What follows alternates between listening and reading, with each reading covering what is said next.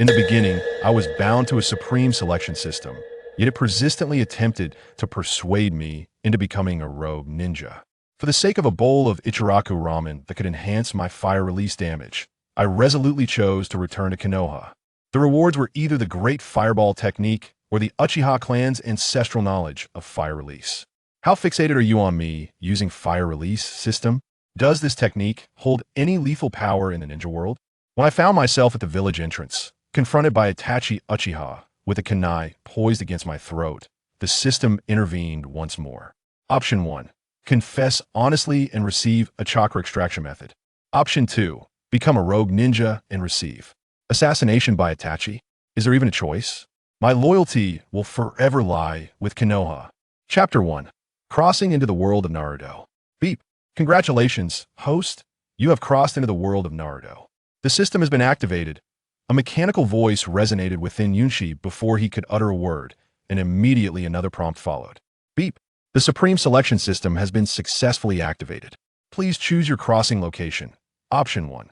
Land of Water, Reward. Random Mist Village Bloodline Limit or Specialty. Option 2. Land of Fire, Reward. Random Konoha Bloodline Limit or Specialty. Option 3. Land of Earth, Reward. Random Rock Village Bloodline Limit or Specialty. Option 4. Land of Wind, Reward. Random Sand Village Bloodline Limit or Specialty. Option 5. Land of Lightning, Reward. Random Cloud Village Bloodline Limit or Specialty. What on earth is happening? After a moment of contemplation, Yunshi slowly opened his eyes, recalling that he had merely been playing a Naruto game moments before. It was astonishing that closing his eyes would lead him to such a place. Why am I here? After expressing his bewilderment, Yunshi instinctively surveyed his surroundings. A desolate and silent darkness enveloped him, along with 5 options. Have I crossed over? Just as Yunshi pondered this, the system emitted another prompt. Beep. Selection time has concluded. Randomly selected option 2. Crossing location is Konoha. Beep. Congratulations, host Yunshi. You have successfully crossed over. Crossing location, outside Konoha. Beep. Congratulations, host Yunshi. You have acquired a new identity as a commoner of Konoha. Yunshi. Beep.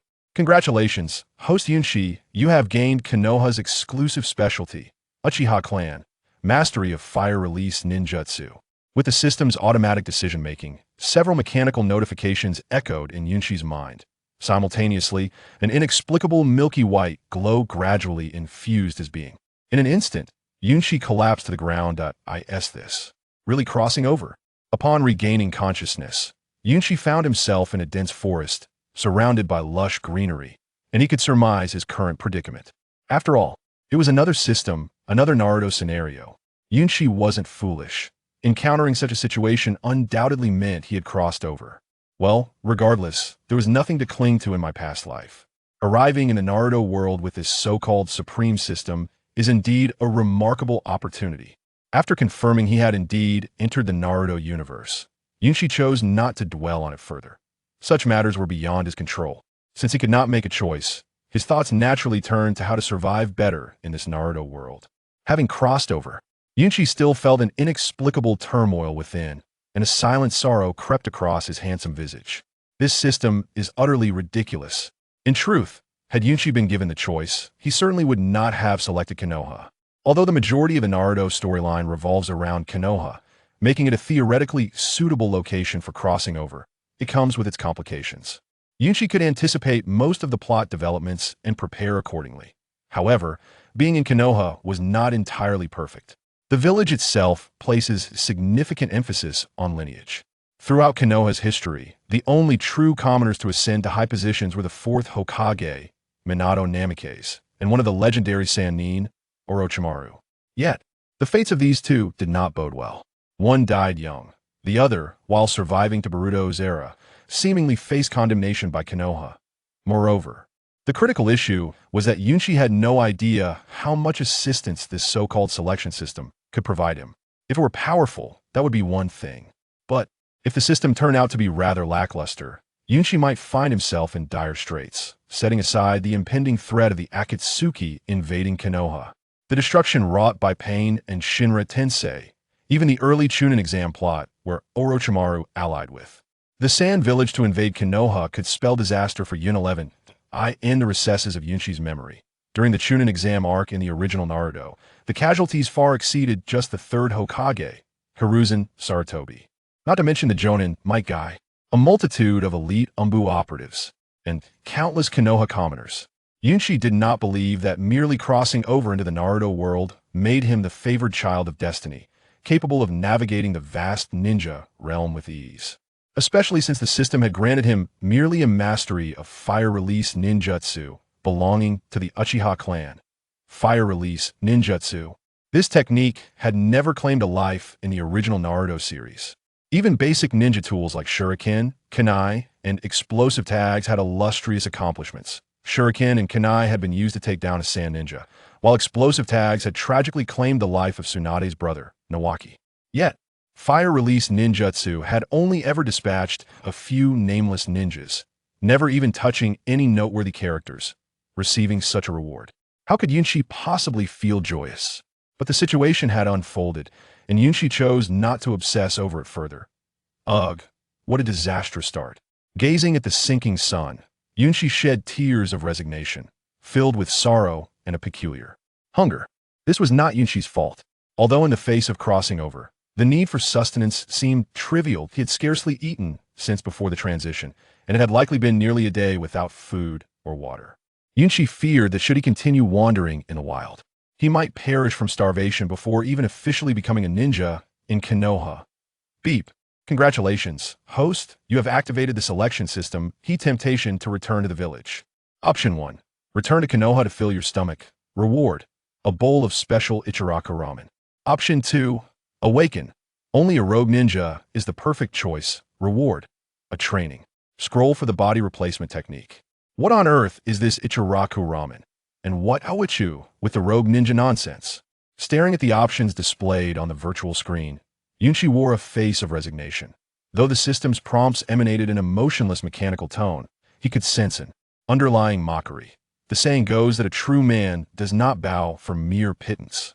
Yet Yunshi resolutely murmured, I choose option 1. As soon as the words left his lips, a bowl of ramen radiating a golden aura appeared in his hands. A large bowl of wide noodles? Gazing at the unique Ichiraku Ramen, Yunshi inadvertently recalled a memorable scene from his past life. This noodle is long and wide. This bowl is big and round. Beep. Congratulations, host Yunshi. You have consumed the special Ichiraku Ramen. As this food is a Konoha specialty, consuming it will increase your fire release damage by 20 to... Does this mean my fire release technique will transform from a flicker into a blazing inferno? Chapter 2. The Supreme Selection System. After finishing his meal, Yunshi no longer lingered on the rewards presented by the system. Although the allure of Ichiraku Ramen was undeniable, it was certainly not the primary reason for his decision to return to the village. After all, considering the rewards from the two choices offered, a scroll for practicing the body flicker technique was hardly compelling enough to induce Yunshi to defect from the Hidden Leaf Village. The thought of one day being asked about his reasons for betrayal, only to respond, I did it solely to acquire a method for the body flicker technique, was utterly embarrassing. Regardless of whether others would believe him, the mere thought of such a scenario was mortifying. Furthermore, despite its flaws, Yunshi was not the kind of person to casually abandon his choices. A mere scroll for a technique was insufficient to sway him into treason against Konoha. Of course, this reasoning was not the most significant factor either. The truth was, at this moment, Yunshi lacked the courage to betray Konoha. Setting aside the fact that he was unarmed and financially destitute, his lack of ninja skills was a pressing concern. Not to mention the absence of any charming companions in Hof, he quickly dismissed that thought. Even if he possessed all these attributes, he still would not choose to become a heartless rogue ninja. After all, Yunshi recalled that in the original Naruto storyline, no rogue ninja seemed to meet a favorable end. Not to mention the Akatsuki, even the early antagonists, Zabuza Momochi and Haku, met tragic fates. Following them, Itachi Uchiha and Orochimaru seem to have met similarly grim fates. Isn't Ichiraku Ramen enticing? After a moment of contemplation, Yunshi silently consoled himself while simultaneously investigating the purpose of the system he possessed. An hour later, he finally unraveled the intricacies of this so-called choice system. IT automatically materialized whenever he encountered critical situations, providing appropriate rewards based on his selections. As for the quality of the rewards, it appeared to be determined by the severity of the dilemmas he faced. However, it seemed that the assessment of severity was not left to Yunqi's discretion, but rather decided by the system itself. For instance, the two options he had previously encountered involved choosing the location of his traversal and selecting his growth path within the Naruto universe. Although Yunqi considered both choices to be of great importance, the rewards suggested otherwise. Forget it. I won't dwell on this any longer. After grappling with the situation for a while without clarity, Yunqi decided to proceed towards Konoha. Even though he had identified that he had traversed into the Naruto world and was situated outside Konoha, there remained a significant matter unresolved. He had no knowledge of the specific timeline he had entered.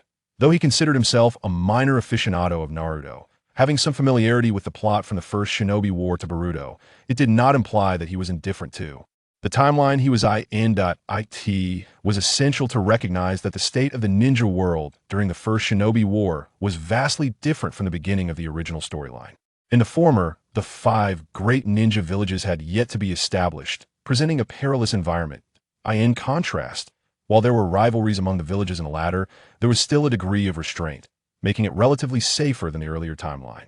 Yunqi hoped to traverse to the timeline at the onset of the original storyline. Firstly, it would afford him the opportunity to utilize his foresight to gain time for development.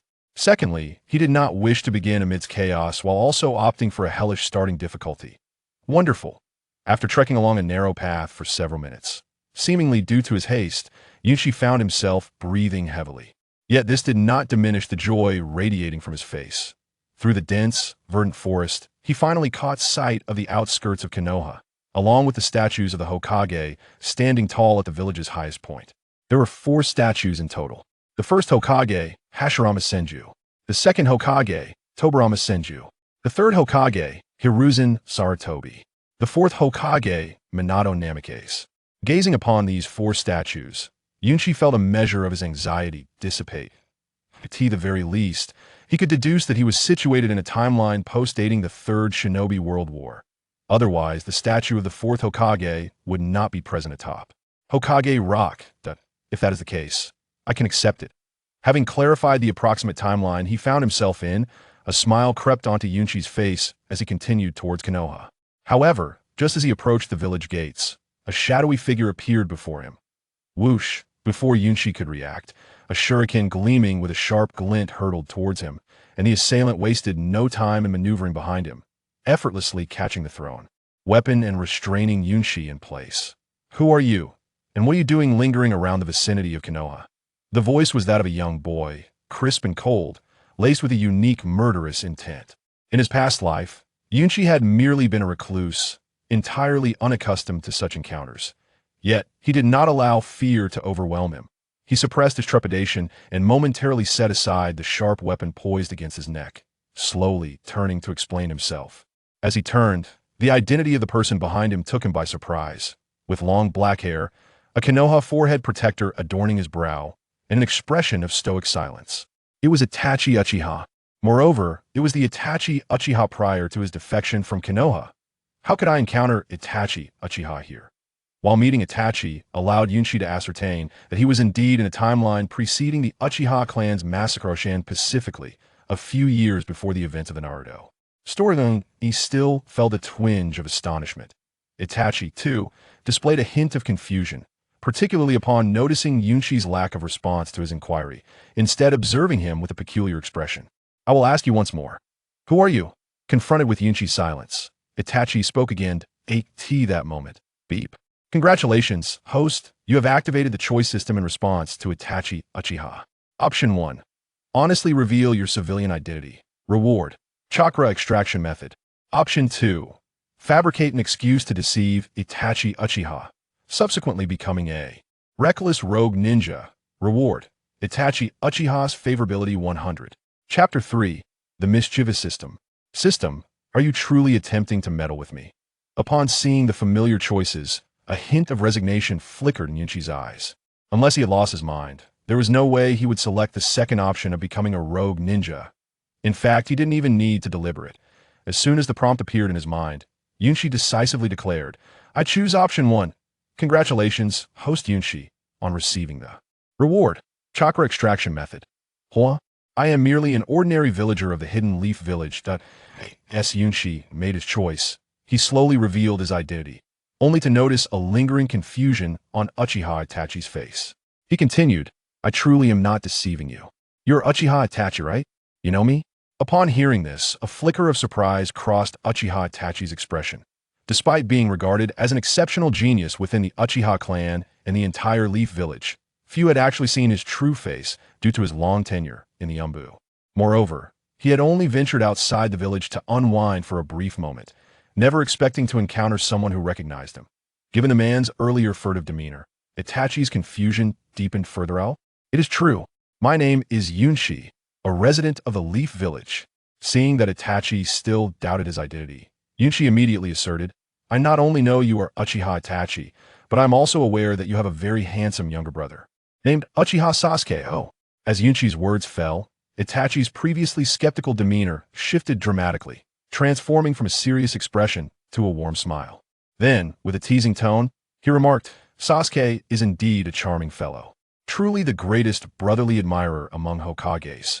Observing the subtle smile on Itachi's handsome face, Yunshi couldn't help but mentally scoff, yet he refrained from dwelling on the matter further. In the anime, Uchiha Itachi exudes an aura of kindness and is depicted as the epitome of a perfect brother. However, the reality is far from that. In Yunshi's recollections, Itachi is not only a member of the Umbu, but also a double agent between the Uchiha clan and the higher-ups of the Leaf Village. Despite his youth, he bears the weight of considerable bloodshed. Indeed, from the moment he laid eyes on Itachi, Yunshi sensed an underlying murderous intent lurking beneath that youthful exterior. Ahem. So, now that you understand my identity, there shouldn't be any further issues, right? Yunshi, not being foolish, admired Itachi, but realized remaining in the same spot was unwise given the current circumstances. Yet, just as he took a couple of steps, Itachi slowly spoke. While there are no immediate concerns, you cannot leave just yet. Huh. At this pronouncement, a bead of perspiration appeared on Yunshi's forehead. Did you not already clarify my identity? No. I'm asking you to stop not for that reason. Then what is it? As Itachi approached, a peculiar confusion washed over Yunshi's face. He initially assumed Itachi wanted to further investigate his identity, but from their prior conversation, it became apparent that Itachi had other matters at hand. Oh, that is what? Seeing Yunshi halt, Itachi continued with a grave expression. The little one near the Uchiha residence. When you return to the village, do not speak of our encounter today. Is that the reason? After hearing Itachi's instructions, Yunshi was taken aback, and just then, the system's notification chimed again. Congratulations, host, for activating the choice. Blabbermouth/secret keeper? Option 1. Upon returning to the Leaf, boast about meeting Uchiha Itachi. Reward. Assassination by Uchiha Itachi. Option 2. Remain silent about this incident. Reward. Uchiha Itachi's fire release technique training method X1. Is being assassinated by Uchiha Itachi even considered a reward? Faced with such a choice, Yunshi felt the system was up to no good. Although there appeared to be two options on the surface, Yunshi was not naive. Without any hesitation, he decisively selected the second option. Having made his choice, Yunshi addressed Itachi with utmost seriousness. Itachi, rest assured, I shall not speak of this matter. Well, you are somewhat reliable. Seemingly due to the impressive identity the system had crafted for Yunshi, Itachi had no further doubts regarding his response. As soon as he finished speaking, Itachi vanished from Yunshi's sight. What? Congratulations, Yunshi, on acquiring Uchiha Itachi's fire release technique training method X1. Half an hour later, seated on the edge of the main street in the Leaf Village, Yunshi gazed at the white journal in his hands, a hint of melancholy crossing his face. This is absurd. Is the system truly intent on forcing him down the path of fire release techniques? It's not that fire release techniques are inherently flawed. The primary issue is that in the world of Naruto, these techniques lack prestige. Reflecting on the entirety of Naruto, Yunshi could only recall Uchiha Madara utilizing fire release, great fire destruction once during the Fourth Great Ninja War, the sole fire release technique of any renown. Yet the reality was that Uchiha Madara already possessed an abundance of chakra. Fundamentally, the fire release, great fire destruction is merely a B-rank jutsu. In the original work, its formidable reputation stems solely from the fact that it was wielded by Uchiha Madara, Congratulations, host, for successfully activating the hidden choice to become a member of the Leaf Village. Reward: tenfold chakra training speed, limited edition. Whether it was due to the system sensing Yunshi's discontent or mere coincidence, just as he sat in contemplation on the main street of the Leaf Village, gazing up at the sky, the system unexpectedly granted an extraordinarily impressive reward. This thrilled Yunshi. He immediately accessed the system notification. Tenfold chakra training speed, limited edition. Congratulations, host Yunshi, for completing the hidden option to become a member of the Leaf Village. As long as host Yunshi remains within the confines of the Leaf Village, he shall possess tenfold chakra training speed. What is this? After reading the reward description, a surge of inexplicable excitement coursed through Yunshi. Yet simultaneously, a more significant question arose in Yunshi's mind. What if he had originally chosen to become a rogue ninja instead of heading to the Leaf Village? Would he have received a different reward? Chapter 4. Acquiring the Sharingan System. What on earth are you? Why do you keep compelling me to choose the path of a rogue ninja? Finally, Yunshi voiced the questions that had plagued him since his bewildering arrival in this world. Sitting in the bustling main street of Konoha, lost in confusion, Yunshi could only curse his fate. However, despite his earnest inquiry, the system refrained from offering any explanation. Instead, it left a seemingly serious, yet ultimately vacuous notification in his mind. Ding! All choices issued by this system are random. All task rewards are to be selected by the host. Damn! After dismissing the system notification, Yunshi shifted his focus away from it and began to examine the chakra cultivation scroll that had unexpectedly appeared in his hands. Just as Yunshi unfurled the chakra training scroll, a little girl, adorned in a white silk dress embellished with subtle Chinese embroidery and sporting a bun hairstyle, appeared before him. Their eyes locked, and Yunshi, startled by the tearful expression on her face, stammered, "Who are you looking for?" "Oh, woe is me. Brother, you promised you wouldn't abandon me." In an instant, an unexpected turn of events unfolded. The adorable little girl leapt into Yunshi's embrace, pounding her tiny fists against his chest while sobbing uncontrollably. Caught off guard by this unforeseen situation, Yunshi felt a whirlwind of emotions stirring within him, silently cursing the system for placing him in such a predicament. Wait, did this little girl just say her name is Tian Tian? As he gazed at the child in his arms, Yunshi stood frozen in realization. Recalling his encounter with Itachi Uchiha, he remembered the mention of a boy living next door to Tian Tian. After some introspection, a semblance of understanding dawned upon him. Of course not, Tian Tian. How could I ever forsake someone as adorable as you? Really? Tian Tian's sparkling eyes met Yunshi's, and after circling him once, she continued. But you said you would take me out to enjoy the outdoors. Yunshi's mind was suddenly overwhelmed with 1,000 chaotic thoughts. The system that had transported him here had only granted him the identity of a mere civilian in Konoha, devoid of any related memories. You wretched system, come explain this madness. Just as the frustration bubbled over, the system unexpectedly chimed in. Ding! An unknown error has been detected, initiating repair mode. Ding! Repair complete. To compensate the host for the incurred loss, a random lottery opportunity has been awarded. Congratulations, host. You have received 2 copies of the single Tomo Sharingan. Stunned by the 3 notifications, Yunshi felt a surge of unfamiliar information flooding his mind. An orphan, a civilian of Konoha, the oldest student in the ninja academy, and Tiantian's friend. After an hour of deciphering this newfound knowledge, Yunshi finally grasped his detailed identity within the Naruto universe, a 12-year-old underachiever who had yet to graduate from the Konoha Ninja Academy. Damn! Shaking his head in resignation, Yunshi chose not to dwell on his identity and instead addressed Tian Tian. Little Tian Tian, I have matters to attend to today. I'll take you out next time. Seeing the anxious expression on Yunshi's face, Tian Tian did not press further. She clutched her kunai and made her way toward the public training grounds of Konoha. Meanwhile, Yunshi retraced his steps to his home, guided by the memories in his mind. Half an hour later, he pushed open a slightly ajar wooden door. The interior was simple, furnished only with basic wooden furniture and a few essential household items. Upon witnessing this, Yunshi could only shake his head in resignation. Finding a relatively clean spot, he sat down. The modest living conditions did not concern him. What truly preoccupied his thoughts was the Sharingan he had just acquired. This was undoubtedly the most valuable reward he had received from the system thus far. It was also his sole means of survival in this perilous world. Although the Naruto storyline often depicted a peaceful ninja realm, Yunchi understood that this was merely the world as seen through Naruto's eyes. The underlying conflicts between the 5 great ninja villages and the battles among ninjas were far from the idyllic portrayal in the original narrative. Such strife invariably resulted in bloodshed and death. While Yunchi did not harbor any significant resistance to being transported into the Naruto universe, he yearned to survive. He aspired to thrive amidst this brutal shinobi world.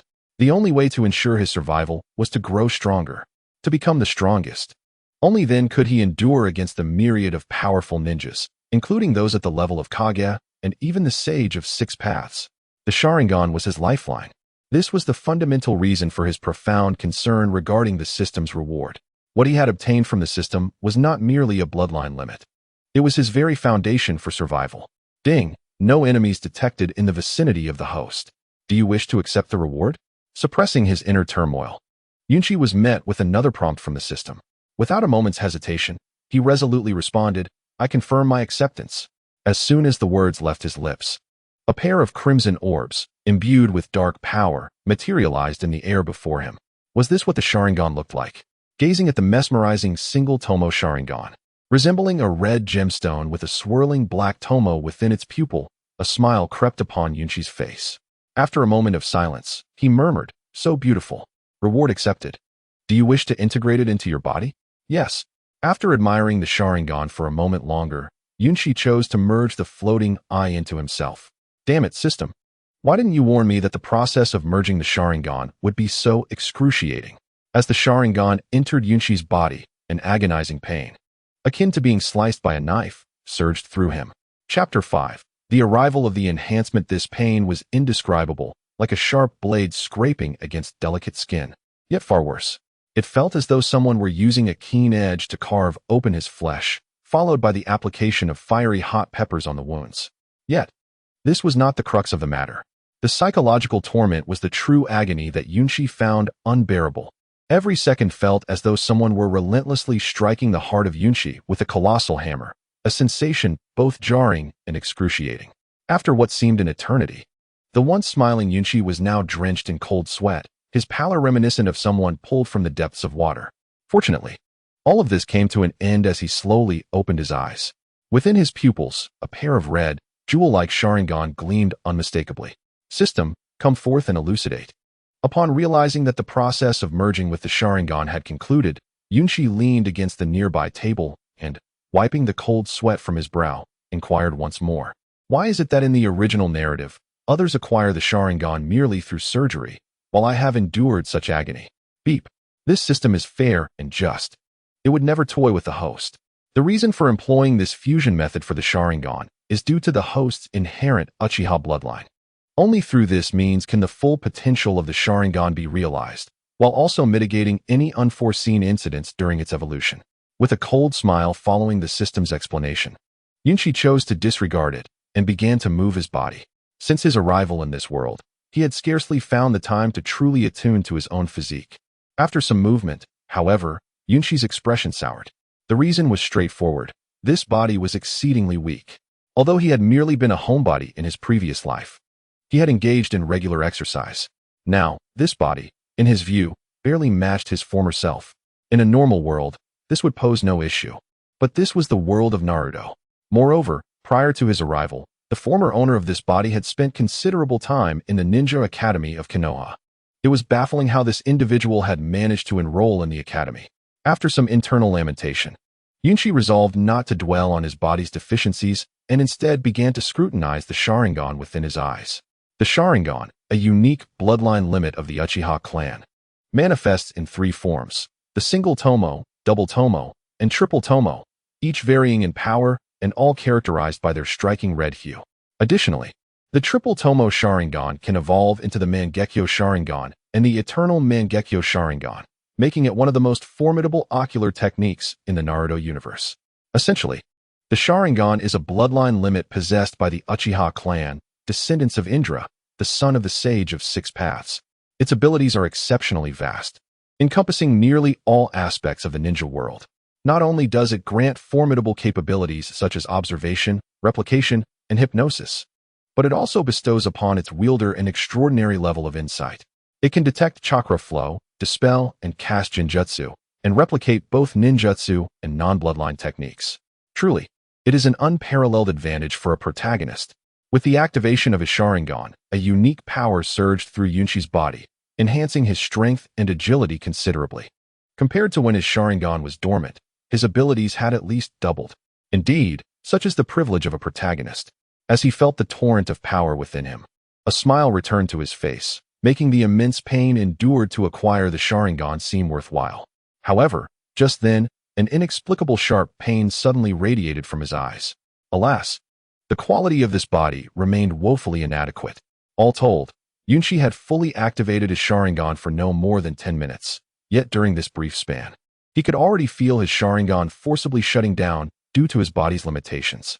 Realizing this, Yunshi promptly turned to the system and asked, "Is there any way to enhance my physical condition?"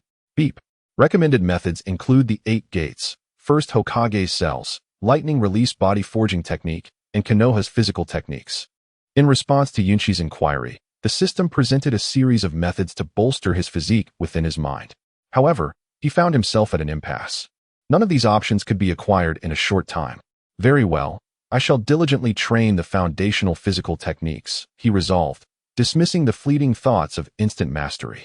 He picked up the manual left by his predecessor, detailing the foundational physical techniques, and began his training. While the practicality of these basic techniques was limited and their combat efficacy somewhat lacking, they surprisingly suited Yunshi well. Though their real-world applicability was minimal, the movements described within were not particularly challenging, ideal for his current state. After mimicking the techniques for a while, Yunshi felt a unique warmth coursing through him. To his astonishment, within merely half an hour, he had become proficient in the foundational physical techniques. Goodness! As his movements became increasingly adept, a spark of realization ignited within him. Could I be a genius in physical techniques? However, just as the thought crossed his mind, the system's unrelenting notification shattered his illusion. Beep. This physical technique is a foundational technique that the host has already mastered. Upon receiving this unwelcome reminder, a twitch of annoyance crossed Yunshi's lips. After setting down the manual, he exclaimed, "Do not speak when it is inappropriate." With the system's interruption, Yunshi felt disinclined to continue his practice of physical techniques. Coupled with the midday hour and the fatigue settling into his body, he decided to take a brief nap. Just then, a series of footsteps echoed from outside his door.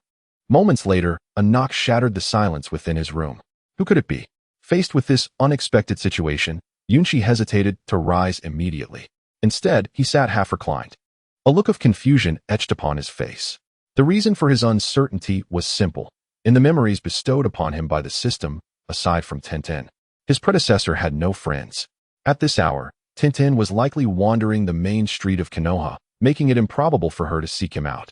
After much contemplation, Yunshi ultimately decided to open the door. After all, if trouble were indeed at his doorstep, it would only be a matter of time before it returned, regardless of whether he chose to answer. Additionally, he was curious to discover who had come seeking him. Rising, he approached the wooden door and slowly opened it, revealing the visitors before him. There were 2 men, both clad in pure black robes, but what stood out most were the masks obscuring their faces. Umbu. Upon seeing their attire, Yunshi instinctively took 2 steps back, his expression one of shock. However, as he scrutinized them more closely, he realized these individuals were not Umbu, but members of the Root organization, a more fearsome assassination unit than the Umbu, the training division of the Umbu. A mysterious organization established and commanded by the infamous Danzo, known as the Backpot King, has seen notable figures like Yamado, Orochimaru, Kabuto, and Kakashi Hatake once affiliated with its ranks. Upon encountering such an organization, a fleeting expression of astonishment crossed Yunshi's face. Realizing the true identities of the 2 individuals at his door, he couldn't help but utter a classic expletive. He never anticipated that the visitors were indeed members of Root. How could members of Root possibly seek me out at this moment? Yunshi's mind began to whirl with confusion. Suddenly, a thought struck him. It must be related to Itachi Uchiha. Had his interactions with Itachi drawn the attention of the Root organization? However, after contemplating the situation thoroughly, he dismissed this theory. The reason was straightforward. Although Itachi was not as formidable as depicted in the original narrative, he still ranked among Konoha's elite. Members of Root, while also considered elite, paled in comparison to Itachi. Furthermore, Itachi's exceptional counter-surveillance skills rendered it improbable for him to be tracked by Root. With this notion eliminated, Yunchi found himself ensnared in a new quandary. If it were anyone else seeking him out, he could speculate on the reasons based on the original storyline. Yet, the very existence of Root took him by surprise. Typically, Root would only approach individuals for one of two reasons, either to recruit a talented ninja or to eliminate them. Given his current capabilities, Yunchi knew he hardly fit the profile of a genius. Could it be? The second possibility flashed through his mind as he glanced at the two Root operatives standing before him like sentinels. He silently prepared for a hasty retreat. Calm down, kid. We're not here to kill you. Lord Danzo simply wishes to speak with you. Sensing Yunchi's tension, the taller of the two Root ninjas spoke first, revealing the purpose of their visit. What could that old man Danzo want with me? Upon hearing this, Yunchi discreetly returned his kunai to its sheath. Yet new questions brewed within him. Based on his previous incarnation as performance, he lacked any talent in ninjutsu, taijutsu, or jinjutsu, any ability that could remotely be described as genius. According to the original narrative, Yunchi was nothing more than a perennial underachiever. Logically, a person of such a dismal reputation would never attract Danzo's attention. Yet here he was, with Danzo dispatching operatives to invite him. What on earth is Danzo scheming? Why would he focus on me? Yunchi's face reflected a mix of confusion and concern. From the original storyline, it was clear that those who joined Root rarely returned. To join was akin to a death sentence. To refuse could also lead to demise. Faced with these two grim prospects, Yunchi was at a loss for what to do. Please follow us, said the indifferent Root ninja, his tone laced with a subtle menace, urging Yunchi to proceed. This only heightened Yunchi's anxiety. He was even prepared to activate his Sharingan. But at that moment, the system unexpectedly presented him with a choice. Ding! Congratulations, host. You have activated the choice between life and death. Option 1. Accompany the two Root Chunin to the headquarters of Root. Reward: the first 4 gates of the 8 gates. Option 2. Embrace a life of a rogue ninja by eliminating the 2 Root Chunin and fleeing Konoha. Reward: double current chakra. Option 3. I refuse to go. Reward: none. What the hell? Yunchi seethed at the 3 options laid before him. Despite the first option being acceptable in terms of both the task and reward, especially as learning the 8 gates was one of the fastest ways to enhance his abilities, he was irritated that the second option was so absurd. Forget it. I will never become a rogue ninja. After a mental tirade against the system, frustration boiled within him. The system's tendency to suggest becoming a rogue ninja was becoming tiresome. Had the rewards been more enticing, he might have considered it. However, the rewards presented were ludicrous. While the prospect of double chakras seemed appealing, Yunchi's current chakra levels were already pitifully low, making such an increase negligible. Moreover, the option required him to kill the 2 Root Chunin. If I had the means to defeat them, I wouldn't be in this predicament. As he internally criticized the system's unreliability, Yunchi made his decision. With the training method for the first 4 gates of the 8 gates now in hand, he addressed the 2 operatives before him. Let us go. I will accompany you to meet Lord Danzo. Seeing Yunchi make no unusual movements, the 2 Root Chunin merely placed a blindfold over his eyes and led him into the depths of the Root base. Moments later, a shadow appeared at Yunchi's home. Chapter 7. Meeting Danzo. Could this boy truly have caught the attention of Root? Shortly after Yunchi departed with the 2 Chunin, a shadow materialized at his doorstep. If Yunchi had been present, he would have recognized the figure as Itachi Uchiha, whom he had encountered outside the village earlier. Upon returning to the village, Itachi had intended to head straight back to the Uchiha compound. However, he worried that Yunchi might divulge his presence outside, prompting him to come here to provide a warning. To his dismay, he discovered that Yunchi had been taken by Root. A flicker of caution crossed Itachi's face. He was well aware of what Root represented. After a moment of contemplation, he resolved to follow and ascertain the situation. Meanwhile, the blindfolded Yunchi trailed behind the 2 Root Chunin, inwardly pondering how he had attracted their attention. This question had plagued him since leaving home, and he still had no answers. I suppose I'll find out what that old man Danzo intends when I get there. Although in the original Naruto series, Danzo can be regarded as the greatest villain of Konoha, he is also the perennial scapegoat. However, Yunchi remains relatively unperturbed. After all, while Danzo frequently engages in missions involving assassination and reconnaissance, Yunchi has yet to observe any evidence of Danzo indulging in the senseless slaughter of innocents. In other words, No one is aware that Yunshi has traversed from another world. To everyone else, he is merely an ordinary citizen of Konoha. Danzo would certainly not scheme against him. After approximately half an hour, the root ninja who had guided him slowly removed the mask from Yunshi's face and gestured for him to enter. Having spent a considerable time in darkness, Yunshi instinctively squinted as the mask was lifted. Is this the root? Rubbing his eyes, he followed closely behind the two root ninjas while observing the surroundings. The overall environment of the root headquarters bore little difference from typical Konoha architecture, predominantly composed of wooden structures, with dimly lit paths illuminated by scattered flames. The only distinction was the inexplicable aura that Yunshi could sense within the walls, an ominous presence that felt like a killing intent, yet somehow different. It was akin to an unusual chill that pervades even on a sweltering summer day. Aside from this discomforting sensation of malice, had he not been informed that this was the headquarters of the root organization, Yunshi might have mistaken it for a decrepit building. Kid, don't look around. The root ninja standing to Yunshi's right admonished him as he noticed Yunshi's wandering gaze. Approaching Yunshi directly, he spoke in an extremely grave tone. If you wish to live, then be obedient. Under the oppressive atmosphere created by the root ninja, Yunshi found himself reluctantly bowing his head.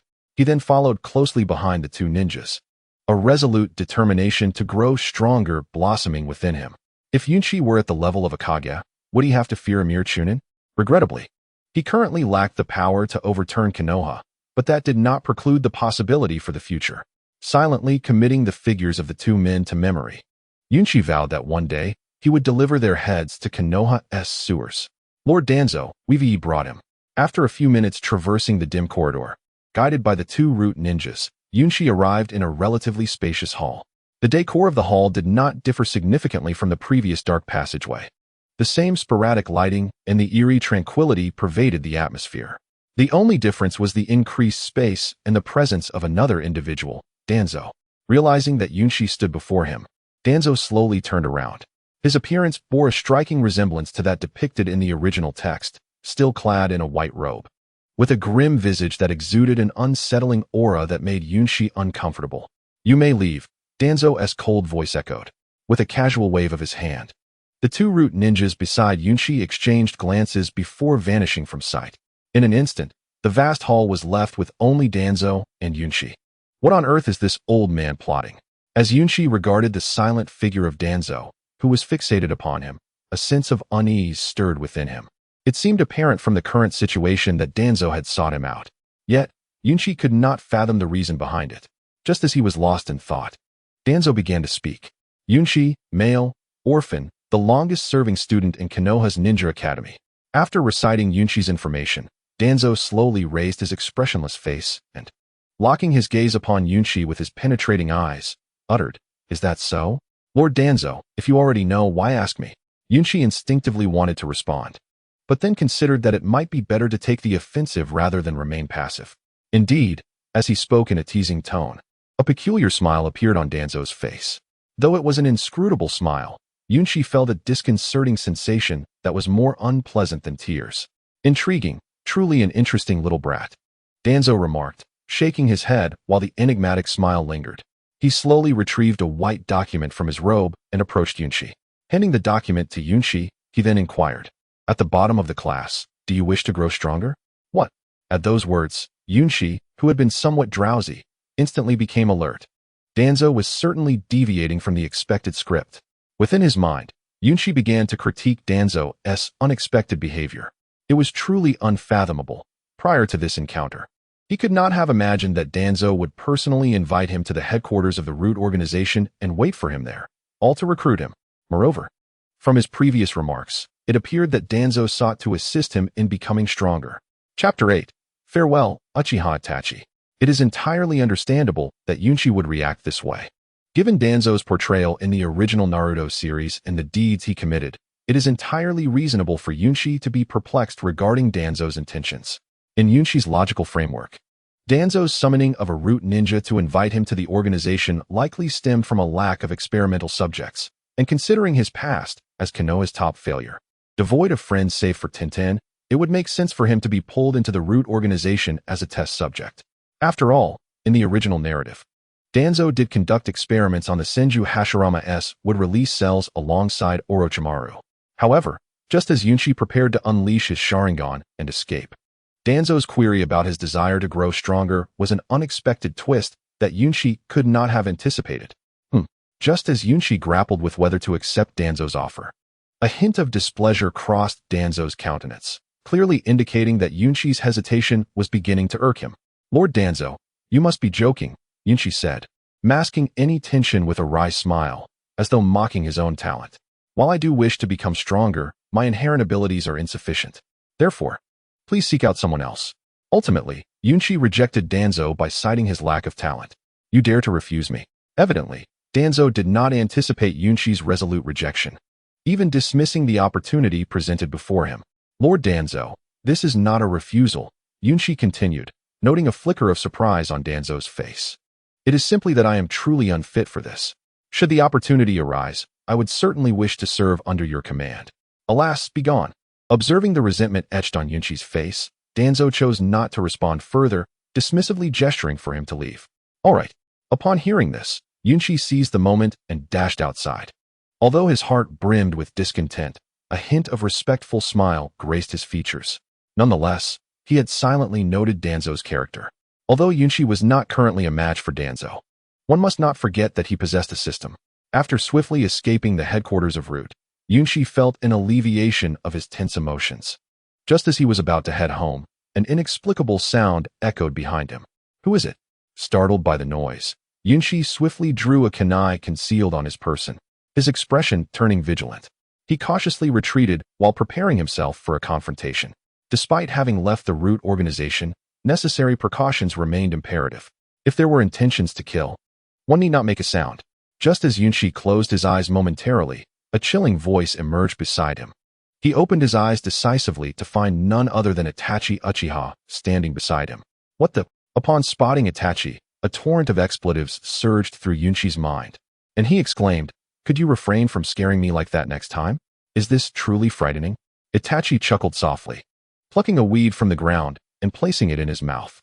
"You were taken by the Root organization? Were you following me?" The question startled Yunchi, who nodded in affirmation. "Yes, I just came out. But how did you know?" "I intended to find you and advise you to keep your lips sealed," Itachi replied, rising to glance toward the horizon of Konoha. "However, upon arriving at your home, I discovered that you had already drawn the attention of the Root organization. Since I had no pressing matters, I decided to follow and observe." Understanding dawned upon Yunchi as Itachi explained the situation. Indeed, given Itachi's nature, caution was the most prudent course of action. After all, according to the timeline in the original narrative, Itachi was currently in the throes of a profound internal conflict. With this realization, Yunchi spoke earnestly. "Though our encounters have been limited to 2, including this one, I am not one to divulge secrets lightly. So you need not worry on that front." "I hope that is the case," Itachi responded, observing Yunchi's earnest demeanor before proceeding onward. "Where are you headed?" Yunchi inquired as Itachi began to walk away. "Home." "Oh." As Itachi turned to return home, Yunchi did not linger on the streets of Konoha. However, just as he turned away, a scroll was tossed from a distance. He glanced back to see Itachi had thrown it. A faint smile crossed Itachi's lips as he remarked, "Those targeted by the Root organization rarely meet a good end. Strive to grow stronger." With that, Itachi leaped away, vanishing into the streets. Upon opening the scroll Itachi had given him, Yunchi discovered it contained a collection of C-rank fire release techniques. While most C-rank fire release techniques were not particularly renowned in the Naruto series, some even overshadowed by jutsu employed by minor characters, Yunchi recalled that even in the Ninja Academy, only the basic body flicker technique was taught. To learn combat-ready jutsu, aside from family inheritances, one could only acquire them through completing missions for contribution points. What surprised Yunchi was Itachi's generosity in providing him with complete C-rank fire release techniques. This gift was undoubtedly the most suitable boon for him at this moment. Although Yunchi had previously acquired the special Ichiraku Ramen and the Uchiha clan's bloodline enhancement to amplify fire release techniques, he had no knowledge of any fire release jutsu, rendering those buffs useless. Now, however, the method to cultivate these fire release techniques was a delightful surprise. "Itachi, I shall be your devoted fan for life." After jesting, Yunchi did not tarry on the streets, but returned home to initiate his training in fire release techniques. At this moment, various factions within Konoha began to direct their attention toward Yunshi. Chapter 9. Undercurrents Konoha, Headquarters of Root. Lord Danzo, why did you release the boy we captured earlier? After Yunshi's departure, the two Root Chunin who had previously brought him before Danzo reappeared. Observing the retreating figure of Yunshi and the silent Danzo, they were filled with confusion. Since joining Root, they had never witnessed an outsider enter and depart unscathed, especially a mere civilian. Leave. Danzo exhibited no desire to provide answers, casting a deadpan gaze at his subordinates before vanishing into the shadows. Yes, Lord Danzo. Sensing the murderous intent emanating from Danzo, the two Root Chunin did not dare linger. In an instant, they disappeared. After a while, two figures emerged once more within Root, aside from Danzo, who had already departed. Orochimaru, one of the legendary Sannin. How is the preparation for the experimental materials coming along? The cold Orochimaru scrutinized the somewhat displeased Danzo, initiating the conversation. Transplanting the Sharingan is no issue. However, the experiments involving the first Hokage cells require a considerable number of personnel, Danzo replied, his tone devoid of patience. Do not rush me. I will send individuals when the time is right. A fleeting shadow crossed Danzo's face as he murmured, I had anticipated acquiring an exceptionally promising subject today, but I did not expect him to refuse me. Who is it? Orochimaru's curious brown eyes glimmered, and he teased. I would like to know who dares to refuse Lord Danzo in Konoha. A mere civilian from Konoha, lacking any talent. Danzo, not concealing his thoughts from his temporary ally, disclosed Yunshi's identity. Initially, Danzo had not focused on Yunshi. Although he desperately needed subjects for his experiments, they were not unattainable. Moreover, Yunshi's exceptional lack of talent and low presence made him an unlikely candidate. Initially, Danzo did not take note of him. It was only a couple of days ago that Danzo received a report from his subordinates, stating that Yunshi possessed an exceptionally powerful regenerative ability, making him a potential candidate for experiments involving the cells of the first Hokage. Thus, Danzo's interest in Yunshi was piqued. However, what Danzo did not anticipate was Yunshi's outright refusal. In order to prevent Yunshi from becoming wary, Danzo decided to release him for the time being, planning to seek another opportunity later. Upon hearing Danzo's words, Orochimaru, while softly murmuring Yunshi's name, gazed thoughtfully into the distance. A glimmer of intrigue flickered in his grayish-brown eyes. After a lengthy silence, he finally addressed Danzo again. Please provide me with the details on this individual. I wish to investigate further.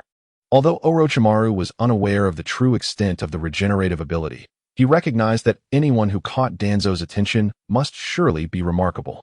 Orochimaru was equally intrigued by the unique qualities of Yunshi. You're welcome to the information, but do not act within Konoha, Danzo warned. Their collaboration had spanned numerous days, and with Orochimaru's words, Danzo instinctively understood his intentions. After handing over the basic information on Yunshi, Danzo felt compelled to issue a warning. Despite his standing as a senior figure in Konoha, Orochimaru's defection posed a significant risk. If the third Hokage, Sarutobi Hiruzen, were to discover Orochimaru's actions in Konoha, even Danzo, as a high-ranking consultant, would face dire consequences. Rest assured, Orochimaru replied dismissively, a cold smirk gracing his lips as he departed from the Root organization. Danzo, left standing in place, was enveloped by an inexplicable shadow, unsure whether it stemmed from Yunshi's earlier refusal or Orochimaru's demeanor. Nonetheless, he did not linger for long. Once Orochimaru had left, Danzo vanished from the scene. Meanwhile, within the Hokage office of Konoha, the third Hokage, Sarutobi Hiruzen, sat before his desk, intently focused on a crystal ball displaying the Root base. Has there been any movement from Danzo recently? He inquired of the Umbu operative, Narashikaku, who stood behind him. Report, Hokage-sama. Danzo has not exhibited any unusual behavior, except for a recent meeting with a civilian named Yunshi, Narashikaku responded. As a special jonin of the Hidden Leaf Village, Narashikaku had once served as a bodyguard to the fourth Hokage. Following the fourth's demise, he had remained by the third side, primarily tasked with conveying intelligence and directives. After briefing the third Hokage on recent events at the Root base, Narashikaku slowly retrieved a document from his ninja tool pouch. Presenting it to Hiruzen, he continued, Hokage-sama, this is the detailed information on Yunshi. Upon reviewing the document, the third Hokage repeated Yunshi's name, clearly recalling the boy's identity. As the longest-standing student at the Ninja Academy in Konoha, Hiruzen was curious as to why Danzo would summon such an underachiever. After some contemplation, he could not devise a plausible explanation. Thus, he instructed Narashikaku, "Keep an eye on this Yunshi boy. Report any abnormalities to me." "Understood," Narashikaku affirmed before promptly leaping out of the window, rising slowly. The third Hokage gazed at the setting sun, lost in thought. At that moment, Yunshi remained blissfully unaware of the attention he had garnered from the esteemed figures of Konoha, contentedly preparing his dinner. Knock, knock, knock. Just as Yunshi completed his meal, a vigorous knocking echoed from his door. "Who is it? Coming," he called out, a hint of impatience crossing his face. After such a rare moment of tranquility, he was loath to be disturbed. However, upon opening the door, his composure faltered. Standing before him was Mitarashi Anko. "What brings you here?" Yunshi questioned, bewildered. Although Anko had not yet attained the rank of special jonin, she was nonetheless an elite chunin, while Yunshi's status was merely that of an ordinary civilian. Logically, their paths should not have crossed. "Why did you take so long to answer? What were you up to?" Anko bypassed Yunshi's surprise, entering his room and casually seating herself. "Allow me to introduce myself. I am Mitarashi Anko, an elite chunin of Konoha." Though Yunshi was curious about the purpose of Anko's visit, he refrained from asking, simply offering a subdued response as he approached her, casting a scrutinizing glance while pondering her intentions. "Don't be so curious," Anko remarked, moving closer to Yunshi. "The Hokage sent me to find you." "The Hokage?" Instantly, Yunshi envisioned a white-haired figure clad in the Hokage robes, Sarutobi Hiruzen, a formidable presence in the earlier days of the Hokage. He was renowned not only for his mastery of ninjutsu, but also for his unique charisma.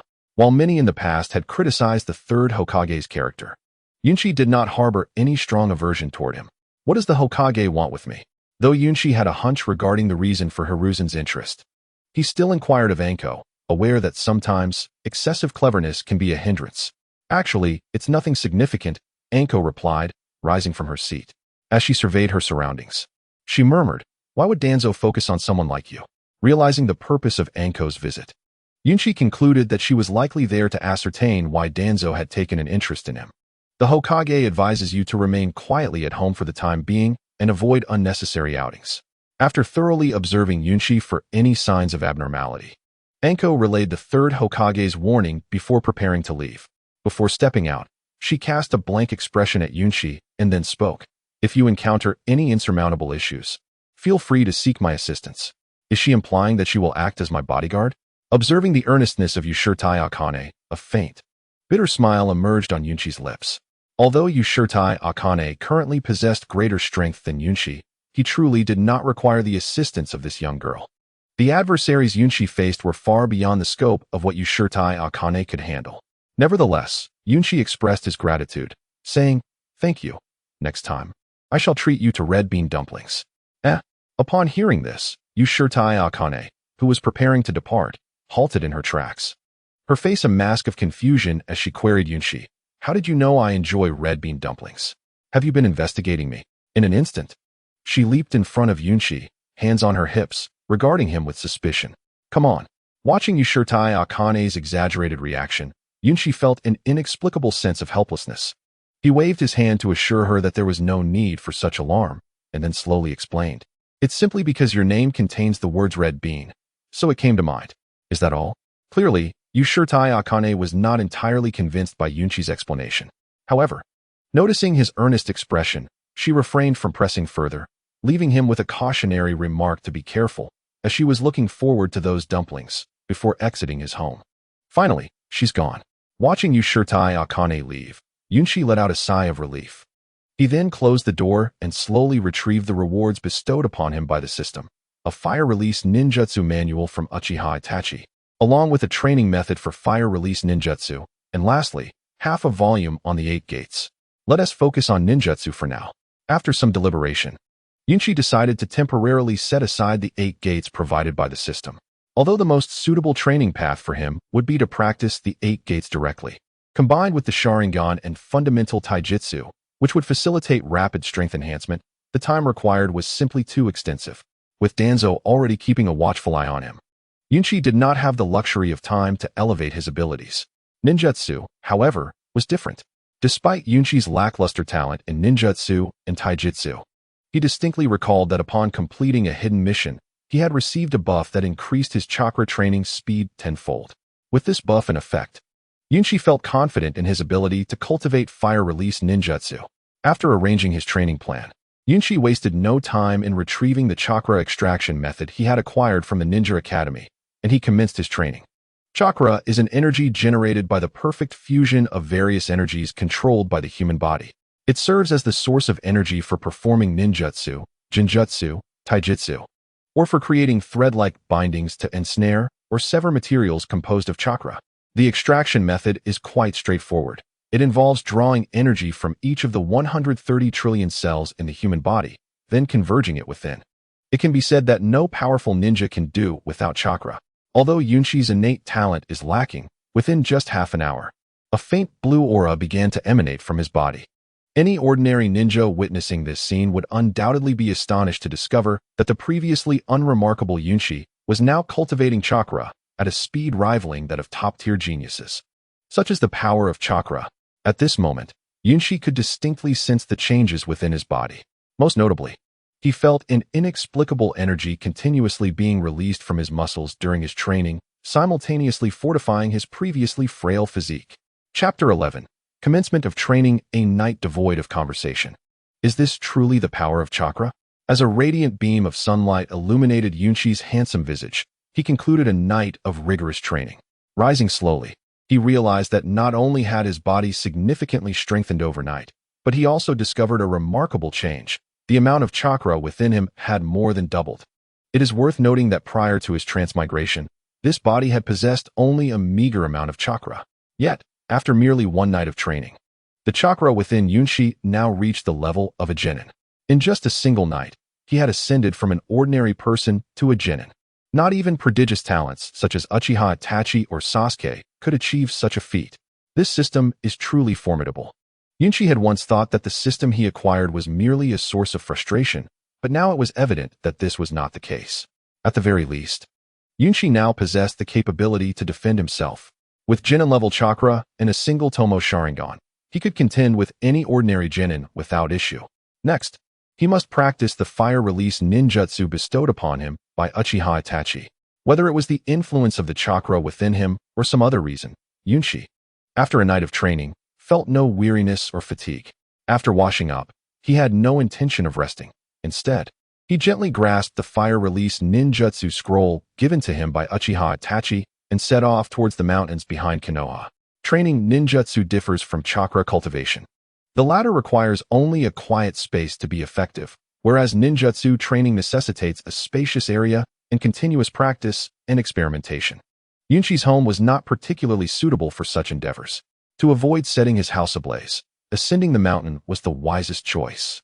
With the enhancement of chakra, what once took half an hour to traverse was now completed in merely a few minutes, and Yunshi felt no fatigue during this time. Wiping the sweat from his brow with his sleeve, he opened the fire-release ninjutsu scroll given to him by Uchiha Itachi. The scroll contained only a few entries, detailing 5 ninjutsu techniques, but they were exceptionally fitting for Yunshi. He decided to start with the first, fire release, Phoenix Fire technique. After identifying his target, Yunshi began to study Uchiha Itachi's training notes while attempting to master the hand seals. Although the Phoenix Fire technique was merely a C-rank fire-release ninjutsu, its practical application was remarkably potent. Not only did it boast an extensive attack range, but its power was also not to be underestimated. The primary reason Yunshi chose this technique was due to its minimal chakra requirement. Such a simple, efficient, and versatile ninjutsu was undoubtedly his best choice. Fire Release, Phoenix Fire technique. After familiarizing himself with the technique for about an hour, Yunshi was finally ready to attempt to unleash it. However, the outcome was somewhat unexpected. As Yunshi completed the hand seals and directed his chakra towards his mouth, he forcefully exhaled. To his dismay, only a handful of flames, roughly the size of lighters, emerged. The sheer lack of destructive power left him questioning whether he could even cook with it. How absurd! Witnessing the meager output of his fire release technique, an embarrassed expression crossed Yunshi's face as he muttered, "Is this truly the fire release, Phoenix Fire technique?" The Phoenix Fire technique is renowned as one of the most illustrious fire techniques in the realm of ninjas. Not only did Uchiha Sasuke employ it extensively in the early narrative, But even formidable figures like Uchiha Itachi, Uchiha Shursui, and Uchiha Obito wielded it with ease. It is undoubtedly a fundamental technique within the Uchiha clan, and thus, Yunshi held a profound impression of it. In his recollection, the Phoenix Fire technique should unleash flames that scatter in all directions like the seeds of a phoenix flower, attacking enemies from multiple angles. Moreover, with mastery of this technique, one could control the flames with chakra, rendering enemies unable to evade. Beyond its striking visual spectacle, its power is equally impressive. Yet, the version of the Phoenix Fire technique that Yunshi unleashed was disappointingly lackluster. Setting aside whether he could control the flames with his chakra, the fundamental lethality was non-existent. This is impossible. As the flames gradually extinguished, Yunshi found himself questioning his very existence. Upon comparing his technique with the fire release training methods left by Uchiha Itachi and the insights awarded by the system, he found no apparent errors in his execution. Moreover, Yunshi was no ordinary individual. His body had already received enhancements from the system during his training. First, the bloodline of the Uchiha clan bestowed its power. Then, there was the special Ichiraku Ramen for reinforcement. Although Yunshi had not held high hopes before the release, he certainly did not anticipate that his inaugural attempt at this fire technique would yield such a result. System, you wouldn't have forgotten my rewards, would you? In an instant, a thought struck Yunshi, and he inquired with an earnest tone towards the system. However, the system remained silent. At that moment, a hint of frustration appeared on Yunshi's face. Your chakra is insufficient. Just as he was lost in self-doubt, a cold voice echoed in his ears once more. Who? Upon hearing this, Yunshi turned around and was taken aback to find Uchiha Itachi standing before him, accompanied by a cool little boy. Although you executed the Phoenix Fire technique without any glaring mistakes and timed it perfectly, your chakra reserves were insufficient to fully manifest the technique. Uchiha Itachi explained as he approached with the boy in tow. He then gestured for the boy to sit down before stepping in front of Yunshi.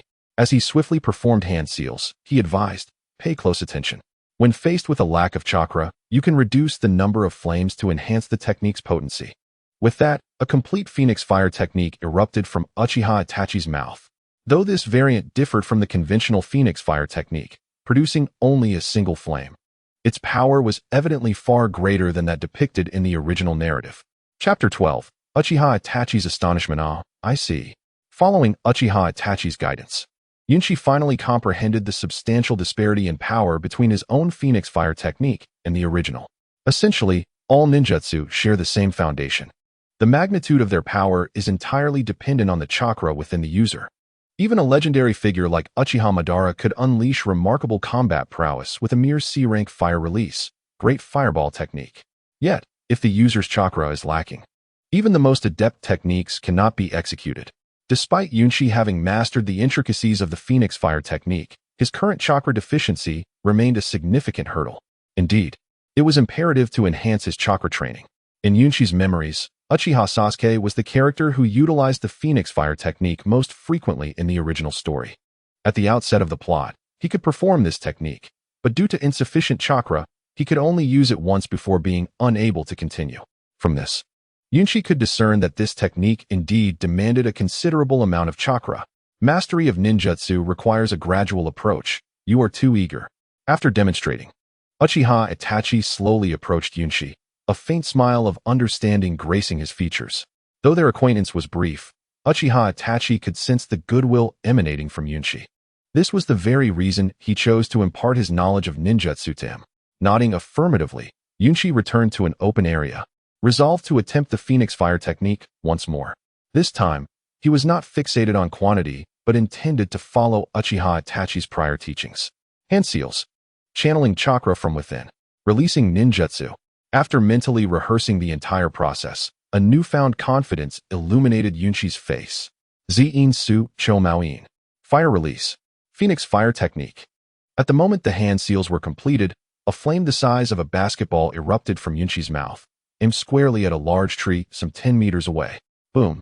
As the fireball collided with the tree, an explosive sound resonated amidst the flames. Nice. Although the tree remained intact. Witnessing the emergence of a fireball with practical combat capability sparked excitement within Yunshi. While this instance of the Phoenix Fire technique was merely a single fireball, and he was unable to control it due to his inexperience, it marked a significant advancement. Meanwhile, a flicker of surprise crossed Uchiha Itachi's face as he observed from behind Yunshi. Recently, Uchiha Itachi had no missions, and seizing the rare opportunity to rest, he had taken his younger brother, Uchiha Sasuke, to the back mountain to teach him the art of shuriken throwing. To his astonishment, he encountered Yunshi, who was also engaged in training. Upon witnessing Yunshi's progress, Uchiha Itachi approached to greet him and offer guidance. However, he had not anticipated that Yunshi would successfully employ such a clever method to unleash the Phoenix Fire technique. The power he demonstrated was not to be underestimated. In that fleeting moment, Uchiha Itachi's perception of Yunshi began to transform. Previously, he regarded Yunshi merely as an ordinary citizen of Konoha. However, it now appeared that Yunshi's talent in ninjutsu was far from mediocre. At the very least, his proficiency in fire release techniques was undoubtedly commendable. Suddenly, a thought struck Yunshi, prompting Itachi to call out to him. "HM." Yunshi responded, puzzled. "Is this truly your first attempt at this ninjutsu?" As one of Konoha's most exceptional prodigies, Itachi could readily discern Yunshi's innate abilities. Additionally, he had previously conducted inquiries into Yunshi's background. Among the longest repeating students at the Konoha Ninja Academy, it was already remarkable for someone to manifest the rudimentary form of the fire release, Phoenix Fire technique within a month. Yet, astonishingly, after only 2 attempts, Yunshi had succeeded. This outcome inevitably sparked a flicker of intrigue within Itachi. "Well, counting this time, it makes it the 2nd attempt," Yunshi admitted candidly. After comfortably sitting on the ground to replenish his chakra, he curiously observed the young boy beside Itachi. Itachi, taken aback by Yunshi's apparent honesty, found himself even more astonished. On one hand, it was due to Yunshi's talent. On the other, Yunshi seemed quite different from his initial expectations. "Is this your brother?" Itachi inquired, his expression reflecting astonishment. Without pursuing the matter further, Yunshi shifted the focus onto the young boy beside him. Upon first laying eyes on the child, he instinctively recognized him as the protagonist from the original Naruto series, Uchiha Sasuke, with his long hair and a countenance that appeared somewhat guarded upon encountering a stranger. The young Sasuke tightly clutched Itachi's clothing, casting skeptical glances at Yunshi while retreating behind his older brother. To Yunshi's surprise, Sasuke's childhood demeanor was remarkably shy.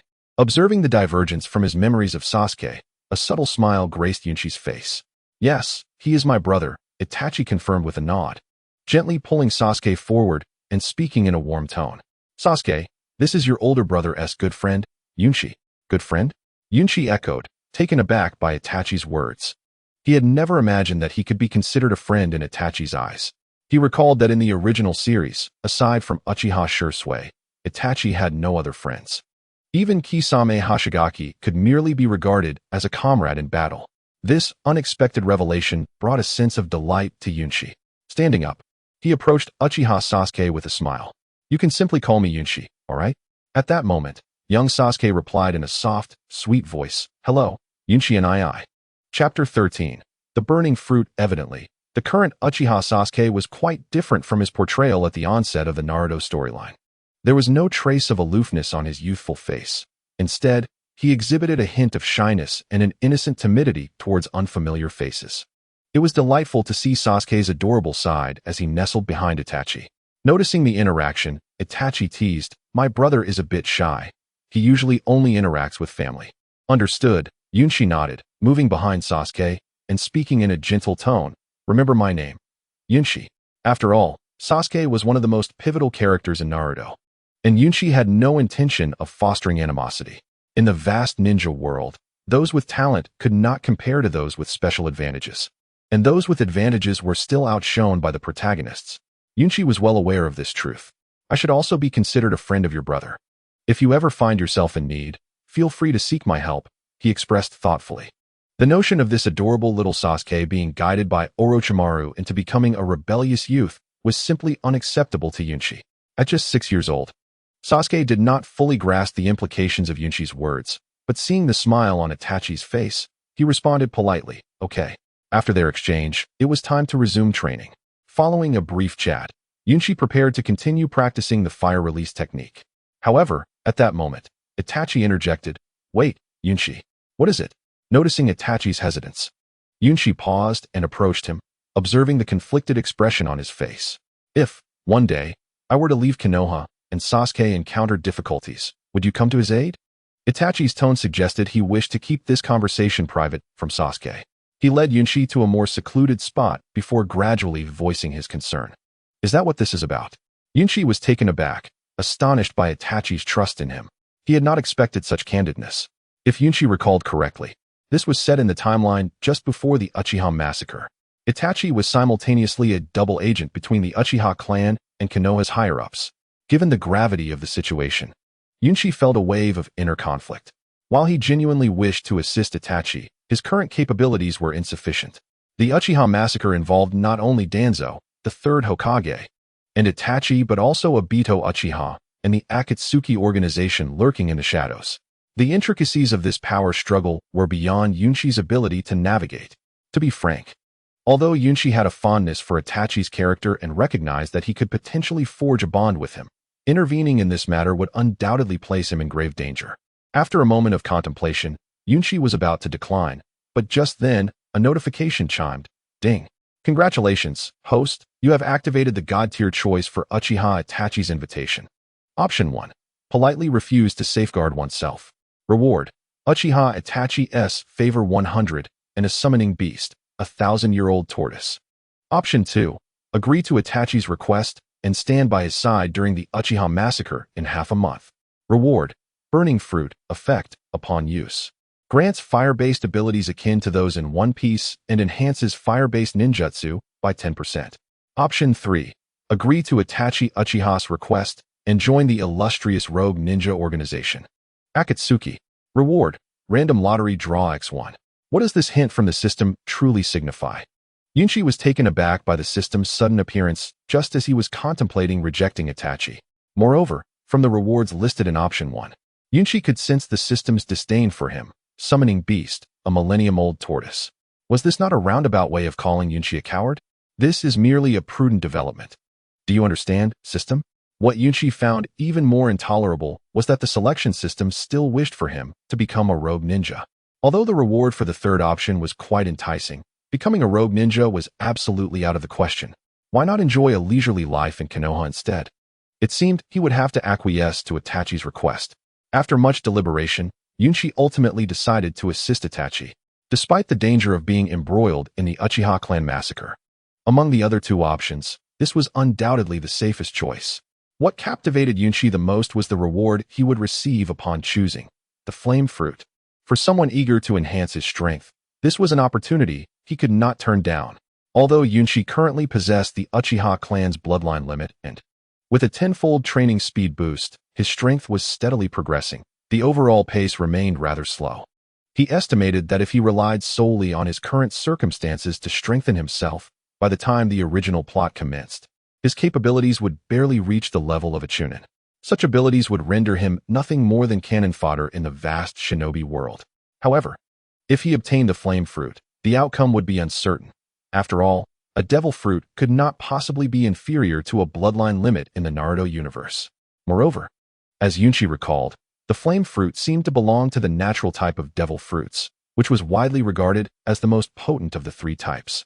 The combination of fire-release ninjutsu and the flame fruit sparked a vision of a bright path ahead for Yunshi.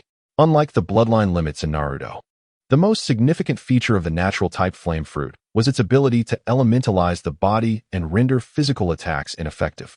However, it could not immunize him from the abilities of other devil fruits. Yet, in Yunshi's world of Naruto, who else could possibly wield the powers of a devil fruit besides him? In simple terms, as long as Yunshi consumed the flame fruit rewarded by the system, he would essentially be able to disregard most physical attacks. Chapter 14. Yunshi's request. It could be said that acquiring the flame fruit as a reward would directly lead to a significant transformation in Yunshi's strength. Having recognized the benefits of the flame fruit, Yunshi promptly chose the second option. Ding. Congratulations, host, you have made a choice and received the reward, flame fruit. Instantly, a mysterious fruit, the size of a coconut, appeared within the confines of the system's space. Simultaneously, Itachi Uchiha displayed a hint of curiosity. Yunshi, what is the matter? Noticing Yunshi standing there in silence, Itachi wore a look of confusion. Sasuke Uchiha approached Yunshi, regarding him with a similar expression. It's nothing. Faced with Itachi's questioning gaze, Yunchi quickly masked his unusual demeanor and replied, "Rest assured, if Sasuke needs my assistance, I will certainly lend a hand. Actually, you do not need to intervene." My thoughts lean more towards.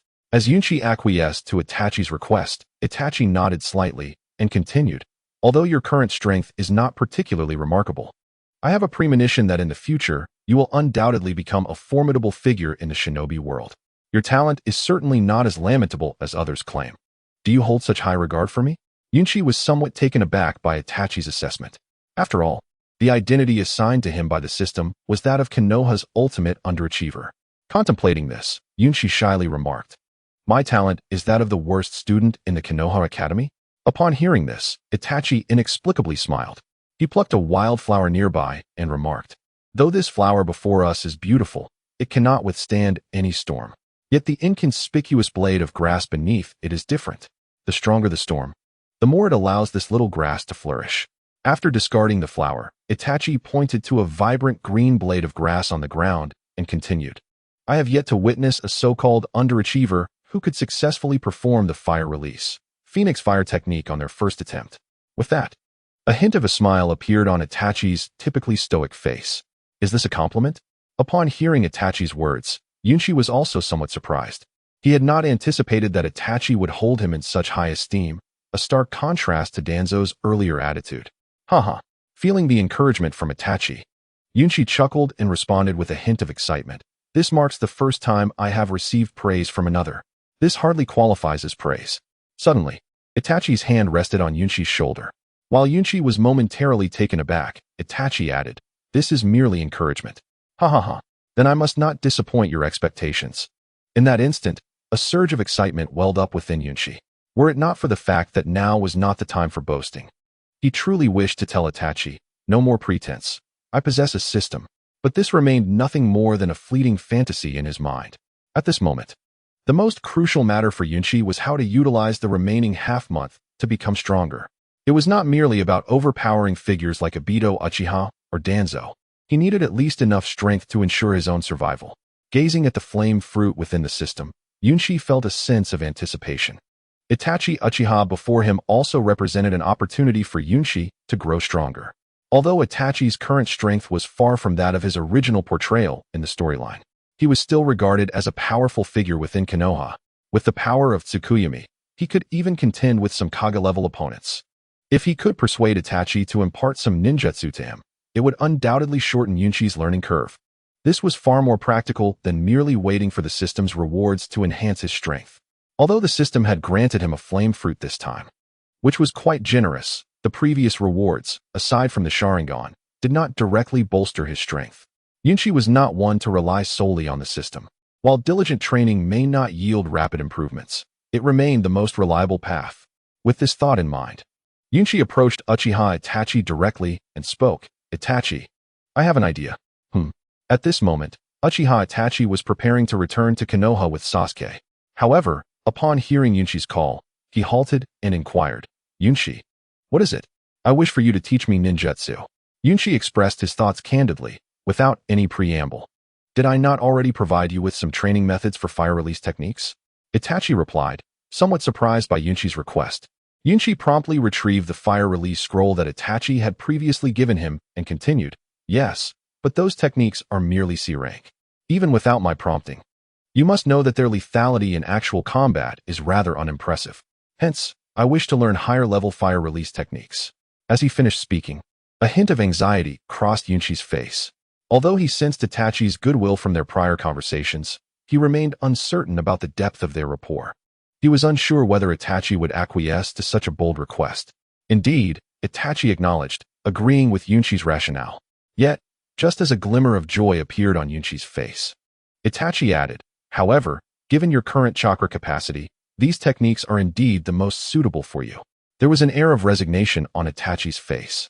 It wasn't that Itachi sought to decline Yunchi's request. Rather, it was the reality that Yunchi currently possessed merely the chakra level of a lower ninja.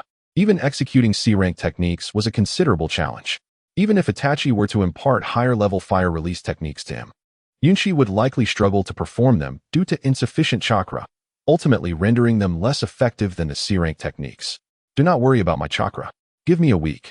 and I will undoubtedly reach the level of a Chunin.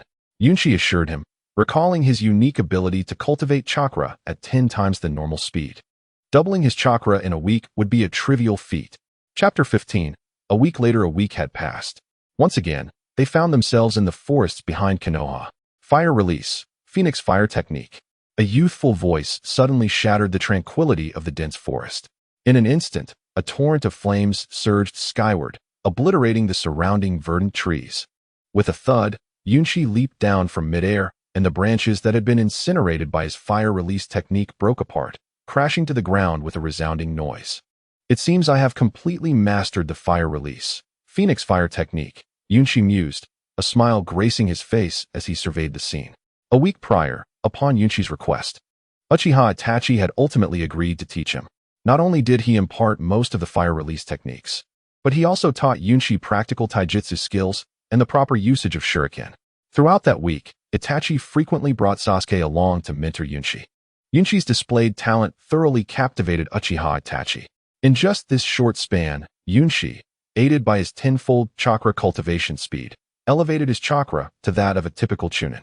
Moreover, after consuming the burning fruit, he exhibited a unique affinity for fire-style ninjutsu, allowing him to swiftly master various fire release techniques while significantly enhancing their potency.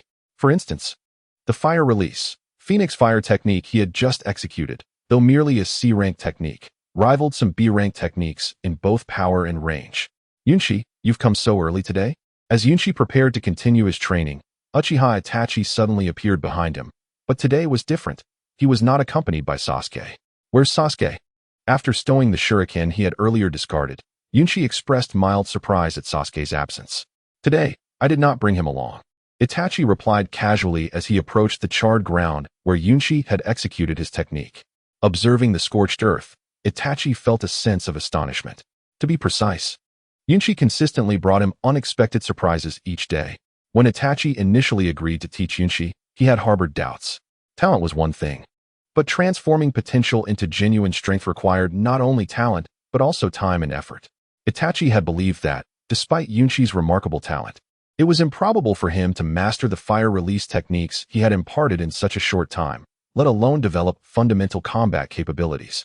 Yet, Yunshi's subsequent performance proved Itachi's assumptions utterly wrong.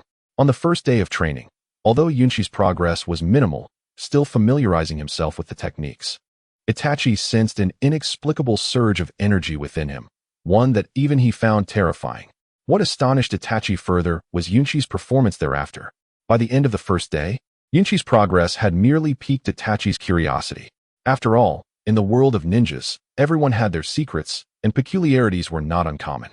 However, on the second day, Yunshi's advancement left Itachi questioning his own understanding of the situation. Itachi distinctly recalled that when he first encountered Yunshi, his chakra was at a mere lower ninja level, notably inferior even among his peers. Yet, upon their second meeting, Itachi discovered that Yunshi's chakra had undergone a remarkable transformation. Not only had its quantity significantly increased, but his physical abilities had also changed drastically. Each passing day, Yunshi's progress soared as if he were flying. Today, although his overall combat prowess was still beneath that of an ordinary leaf jonin, Itachi recognized that Yunshi's chakra capacity had reached that of a typical jonin. In just a week, Yunshi had remarkably elevated himself from a lower ninja to an elite chunin. Ha ha ha, did I not meet your expectations? Yunshi teased, having grown accustomed to the expression on Itachi's face. After exchanging light-hearted banter, a serious expression gradually emerged on Yunshi's face as he addressed Itachi. I now possess the ability to protect myself.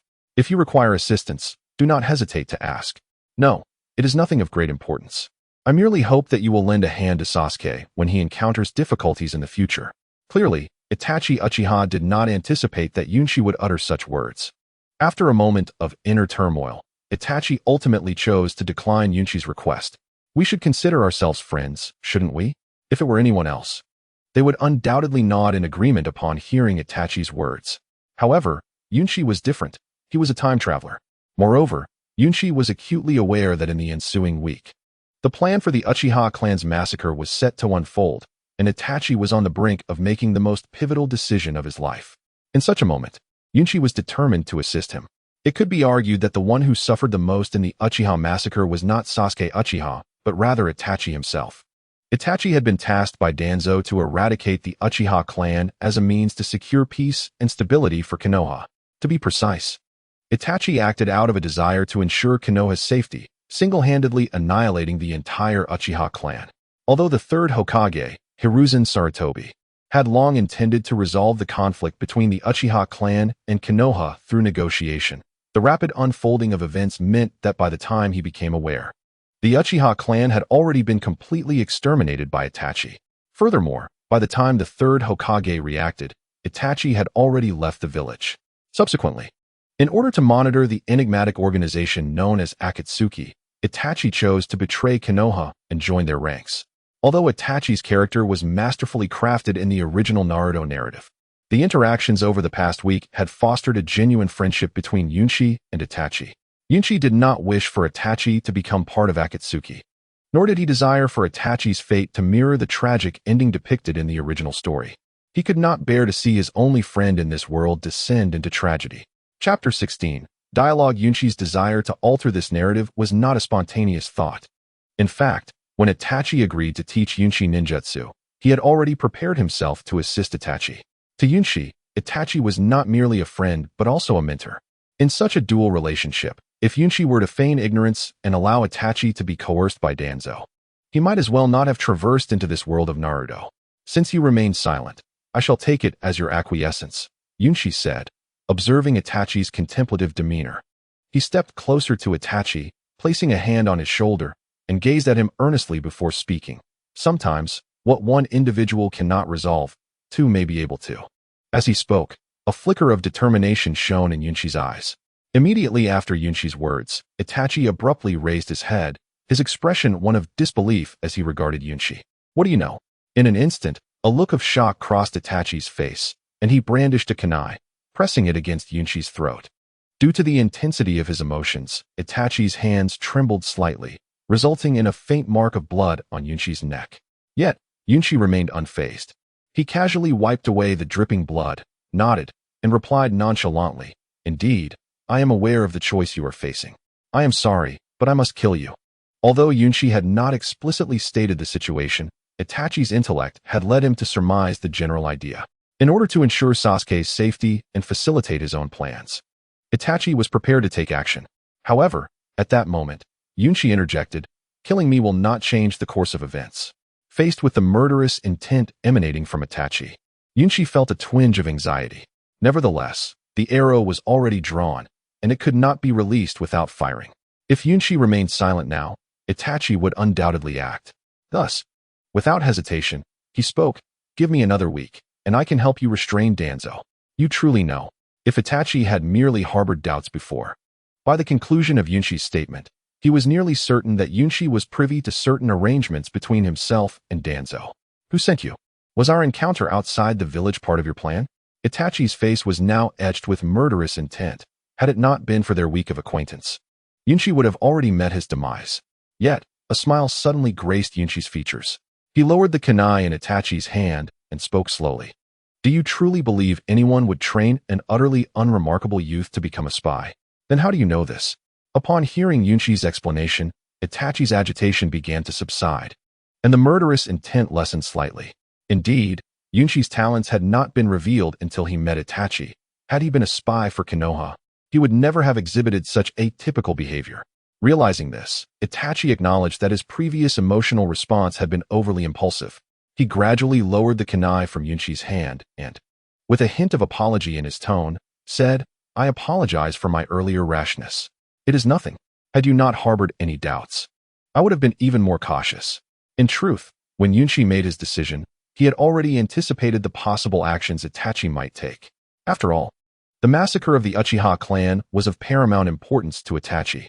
Yunshi did not believe that their current relationship was sufficiently strong for Itachi to confide in him regarding such a secret. "But I still wish to understand how you came to know this." Despite the atmosphere gradually easing, Itachi's confusion remained unabated, prompting him to voice his lingering question. "I learned of it from Danzo," Yunshi replied. Naturally, he could not disclose his identity as a time traveler to Itachi, so implicating Danzo served as an excellent excuse. Moreover, Yunshi's previous infiltration of the root organization rendered this explanation even more plausible. At that time, when I entered the root organization, I unexpectedly discovered that Danzo was investigating the Uchiha clan. After expressing his excuse, Yunshi's face momentarily displayed a hint of seriousness. He then cast a peculiar glance at Uchiha Itachi before continuing. Moreover, given that your complexion has been somewhat unusual these past few days, I began to piece together a few things. Upon hearing Yunshi's explanation, Itachi experienced a moment of enlightenment, his expression revealing unexpected surprise. He had not anticipated that Yunshi could deduce so much from his subconsciously revealed emotions. Tawanzo is formidable, yet we are not weak either. If you require assistance, do not hesitate to ask. Observing that Itachi was beginning to trust him, Yunshi boldly addressed the matter directly. No, you cannot involve yourself in this. There are simply too many powerful individuals entangled in this affair. Itachi's response took Yunshi by surprise. He genuinely did not expect that Itachi would refuse his offer at such a critical moment. How could I be unaware? It is merely Uchiha Obito, Tawanzo, and the higher-ups of Konoha pulling the strings. Yunshi silently scoffed at Itachi's rationale, but refrained from voicing his thoughts, instead opting to say, "A week ago, you seemed skeptical about my ability to reach this level, did you not?" Hearing this, a look of astonishment instantly graced Itachi's face. Meanwhile, Yunshi remained undeterred by Itachi's surprise and continued, "Within a week's time, I may not achieve the level of a Kage, but I should have no trouble attaining the rank of a Jonin." Chapter 17. Regarding fire-style ninjutsu talent, I am not your equal what? In this vast ninja world, there has never been a shortage of exceptionally gifted youths. Figures such as Kakashi Hatake, Shursui Uchiha, and even Itachi himself are undoubtedly regarded as remarkable geniuses within Konoha. Yet, despite this, Itachi had never witnessed or heard of anyone who could elevate from the rank of Chunin to Jonin in merely a week. Observing the confidence radiating from Yunshi, Itachi could discern that he was not fabricating his claims. "Are you serious?" After a prolonged silence, Itachi finally spoke, his gaze towards Yunshi filled with disbelief. Though Itachi had previously witnessed a miracle from Yunshi, the latter's current statement left him incredulous. Typically, the period from entering the ninja academy to achieving the rank of genin is devoted to accumulation and learning fundamental techniques. Talented individuals generally require 6 months to a year to attain the status of chunin, while those lacking talent can still reach that level through diligent training and perseverance. The only distinction lies in the time invested. Thus, those who attain the rank of chunin can truly be called ninjas, forming the backbone of a village and possessing the authority to lead missions. Conversely, the overall strength of a jonin is entirely different from that of a chunin. More than 80% of chunin may never become true jonin throughout their lives. It is evident how vast the chasm of power between the two ranks is. Yet, Yunshi boldly asserts that he needs only another week to rival a typical jonin. Naturally, Itachi found this hard to believe. "Do you doubt my words?" Observing the astonished expression on Itachi's face, Yunshi contemplated the reasons behind his skepticism. However, just moments later, he understood the root of Itachi's disbelief. He simply thought it impossible for Yunshi to achieve Jonin-level strength in such a short time frame. While others might deem this assertion as mere folly, Yunshi was different. He truly could accomplish it.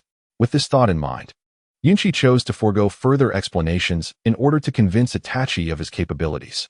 Instead, he approached Itachi directly, speaking with utmost seriousness. "Shall we put it to the test?" "A test?" Itachi's curiosity deepened at Yunshi's suggestion, prompting him to instinctively inquire, "How do we test this?" "By sparring, you will ascertain my strength." As soon as the words left his mouth, Yunshi leaped back several meters, creating distance from Itachi while preparing for battle. "Are we going to spar?" Upon witnessing the battle intent emanating from Yunshi, Itachi smiled and murmured, "Very well, I accept your challenge. Let me witness the fruits of your training this past week." That is precisely what I awaited. The moment Itachi agreed to the spar, Yunshi immediately entered combat mode, employing irregular footwork as he darted around Itachi, while simultaneously forming hand seals at an astonishing speed. This boy's speed, although Yunshi had yet to make a move, his impressive agility took Itachi by surprise. During previous training, Yunshi had only showcased remarkable talent in fire-style ninjutsu, and Itachi was unaware that his speed had already reached an admirable level among chunin.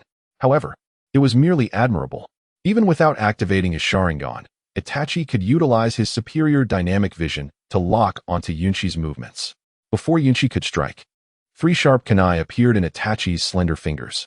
Whoosh! In the next moment, a piercing sound shattered the stillness of the forest, and the target of the attack was none other than Yunshi. Oh no!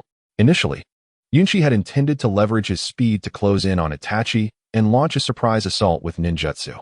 However, the incoming kunai swiftly obliterated his plans. If Yunshi were to adhere to his original strategy, he would undoubtedly be struck by the oncoming kunai, resulting in an unfavorable outcome. In truth, Yunshi had another method, a way to initiate an attack against Itachi while disregarding the kunai that sought to impede his advance. This involved activating the ability of the burning fruit to elementalize his body. Doing so would allow him to completely bypass Itachi's kunai assault. Yet, Yunshi was reluctant to resort to such means. It appeared that evasion was the only option. In the briefest of moments, Yunshi devised a countermeasure. As the kunai hurtled through the air, Yunshi completed the hand seals with perfect timing. Without hesitation, he concentrated his chakra in his mouth and shouted, "Fire release, fire dragon technique." With a fierce roar, a massive dragon composed entirely of flames erupted from Yunshi's mouth, accompanied by a torrent of raging fire. Yunshi's proficiency in fire-style ninjutsu is truly astonishing. Witnessing the kunai he had previously thrown consumed by Yunshi's fire dragon technique, Itachi's expression transformed, revealing a glimmer of amusement. Although Itachi was already aware of Yunshi's exceptional talent in fire-style ninjutsu, the sight of the fire dragon technique still caught him off guard. This technique, while considered relatively basic among fire release techniques, could easily be executed by an average chunin. It typically serves as a means of long-range consumption or a probing strike. In terms of destructive power, there may be some disparity. However, the fire technique unleashed by Yunshi is entirely different. Under normal circumstances, the fire dragon technique, upon completion, would manifest a fiery dragon of an orange-red hue. Yet, when chakra is amplified, the flames transform into a deep crimson. But what Yunshi has unleashed is unlike any of that. The flames do not appear in deep red or orange. Instead, they emanate a pale blue. Moreover, Uchiha Itachi is even able to sense an inexplicable threat inherent in Yunshi's fire dragon technique. It is worth noting that the Yunshi before him is merely at the level of a chunin. In contrast, Uchiha Itachi stands as a formidable figure of the highest echelon. Had he not witnessed it with his own eyes, Itachi would never have believed that someone at the chunin level could unleash a fire technique capable of posing a threat to him. Furthermore, this is merely a C-rank basic fire technique. When it comes to talent in fire techniques, I cannot compare to you. Gazing at the enormous fire dragon barreling towards him, Itachi sighed deeply. Chapter 18. Yunshi's Strength Substitution Technique. As Uchiha Itachi contemplated, the fire dragon unleashed by Yunshi had already arrived before him. The searing heat interrupted Itachi's thoughts. Upon witnessing this, Itachi chose not to counter the attack head-on, but instead utilized the precise substitution technique to evade Yunshi's assault. Truly, Uchiha Itachi is remarkable. Observing Itachi perched atop the treetops, Yunshi could not help but express his admiration. From the very onset of their spar, Yunshi had never entertained the notion of defeating Itachi, even though Itachi had restrained his power to that of a chunin. Yet, Yunshi had not anticipated that even under such conditions, Itachi could effortlessly counter his attacks with such composure. In any confrontation, the disparity in strength between the two parties solely determines the outcome of a direct engagement. However, the rhythm of tactics during battle is of paramount importance. Noticing Yunshi voluntarily cease his assault, Itachi refrained from making a move and gradually began to share his combat experience with Yunshi. Understanding this, Yunshi disagreed with Itachi's perspective, asserting that in the face of absolute strength, no amount of strategy holds any efficacy. Regrettably, Yunshi does not align with Itachi's viewpoint. Indeed, Itachi's combat skills greatly benefit battles below the level of a Kage. In such confrontations, the emphasis is primarily on controlling the rhythm of combat, with close-quarters combat often determining the conclusion of the encounter. Consequently, possessing extensive combat experience becomes crucial. However, when it comes to battles above the Kage level, such so-called combat experience can appear rather futile, particularly in the later stages of Shippuden. Even if one is well-versed in assassination techniques and adept at manipulating the flow of battle, should one face a powerful opponent from the Uchiha clan who can instantly summon Susanoo, in that scenario, all combat experience becomes painfully fragile. Is that your perspective? Upon hearing Yunshi's thoughts, a flicker of curiosity crossed Itachi's gaze, and his usually aloof expression bore a hint of perplexity. Although Yunshi's previous statements were peculiar, Itachi pondered and realized that it indeed seemed accurate. When encountering an enemy weaker than oneself, one could simply overpower them without the need for any stratagem. Conversely, when facing a more formidable foe, those so-called techniques become entirely useless. What you describe as combat experience is only suitable for ambushes. Just as Itachi was contemplating this, Yunshi launched a second assault. For example, like this. In response to Yunshi standing behind him, Itachi exhibited no signs of tension, first jesting before swiftly forming hand seals. After a series of swift, phantom-like hand seals, Uchiha Itachi, who had been standing before Yunshi, suddenly vanished. If we were to measure speed, while Yunshi's pace is commendable compared to other chunin, Uchiha Itachi's speed undoubtedly ranks among the elite. Being lost in thought during battle is not advisable. Before Yunshi could react, Itachi's figure reappeared behind him within mere seconds, and the previously proactive Yunshi found himself thrust into a passive position in this confrontation. Is this the extent of Uchiha Itachi's power? Feeling the cold metallic aura against his neck, Yunshi was taken aback. Throughout their skirmish, Itachi had never unleashed any aggressive ninjutsu against him, relying solely on a few kunai and shuriken for his attacks. Yet in such a scenario, Yunshi found himself suppressed to this extent, which surprised him. Prior to suggesting the spar, Yunshi had already anticipated the outcome, but he had not expected it to be so disheartening. Yield, for if this were not a spar but a real engagement, you would surely be dead. Observing Yunshi's prolonged silence, Itachi took the initiative to persuade him to surrender. Under normal circumstances, I would indeed be defeated. Realizing the result of the battle, Yunshi smiled. Indeed, this is merely a typical spar. Perhaps Yunshi would concede, but this time, he could not. Surrendering outright would ensure that Itachi would never consent to Yunshi's involvement in the Uchiha clan's extermination incident. However, everyone has their own trump cards. Having made his decision, Yunshi no longer concealed his true capabilities. As Yunshi's words fell, an inexplicable burning aura began to emanate from within him, and Itachi, standing beside him, caught a whiff of a faint flame-like scent. So hot. Within mere seconds, the sharp kunai pressed against Yunshi's neck began to heat up. Realizing the situation was amiss, Itachi immediately discarded the kunai and, with a note of concern, addressed Yunshi. Yunshi, do not do this. It's merely a spar. Evidently, Itachi sensed the abnormality within Yunshi's body. However, he assumed that Yunshi intended to forcefully unleash a burst of power to secure victory in this battle, which prompted his admonishment. He wished to conclude the spar. Yet, Yunshi had no such intentions. Observing Itachi's desire to end the spar, Yunshi urgently implored, "No. It is in this state that my true strength lies, and it will not harm my body." Really? Evidently, Itachi remained skeptical upon witnessing Yunshi enveloped in smoke.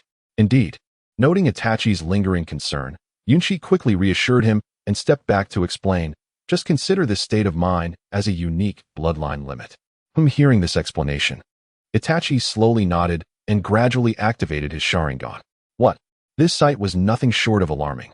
Let Uchiha Itachi feel a sense of existential doubt. Under the gaze of the Sharingan, a peculiar crimson aura enveloped Yunshi, and an overwhelming chakra surged to the surface of his being. At that moment, Yunshi was nothing short of a chakra amalgamation. What on earth was happening with Yunshi? Initially, Uchiha Itachi believed, after hearing Yunshi's explanation, that this was merely a fire-based bloodline limit. However, it was evident that this was far from the truth. This phenomenon was called elementalization, which could be considered a part of my bloodline's abilities. Observing Itachi's astonishment, a cryptic smile crept across Yunshi's face. Chapter 19. An Unexpected Decision. Elementalization? Upon hearing Yunshi's explanation, a flicker of curiosity crossed Itachi's face. Clearly, he had not grasped the essence of what Yunshi referred to as elementalization. Yet, he understood that the current Yunshi was drastically different from the one he had known, although he did not comprehend the meaning of elementalization. As Yunshi approached him with deliberate steps, Itachi decided to set his thoughts aside, gazing at Yunshi with utmost seriousness and slowly uttering, "But I may now understand why you possess such formidable confidence." My confidence is not solely derived from this," Yunshi replied with a smile, accelerating his pace. With a swift motion of his hands, he completed the hand seals. In an instant, The ninjutsu he had been gathering was successfully unleashed. Fire release, great fireball technique. As the chakra from Yunshi's mouth transformed into a fiery orange sphere, the surrounding area felt an excruciating heat within a radius of several meters. Furthermore, the temperature of the great fireball technique was so intense that the nearby low shrubs and leaves instantly wilted under the searing heat. It was evident that in this state, Yunshi's power was terrifyingly formidable. Such a fire technique would require at least a Jonin-level ninja to execute. If the previous Yunshi had left Itachi in shock, the current Yunshi instilled within him only one feeling: terror. As the most outstanding genius of the Uchiha clan, the great fireball technique was one of Itachi's most familiar fire techniques, perhaps even more so than the Sharingan itself. Upon sensing the great fireball technique unleashed by Yunshi, Itachi was incredulous. How could a mere Chunin be capable of executing a technique even he could not perform? While many might perceive the great fireball technique as a basic fire ninjutsu that simply utilized fire chakra transformed into a fireball through hand seals, the truth was that executing this technique required not only talent but also meticulous attention to detail to fully unleash its power. The technique Yunshi had released was entirely unorthodox. Itachi had observed Yunshi's hand seals and noted the complete lack of finesse involved. Nevertheless, Yunshi, harnessing the bizarre fiery energy within him, forced the flames from his body into the great fireball technique as chakra transformed into fire. Consequently, the great fireball technique he released merely resembled the original. Its method of execution, potency, and complexity were all fundamentally different from the conventional great fireball technique. This ninjutsu is remarkably powerful. Realizing Yunshi's uniqueness, a serious glint appeared in Itachi's eyes. In response to Itachi's praise, Yunshi felt a twinge of bashfulness. Essentially, this so-called great fireball technique was merely an application of the hand seal method from the Hokage, with its true strength stemming from the burning fruit, which was also Yunshi's greatest trump card. This is one of my abilities, he thought, ultimately deciding not to reveal the burning fruit to Itachi, opting instead for a brief explanation. Now, let me see just how formidable your abilities truly are. Not pressing for further details, Itachi remained in place, rapidly executing hand seals at a speed imperceptible to the naked eye. Fire release. Great fireball technique. This time, Itachi chose to unleash the same technique as Yunshi, albeit with subtle differences. Yunshi's great fireball technique was pure, with flames radiating an orange hue, conveying the energy contained within. In contrast, Itachi's great fireball technique, while not as hot, boasted greater size and speed. In simple terms, Itachi's great fireball technique was more detailed, while Yunshi's was a straightforward manifestation of fiery energy. Boom. As the two great fireball techniques collided, a tremendous sound reverberated through the skies, accompanied by a massive inferno. The powerful flames, released in contrasting modes, fused together, yielding explosive power that could rival some large-scale fire ninjutsu. In terms of fire ninjutsu, you truly possess a unique talent. Witnessing the culmination of their respective great fireball techniques, which ultimately resulted in a simultaneous detonation, Itachi's face bore a bittersweet smile. He continued, "If we were of the same age, I would not stand a chance against you." Itachi, do not say such things. I merely took advantage of the situation. Hearing Itachi's high praise made Yunshi feel somewhat embarrassed. Although he could leverage the burning fruit to gain an advantage in fire techniques, he knew that in terms of overall strength, he was undoubtedly no match for the same-aged Itachi. As a once-in-a-century prodigy of the Uchiha clan, Itachi possessed more than just fire ninjutsu. Even if he suppressed his power to that of a Chunin, Yunshi would still fall short in terms of overall combat capability, unless he activated the Sharingan. However, that was virtually impossible. Other abilities were manageable, but how to explain to Itachi that he possessed the Sharingan? No. Gazing at Yunshi, Itachi seemed to recall his own past, striving, courageous, and tinged with a hint of stubbornness. Today, battling with you has been one of the most astounding experiences of my life. You are remarkably strong. Even a typical Jonin might struggle against your surprise attack. Given sufficient time, it would not be impossible for you to become a Kage-level powerhouse. However, the adversary I must confront is undoubtedly beyond your current capabilities to handle. Thus, I cannot acquiesce to your request. An unexpected event transpired that caught Yunshi completely off guard. During the sparring session with Uchiha Itachi, who displayed remarkable prowess, he surprisingly rejected Yunshi's appeal. Chapter 20. Persuading Uchiha Itachi. Itachi, you have turned me down. Initially, Yunchi presumed that Itachi's refusal stemmed from a mere perception of his own inadequacy, leading him to hesitate in involving Yunchi in the Uchiha clan's tragic fate. This belief prompted Yunchi to proactively propose a sparring match with Itachi. Yet, to Yunchi's astonishment, after the bout, despite his satisfactory performance, Itachi resolutely declined his request. This matter is not as simple as you imagine. Itachi responded to Yunchi's inquiry, gradually making his way to a vast open space. His gaze fixated on the distant Konoha village with an intricate expression. Observing this, Yunchi followed closely behind. A profound silence enveloped them, creating a palpable tension in the air.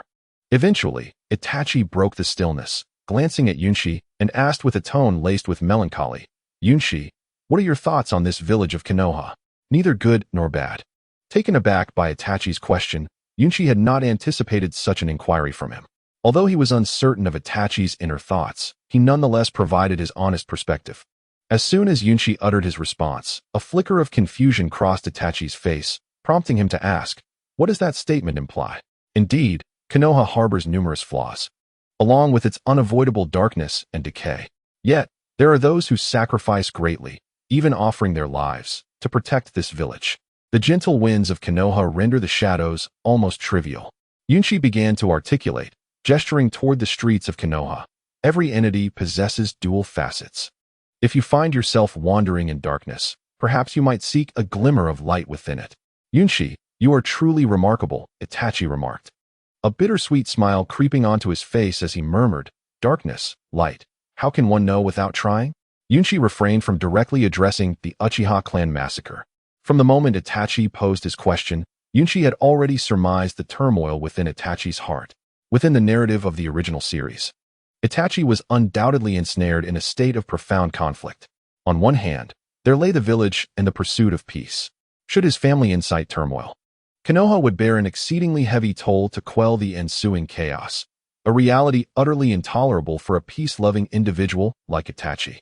Conversely, Danzo and certain high-ranking officials in Konoha manipulated Sasuke Uchiha as leverage, coercing Itachi into becoming a double agent, a notion that was equally unacceptable to him. Although the third Hokage, Hiruzen Sarutobi, aspired to mediate the discord between the Uchiha clan and the village's leadership, he ultimately invested little effort into this matter, indirectly contributing to the tragedy that befell the Uchiha clan. The seemingly innocent, yet self-righteous third Hokage bore an undeniable share of responsibility in the horrific events of the Uchiha massacre. In the original storyline, Itachi chose to annihilate all Uchiha clan members save for Sasuke. However, witnessing Itachi's current demeanor, Yunchi could easily infer that such an outcome was not what Itachi desired. Thus, Yunchi was determined to alter this tragic fate. Why should Itachi be forced into such a harrowing decision? As Yunchi's sole friend in the world of Naruto, he could not stand idly by as Itachi continued to follow the path laid out in the original narrative. After a prolonged silence, Itachi finally spoke again. Gazing out at the distant village of Konoha while addressing Yunchi, sometimes one cannot discern whether they dwell in light or lurk in the shadows. Every choice exacts a toll. "Yunchi, you are the only friend I have aside from Shursui, and I cannot pull you into this darkness." Upon uttering these words, Yunchi distinctly sensed a hint of sorrow in Itachi's typically aloof demeanor, a sorrow tinged with helplessness. This was undoubtedly the first time he had witnessed such negativity on Itachi's face throughout their week-long acquaintance. Unable to contain himself any longer, Yunchi swiftly approached Itachi, channeling the elemental power of fire into his fists. In an instant, a dazzling flame ignited in his hands. He then raised his hands, proclaiming, "The so-called darkness is merely a state of confusion. Should true darkness and oppression lie ahead, I shall disperse it with the flames in my grasp." With that, Yunchi swung his fist, unleashing a radiant inferno into the air. Observing this spectacle, Itachi's expression underwent a subtle transformation. "Itachi, grant me 1 week's time. I will accompany you in dispelling the darkness within." Seizing the moment, Yunchi articulated his intentions boldly. Looking at the confident Yunchi before him, Itachi found it hard to believe that this young man had been regarded as the bottom of the ninja academy just a week prior, underestimated by all. After a lengthy pause, Itachi clenched his fists, his face a mask of conflict. Though he remained silent, Yunchi could sense that Itachi was deep in contemplation. Not wishing to rush him, Yunchi merely stood beside him, observing quietly. "Yunchi, I agree. Approximately 10 minutes later, a realization seemed to dawn upon Itachi, as his expression shifted from one of turmoil to a flicker of a smile. He approached Yunshi once more and murmured, "You have astonished me in ways I never imagined. This time, I choose to trust you." As Itachi concluded his sentence, a new notification flashed in Yunshi's mind. "Congratulations, host. You have activated a unique option to alter the course of events. Option 1. Assist Uchiha Itachi in confronting Danzo and change the original plotline. Reward, 2 Tomo Sharingan." Chapter 21. A new reward. To his astonishment, Yunshi realized that a new option had indeed emerged. He had not anticipated that, at such a moment, the system would present a singular task option, and this time, the task was remarkably serious, eschewing the previous instances of compelling him to become a rogue ninja. Moreover, the task reward presented this time took Yunshi by surprise, the double Tomo Sharingan. To be candid, this is undoubtedly an unexpected boon for him. From the moment he first encountered the system, Yunshi had discerned its deceptive nature. Thus, a task that could yield such a remarkable reward would naturally not be straightforward. Contemplating this, a sense of pressure began to mount within him. Yet, he could not decline this mission, for aside from the burning fruit, the Sharingan was of paramount importance to him. As one of the most formidable abilities in the original Naruto series, how could Yunshi possibly overlook such a powerful gift? Although the evolution from a single Tomo to a double Tomo Sharingan did not significantly enhance his combat prowess, he could not disregard this task's reward. Furthermore, it was crucial for him to alter the fate of Itachi Uchiha. In any case, Yunshi felt compelled to accept this mission. It was rare for the system to show such generosity. After silently berating the system in his mind, Yunshi made his decision. Just then, a crimson light suddenly appeared in his system space. As the glow dissipated, the phantom of a double Tomo Sharingan materialized amidst the darkness. Gazing into those eyes filled with dark power, Yunshi felt an inexplicable thrill. At that moment, Itachi Uchiha noticed the fluctuation of emotions on Yunshi's face and immediately inquired, "Yunshi, what is the matter?" "Nothing. I merely feel a surge of excitement at your willingness to trust me," Yunshi replied, concealing the fact that he had acquired the Sharingan. After shifting the topic, Yunshi ceased to focus on the Sharingan within the system space and instead approached Itachi, speaking earnestly. "This time, we absolutely cannot fail." "I hope that is the case," Itachi replied, his expression revealing a hint of conflict. He perceived the likelihood of success as exceedingly slim. It was just the two of them, Yunshi and himself. Although Yunshi displayed extraordinary talent, they were at a distinct disadvantage in terms of combat strength. Yunshi could barely be considered a jonin, while Itachi was merely at the early stages of the elite level. In contrast, Danzo and the higher-ups of Konoha possessed numerous personnel, along with significant initiative and information advantages. The strength of the Uchiha clan should not be underestimated either. At that moment, Itachi found himself devoid of confidence. "We still have time, don't we?" Observing Itachi's troubled demeanor, Yunshi wore a faint smile. Based on the timeline from the original narrative, they had at least a week to prepare. Although they were currently at a clear disadvantage, Yunshi believed there was still an opportunity for change. Firstly, the burning fruit within Yunshi had only begun to awaken its power. Even in this initial state, it had already allowed for a remarkable increase in his strength. He was confident that within the next week, he could further unlock the potential of the burning fruit. Additionally, the rapid onset of the Uchiha massacre in the original story was primarily due to Itachi's decisiveness. Had he chosen to exercise restraint for a time, the timing of that event would have undoubtedly been delayed. "Itachi, now that we have decided to give it a try, I shall begin preparations." With that thought, Yunshi no longer hesitated and began discussing plans with Itachi. Before Itachi could respond, Yunshi continued, "There are two key elements of utmost importance to us. First, time. And the second?" Itachi asked, slightly taken aback by Yunshi's assertion. While he could understand the necessity of time, the second point puzzled him. "The second is allies," Yunshi stated directly, observing Itachi's bewilderment. "Allies?" Itachi exclaimed, momentarily at a loss for words. The concept of allies was utterly foreign to him. Since the death of Shisui Uchiha, he had scarcely encountered anyone in Konoha whom he could trust, let alone find allies. Thus, Itachi's surprise was understandable, accompanied by a trace of confusion. "Of course, we have allies," Yunshi replied with a smile, picking up a stick from the ground. He found a relatively flat area and drew a large circle in the dirt, explaining to Itachi, "There are always multiple factions wherever there are people. And for us, the enemy of our enemy is our friend. As he spoke, Yunshi sketched several smaller circles within the larger one, indicating their relationships with simple arrows. I can grasp that idea, but where do we find these so-called allies? Itachi was once again astounded by Yunshi's insight. He had not anticipated that Yunshi would consider this aspect, yet he was now even more curious about the identity of these potential allies. There are countless allies we could unite with. It merely depends on our willingness to seek them out. Gazing towards the distant azure sky above Konoha, Yunshi spoke slowly. In this ninja village, various factions had never been in short supply.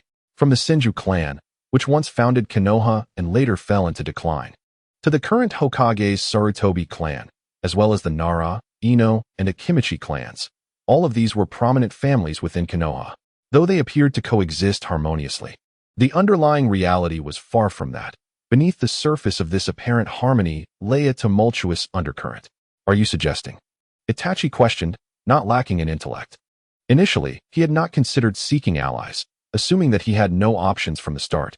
However, now that Yunshi had brought it to his attention, he comprehended the implication of Yunshi's words, to unite with other clans within Konoha to collectively resist Danzo's oppression. Nevertheless, upon realizing this, Itachi's expression remained conflicted. After a moment of contemplation, he finally spoke, but many of these clans are close to the third Hokage. We have no means to win them over. After voicing his concerns, Itachi appeared troubled. Indeed, Yunshi's proposed strategy was an exceptional one, yet under the current circumstances, Itachi felt utterly helpless. Ultimately, this matter is far from simple.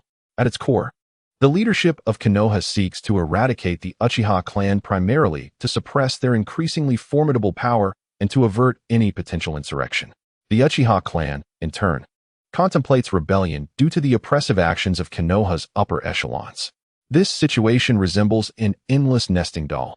Konoha fears a rebellion from the Uchiha clan, which prompts them to consider extermination, while the Uchiha, perceiving the threat of annihilation, contemplate revolt. Although various interests and power dynamics may intertwine, this fundamental distrust between Konoha and the Uchiha clan inevitably led to the tragic event of the Uchiha massacre depicted in the original narrative. Moreover, the reasons for Itachi Uchiha's lack of confidence extend beyond this singular issue. While the Uchiha clan is hailed as Konoha's foremost lineage, the persistent suppression and suspicion from Konoha's leadership have compelled the once proud Uchiha to adopt a more subdued demeanor. This reduction in their visibility has regrettably left the Uchiha clan without any allies. Thus, when the name of a potential ally was mentioned, Itachi's face momentarily reflected a look of conflict. It was akin to recognizing a solution, yet being unable to employ it for various reasons. We need not seek alliances. Originally, Yunshi believed that Itachi would easily deduce his intended message upon his prompting, yet it appeared he had overestimated the situation. Observing Itachi's perplexed expression, Yunshi decided to reveal the truth. The allies we seek are not these individuals. He inscribed the characters for Hyuga upon the ground. What? Upon seeing these two characters, Itachi's face instantly registered surprise, followed by an immediate protest. The Hyuga clan will absolutely not involve themselves in our Uchiha affairs. They cannot possibly be our allies. Indeed, under Itachi's influence, despite the Hyuga clan's formidable power, they have maintained a remarkably low profile and seldom interfere in Konoha's internal decisions. Hence, Itachi's astonishment at the suggestion of the Hyuga as allies was entirely justified. How can we know without trying? Observing Itachi's intense reaction, Yunshi stood up and continued, sometimes one must look beyond surface appearances. Do you truly believe the Hyuga clan is content to remain dormant within Konoha? But if the Hyuga clan agrees to ally with us, what of my father? At last, Itachi voiced his inner turmoil. From the moment he learned of his father's decision to lead the Uchiha in rebellion against Konoha, Itachi had been deeply conflicted. In his eyes, while Konoha may not be perfect, it is undeniably a good village, and at this juncture, Itachi yearned for peace. Torn between his family and his aspiration for harmony, he had grappled with this dilemma until his conversation with Yunshi. Now, witnessing Yunshi's proposed resolution, Itachi was finally able to articulate his thoughts. Of course, we should resolve this through peaceful communication. After addressing Itachi's concerns, Yunshi seamlessly transitioned the conversation. In my recollection, although the Hyuga clan is discreet, they do not wish to remain passive. In truth, were it not for Konoha's severe oppression, they would not be so compliant in remaining within their enclave. However, should Konoha eliminate the Uchiha clan, the Hyuga would then become the most powerful family within the village. Under such circumstances, would they truly assist us? Upon hearing Yunshi's analysis, Itachi voiced his apprehensions. The more prominent one is, the more one attracts envy. There is no need for us to worry about that. Noticing that Itachi still did not grasp the implications of his words, Yunshi shook his head in resignation and declared, "Leave this matter to me. You need only do one thing." "What is it?" Itachi inquired eagerly. As Yunshi hesitated to respond, Itachi approached him, curiosity gleaming in his eyes. "Are you asking me to persuade my father to abandon the rebellion? That is not something you can accomplish." Yunshi had never intended for Itachi to dissuade Fugaku Uchiha from his rebellious intentions, for relying solely on Itachi would be utterly insufficient. While the reasons previously articulated were indeed at the heart of the Uchiha's insurrection, the true catalyst for the impending confrontation between Konoha and the Uchiha clan was Fugaku himself, a figure Yunshi regarded with disdain among all Hokage. Thus, he would not burden Itachi with this thankless task. "Is it not this matter?" Itachi exclaimed, taken aback as Yunshi spoke. The only course of action he could conceive was this one. "What I require from you is to buy as much time as possible, ideally to keep Danzo and your father temporarily at bay."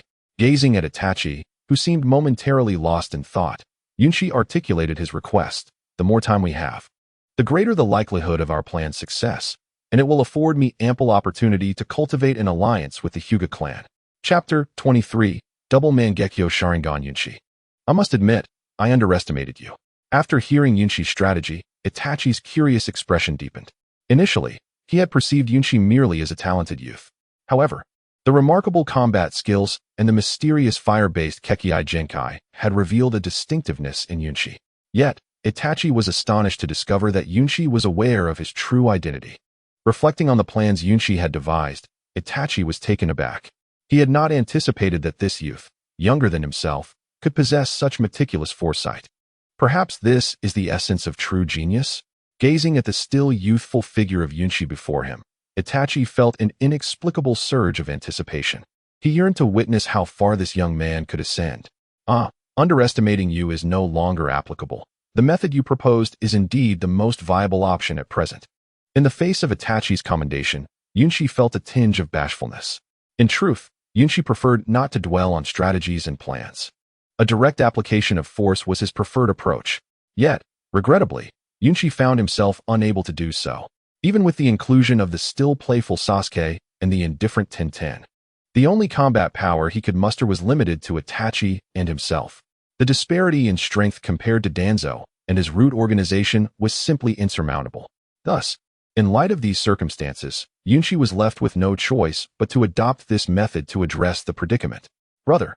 As Yunshi and Uchiha Itachi were nearing the conclusion of their discussion, the young Uchiha Sasuke appeared in the distance, making his way towards them. "Look, here comes Sasuke," Yunshi remarked, noticing the boy's approach. Itachi, concealing his earlier turmoil deep within, allowed a faint, enigmatic smile to grace his handsome features as he walked towards Sasuke. "For now, let us proceed with the plan as discussed. I shall return home, and should any matters arise, feel free to seek me at the Uchiha compound." "Very well. I too need time to ponder," Yunshi replied in agreement. Before parting ways, he added, "Sometimes, facing everything with ease is far better than silently bearing the weight alone." With that, Yunshi descended the mountain. "That fellow is truly remarkable," Itachi mused silently, chuckling softly at Yunshi's parting words. He chose not to elaborate further and instead took Sasuke back to their family residence. "Brother, is Yunshi your friend?" Sasuke inquired. "I suppose so. Why do you ask, Sasuke?" Itachi replied, "Nothing. I'm just very happy." "This is the first time I've met one of your friends," Sasuke beamed. "Is that so?" As the sun sank beneath the horizon, casting a crimson glow, Itachi held Sasuke's small hand, both of them gazing at Yunshi's receding silhouette. Their faces reflecting a mix of emotions, melancholy, conflict, and a hint of relief. "Come, Sasuke, today, your brother is quite happy." Meanwhile, after parting from Itachi, Yunshi did not wander elsewhere, but returned directly to his home. After ensuring that no one was watching him, he resolved to accept the reward of the Sharingan he had previously acquired. "Ding! Congratulations, host, you have successfully obtained a pair of double Tomo Sharingan. Would you like to begin the fusion immediately?" "Indeed," Yunshi decisively affirmed. As soon as he voiced his consent, A pair of dark crimson eyes materialized before him from the system's space. Subsequently, a soft yellow glow enveloped Yunshi's eyes, and the floating Sharingan began to glide towards him. Wow! Yunshi exclaimed, astonished at the fantastical nature of the system's fusion process. What trickery is this? Just as he pondered, the hovering Sharingan abruptly halted, creating an eerie atmosphere within the room. A pair of dark red Sharingan floated in midair, alongside a boy enveloped in a soft yellow halo. System? After several moments of silence, Yunshi called out to his system, feeling an unsettling emotion rise within him. Recalling the system's previous unreliability, he thought, no way. Is the system malfunctioning at such a crucial moment? Ding. An unknown error has been detected. Please remain calm. Ding. System rebooting. Ding. Due to the presence of a single Tomo Sharingan within the host's body, the double Tomo Sharingan cannot be transplanted normally. Activating forced fusion mode. Wait, what? It really crashed. Yunshi was taken aback, realizing he had unwittingly foretold his own predicament. What does forced fusion mean? He inquired urgently. However, the system did not respond to his question, but instead issued another notification. Ding. Forced fusion mode activated. Fusion success rate, 50%. Failure rate, 50%. Oh no. Yunshi felt a surge of anxiety as he comprehended the implications. He had not anticipated that initiating forced fusion could lead to failure. The thought of such a consequence prompted him to exclaim, "Do not proceed with the fusion." However, ding. Forced fusion has commenced and cannot be cancelled. As the system's declaration faded, a soft yellow aura reappeared between Yunshi and the Sharingan, transforming into a yellow thread that connected them. What is this? Yunshi was bewildered. As he established a connection with the Sharingan, a mysterious power began to manifest within him, and his eyes instinctively opened to reveal the Sharingan, accompanied by a slight sting. Before Yunshi could fully acclimate to the sensation, a wave of intense pain surged through his eyes, a sharp sting intertwined with a sense of urgency. As a crimson aura began to rise from within him. What on earth is happening?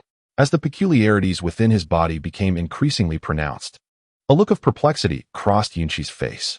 He had not anticipated such an occurrence during what he thought would be a simple evolution of the Sharingan. Initially, he had endured the prior discomfort without concern, believing it a necessary step toward strength. Yet, confronted with the current scene, Yunshi's composure began to wane. A terrifying bloodthirst emanated from the surface of his body, and simultaneously, a dark, negative energy blossomed within him. What is the system up to? As he struggled to suppress the burgeoning urge for violence, Yunshi pondered why this Sharingan evolution had taken such a turn. Ding. Congratulations, host. You have activated the choice system, creation and destruction. Choice 1. Unleash the bloodlust and desires within your body completely. Reward. Instant acquisition of 6 pads level power. But your rationality will be overwhelmed by vast negative energy. Choice 2. Proceed with the planned fusion of the Sharingan normally. Compensation. Acquire a 3-Tomo Sharingan. Upon seeing these two options, surprise flickered across Yunshi's face. Though he could not fathom what had transpired in those fleeting moments, he was not naive. The peculiarities of the rewards presented by the system were evident. 6 pads level power. This was nearly the pinnacle of strength within the Naruto universe. In Yunshi's recollection, only characters like Uchiha Madara, Sage Mode Naruto, and fully realized Susanoo Sasuke could attain such might. Yet, faced with such a reward, Yunshi felt hesitant to choose. This hesitance was not born of cowardice, but rather the system's ominous warning. Loss of rationality was a price too steep for him to bear. Thus, he remained at an impasse. Yunshi could only observe and reflect on his situation. After a moment of contemplation, he ultimately opted for the second option. Although the rewards he received were not as extravagant as those from the first choice, they nonetheless constituted a commendable boon for him at this juncture. The 3-Tomo Sharingan. A standard form of the Sharingan beneath the kaleidoscopic variant, may have been treated as mere fodder in the original Naruto narrative. Yet it possessed an extraordinary essence that belied its seemingly ordinary appearance. While Yunshi remained oblivious to the intricate dynamics within the Uchiha clan, the esteemed status of Uchiha Itachi within his family clearly indicated that those endowed with the 3-Tomo Sharingan were undoubtedly considered prodigies among the Uchiha. In stark contrast to the previously encountered 1-Tomo Sharingan, the capabilities of the 3-Tomo variant could be aptly described as a qualitative leap. Typically, the majority of Uchiha clan members possessed either 1 or 2 Tomo, as the unique evolution conditions of the Sharingan rendered the latter the most prevalent forms. Their functions and abilities tended to be relatively singular, primarily enhancing the physical prowess and fire-release ninjutsu aptitude of the wielder, while offering only the most basic capabilities such as observation, replication, and hypnosis. In the case of the one tomo, even the most rudimentary genjutsu remained beyond reach. Conversely, the three tomo Sharingan represented an entirely different realm. In Yunshi's eyes, only those possessing three tomo or more could truly be regarded as wielders of the Sharingan.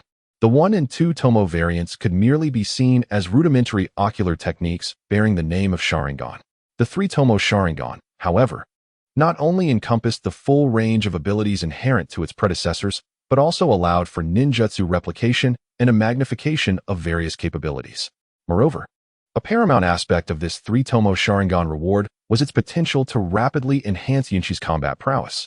Ultimately, he chose the second option. As soon as he uttered his decision, the eerie crimson mist that had enveloped his body gradually dissipated, and the negative emotions that had plagued his mind vanished, restoring his normal state.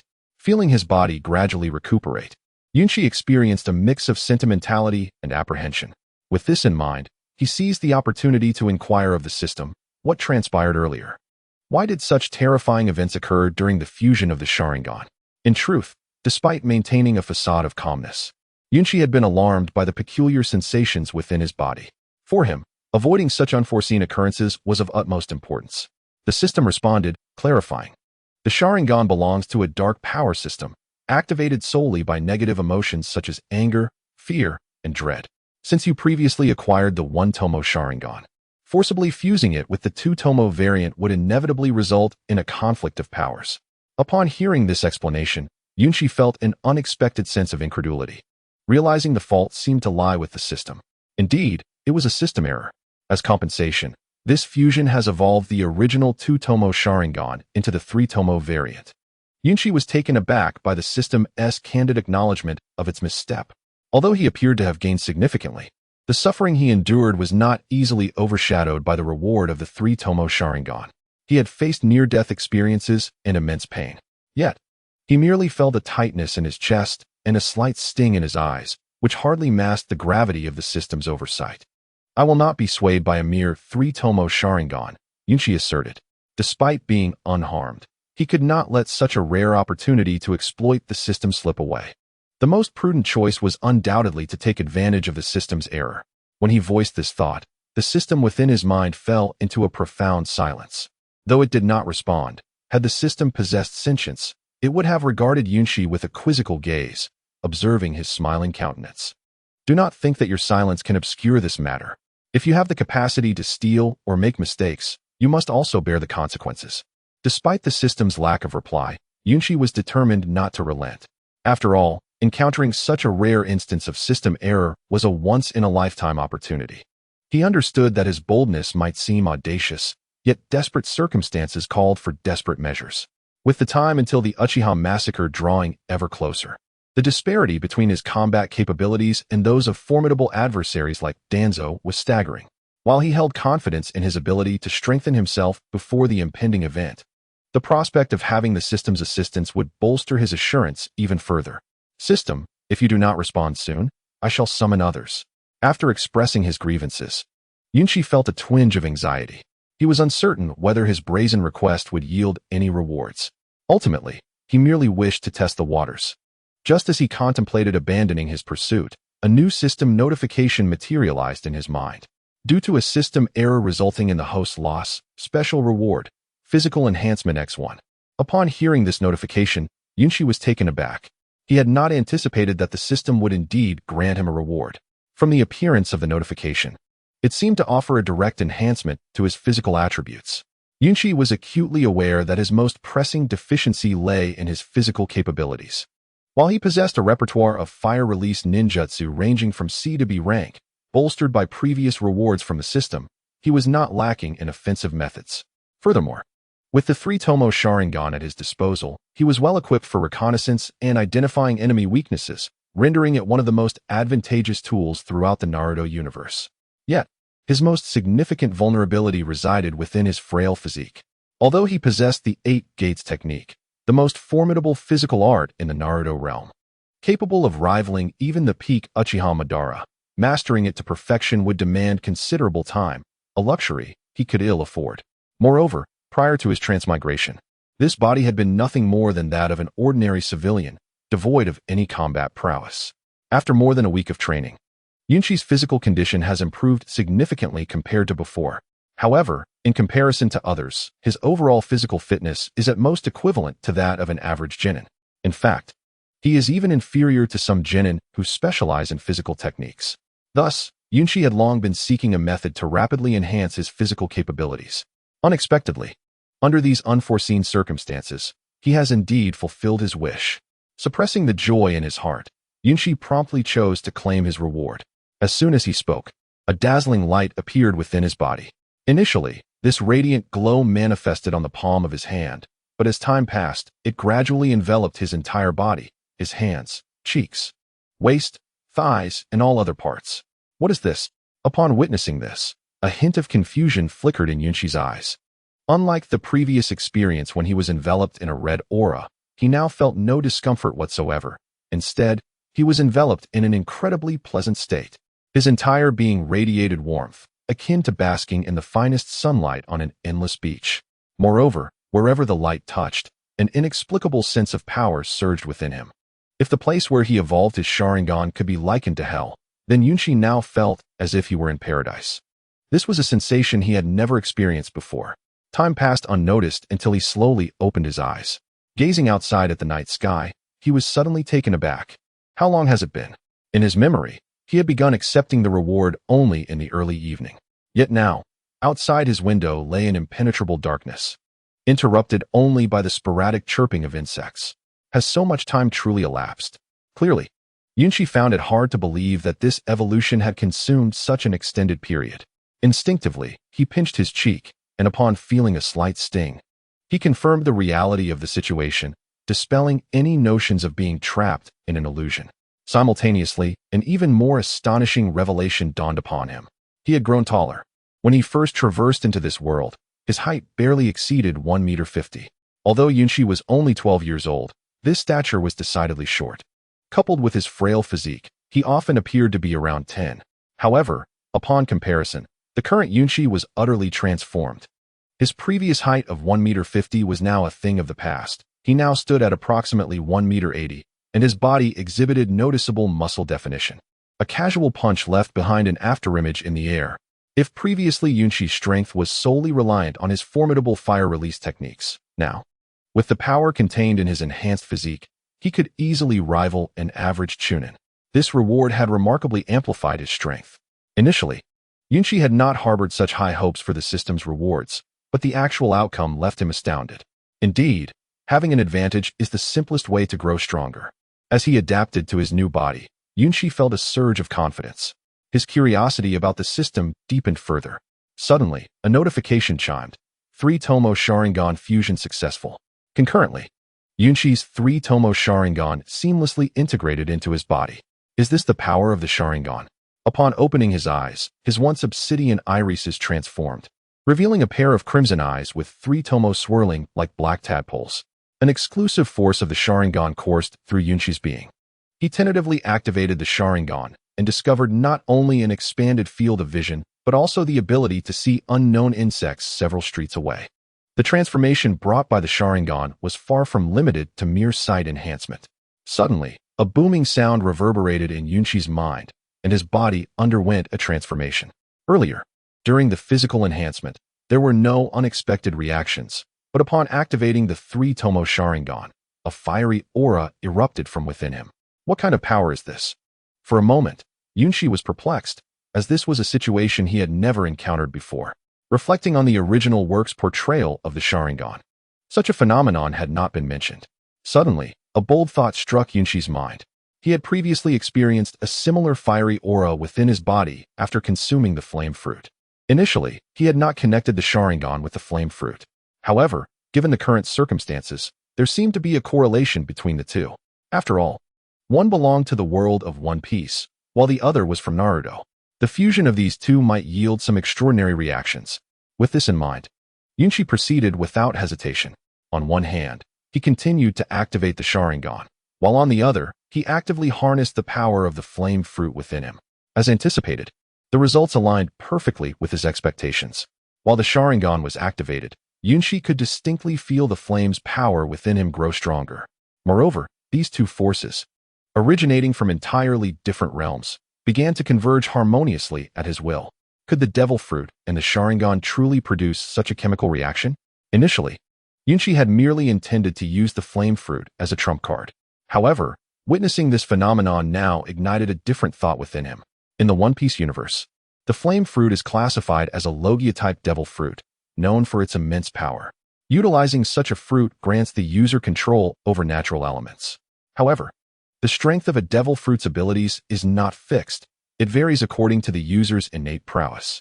Powerful users like Kizaru and Akainu wield Logia-type fruits that bestow them with the capability to obliterate worlds. In contrast, after consuming the flame fruit, Yunshi could only amplify the potency of his fire-based techniques. The disparity between the two was far greater than he had imagined. Nevertheless, Yunshi was not averse to this reality, for he understood that mastering the power of any devil fruit requires diligent training. In essence, the flame fruit's abilities are indeed remarkable. The ability to transform any part of the body into flames allows for the creation of fire in various forms, such as forming a fiery net or launching a flaming fist. This power bears resemblance to the fire techniques employed in the world of Naruto. Yet the combat style diverges significantly. In the Naruto universe, fire techniques predominantly serve as long-range attacks, utilizing expansive assaults to vanquish adversaries. Conversely, the combat approach of the burning fruit resembles close-quarters combat. Originally, Yunshi intended to master the 8 gates and combine them with the burning fruit. However, upon realizing the extraordinary synergy between the Sharingan and the burning fruit, he found himself compelled to re-evaluate his combat strategy. Should he fully master the 8 gates? The combination with the formidable burning fruit and its close combat immunity would indeed be an appealing option. Yet, the integration of the Sharingan and the burning fruit posed a dilemma for Yunshi.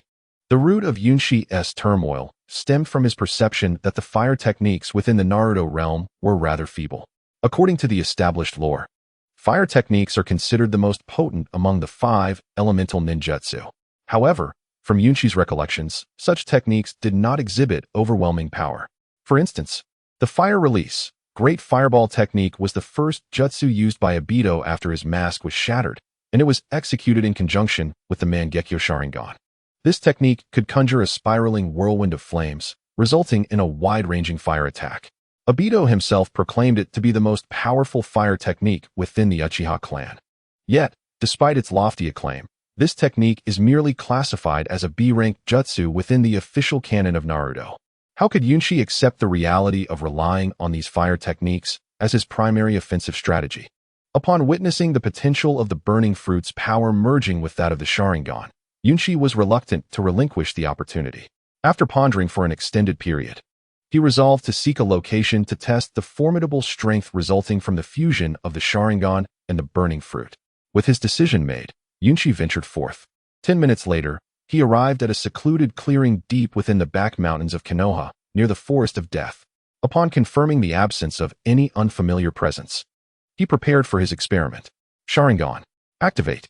With that, he summoned the power of the burning fruit. Instantaneously, the same phenomenon reoccurred, but this time, due to the complete unleashing of both powers, the intensity of the flames was even more ferocious. The heat was so intense that Yunshi's skin took on a slight redness from the scorching temperature. Realizing he could not sustain this state for long, he quickly focused on maintaining his body in optimal condition. Yunshi gathered his chakra and infused it with the fiery energy. He then performed the hand seals. Fire release. Great Fireball technique. The moment he unleashed the technique, the previously dark surroundings were illuminated. However, this great fireball was unlike any he had conjured before. It resembled a miniature sun. Chapter 27. Unexpected gains. The fusion of the powers from the burning fruit and the Sharingan had produced such an astonishing effect. As the great fireball burst in the distance, Yunshi was astounded. Instead of a mere fireball, it manifested as an orange energy sphere. In the stillness of the night, this great fireball was unlike any other jutsu he had previously unleashed. Typical fire techniques relied on chakra as their primary energy source, transforming it into fireballs for offense. However, Yunqi's fireball was entirely different. It was dense and emitted a pale red glow. Upon striking its target, the fireball did not simply dissipate. It erupted in an explosion. This is astonishing. Yunqi found himself at the site of his earlier attack, gazing at a small, dark crater. He could hardly fathom that the combination of these two powers could yield such results. The power of the great fireball he had just released was no less formidable than that of an ordinary B-rank fire technique. Was this the true might of the burning fruit? In an instant, he recalled the burning fruit, but upon observing the faint embers remaining at the site, he dismissed that notion. Among these flickering flames, he sensed only the energy of chakra, devoid of any trace of the burning fruit's power. In other words, the extraordinary flames were a result of the chakra within him. I understand. After contemplating for several minutes, a look of enlightenment graced Yunqi's face. At the moment of unleashing the great fireball, the energy from the burning fruit did not merge directly with his chakra. Instead, it was only after completing the hand seals that he felt an unfamiliar energy surge into the great fireball. Ultimately, it was this fusion of energies that allowed for the completion of such a powerful technique. This must be the effect of the combined energies of the burning fruit, the Sharingan, and chakra. Recalling the earlier Fire Phoenix technique, Yunqi grasped the reasons behind its outcome. Determined to validate his conclusions, he resolved to conduct another experiment. This time, however, he opted not to activate the Sharingan, instead focusing solely on harnessing the energy of the burning fruit. Fire Release, Great Fireball Technique. Following the same hand seals as before, he infused the chakra with the energy from the burning fruit, but this time without activating the Sharingan. As anticipated, the Great Fireball unleashed this time differed from the previous one, while still exhibiting greater power than a standard Great Fireball technique. It did not possess the same exaggerated features as before. It became evident that the remarkable potency of the earlier fireball was primarily due to the fusion of the powers of the Sharingan and the burning fruit, resulting in such extraordinary outcomes. To confirm the accuracy of his hypothesis, Yunqi prepared for yet another experiment. This time, Yunqi activated his Sharingan. However, he did not employ the powers inherent in the burning fruit while unleashing his ninjutsu. As expected, the Great Fireball technique manifested differently, thanks to the amplification of fire-based energy. The fireball technique released by Yunqi was merely larger than that produced under normal circumstances, with a slight increase in its destructive power. In this state, his fireball technique bore a closer resemblance to the fire-based ninjutsu wielded by Itachi Uchiha. The disparity among the three states was unexpectedly vast. To avoid any misunderstandings, Yunqi conducted several experiments at the same location. Ultimately, he deduced the following results. Without activating the Sharingan or utilizing the powers of the burning fruit, the Great Fireball technique he unleashed, augmented by the system, exhibited an extremely high flame temperature with a typical chakra consumption. Conversely, when utilizing the fire release technique under the Sharingan's influence, the flames appeared orange-red, exhibiting a broader attack range but consuming more chakra. The third state, characterized by the powers of the burning fruit, rendered all fire release techniques deployed by Yunqi significantly more formidable than those released in a normal state. Additionally, the flames in this state exhibited a liquefied form, greatly enhancing their attack speed. Undoubtedly, the most powerful state emerged when these three forces were amalgamated. In this instance, any fire release technique unleashed would radiate a faint glow, with the flames exhibiting a dazzling quality. The potency, flame temperature, and energy density approached the pinnacle of fiery extremes. During his experimentation, Yunqi even observed that areas struck by this unique flame displayed a crystallized appearance, capable of melting sand. Realizing this, Yunqi felt a profound astonishment. This power was something he had never encountered in the original narrative. In traditional ninjutsu confrontations, aside from water release, earth release also serves as a significant counter to fire release. However, Yunqi believed that under these circumstances, standard earth release techniques would likely be inadequate to withstand him. It seemed he had struck a considerable fortune. With a clear understanding of the three states within his being, Yunqi ceased further experimentation. Initially, he had only assumed he had acquired a 3-tomo Sharingan, but to his astonishment, he had reaped such immense rewards today. Previously, he had only experimented with C-rank fire release techniques.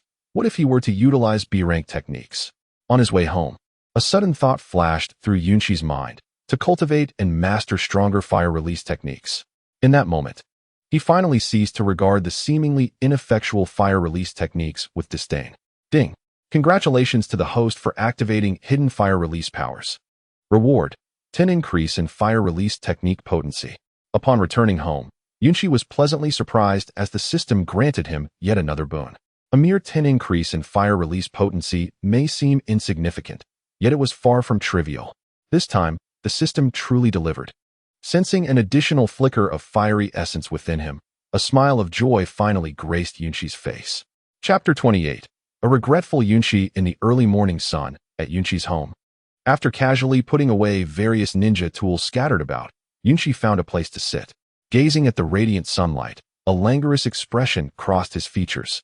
Since conducting late-night experiments on the various flames within him 3 days prior, Yunchi had remained home, engrossed in training. It appeared that Itachi Uchiha had been occupied with a mission during these days and had not sought Yunchi. It was only now that Yunchi paused his training to indulge in a brief respite. Given that only a few days remained before the Uchiha clan's demise, he needed to seize every fleeting moment to strengthen himself, rather than succumb to lethargy in a state of idleness. Yet, Yunchi found himself unwilling to remain in this manner. Had he known, he would have chosen differently. The very instigator of this predicament was the system itself. The night before last, upon returning home, Yunchi had intended to rest before seeking Itachi the following day to learn more advanced fire release techniques. However, upon visiting the Uchiha clan, he unexpectedly learned that Itachi had already departed the village on a mission. This news disrupted Yunchi's plans entirely. Left with no choice, he resorted to training at home. He devoted himself to honing his basic physical techniques while simultaneously increasing his chakra reserves. Although it was not the most optimal training regimen, Yunchi still achieved considerable progress over the past 3 days. Yet, everything changed with the arrival of the girl known as Tian Tian. Ding! Congratulations to the host for activating the choice system. Good brother or bad brother to Tian Tian. Option 1. Decline Tian Tian's request for playtime. Reward: Tian Tian's favorability increases to 99, but he incurs her resentment, resulting in a 1 decrease in physical training speed and a 100 decrease in ninjutsu training speed. Option 2. Take Tian Tian on a spring outing. Reward: proficiency in basic ninja tools. Faced with such extreme options, Yunchi immediately chose the second one without hesitation. However, after making his selection, he discovered that Tian Tian wanted to go out for 3 days. Upon hearing this news, Yunchi felt utterly dejected. 3 days. To accompany Tian Tian on a spring outing. The reward was merely proficiency in basic ninja tools, a rather lackluster prize. He felt a sense of grave loss. In the original narrative of Naruto, the timeline for the Uchiha clan's annihilation fell within these few days. Although, with his warnings, the timeline might extend a few days. Spending 3 days to accompany Tian Tian felt like an exorbitant cost. Reflecting on it, Yunchi still felt he had suffered a significant loss. Determined to find an excuse to prevent Tian Tian from going on the spring outing, Yunchi learned that once the system's choice was made, it could not be altered. Forcing a change would result in a random reduction of one ability. Thus, he had no choice but to devise another plan, leading to the current situation. Now, Yunchi awaited Tian Tian's preparations before taking her on the outing. Alas, even now, the thought of this situation left him feeling aggrieved. Despite Yunchi's various attempts to persuade, or rather, deceive, her, Tian Tian remained resolute in her desire for the spring outing. Yet, Yunchi's efforts bore some fruit, as they managed to change the outing's location to the small courtyard of Yunchi's home. This way, he could utilize any spare moments for training under the pretext that his courtyard was more enjoyable. Had he known, he would not have been so greedy. After storing the kunai in his ninja tool pouch, Yunchi sprang to his feet, preparing food for the day he would spend with Tian Tian. After all, the cooking responsibilities lay with him and not the system. Faced with the adorable Tian Tian, Yunchi could not bear to let her subsist on instant noodles. Big brother Yunchi, I'm here. Just then, a cheerful voice echoed from afar. Upon hearing this, Yunchi swung open the door, his face breaking into a smile as he said, "Come in." All right.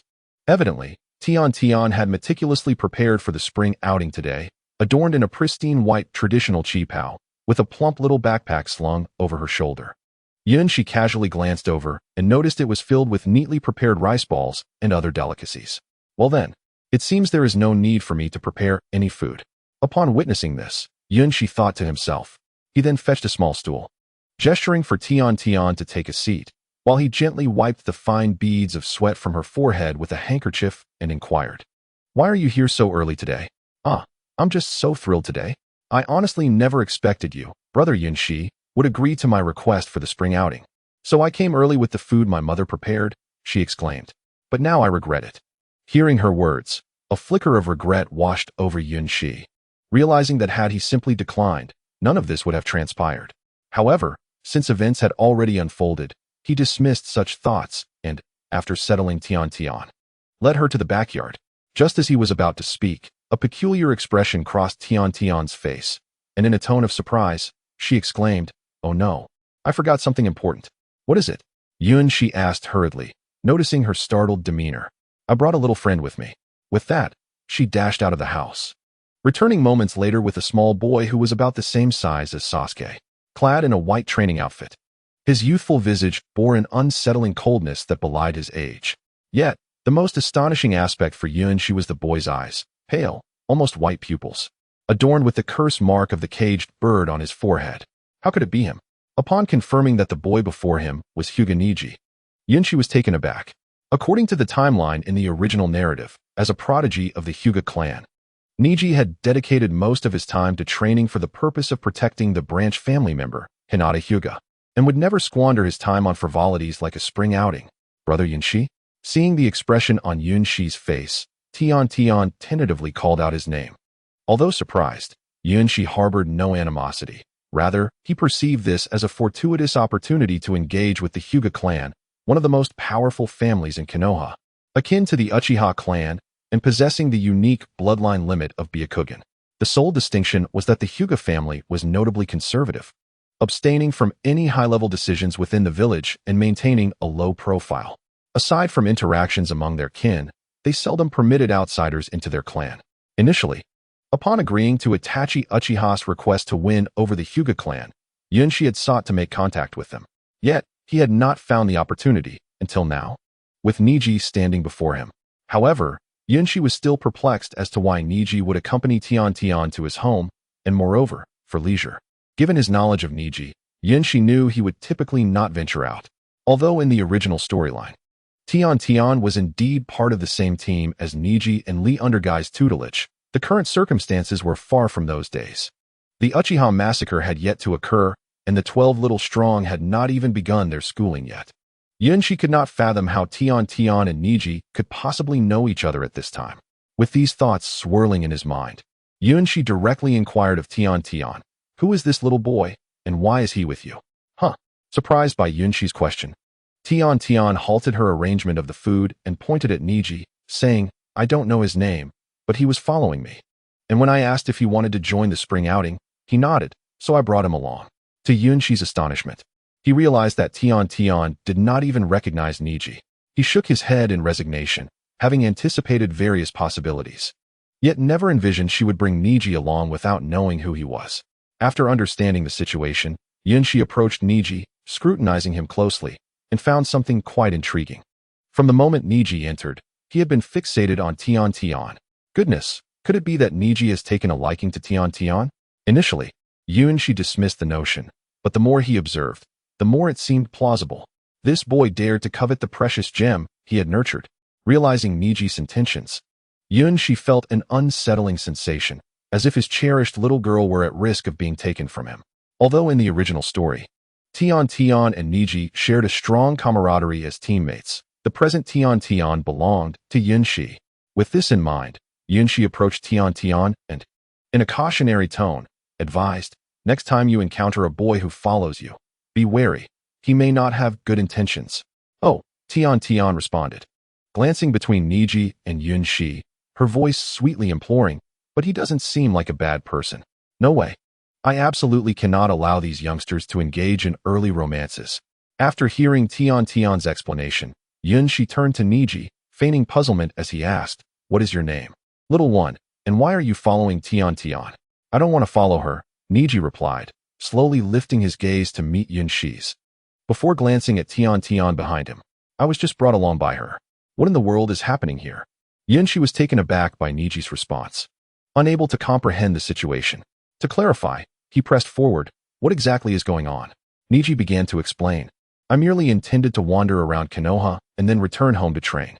However, while passing by a ninja tool shop, I unexpectedly encountered a little girl. Normally, I wouldn't pay such things any mind, but just as I was about to leave, she approached me, asking if I wanted to go to a fun place.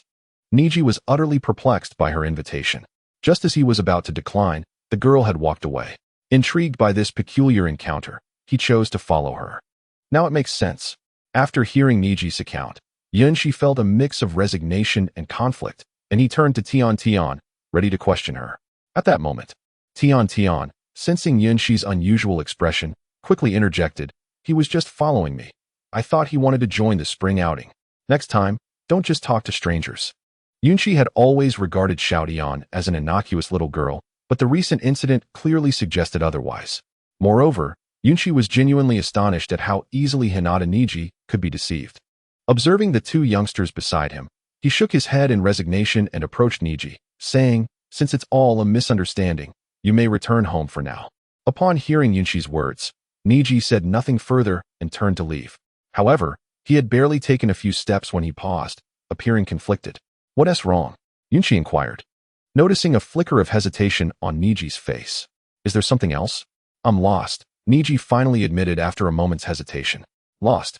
You're lost," Yunshi exclaimed in disbelief, questioning whether he had misheard. In his recollection, the Byakugan's ability should have enabled Niji to see clearly, and, in the original narrative, Niji was undoubtedly one of the most balanced among the 12 elite. Not only was he exceptionally skilled, but he also possessed a strong sense of responsibility, capability, and emotional intelligence, all well above the average of his peers. The revelation that he was lost left Yunshi utterly bewildered. Were it not for the Byakugan evident in Niji's eyes, he might have suspected that this individual was an imposter. "It's my first time here, and I'm quite far from the village center," Niji explained, a hint of embarrassment crossing his typically stoic features. If he truly had been unable to find his way home, he would never have admitted such a thing. "All right. It seems today has brought another unexpected turn of events." Realizing that Niji was not lying, a trace of helplessness crossed Yunshi's face, and he called out to Tian. Tian, come here and help me escort this young man back." As soon as he finished speaking, Tian appeared before Yunshi with remarkable speed, obediently responding, "Okay." Chapter 30. An uncle. As Yunshi led Tian and Niji to the entrance of the Hinata clan's residence, a vibrant aura enveloped him. Before him stood a half-open wooden door that emanated an intimidating presence. The pristine white walls immediately conveyed the rich traditions of this clan. "Is this the place?" Yunshi asked as he glanced at the grand entrance. Niji, however, remained silent, merely nodding slightly before stepping into the Hinata clan's compound. Observing Niji's aloof demeanor, Yunshi couldn't help but offer a wry smile. Compared to Uchiha Sasuke, Niji now resembled a brooding teenager lost in his own world. "Brother Yunshi, I don't like the atmosphere here," Tian, who was closely following Yunshi, expressed her discomfort, appearing unusually tense. Typically vibrant and lively, she now resembled a timid little kitten, clearly out of her element. "Just a moment. We will be leaving soon." Noticing Tian's unease, Yunshi gently patted her head to comfort her, then added, "Once we return this little one, we will depart." "All right." Tian glanced at Yunshi and then at the already advancing Niji, feeling a twinge of unhappiness. She had anticipated that simply accompanying a boy would lead her to such a place. Secretly, she resolved to keep her distance from him in the future. "Let us go?" Meanwhile, as Niji slowly pushed open the Hinata clan's grand door, Yunshi followed closely behind. In truth, he could have allowed Niji to return on his own when they reached the main street of Konoha. However, Yunshi's true intention was not merely to escort Niji home, but to seize this opportunity to engage with the influential figures of the Hinata clan. "Who are you?" Unfortunately, just as Yunshi caught up with Niji, a commanding voice boomed around them. Suddenly, a tall, stern-looking man appeared before Yunshi and the others. He first shot a disapproving glance at Niji before shifting his focus to Yunshi and Tian. A girl from the ninja tool shop, the middle-aged man recognized Tian. Though he did not identify Yunshi, he approached Yunshi with a nonchalant tone, stating, "This is the Hinata clan's residence. Outsiders are not permitted. Please leave." With that, the imposing figure barred Yunshi's entry and cast an irritable glance at Niji, who stood at the door. "Uncle, we have no intention of entering." Just as Yunshi was about to speak, Tian suddenly burst forth, waving her tiny hands and exclaiming, "It's cold and dull here, and you seem so fierce. If it weren't for brother Yunshi wanting to return him, I wouldn't have come." Yunshi remained silent, while the middle-aged man's stern demeanor faltered momentarily upon hearing Tian's words. "Little girl, hasn't anyone told you that outsiders are not allowed in the Hinata clan?" The previously intimidating man now displayed a hint of frustration as he continued. "Only members of the Hinata clan may linger here. I would take action if you were not merely children. Brother Yunshi, he is trying to bully me." As soon as the middle-aged man spoke, Tian dashed behind Yunshi, adopting a tone of feigned distress. "Brother Yunshi, this uncle is truly frightening. This gentleman. We mean no harm. We simply encountered this lost child on our way, and we're returning him home," Yunshi explained, gently patting Tian's head before addressing the middle-aged man. In truth, the moment the man appeared, Yunshi had already deduced his identity. In his 40s, he bore no cursed mark on his forehead and wore a grayish-white robe, exuding an inexplicable aura. There could be no other than Hinata Hayashi, the current head of the Hinata clan. "Niji, is what he said true?" As Yunshi spoke, Hayashi's expression darkened further, and he directly interrogated Niji. Caught off guard, Niji hesitated, ultimately nodding in response. Useless. Upon Niji's admission, a flicker of anger flashed across Hayashi's face, but he refrained from unleashing his fury in front of Yunshi and Tian. Instead, after momentarily suppressing his ire, Hayashi addressed Yunshi coolly, "Since Niji has returned home, let this matter conclude here." With that, Hayashi turned to leave, but Yunshi was not inclined to let him depart so easily. As one of the most rigid characters in the Konoha clan and the original narrative, Yunshi could easily surmise what was on Hayashi's mind. It is merely the case that Hinata Niji's recent misadventure has brought shame upon the Hyuga clan. The intention was to drive away Yunshi and Tian before administering a lesson to him. However, Yunshi's motives extend beyond this singular incident. In essence, Niji merely serves as a pawn and scapegoat in this affair. One cannot help but exclaim, "Niji, how unfortunate you are." Initially, Yunshi did not desire to act in such a manner. Yet, he found himself with no alternative. This was his sole opportunity to engage with members of the Hyuga clan. Thus, he could not permit Hinata Hizashi to depart unchallenged. "Wait a moment, sir," Yunshi spoke as Hizashi turned to leave. "What is it that you seek from me?" Hizashi inquired, pausing in confusion. "May I ask if you have heard of the Uchiha clan?" Though Hizashi's appearances in the original narrative were few and his presence not particularly strong, one cannot underestimate the wisdom possessed by someone who has ascended to the position of clan leader. Consequently, Yunshi wasted no time in addressing the matter directly, probing Hizashi's sentiments regarding the Uchiha clan.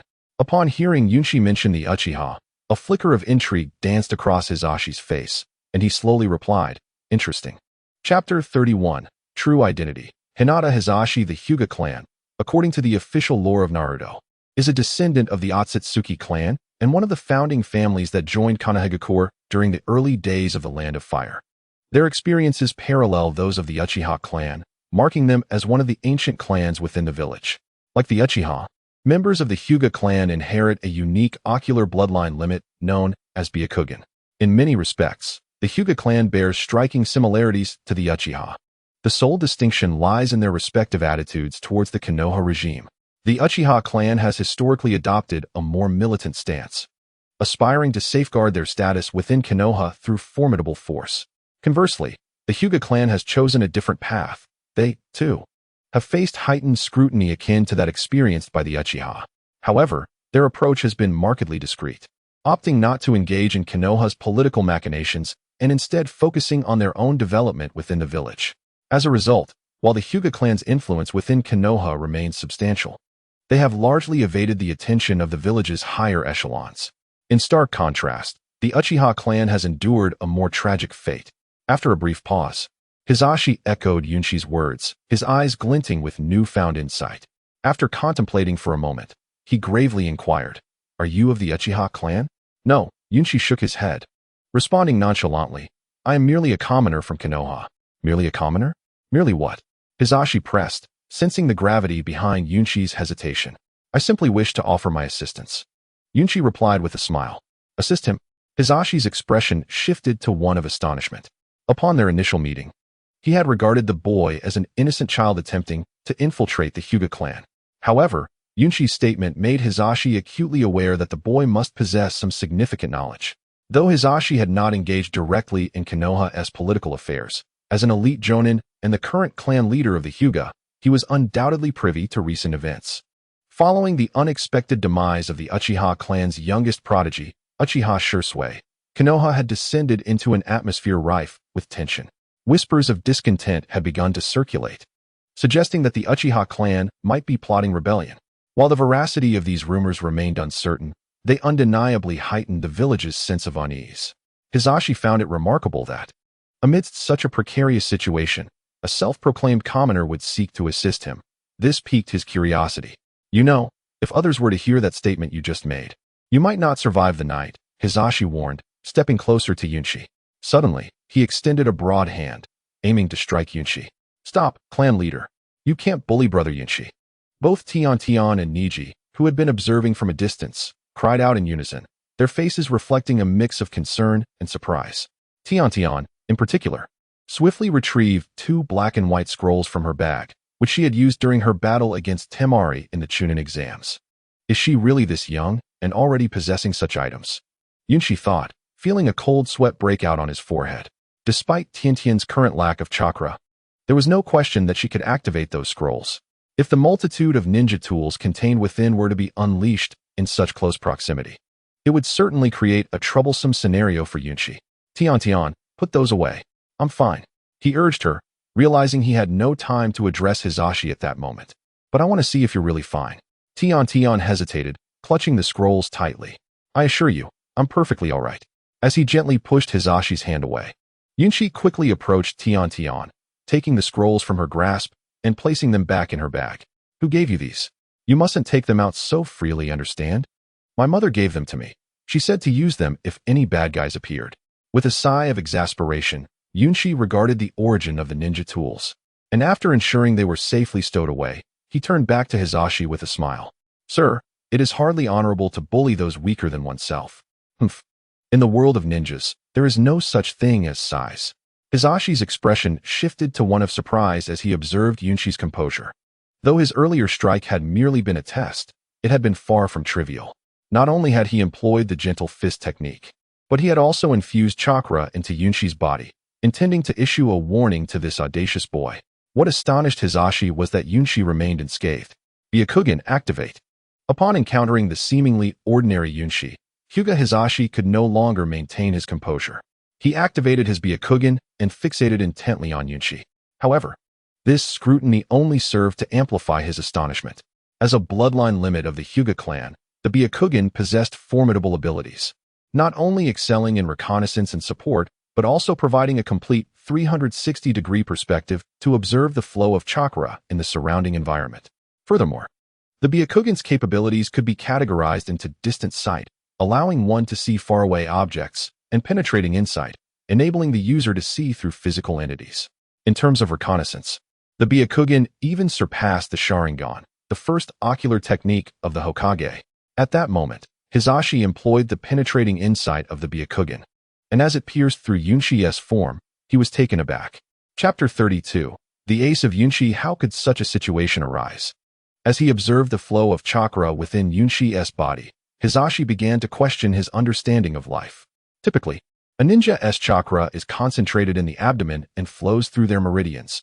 Damage to these pathways can render them incapable of utilizing chakra. One of the Hyuga clan's attack techniques, the gentle fist, exploits this characteristic to strike at their enemies. By employing the Byakugan to pinpoint the precise location of the target's meridians, they can inject their chakra into the opponent's body, temporarily incapacitating them. Hisashi had initially intended to teach Yunshi a lesson using this technique. However, he was utterly unprepared for the fact that this boy was operating outside the conventional framework. Although Hisashi had not injected a significant amount of chakra into Yunshi, some had indeed entered his meridians. Even if Yunshi possessed extraordinary talent and a robust physique that could withstand some damage to his meridians, he would still likely experience sensations such as numbness or pain. Yet, upon scrutinizing the spots where he had previously attacked, Hisashi was astonished to find that the chakra had indeed entered Yunshi's body and struck the corresponding acupuncture points. But there was no discernible effect on Yunshi's physique. To Hisashi's surprise, The meridians within Yunshi did not exhibit chakra at all. Normally, chakra observed in Byakugan state appears a pale blue, yet within Yunshi, it manifested as a mysterious red energy flowing through his body. The true chakra was being forced into lesser meridians by this crimson essence. Who exactly are you? Even Hisashi, despite his usual dullness, recognized the uniqueness of the boy before him. The bizarre chakra pattern and peculiar abilities presented a bewildering enigma. I have already disclosed my identity. I am merely a commoner from Konoha. My purpose here is simple. I wish for you to become my ally. As Hisashi inquired about Yunshi's identity, Yunshi straightforwardly articulated his intentions. Are you aware of the current state of the Uchiha clan? Unlike Yunshi, Hisashi responded with a tone of disdain. Though you possess certain differences, such arrogance will inevitably lead to a painful price, perhaps even death. That is my concern. Yunshi smiled and persisted. Will you truly not consider my proposition? Should the two prominent clans of Konoha unite, I assure you that the higher-ups of Konoha would not dare to treat you with the current disdain. The stakes Yunshi presented were akin to seductive whispers, stirring Hisashi's inner thoughts. However, much to Yunshi's disappointment, Hisashi did not express any agreement, regarding him with a peculiar gaze. After a prolonged silence, Hisashi finally spoke. Many claim that the Hyuga clan has produced countless prodigies, but among the juniors I have encountered, you are the true genius. If what you spoke were the words of Uchiha Fugaku himself, I might have considered it, but you are not he. The series of seemingly indifferent statements failed to mask the turmoil within Hisashi's heart. Indeed, he was tempted. If the Hyuga clan were to ally with the Uchiha clan, they would control a significant portion of power within Konoha. Such a lure was intoxicating. Yet, Hisashi found himself unable to place his trust in a boy he had never met before. Return. Let today be as if you have never been here, and I have never seen you. Some matters are beyond your capacity to decide or participate in. With that warning given, Hisashi turned to leave. This man is indeed cautious, Yunshi thought. Prior to this encounter, he had anticipated that the Hyuga clan would not easily acquiesce to his request. After all, as a quintessential representative of conservatism, Hisashi was certainly wary. Nonetheless, Yunshi was not prepared to abandon this endeavor, for he possessed an ace capable of driving the entire Hyuga clan into a frenzy. After a lengthy silence, Yunshi suddenly smiled. So, you still harbor doubts about me. But what if I were to reveal the secret of the Byakugan's evolution within the Hyuga clan? Would you then consider an alliance with me? The devil's whisper once more echoed, ensnaring Hisashi's attention with the weight of Yunshi's words. What did you say? Hisashi instinctively swallowed hard, attempting to ease his tension. If the previous offerings had merely promised glory, status, and power, the secret regarding the Byakugan was something that could genuinely incite madness within the Hyuga clan. Why has the Hyuga clan, despite their prestige, status, and influence, never surpassed the Uchiha clan? Population? The Hyuga clan, with its branch and main houses, certainly outnumbers the Uchiha clan. Wealth? The Hyuga clan is the foremost financial power in Konoha. Ultimately, it all boils down to the fact that the Byakugan pales in comparison to the Sharingan. While the Byakugan can temporarily outshine the Sharingan during the early stages of awakening, once the Sharingan reaches the two-tomo state, the Byakugan's advantages dissipate, and it may even fall short in certain aspects. Not to mention the Sharingan's subsequent forms like the three-tomo and Mangekyo, which are far more powerful. Now, a person was standing before Hisashi, claiming to know the secret of the Byakugan's evolution, a proposition he could hardly refuse. It was as though Yunshi had seized upon the deepest yearning within Hisashi's heart. Are you truly speaking the truth? At this moment, Hinata Hisashi had halted his steps, gazing intently at the enigmatic Yunshi, attempting to decipher the thoughts concealed within his expression. He spoke, if your intention in uttering those words is merely to deceive me into forming an alliance, I assure you, I will make your existence a living hell. Rest assured, I am not one to engage in falsehoods. Chapter 33. A stir of emotion. The Byakugan.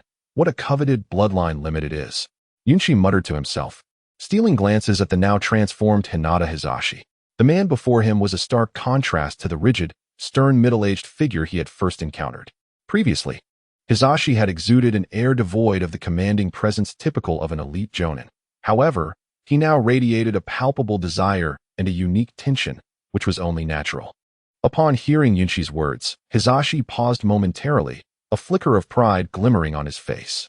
As the patriarch of a clan renowned for its bloodline limits throughout the ages, he could not help but feel a surge of arrogance.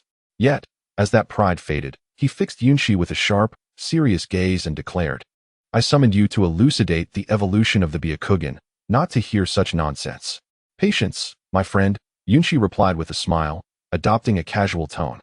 "Have you ever seen someone offer a reward before the transaction?" Hisashi understood the implication behind Yunshi's words, yet as the leader of the Hyuga clan, it was inconceivable for him to place his trust in an outsider. Cursing Yunshi's audacity inwardly, he decided to drop the pretense and continued, "In times like this, I prefer brevity. If you wish to strike a deal, you must demonstrate sincerity. It's quite simple." Yunshi promptly turned to his companion, Tenten, and patted her shoulder. "What is the matter, Tenten?" "I'm just a bit confused," she replied, clearly uncertain. "Please bring me a kunai," Yunshi instructed. "All right." Although Tenten was unaware of Yunshi's intentions, she complied without further inquiry, retrieving a sharp kunai from her ninja tool pouch and handing it to him. As soon as he received the kunai, Yunshi knelt and inscribed the word future in the smooth earth. He then stood, gesturing for Hisashi to observe. "Future." Upon seeing the inscription, Hisashi's brow furrowed in confusion, prompting him to question, "I asked you to tell me how the Byakugan evolves, yet you write this word?" "Indeed. I am revealing to you the method of the Byakugan's evolution," Yunshi responded with a smile, addressing Hisashi's bewilderment. "The Byakugan is a unique ocular technique exclusive to the Hyuga clan, typically categorized into the distant sight, X-ray vision, and insight. Am I correct?" This young man possesses profound knowledge. As Yunshi's words settled, Hisashi contemplated the implications of both his statement and the word future. It was evident that the Byakugan was a bloodline limit unique to the Hyuga clan, and the three distinct forms were not secrets among them. Yet, the fact that an outsider like Yunshi was so well-versed in the Byakugan stirred a sense of anticipation within Hisashi, though he masked it with a tone of disdain. "You speak the truth, but such information can easily be acquired with a modicum of research." "Oh." Observing Hisashi's feigned calmness, Yunshi pretended to be utterly astonished and then boldly inquired, "But do you know what other abilities the Byakugan possesses?" "What?" Hisashi could no longer contain his astonishment, urgently pressing for details. "Are there additional capabilities of the Byakugan?" For Hisashi, if Yunshi's claims were genuine, it would undoubtedly revolutionize the Hyuga clan. The patriarch, who had governed the clan for decades, had never heard of any capabilities beyond the three forms of the Byakugan. Now, a mere child was asserting that the Byakugan encompassed more than these abilities. In that moment, Hisashi felt as if his worldview were crumbling. In addition to the traditional three abilities, the Byakugan possesses the power to traverse space, foresee the future, and unleash immense pressure. Observing Hisashi's bewilderment, Yunshi candidly shared these advanced capabilities of the Byakugan. He continued, "This bloodline limit is certainly not inferior to the Sharingan. When the Byakugan reaches its pinnacle, it can even evolve into the Yellow Eye, enabling the wielder to execute a unique space-time ninjutsu known as Yomi Erasure." What sort of ninjutsu is this? If Yunshi's earlier assertions had merely sparked a flicker of hope within Hisashi, the mere mention of this space-time technique sent his emotions spiraling beyond mere astonishment. From Yunshi's description, Hisashi envisioned the potential for the Hyuga clan to rise to prominence, dominating Konoha and perhaps even the entire Shinobi world. This young man. Yunshi observed Hisashi as he drifted into a reverie, alternating between expressions of excitement and contemplation. However, Yunshi refrained from elaborating further, instead slowly elucidating the capabilities of Yomi Erasure. After all, it is only when the bait is irresistibly enticing that the fish will bite. Yomi Erasure is a top-tier space-time ninjutsu, even surpassing the renowned Flying Thunder God technique of the fourth Hokage. In simpler terms, it allows the user to create a black portal using the Byakugan's power, facilitating travel within the same space and enabling free passage between the real world and other dimensions. Is there truly such a ninjutsu in existence? After hearing Yunshi's explanation, Hisashi could vividly imagine the terror this technique could unleash. Traversing between realms, such a feat was beyond human capability. Only a deity could accomplish this. In other words, possessing the ultimate form of the Byakugan would render one a god, the singular true deity of the Shinobi world. Is this fellow truly trying to drive me mad? As Yunshi watched Hisashi oscillate between elation and wonder, he mused silently. However, if Yunshi were privy to Hisashi's thoughts, he would surely have interjected, "You are overthinking it." Many aspire to be gods within the shinobi realm. Pain, Kabuto, Uchiha-level, Uchiha Madara. Reflecting on their fates, they seem quite tragic, even pitiable. Why not simply embrace life as a humble shinobi of Konoha? Chapter 34. A bold move. Hurry. Tell me, what must I do to evolve the Byakugan? After indulging in his fantasies, Hisashi could no longer contain his excitement, urgently questioning Yunshi while gripping his arms tightly, fearful that he might flee. Let go of my brother. You bad uncle. Tintin, standing beside Yunshi, scolded Hisashi, but Yunshi signaled her to remain calm. After restraining Tion's actions, Yunshi first cast a serious glance at Hinata Hisashi and then calmly spoke, "Release me. Quickly tell me how to evolve the Byakugan." However, it was evident that Hinata Hisashi had succumbed to a frenzied state, showing no regard for Yunshi's words, instead continuing to gaze at him with wild eyes. The strength in his grip evidently intensified. Has this fellow lost his mind? Witnessing this, Yunshi could only shake his head in resignation, and then with a sudden force, he pushed Hinata Hisashi away. "How dare you take such initiative?" Hinata Hisashi exclaimed, astonished that Yunshi had managed to break free from his control. As a seasoned elite jonin of Konoha, Hisashi's strength was formidable. His gentle fist technique was nothing short of mesmerizing, capable of holding its own even against the third Hokage. Yet now, he found himself astonished that this mere civilian, Yunshi, had easily escaped his grasp. In that moment, Hisashi abandoned any thoughts of alliances. His sole focus became forcibly bringing Yunshi back to the Hyuga clan and extracting the secret of Byakugan evolution. In his eyes, Yunshi was merely a commoner, and his disappearance would hardly matter to anyone in the village. Simultaneously, noticing the glint of malice hidden in Hisashi's eyes, Yunshi understood the depths of his intentions. This man truly dared to take action. In truth, Yunshi had initially anticipated that Hisashi might strike, but he had not expected it to unfold so swiftly. After merely relaying the Byakugan abilities as possessed by Otsutsuki Urashiki, this fellow could not contain himself. Suddenly, a sense of helplessness washed over Yunshi. Originally, his plan was to leverage the secret of Byakugan evolution to temporarily bind the Hyuga clan to his side, utilizing their influence to assist Uchiha Itachi in completing his mission. Following that, he would disclose the method of Byakugan evolution to the Hyuga clan. Whether they succeeded in evolving was their own concern. Yet, Yunshi had calculated that success was nearly impossible. The method he intended to share with Hisashi involved merging numerous Byakugan to transform a normal Byakugan into a Rinnegan. While this sounded deceptively simple, in practice, it was nearly impossible due to certain hidden prerequisites. One must possess direct blood ties to the Otsutsuki clan. Neither the branch nor the main family of the Hyuga clan qualified. In the entire Naruto world, only two individuals could meet this criterion: Boruto Uzumaki and his sister. As Naruto Uzumaki is the reincarnation of Ashura, a son of the Sage of Six Paths, thus also a direct descendant of the Otsutsuki clan, while Hinata Hyuga fortuitously possesses the power of Byakugan. Therefore, Yunshi never intended to assist the Hyuga clan in their evolution, he merely sought to exploit them. Little did he anticipate that Hisashi would dare to take action against him in this manner. Tion, step aside and wait for your brother Yunshi. As he observed the faint azure light beginning to emanate from Hisashi's hands, Yunshi quickly guided Tion to the edge discreetly, then smiled at Hisashi. "It is time to test my true strength." With that, Yunshi readied himself for battle. "You brat, how arrogant." Seeing Yunshi not attempting to flee, but rather preparing to engage him, Hisashi felt a sense of relief. After all, they were positioned before the gates of the Hyuga clan, not far from the bustling streets of Konoha. If Yunshi had truly wished to escape, Hisashi would have had little recourse, as pursuing an ordinary Konoha civilian in the main street was absolutely forbidden. Now, however, Yunshi had chosen to confront him head-on. Witnessing this, Hisashi smiled, already envisioning Yunshi's defeated form. Although he had previously observed Yunshi's internal structure with Byakugan and experienced considerable shock in his eyes, Yunshi was still merely a child. As an elite jonin of Konoha, defeating a child should be effortless. Even before making a move, Hisashi had already envisioned the outcome of the battle. The secret of Byakugan evolution would be his.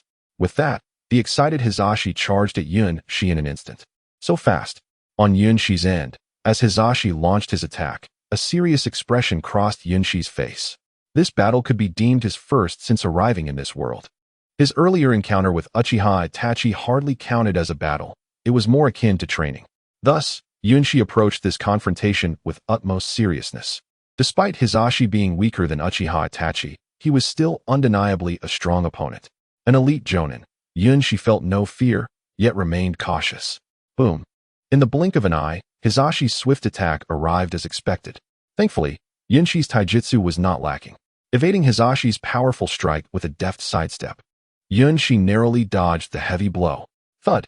The dull sound reverberated as Hisashi's fist struck the wall behind Yunshi, causing the entirely stone wall to collapse under the force of the blow. This kid's strength surpasses Niji's. As he brushed the debris from his fist, Hisashi discovered a shocking reality. Yunshi's strength had far exceeded that of Hyuga Niji. This civilian youth possessed strength above that of a chunin, for otherwise, he would not have evaded Hisashi's full-force strike. Who is your master? As Yunshi successfully dodged, Hisashi kept his gaze on him and slowly inquired. Chapter 35 Yunshi, immune to taijutsu master? In response to Hisashi's question, Yunshi merely smiled and did not divulge any information. Instead, after adjusting his position, he declared, I never expected that the esteemed Hyuga clan of Konoha would take the initiative against a mere civilian like me. Therefore, let us cancel our previous agreements and collaboration.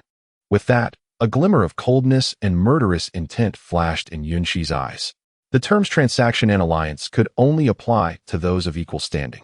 Upon hearing Yunshi's intent to annul their agreement, Hisashi merely scoffed, silently gathering his strength within, and with the moment of his renewed assault, he spoke again. You wish to negotiate and ally with me? You are unworthy. As those words reached Yunshi's ears, Hisashi, who had been standing not far from him, vanished in an instant. The speed has increased significantly compared to before. At this moment, Yunshi realized that Hinata Hisashi's attack speed far surpassed his previous assaults. Even before Yunshi could catch a glimpse of his figure, a fist imbued with an enigmatic penetrating force materialized before him. Is this the prowess of an elite jonin? It seems I must retaliate. Initially, Yunshi estimated that without activating the powers of the burning fruit and Sharingan, he could at least be comparable to an average chunin, managing to hold his ground against some jonin. However, as he engaged with Hinata Hisashi, Yunshi discovered he had overestimated his capabilities. If he refrained from unleashing the power of the burning fruit, he would likely find himself on the receiving end of a beating in front of Hinata Hisashi.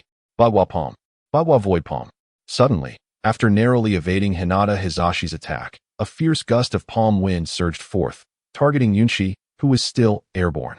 Alarmed by an intense sense of danger, Yunshi's expression turned grave, and without a moment's hesitation, he resolved to reveal his true strength. Elementalization. As Yunshi spoke, a searing aura enveloped his form, and soon after, Hinata Hisashi's Bagua Void Palm struck him. Yet, to Hisashi's astonishment, Yunshi remained completely unscathed. Impossible. How can you disregard my Bagua Void Palm? Having been a ninja for over a decade, Hinata Hisashi participated in numerous battles, including the Third Shinobi World War and the Nine Tails Incident. He was undoubtedly a seasoned warrior. This, however, was a first for him. In essence, the Bagua Void Palm is a technique that unleashes a chakra shockwave to inflict harm upon the opponent. Although fundamentally a taijutsu, it resembles a form of ranged attack. Its speed is so remarkable that even some members of the Byakugan clan struggle to evade it. Yet, Yunshi bore no scars. Quite an impressive technique, Yunshi remarked, offering a faint compliment to Hinata Hisashi's Bagua Void Palm. But unfortunately, I am immune to your attacks. Yunshi was astute enough not to disclose the secret of his immunity to taijutsu, instead opting for a more aggressive approach. Do you possess a bloodline limit? Observing the crimson mist radiating a burning aura from Yunshi's body, Hinata Hisashi was not foolish. He immediately surmised that this might be one of Yunshi's abilities. Realizing that Yunshi had revealed his trump card, Hisashi activated his Byakugan. As the prominent veins bulged on his forehead, an aura of control emanated from him, asserting his dominance over a 360-degree radius. However, Hisashi was momentarily bewildered. According to the conventional combat protocol of the Hyuga clan, upon encountering an enemy, one would typically activate the Byakugan, locate the enemy's chakra pathways, and employ the family's gentle fist technique to incapacitate them. While Hisashi would adjust his methods against different foes, the general flow of battle remained unchanged. Yet, facing Yunshi, who had activated the burning fruit, Hisashi found himself at a loss for how to proceed. Despite the presence of chakra pathways within Yunshi's body, a mysterious aura shrouded them, rendering Hisashi unable to discern their layout. It was eerily reminiscent of prior encounters. "Kid, your bloodline limit is indeed remarkable." After a prolonged observation, Hisashi finally spoke, but only moments later added, "This merely delays your inevitable defeat." Although Hisashi could not pinpoint Yunshi's precise chakra locations, his years of combat experience allowed him to make educated guesses about the major pathways. "That will suffice." Gentle fist, bagua palm. Resolute, Hisashi darted towards Yunshi with remarkable speed. Fists clenched, launching a fierce assault. Amidst this tempest of attacks, Hisashi envisioned Yunshi's dire fate. Yet, an unforeseen event occurred. As Hisashi made his initial contact with Yunshi's body, the searing aura surrounding Yunshi enveloped Hisashi's fist. Before he could mount another attack, burn marks appeared on Hisashi's skin. More alarmingly, despite sustaining injuries in the exchange, Hisashi managed to strike Yunshi, who appeared entirely unharmed. "My apologies, but the reason I can disregard your attacks is quite simple. In this state, I am immune to any taijutsu." While Hisashi displayed a look of astonishment, a mysterious smile crept onto Yunshi's face. The source of Yunshi's confidence lay primarily in the innate taijutsu immunity granted by the burning fruit. Given that Hisashi's main offensive tactics revolved around taijutsu, it was evident that while Yunshi's overall strength might not match Hisashi's, he could triumph based on this singular advantage. Chapter 36, A Stalemate Kid. Do you take me for a fool? Having navigated the ninja world for many years, though not among its pinnacle warriors, Hinata Hisashi's extensive battle experience told him that no bloodline limit existed that could grant absolute immunity to taijutsu. Even the fabled armor of the Uchiha clan could not fully withstand taijutsu assaults. "This must be an illusion. You must be employing genjutsu to create a mirage that renders my attacks ineffective." As Hisashi observed Yunshi's movements, he speculated on the methods Yunshi might be using to evade his strikes. Meanwhile, Yunshi, sensing Hisashi's disbelief, felt a twinge of embarrassment. "Honestly, does no one believe me?" After a moment of quiet reflection, Yunshi redirected his focus back to the battle, gazing at the cautious Hisashi before declaring, "It is time for you to witness the prowess of the younger generation." "Is that so?" Hisashi scoffed, viewing Yunshi as nothing more than a mere jester. "Prepare yourself." Gentle fist, bagua 64 palms. In an instant, a flash of blue light surged through Hisashi's fists as he lunged at Yunshi once more. This time, his assault was markedly sharper than before. "Huh!" With a fierce shout, Hisashi unleashed a devastating punch aimed squarely at Yunshi's heart, evidently intent on delivering a fatal blow. "Be careful, brother." Though Niji, standing to the side, could not discern Hisashi's methods, the murderous intent emanating from him made it abundantly clear that Yunshi was in grave peril. At this moment, even Niji's face bore a look of astonishment. Although in Niji Hyuga's heart, the clan leader has always been stern and solemn, this particular state of the clan leader is something Niji has never witnessed before. "Don't worry, just wait here for your brother," he reassured. While others were concerned for Yunshi, the person of interest remained utterly calm. Not only that, a hint of playful amusement danced upon Yunshi's face. "You say taijutsu is ineffective, yet you still doubt? It seems the time has come to retaliate." With narrowed eyes, Yunshi swiftly concentrated the fiery energy within his body into his hands. In the next moment, a fierce blaze erupted from his fists. The orange flames not only exuded an inexplicable aura but also instilled a twinge of fear in Hinata Hisashi, who was approaching to attack. "What is this? Taijutsu? A unique bloodline limit?" Upon witnessing this spectacle, Hisashi's mind flooded with various thoughts. Yet, one thing remained unchanged. He charged toward Yunshi. Just a trivial skill. Although he was unaware of the transformation Yunshi had undergone, Hisashi was resolute in his belief that he would not be defeated. Boom. Hisashi and Yunshi clashed once more. However, this time it was not a one-sided affair. The collision of their distinct energies, one blue and one red, created a powerful shockwave. As the fierce impact occurred, sparks from Yunshi's fiery fists flew into the vicinity. Simultaneously, Hisashi's chakra-infused gentle fist struck Yunshi's body directly. How is this possible? Gazing at the burn marks upon his own fists and the seemingly unscathed Yunshi, Hisashi's face fell into disbelief. This can't be. There cannot possibly exist a ninjutsu or bloodline limit that is immune to taijutsu. He was utterly naive. Observing Hisashi's lingering disbelief, Yunshi shook his head and murmured, "Let the raging flames bring this battle to a close." Fire Fist. As Yunchi spoke, an even more potent flame coalesced in his hands. Impossible. You cannot defeat me. Hisashi, facing Yunshi's counterattack and words, clearly could not fathom that an elite jonin would fall to a mere child. Wouldn't you see for yourself? Yunchi murmured.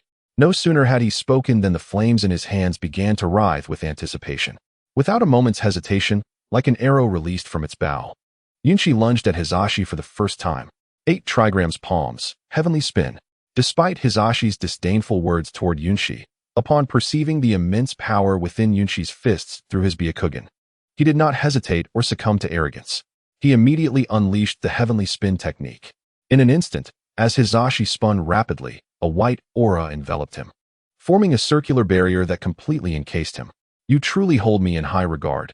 Employing the heavenly spin, Yunchi had believed that Hisashi would surely underestimate him, resorting at most to simple defensive measures against his offensive onslaught. Yet, the fact that Hisashi had utilized the heavenly spin surprised Yunchi.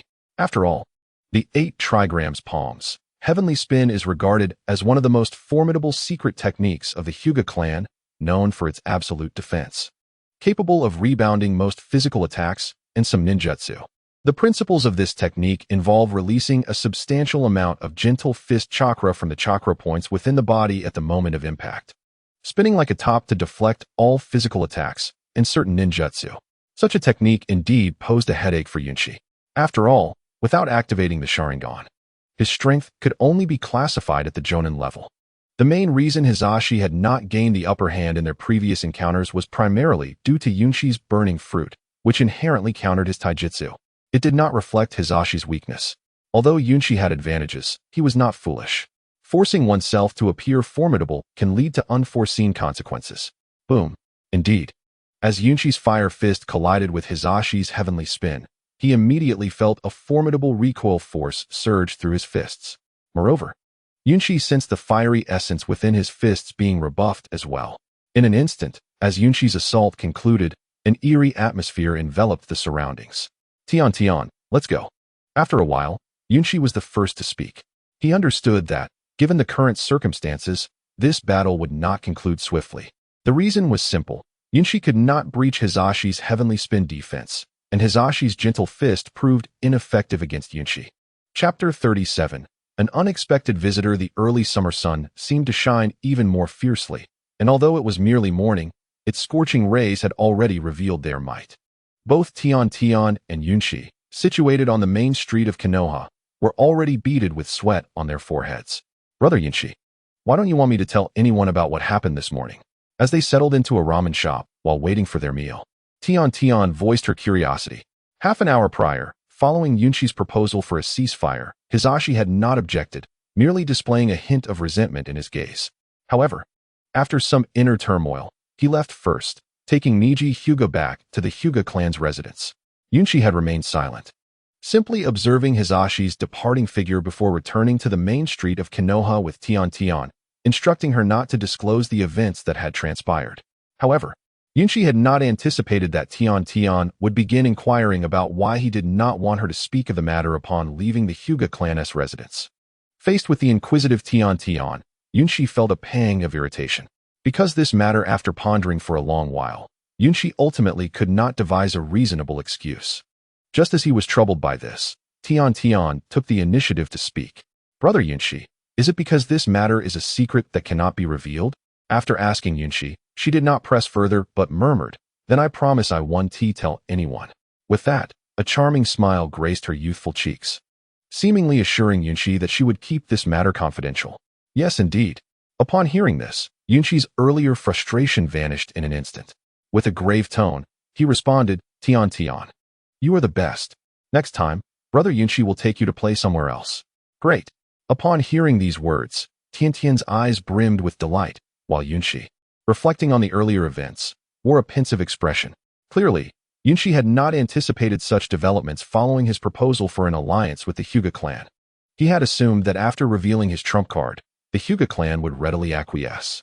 However, to his astonishment, the straightforward character from the original Naruto series had chosen to act first rather than join forces with him. Nonetheless, Yunchi gained valuable insights from this experience, realizing that the characters within the Naruto narrative were merely one-dimensional. In reality, Anything could transpire, indicating that he needed to exercise additional caution within the confines of Konoha. As he savored his ramen, Yunshi contemplated these matters internally.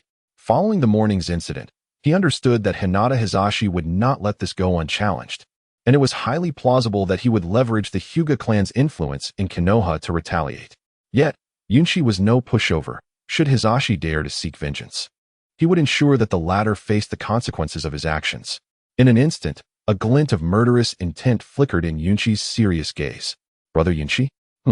The sound of Tiantian's voice jolted Yunshi back to the present. He momentarily set aside his earlier thoughts and, with a smile, inquired, "What is it, Tiantian?" "Nothing. I just thought your expression was rather frightening," Tiantian hesitantly admitted, casting her eyes downward as she stole a glance at Yunshi. "Is that so?" At her words, Yunshi forced a wry smile and replied, "Sometimes, in this world, being perceived as fearsome can be advantageous." "Why is that, Brother Yunshi?" "Because fear can deter others from taking action." "I don't understand."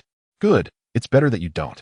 Yunshi gently patted Tiantian's head, then gazed toward the distant, pale blue sky, murmuring, "Not understanding may indeed be a blessing." "You're back?"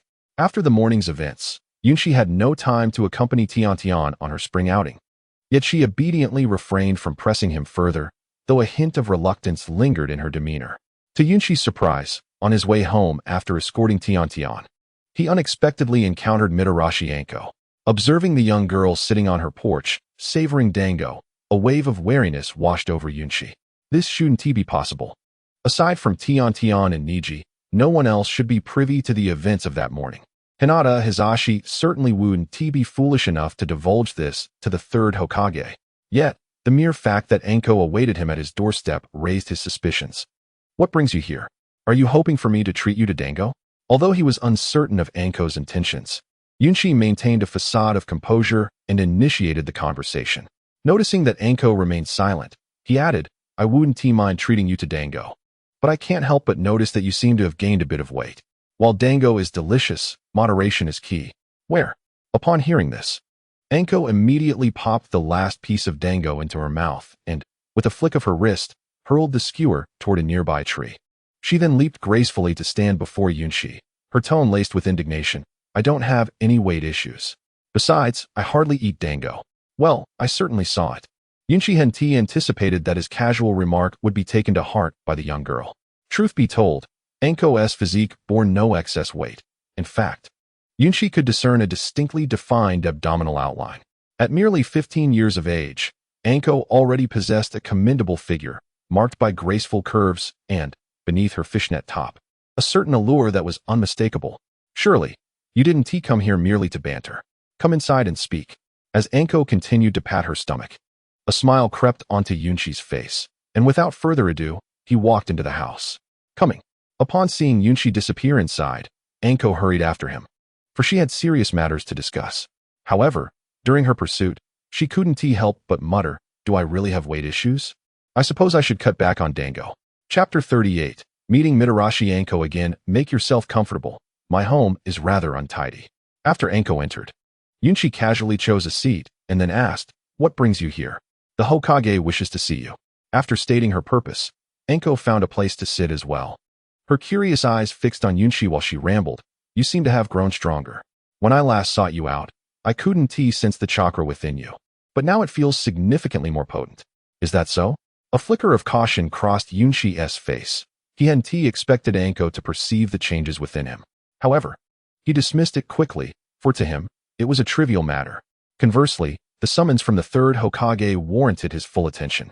Aside from Itachi, Uchiha, and Hisashi, most regarded Yunshi merely as the bottom of the ninja academy hierarchy. Under normal circumstances, someone of his standing would attract little notice, let alone a personal summons from the Hokage. After all, Yunshi was not a descendant of the Hokage, nor did he harbor a tailed beast within him. Yet, such an extraordinary occurrence had indeed transpired. Was it regarding his skirmish with Hisashi? Or perhaps it was about Danzo? Or Itachi? In an instant, a flurry of possibilities raced through Yunshi's mind. "Hey, Yunshi, what are you thinking about?" Noticing Yunshi's distracted demeanor, Anko waved her hand in front of him and gently chided, "It's quite impolite to zone out in front of a girl. My apologies, I was lost in thought." Heeding Anko's reminder, Yunchi refocused his attention and, adopting a conciliatory tone, asked, "By the way, do you know why the Hokage sent you to find me?" "I do." "Do tell." "Ah, as a ninja, I must uphold my secrets. This is classified information and I cannot share it. Even with the person involved?" "Absolutely not." Anko shook her head, resolutely rejecting Yunchi's request. "Did you know that a new dango shop has opened in Konoha? They not only serve red bean dango but also an array of incredibly delicious meatballs." Since direct inquiry yielded no answers, Yunchi resorted to temptation. As he extolled the virtues of the dango, he exaggerated his expressions as if the delicacies were right before him. "Dango?" Anko's eyes sparkled at his words, and she eagerly asked, "Which dango shop is it? Tell me why the Hokage summoned me, and I shall share it with you." "No, that is my mission. I cannot disclose it." "How about just one meal?" "Absolutely not. I will not betray my mission for a mere meal." "2 meals?" "The mission is paramount. 2 meals, 1 tea suffice." "For meals." Observing the conflicted expression on Yute Anko's face, Yunchi felt a glimmer of hope. To entice her quickly, he remarked, "For delectable meals. They are truly exquisite, and I have already consented to meet the Hokage. Your task is complete. Surely, you can share a bit about it?" Yet, despite sensing something amiss, Anko found Yunchi's reasoning compelling. Essentially, the moment he agreed to approach the third Hokage, her mission was effectively fulfilled. Sharing the details of her completed task with a friend seemed reasonable, did it not?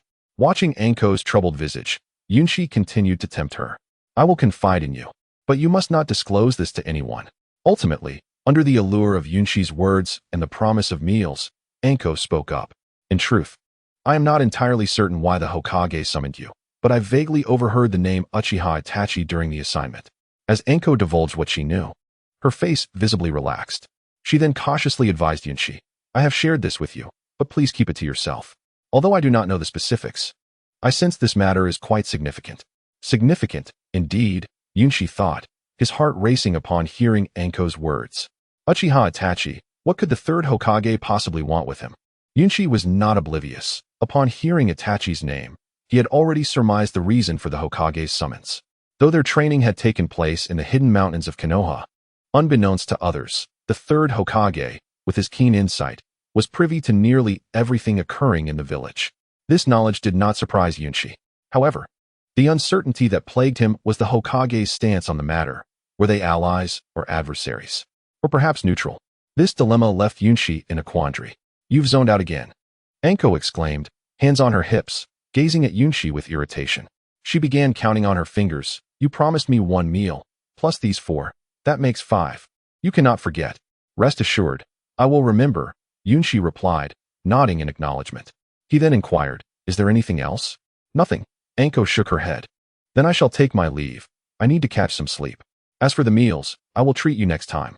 Finding an excuse, Yunchi stood up and escorted Anko to the door. Just as he was about to wave goodbye, an inexplicable sense of foreboding surged within him. "Is someone there?" Instantly, he scanned his surroundings with caution, but apart from a gentle breeze, there was no sign of anyone nearby. "What's wrong with you?" Anko queried, noticing Yunchi's unease. "What's the fuss about?" "Nothing, just go ahead." "I will not forget the meals," Yunchi reassured her, though his focus remained elsewhere. Despite not sensing anything out of the ordinary, the feeling of being watched was unmistakable. "That's a relief," Anko said, sensing Yunchi's reluctance to elaborate. She decided to leave, but not before warning him, "You still owe me 5 meals. I do not want to miss out on them, so be careful." Chapter 39, Meeting the Third Hokage. Is he genuinely concerned for me? A wry smile crossed Yunchi's face as he departed, temporarily setting aside his chaotic thoughts to contemplate what might transpire next. According to the original storyline, Uchiha-Itachi would return to the village after this mission, and following one final shuriken training session with Sasuke, he would initiate the massacre. From the broader context, it appeared that the third Hokage, Sarutobi Hiruzen, remained blissfully unaware of this impending tragedy, still believing that a diplomatic resolution was possible. Yet, that was far from the truth. Did the third Hokage intend for me to play a role in this affair? A peculiar thought struck Yunchi. After all, in the original narrative, Itachi was caught in a web of conflict between Danzo and his clan, devoid of any allies. Now, however, the scenario was vastly different. There was an additional factor, himself. Was this the variable? Yunchi pondered. Not quite.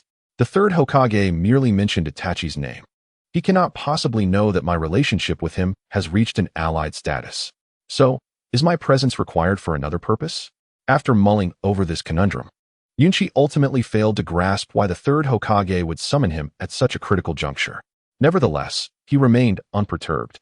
At least, judging from both the original story and the current circumstances, meeting the third Hokage would likely not pose a threat.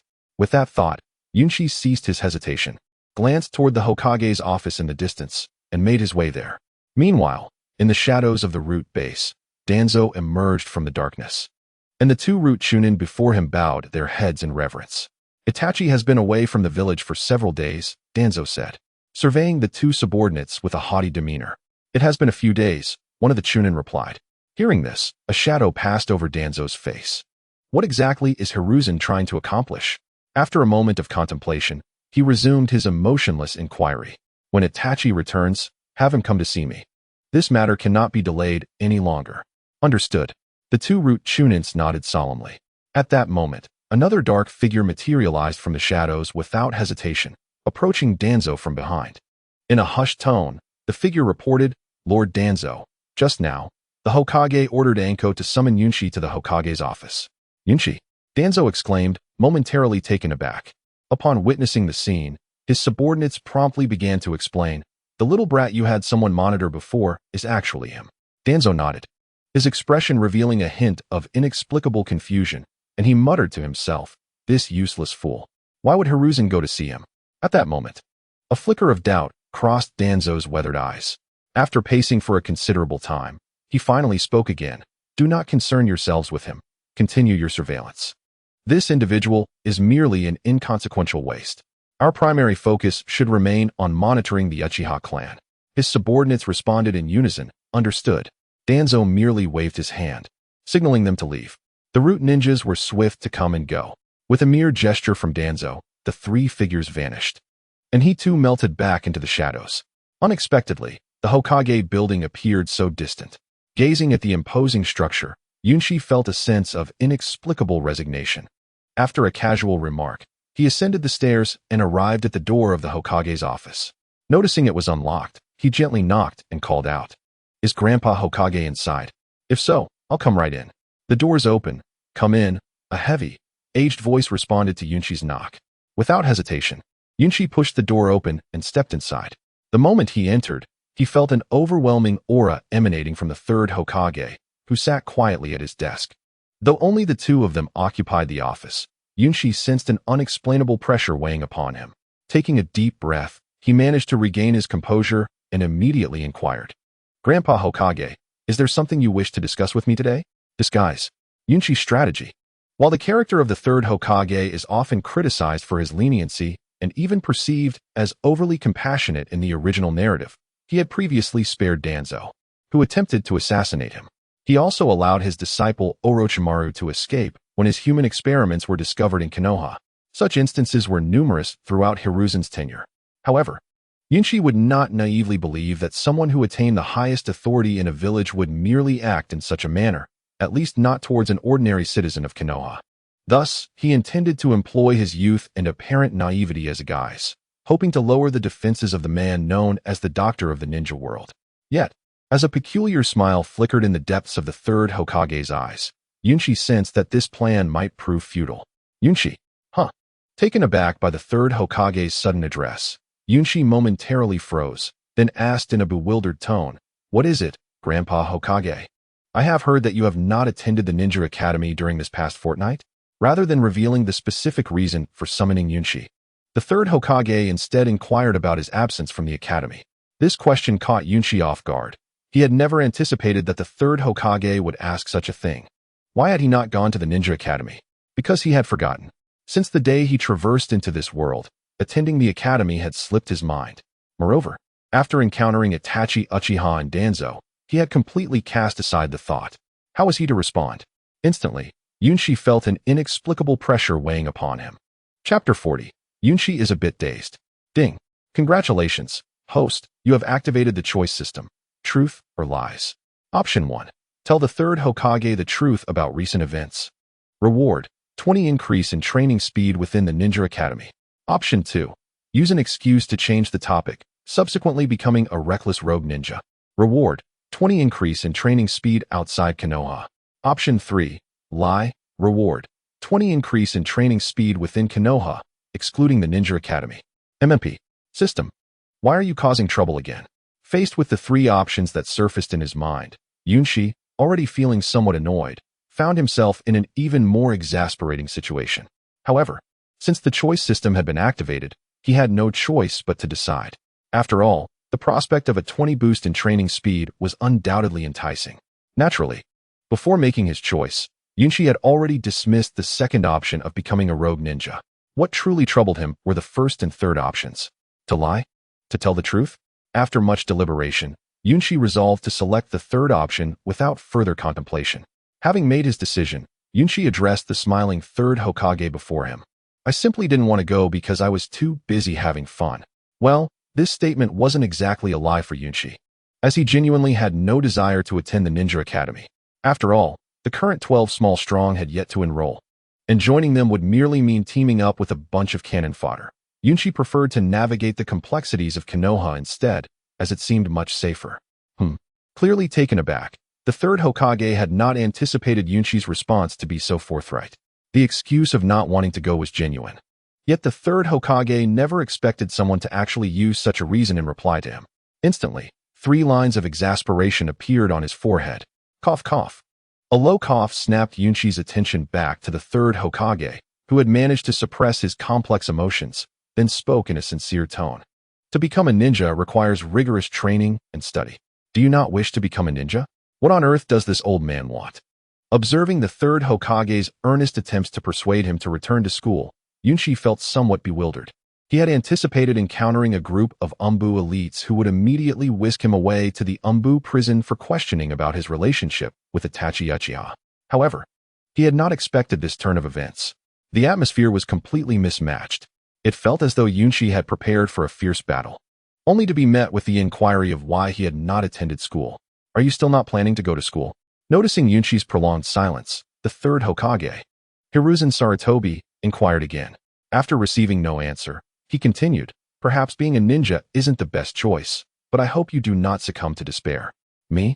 Despair? How on earth could the old man perceive me as despondent? In an instant, Yunshi found himself utterly confounded. This was far from what he had envisioned, and he certainly had not anticipated the concept of despair to arise in this context. Grandpa Hokage, you see, I have been at the Ninja Academy for quite some time, yet I still have not become a ninja. Perhaps, although Yunshi felt quite lost in this situation, he decided to follow the third Hokage's lead and see where this conversation would lead. After all, Yunshi could hardly believe that he was summoned merely for such a trivial matter. After scrutinizing the expression on the third Hokage's face, Yunshi did not hesitate and boldly stated, Grandfather Hokage, how about I take a break for a while and attend the Ninja Academy next year? Surprisingly, the third Hokage showed no opposition to Yunshi's request and readily agreed, saying, let's leave it at that for today.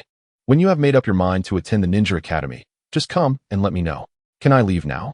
Initially, Yunshi had been a bit bewildered, but now he was utterly confused. Was the purpose of today a summons simply to inquire why he hadn't been attending school? Despite his doubts, Yunshi refrained from asking further questions. After a brief farewell, he left the Hokage Tower, wearing a perplexed expression as he returned home.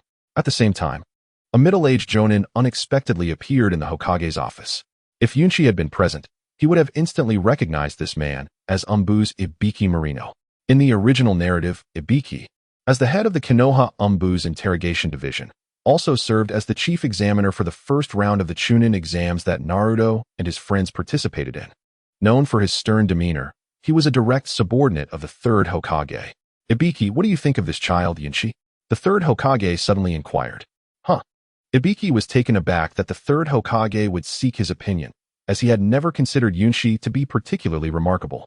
With merely mediocre ninjutsu talent and an inconspicuous family background, the only thing that came to mind was the fact that he had yet to graduate from the Ninja Academy after years of attendance. After some contemplation, Ibiki responded candidly. Standing behind the third Hokage, he regarded him with a questioning gaze. Is he really that poor? Upon hearing Ibiki's assessment of Yunshi, a smile flickered across the third Hokage's face as he murmured, this kid, Yunshi, is no simpleton. Afterward, The third Hokage gestured for Ibiki to approach him. Take a look at this. Once Ibiki stood beside the third Hokage, the latter indicated for him to observe the scene within a crystal ball. Is this the true extent of this child's strength? Ibiki, usually so serious, could not suppress his astonishment as he gazed into the crystal ball. Suddenly, realization dawned on him, and he turned to the third Hokage, asking, "Is this the reason you called him to see you today?" "Perhaps," the third Hokage mused. Observing the visual of Yunshi's ninjutsu unleashed near the Forest of Death, deep in thought. Chapter 41. Itachi Uchiha returns to the village. This kid possesses such strength? Ibiki's expression transformed, revealing his shock as he beheld the images unfolding in the crystal ball. Although he was not well acquainted with Yunshi, previous information indicated that he did not seem to be a prodigy.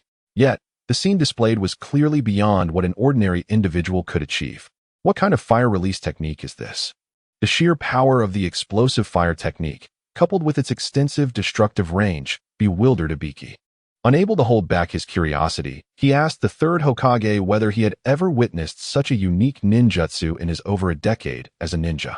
"I do not know," the third Hokage replied, shaking his head as he turned his gaze toward Yunshi, who had reached the main street of Konoha. "In my recollection, there is no fire release technique capable of such feats. Perhaps it is a bloodline limit of his? How could an ordinary person possess a bloodline limit?" Ibiki questioned, his face suddenly alight with curiosity. "Lord Hokage, would you like me to monitor him?" "Not necessary. I have already dispatched someone."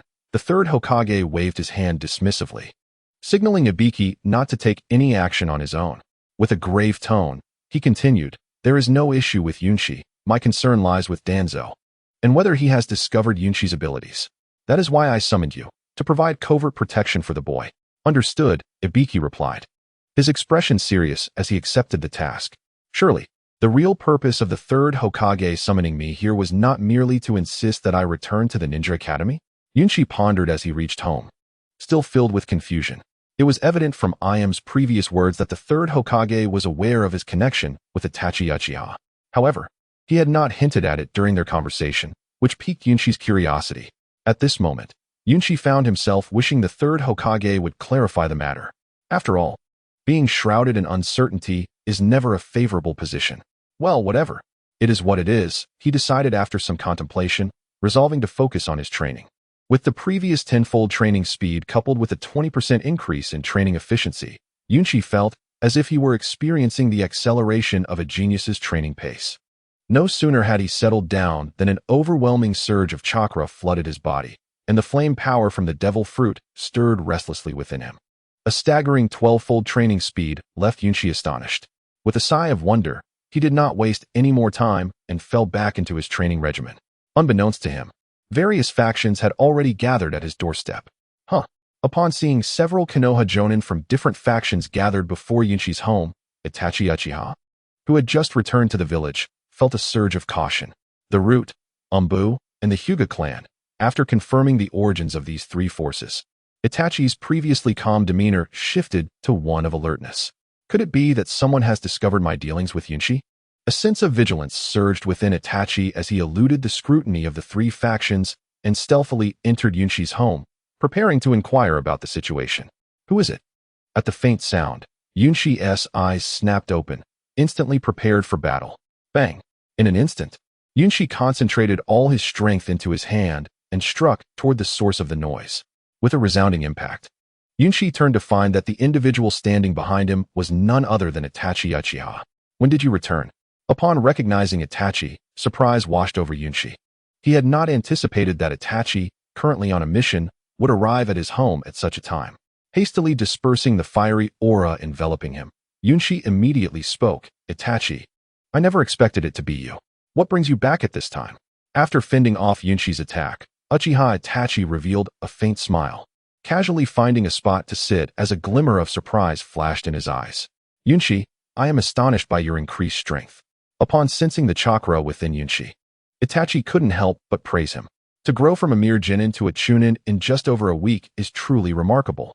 Itachi had encountered countless prodigies, yet only Yunshi evoked such a sense of wonder in him. After you left the village, I certainly didn't slack off." A smile graced Yunshi's lips in response to Itachi's compliment. Sheathing his kunai, Yunshi curiously inquired, "Has your mission concluded?" I thought you would return in a few days. Yes, the mission has ended, so I came straight to see you upon returning. That's good to hear, Yunshi replied with a smile. By the way, have you noticed anything unusual lately? After a moment of silence, Itachi took the initiative to remind Yunshi. Is there something amiss? The once cheerful expression on Yunshi's face shifted to one of caution upon hearing this. He swiftly approached Itachi and recounted his recent encounter with Hinata Hizashi and the summons from the third Hokage. Now it makes sense. After listening to Yunshi's recent experiences, Itachi finally understood the reason behind the covert surveillance near Yunshi's home. Realizing this, Itachi no longer withheld information and directly informed Yunshi about the multiple factions he had noticed monitoring him. In a cautious tone, he stated, Yunshi, it appears you have drawn attention. Drawn attention? The thought of the Hyuga clan, the Umbu under the Hokage's control, and the root organization orchestrated by Danzo lurking outside intensified the pressure in Yunshi's heart. However, in stark contrast to Yunshi's mounting anxiety, Itachi seemed rather unconcerned. A mysterious smile gracing his features. Chapter 42. I will kill him. Itachi, what is this? Observing Itachi's demeanor, which contrasted sharply with his own, Yunshi felt perplexed. He had not anticipated being targeted by various factions so swiftly. Normally, one would expect Itachi to share his cautious disposition. Yet, from Itachi's current expression, it seemed he was not overly perturbed by the situation. In an instant, Yunshi found himself in a state of bewilderment. Itachi, what should we do now? Unable to make sense of the situation, Yunshi decided to directly voice his concerns to Itachi. He understood that aside from being immensely powerful, Itachi possessed a remarkably high intellect. Let things unfold naturally, Itachi replied, his gaze fixed on Yunshi while his peripheral vision surveyed the scenery outside, a smile never leaving his face. Let things unfold naturally? Upon hearing this, Yunshi found himself even more confused. His current predicament was undoubtedly dangerous. The root organization, allied with Danzo, actively surveilling him implied that Danzo had been watching him all along. The presence of the Hyuga clan members here suggested their aim was to extract the secrets of the Byakugan's evolution from him. As for the Umbu ninja, Yunshi found himself at a loss. After all, based on his previous interactions with the third Hokage, it seemed this old man bore him no ill will. Initially, he had felt some concern upon witnessing this. Observing Yunshi's troubled expression, Itachi spoke up. He then retrieved a kunai from his ninja tool pouch and placed it before Yunshi, stating, the value of a kunai is quite low, but do you know why everyone carries one in their tool pouch? What kind of question is that? Yunshi thought to himself, but after a moment of contemplation, he instinctively replied, because it's useful? Not quite, Itachi shook his head. He then snapped the kunai in half before continuing, because this is something everyone needs. Its utility may vary, but it is essential nonetheless. With that, Itachi smiled at Yunshi. Is the kunai a metaphor for me? Although Yunshi had merely been a reclusive individual in his past life, he was not foolish. Coupled with the obvious hints from Itachi, he grasped the underlying message. The kunai represented him, while the factions outside his home were the so-called ninjas. Though Yunshi might appear as a mere underdog to the average person, nearly everyone sought to possess him. Damn, when did I become the center of attention? Yunshi could comprehend the motives of the Hyuga clan, as he held the secret to the Byakugan's evolution. However, he found it perplexing what Danzo and the third Hokage intended. Perhaps sensing Yunshi's inner turmoil, Itachi wasted no time in clarifying. The third Hokage likely bears you no ill will. I could sense that the Umbu did not adopt a hostile stance before I entered your home. It felt more like they were there to protect you. As for what Danzo is truly plotting, I cannot say for certain. After all, Itachi had his roots in the Umbu and was well acquainted with their operational habits. Upon hearing Itachi's analysis, a flicker of killing intent flashed in Yunshi's eyes. He suspected that the reason the third Hokage dispatched the Umbu was not solely for surveillance, but more so for his protection. Based on Yunshi's understanding of the third Hokage, as long as he did not pose a threat to Konoha, the old man would not take action against him. As for the Hyuga clan and Danzo, a glimmer of murderous intent surfaced in Yunshi's eyes. Yunshi, now is not the time to act. Noticing the killing intent in Yunshi's gaze, Itachi quickly intervened. After scanning their surroundings and confirming their safety, he stated, we are not in a position to strike yet. I have a premonition that upon returning to the village, Danzo will undoubtedly take action.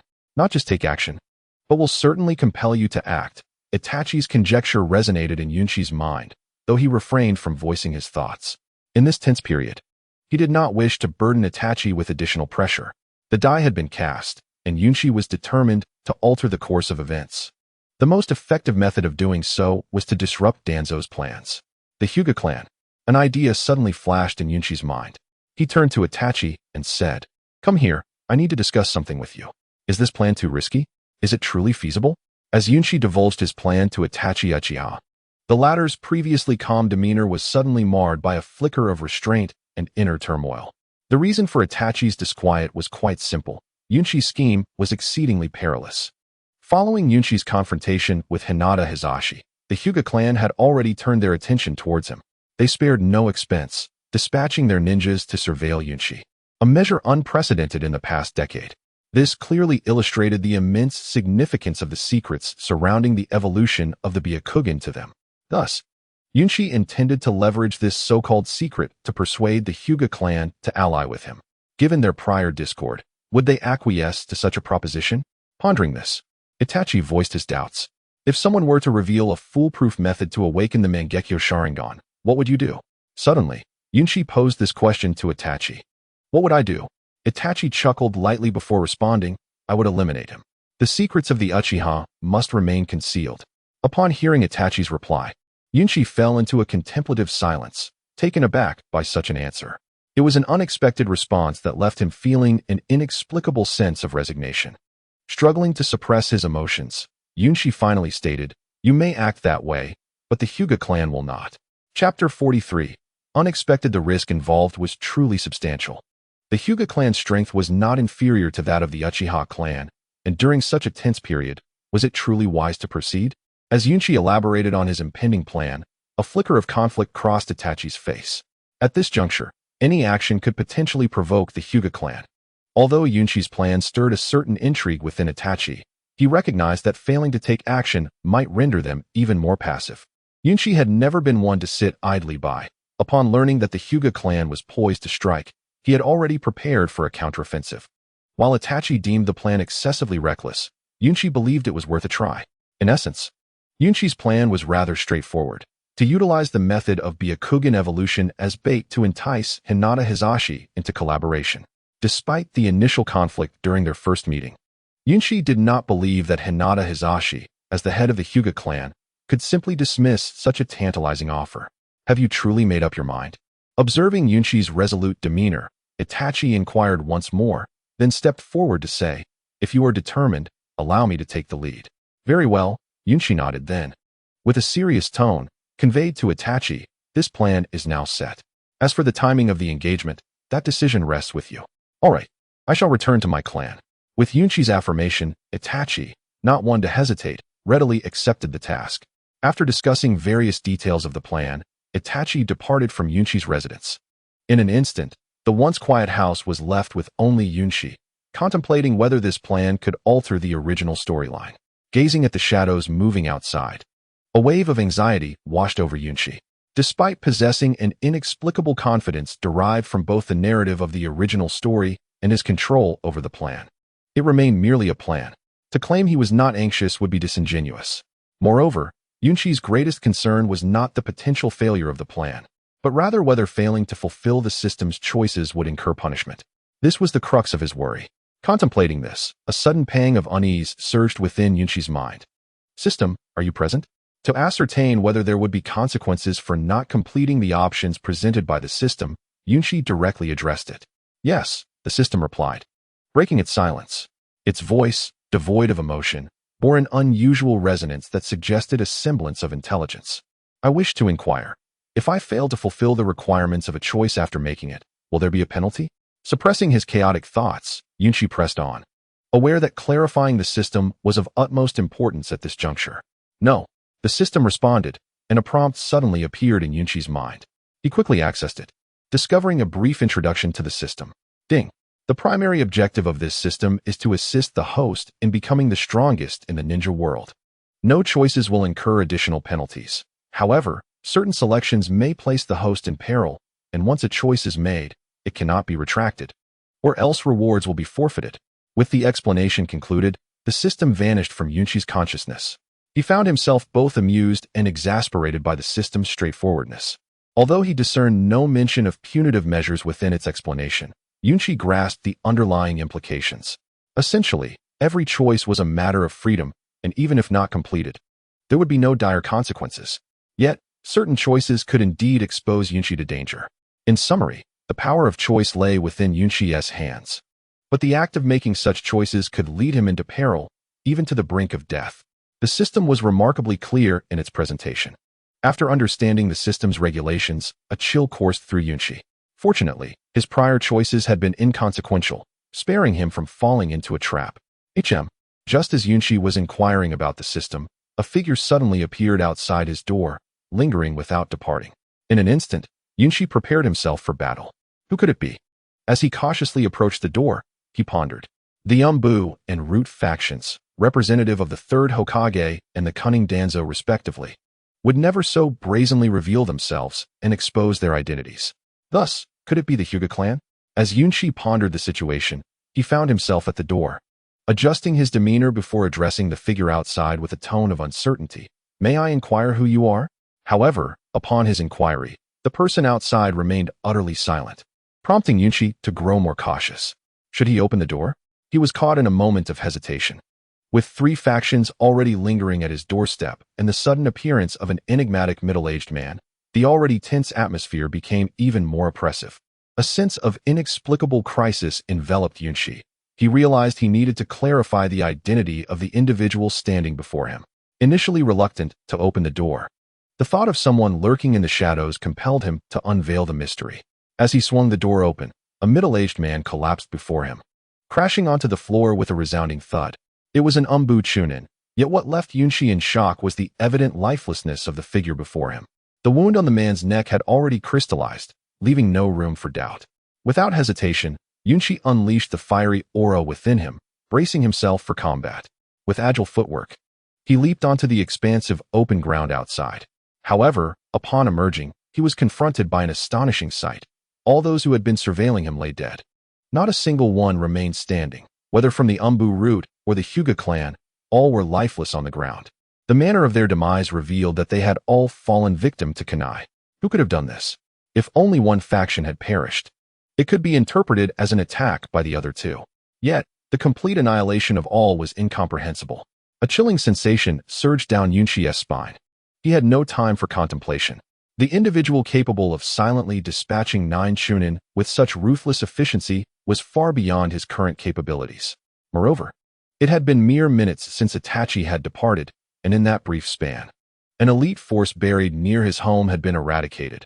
Only a shadow-level powerhouse could accomplish such a feat. Furthermore, it was evident that this was no ordinary shadow-level ninja, for he had not heard a single sound during the slayings, indicating that the assailant had not utilized any ninjutsu, relying solely on assassination techniques. Who in Konoha could master assassination techniques to such an extent? As Yunchi fled, his mind raced to identify the perpetrator. The only individuals in Konoha who could be deemed shadow-level were the third Hokage. Yet, the likes of Moonlight Breeze was merely a Chunin, incapable of such a feat. Kakashi? As he mentally scoured familiar faces, no suspects emerged. Suddenly, one figure surfaced in his thoughts: Orochimaru, one of the legendary Sannin, renowned for his formidable strength and mastery of assassination. In this timeline, Orochimaru appeared to be engaged in research with Danzo regarding the first Hokage's would release cells. Could it truly be Orochimaru? A bitter smile crept across Yunchi's face as he acknowledged that, based on strength, methodology, and behavior, only Orochimaru could orchestrate such a massacre. Yet, a lingering question haunted him. If these individuals were indeed slain by Orochimaru, what could be his motive? If Orochimaru was truly in Konoha, one would expect him to maintain a low profile, as violent acts could hardly be considered discreet. Although Yunchi's residence lay on the outskirts of Konoha, far from regular patrols, it was still common knowledge that such heinous acts could not remain concealed, especially when the victims included members of the Umbu and the Hyuga clan. How could such a scenario unfold? Yunchi felt a throbbing pain in his head. He never anticipated events would spiral in such a manner. Initially, he had viewed those surveilling him as a protective charm, believing that as long as he concealed his strength and avoided detection, he would not arouse the suspicions of Danzo or the third Hokage. Yet, they had all perished, mysteriously, no less. Although Yunchi could assert his innocence, It would inevitably heighten Danzo's vigilance, particularly given that some of the deceased were from the Hyuga clan. Regrettably, Yunshi wished he had delayed Itachi's departure. Had Itachi not left so soon, perhaps this calamity could have been averted. Even if it had occurred, having Itachi by his side would have rendered him less vulnerable. He needed to promptly report this matter to the third Hokage. As he sprinted with all his might, he reached the outskirts of Konoha's main street. Upon realizing that the assailant could be Orochimaru, he resolved to relay this information to the third Hokage. After all, among the three factions, the third Hokage was his safest ally. He held no hopes for Danzo or the Hyuga clan. Seems Danzo has underestimated you. A sultry voice echoed from behind Yunshi just as he prepared to head to the Hokage's office. Turning to face the source, he was met with the sight of Orochimaru. His long, dark hair framing a pale visage adorned with an unsettling smile, and curious gray-brown serpent-like eyes glinting with intrigue. This was problematic. It was indeed him. The realization tightened Yunshi's body. Although he was not far from Konoha's South Main Street, he found himself in a relatively secluded and shadowy alley, a place where even stray dogs would hesitate to tread. Could it be that Orochimaru had been following him all along? Given the awkwardness of his situation, Yunshi began to strategize. If this were mere coincidence, he wouldn't believe it even under duress. However, what could Orochimaru's intentions be? First, he eliminates those monitoring him, and then he follows him to this secluded spot. Yunshi's mind was rife with questions. Nevertheless, he did not panic, recognizing his lack of escape routes. He came to a halt. As Yunshi gazed at Orochimaru perched above the eaves, he slowly spoke. I have encountered you before, esteemed senior. May I inquire what brings you to seek me? Unlike the visibly anxious Yunshi, Orochimaru wore a smile that belied a flicker of surprise and delight in his eyes. Young one, may I know your name, and what is the name of the fire release technique you previously employed? At last, Orochimaru initiated conversation, his voice imbued with an air of authority. He regarded Yunshi with the intensity of a serpent eyeing exquisite prey. It appears I am truly in trouble this time. Yunshi chose not to respond to Orochimaru, instead contemplating how to extricate himself from this predicament. After all, among the myriad of characters in the world of shinobi, Orochimaru stood out as particularly troublesome. Chapter 45, Orochimaru's enticement. Young one, do you recognize me? As Yunshi pondered his escape, Orochimaru, standing a short distance away, abruptly spoke. Without waiting for an explanation, he began to approach Yunshi, seemingly prepared to take action. To acknowledge would be unwise. Witnessing this, Yunshi silently scoffed, retreating cautiously in search of an opportunity to flee the narrow alley. However, it was evident that Orochimaru had no intention of allowing Yunshi to escape. In an instant, as Yunshi stepped back, Orochimaru executed a body flicker technique, appearing directly behind him, a razor-sharp sword poised against Yunshi's neck, leaving no room for escape. Young one, I believe you are indeed clever. I have a fondness for talents such as yours, yet I am wary of those who possess too much intellect. As Orochimaru's words hung in the air, a chilling malice glimmered in his eyes. What does this man intend? As Orochimaru made his move, Yunshi's expression mirrored his confusion. Confronted by Orochimaru, Yunshi's thoughts leaned towards avoiding provocation, at least for the time being. Had he previously acted against Hinata Hizashi due to confidence in his strength? The current scenario dictated that restraint was the wisest course of action.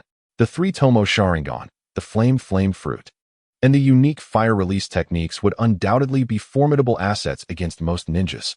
Yet, Orochimaru was no ordinary opponent.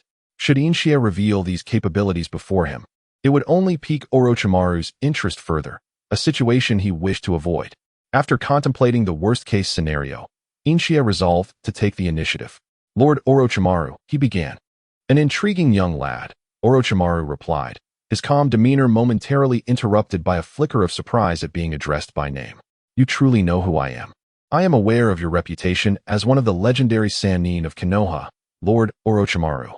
Facing the formidable figure before him, Yunshi displayed no overt fear, articulating his thoughts with a composed demeanor.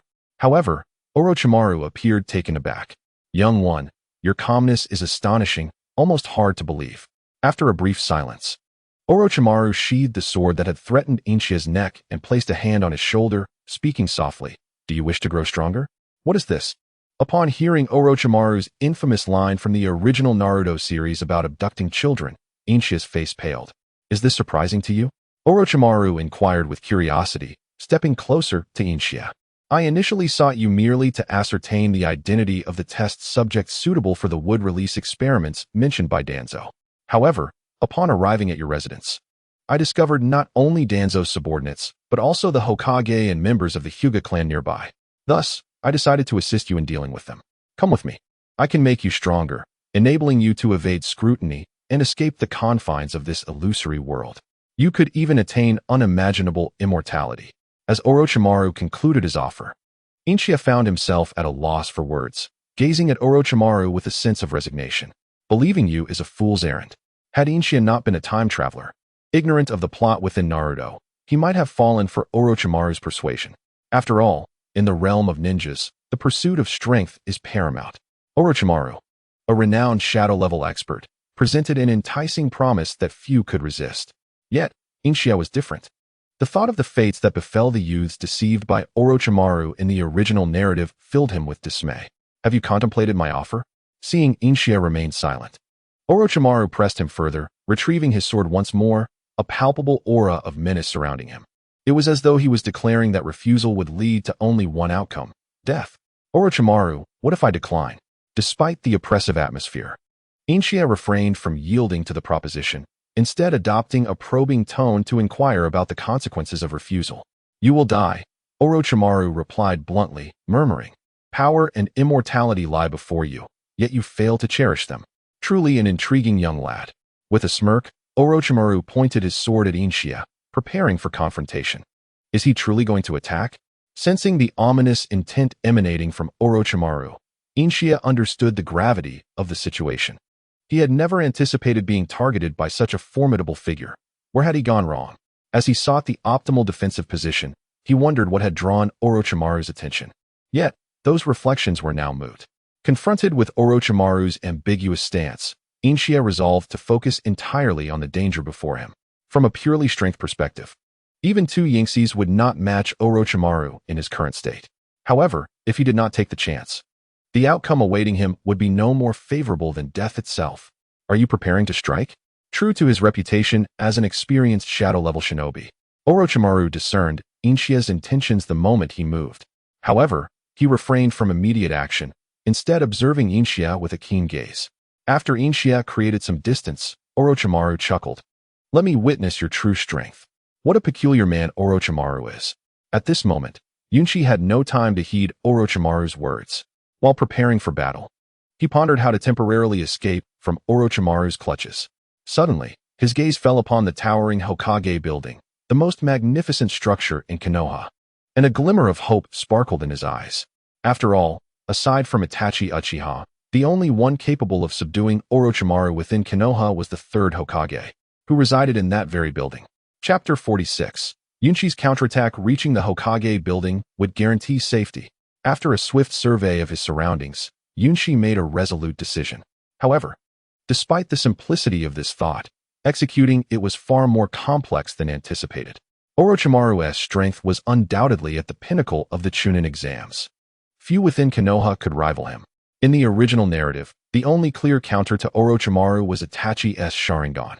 Although Yunchi possessed the Sharingan as well, the gap between the three-tomo Sharingan and the Mangekyo Sharingan was akin to that between a standard Jonin and a peak Kage-level ninja. Yunchi felt a twinge of anxiety.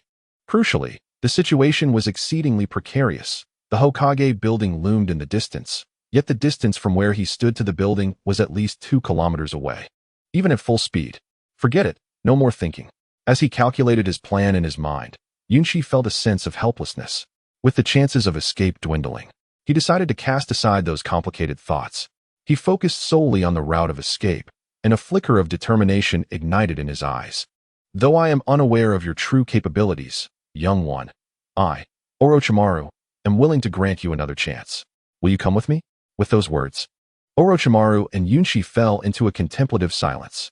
Clearly, Orochimaru understood Yunchi's intent to flee. Conventionally, he should have prioritized subduing Yunchi before attending to other matters. Yet, Orochimaru found such an approach beneath him. To him, Yunchi was merely a 12-year-old boy, intriguing yet insignificant, a mere ant. To strike first? In Orochimaru's eyes, Yunchi was hardly worthy. Thank you, but I prefer not to. As Orochimaru spoke again, Yunchi resolutely declined, and without any hesitation, he sprang into action. Having already positioned himself on an optimal escape route, Yunshi sprinted with all his might the moment Orochimaru finished speaking. In mere seconds, he burst forth from the alley. However, upon surveying his surroundings, Yunshi's expression darkened. There was not a soul in sight. In the desolate wilderness before him, he sensed an overwhelming malevolence. Originally, Yunshi had planned on utilizing the presence of Konoha's villagers as a shield. If he could escape the alley and find safety among them, he would be secure. Orochimaru dared not harm the few ninjas monitoring Yunshi because they were in his home. However, he would never act against the civilians near the main street of Konoha. Indeed, Orochimaru was powerful, but he ultimately remained inferior in the face of Konoha as a whole. Moreover, Yunshi knew that at this moment, Orochimaru, still allied with Danzo, was reluctant to reveal his true identity. Yunshi's plan was flawless, albeit slightly unfortunate in its execution. At this moment, aside from Yunshi and Orochimaru, there was no one else present. It seems your luck has run thin, little boy. As Orochimaru emerged from the alley, he spoke in a teasing tone, seemingly unconcerned about Yunshi escaping his grasp. The unsettling nature of Yunshi's predicament intensified, exacerbated by Orochimaru's taunts, evoking an inexplicable animosity within him. Yet, Yunshi refused to surrender. As he scanned his surroundings, he sought a new escape route. Suddenly, a dense grove of trees came into view. Gazing at the woodland, memories flooded Yunshi's mind. Yunshi, want to play? Just pass through this grove, and you'll reach the Ninja Academy in no time. The cherubic face of Xiaodian appeared in his thoughts, along with their previous conversation. Just run this way. Although Yunshi had initially deemed seeking refuge with the third Hokage, Sarutobi Hiruzen, in the Hokage building as the most prudent choice, the daunting distance now forced him to abandon that plan. The Ninja Academy presented a viable alternative. While it lacked formidable ninjas, Yunshi was confident that Orochimaru would not dare to strike at him within its confines. Fire style, fireball jutsu. Just as Yunshi resolved to act, he noticed Orochimaru advancing toward him. Without hesitation, Yunshi gathered chakra in his mouth and formed hand seals with remarkable speed. In less than half a second, a red fireball, roughly the size of a basketball, erupted from his lips, aimed directly at the approaching Orochimaru. Perhaps I underestimated you, little straggler, Orochimaru remarked, a faint smile gracing his lips upon sensing the heat emanating from the fireball. Clearly, from his extensive experience, he recognized that such a proficient display of ninjutsu could not be executed by a mere child who had yet to graduate from the Ninja Academy. In other words, Yunshi possessed at least Chunin-level strength. 12 years old Chunin?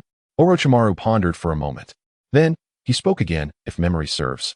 There was a genius among the Uchiha clan named Itachi Uchiha who achieved similar feats at this age. A child like you being deemed a straggler? Konoha has indeed grown decrepit. As Orochimaru marveled at the situation, Yunshi's fireball technique surged towards him. Suddenly, a swift sound of a blade unsheathing pierced the air. The basketball-sized flame was effortlessly sliced apart by Orochimaru's Kusanagi sword, dissipating into the ether. Indeed, such a level of ninjutsu was mere child's play to Orochimaru. Observing this scene, Yunshi felt no shock. Rather, he wore an expression of acceptance. After all, the fire technique he had unleashed was simply a basic fireball jutsu, devoid of the power of the burning fruit or the enhancements provided by the Sharingan and the system. If such a level of fire-release ninjutsu could injure the formidable Orochimaru before him, Yunshi would be utterly astonished. Chapter 47, The Invitation Again. It seems I must reveal some of my hidden cards. Since traversing into this world of Naruto, Yunshi has never desired to expose his true strength prematurely. However, gazing at the smiling Orochimaru, he comprehends that this time, evasion is not an option. Unlike his battle with Itachi Uchiha, Yunshi can distinctly sense the murderous intent emanating from Orochimaru. Should he be defeated, death would surely await him. Will he not flee? Observing Yunshi standing his ground, the previously cheerful Orochimaru's expression shifted to one of disappointment. Then let me witness your true abilities, little brat. After muttering to himself, Orochimaru's pupils tightened in an instant. Whoosh! The Kusanagi sword was drawn once more, firmly gripped in Orochimaru's hand. In the blink of an eye, a sword shadow appeared before Yunshi. How swift! While preparing for battle, Yunshi realized that Orochimaru's speed was beyond his expectations. The sharp Kusanagi sword was already within inches of him, while behind him lay a dead end. There was no choice. Caught in a predicament, Yunshi disregarded the need to conceal the secret of his Sharingan. In the moment before the Kusanagi sword struck, he activated his Sharingan. In an instant, a pair of dark red eyes manifested within him. With the aid of the three-tomo Sharingan, the previously nearly invisible sword shadow was slowed considerably. Now, seizing a fleeting opportunity with his enhanced dynamic vision, Yunshi rolled backward, narrowly evading Orochimaru's probing attack at the cost of a few strands of hair. Gazing at Yunshi's blood-red pupils, Orochimaru was momentarily taken aback. "Little brat, if you merely caught my attention before, now you have truly piqued my interest." Just as Yunshi intended to take a brief respite during Orochimaru's attack interval, another assault came forth, this time unmistakably earnest. Wind release. Great breakthrough. Sensing that Yunshi held an advantage in taijutsu under the Sharingan's influence, Orochimaru refrained from using the Kusanagi sword again. Instead, he slowly sheathed it and rapidly formed hand seals. At the moment the seals were completed, a fierce whirlwind, accompanied by swirling dust, surged toward Yunshi. Though merely a C-rank wind release technique, under Orochimaru's formidable chakra, Yunshi felt an overwhelming murderous aura before the attack even reached him. Orochimaru is indeed powerful. Faced with the formidable wind release, great breakthrough, Yunshi's expression grew serious. Clearly, in normal circumstances, he would be incapable of withstanding such a ninjutsu. The dynamic vision of the Sharingan was insufficient in this state. He could not perceive the trajectory of the wind release. Moreover, Yunshi understood that even if the Sharingan could decipher Orochimaru's great breakthrough, his physical prowess alone would not allow him to evade it entirely. It appears the Sharingan alone is not enough. Realizing the gravity of the situation, Yunshi gritted his teeth. Boom! A resounding explosion emanated from within him. Before Orochimaru could react, a deep crimson mist enveloped Yunshi. Although the flame fruit had not yet produced a formidable flame within him, the intense heat radiating from the mist had already caused nearby weeds to wither. Seeing the transformation in Yunshi, Orochimaru's face broke into a wild grin, halting his prepared attack. He wished to discern what other secrets this seemingly ordinary boy possessed. What? Is there more? In the next moment, an unusual aura re-emerged from Yunshi, accompanied by a fiery essence comparable to the previous mist. In an instant, Yunshi transformed into a figure of fire. Fire release ninjutsu? No, ordinary fire release techniques could not achieve this. Could it be? An unknown bloodline limit. As Yunshi unveiled all his hidden cards, a unique thrill stirred within Orochimaru. He sensed that this boy was no mere underachiever, but rather a prodigy, rare in Konoha for a century. With this thought, Orochimaru slowly raised his hand, gesturing for a ceasefire. What is this fellow plotting? As Yunshi prepared to confront Orochimaru with all his fire release techniques, the power of the flame fruit, and the Sharingan, he was taken aback when Orochimaru indicated he had no desire to fight. Observing this, Yunshi refrained from acting hastily, cautiously withdrawing while watching Orochimaru's next move. "Little brat, your name is Yunshi, is it not? Do you intend to let me go?" Yunshi replied, jesting, "I never imagined that one of the legendary Sannin, Orochimaru, would take the initiative to approach a mere child like me. Who would believe such a tale? Haha, you are no child." Orochimaru was not angry. Rather, he continued to regard Yunshi with a smile, though this one held a hint of calculation. Seeing this, Yunshi could not discern Orochimaru's true intentions. "Come with me. Remaining in Konoha, you will never become a true powerhouse." After a prolonged standoff, Orochimaru was the first to speak, an expectant glimmer in his cold eyes. "What does Orochimaru see in me? Am I not adequate?" As Orochimaru proposed that Yunshi become his subordinate, a hint of helplessness appeared on Yunshi's face. Indeed, Orochimaru was exceptionally strong. Aligning with him would undoubtedly result in significant growth in a short time, potentially elevating Yunshi to elite Jonin status within 3 to 5 years. Such a rapid advancement would be a tremendous opportunity for most. However, for Yunshi, it was a double-edged sword. With the system at his disposal, he did not require Orochimaru's assistance to become powerful. More critically, should Yunshi agree to Orochimaru's proposition, he would inevitably be subjected to cursed seals as a means of control. Faced with such a prospect, Yunshi was resolute in his aversion to cursed seals. Chapter 48, Orochimaru's Gift. Clearly, as the autumn breeze brushed past, the agreement between Yunshi and Orochimaru had not reached a consensus.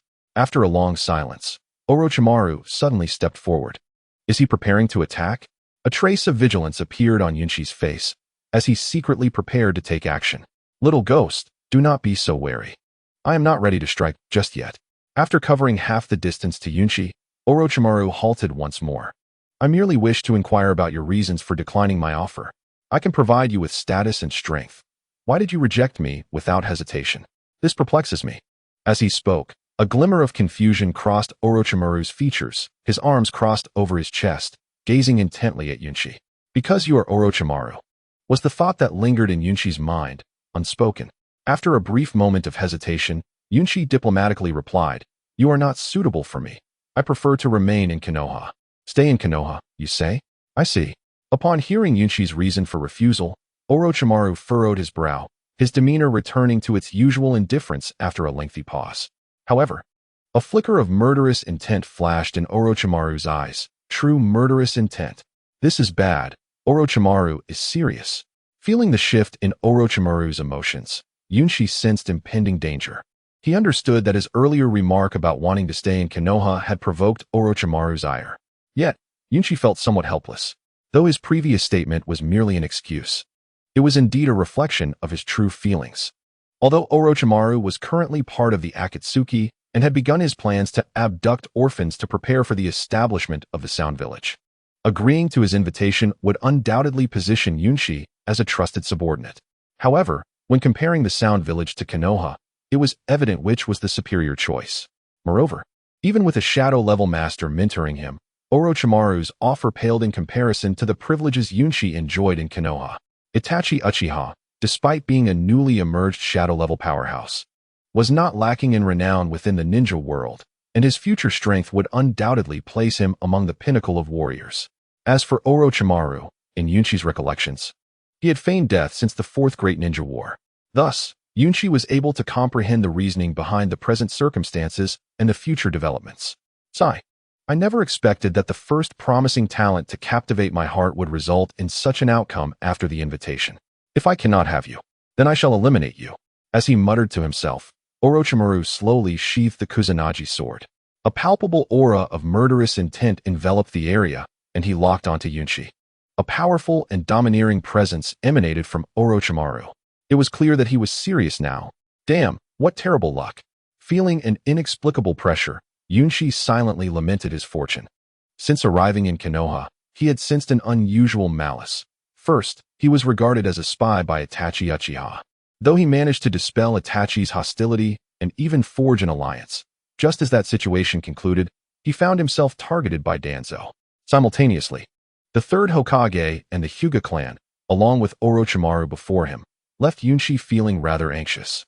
As Yunshi contemplated these matters, Orochimaru suddenly spoke. Before Yunshi could react, a purple-black poisonous snake lunged toward him, accompanied by a foul stench and a chilling aura. Orochimaru's snake. Without a moment to spare, facing the lethal serpent, Yunshi immediately concentrated all his fiery powers, locking onto the threat with his Sharingan.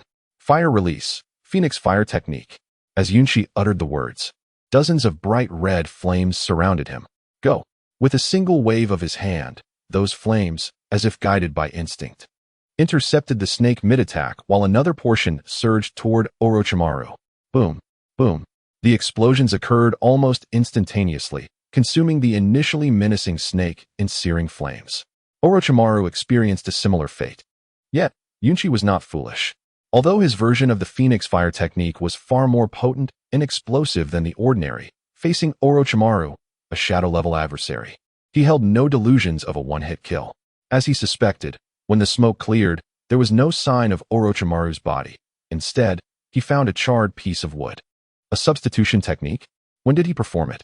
Yunshi's thoughts began to race, and at that moment, a shadow darted toward him with such speed that he could not react in time. In the next instant, an inexplicable sharp pain surged through Yunshi's mind. Turning to look, he saw Orochimaru, a cunning smile playing on his lips. Indeed, a fine talent. Such powerful fire techniques, and a unique bloodline limit. It is as if you were born for fire release. Perhaps you are destined to remain in Konoha, but I am intrigued. The decaying Konoha does not deserve a genius like you. Feel the gift I leave you, for I believe we shall meet again one day. With his attack successful, Orochimaru spoke a flurry of words before vanishing from the vicinity. Meanwhile, Yunshi found himself in a precarious situation, clutching his injured wrist with one hand and scanning his surroundings with the other. After a thorough inspection, he confirmed that Orochimaru had indeed departed, allowing him to breathe a sigh of relief. However, upon noticing the three-tomo mark emerging on his arm, a look of conflict crossed Yunshi's face. The cursed seal. At that moment, Yunshi realized why Orochimaru had chosen to retreat. After all, possessing this mark changed everything. Confronted with the gift left by Orochimaru, Yunshi felt a sense of helplessness for the first time. Just then, the system unexpectedly issued a prompt. Chapter 49. The Third Shock. Congratulations, host. You have activated the divine level choice. The temptation of the cursed seal. Option 1. Submit to Orochimaru and become a reckless, domineering rogue ninja. Reward. Doubling of the effects of the heavenly cursed seal, with the risk of being controlled by Orochimaru. Option 2. Abandon the heavenly cursed seal. Reward. Mastery of fire release. Evolution version. Any fire technique used will gain explosive effects. This system cannot stay quiet for long. Observing the two options presented by the system, Yunshi's face bore a hint of resignation. However, this did not imply that he despised the rewards bestowed upon him. To be honest, he found himself somewhat tempted by either reward. Had the first option not required him to pledge allegiance to Orochimaru, he might have seriously considered it. After all, the Heaven's Curse Seal could undoubtedly be regarded as an excellent reward. Essentially, the Heaven's Curse Seal was a forbidden technique developed by Orochimaru through research prior to the onset of the plot, based on the combat style of a Jinchuriki. The user of the seal gains immense power upon activation, with two distinct states. In the first state, black markings cover the user's body, influenced by their chakra, while in the second state, these markings spread further, causing significant alterations to their skin and appearance. Upon entering the second mode of the seal, the user's chakra approaches an almost boundless potential. In simpler terms, the cursed seal created by Orochimaru resembles a flawed version of Sage Mode. The system promised to double the seal's effects. If not for the cautionary reminder, Yunshi would have been genuinely tempted. It appears that the system indeed intends for me to continue on the path of fire release techniques. After silently expressing his grievances toward the system, Yunshi made his choice without hesitation. The moment he confirmed his decision, the three black tomo symbols that had manifested on his arm vanished, along with a peculiar sensation of being controlled that gradually dissipated from his heart. Splendid. Realizing that the system had lifted the cursed seal from him, a spark of joy illuminated Yunshi's face. Moreover, with Orochimaru having departed, Yunshi did not linger but promptly made his way toward the Hokage building. Simultaneously, after implanting the cursed seal on Yunshi, Orochimaru returned to the root organization. However, before he could fully enter, a connection with Yunshi suddenly vanished from his mind. Upon realizing this, Orochimaru halted in his tracks, gazing into the distance, murmuring to himself, "I have indeed underestimated this young lad. He can even dispel the cursed seal?" With that, Orochimaru's figure dissolved into the shadows. On the other hand, upon reaching the Hokage building, Yunshi wasted no time and rushed directly into the Hokage's office, where he found the third Hokage, Hiruzen Sarutobi, alone. "Grandpa Hokage, something terrible has happened," Yunshi exclaimed, feigning urgency as he animatedly gestured. "Just before I was about to leave, I discovered several corpses near my home." "What?"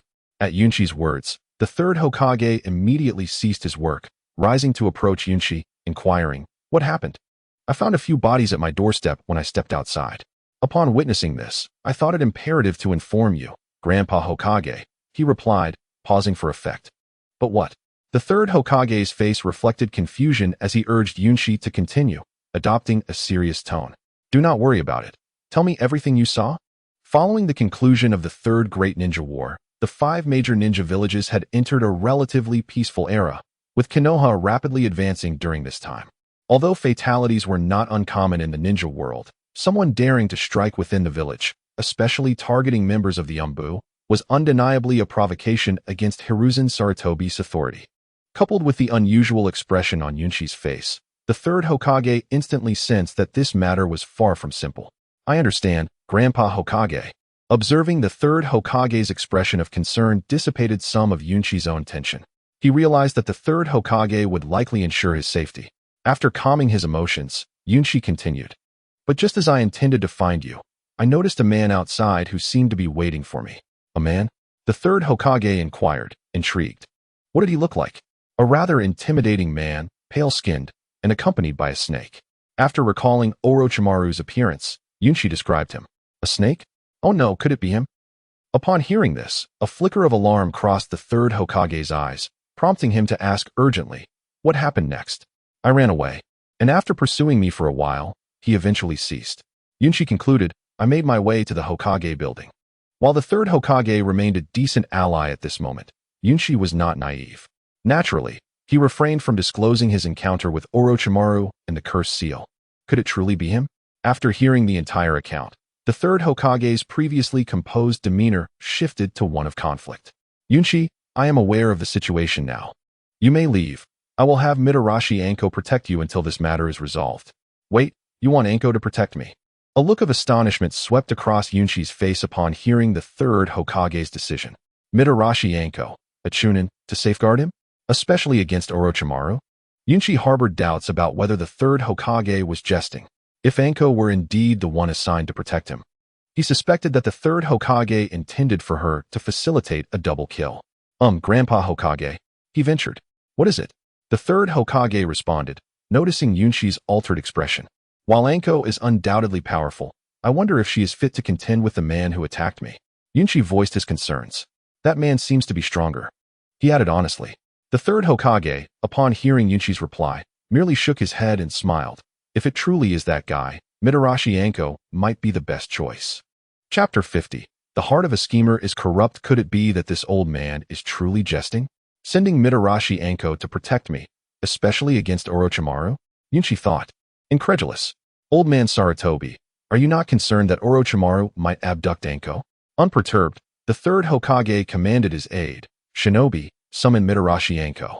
However, the third Hokage paid no heed to Yunshi's disgruntled expression, returning to his desk to issue the order to fetch Anko.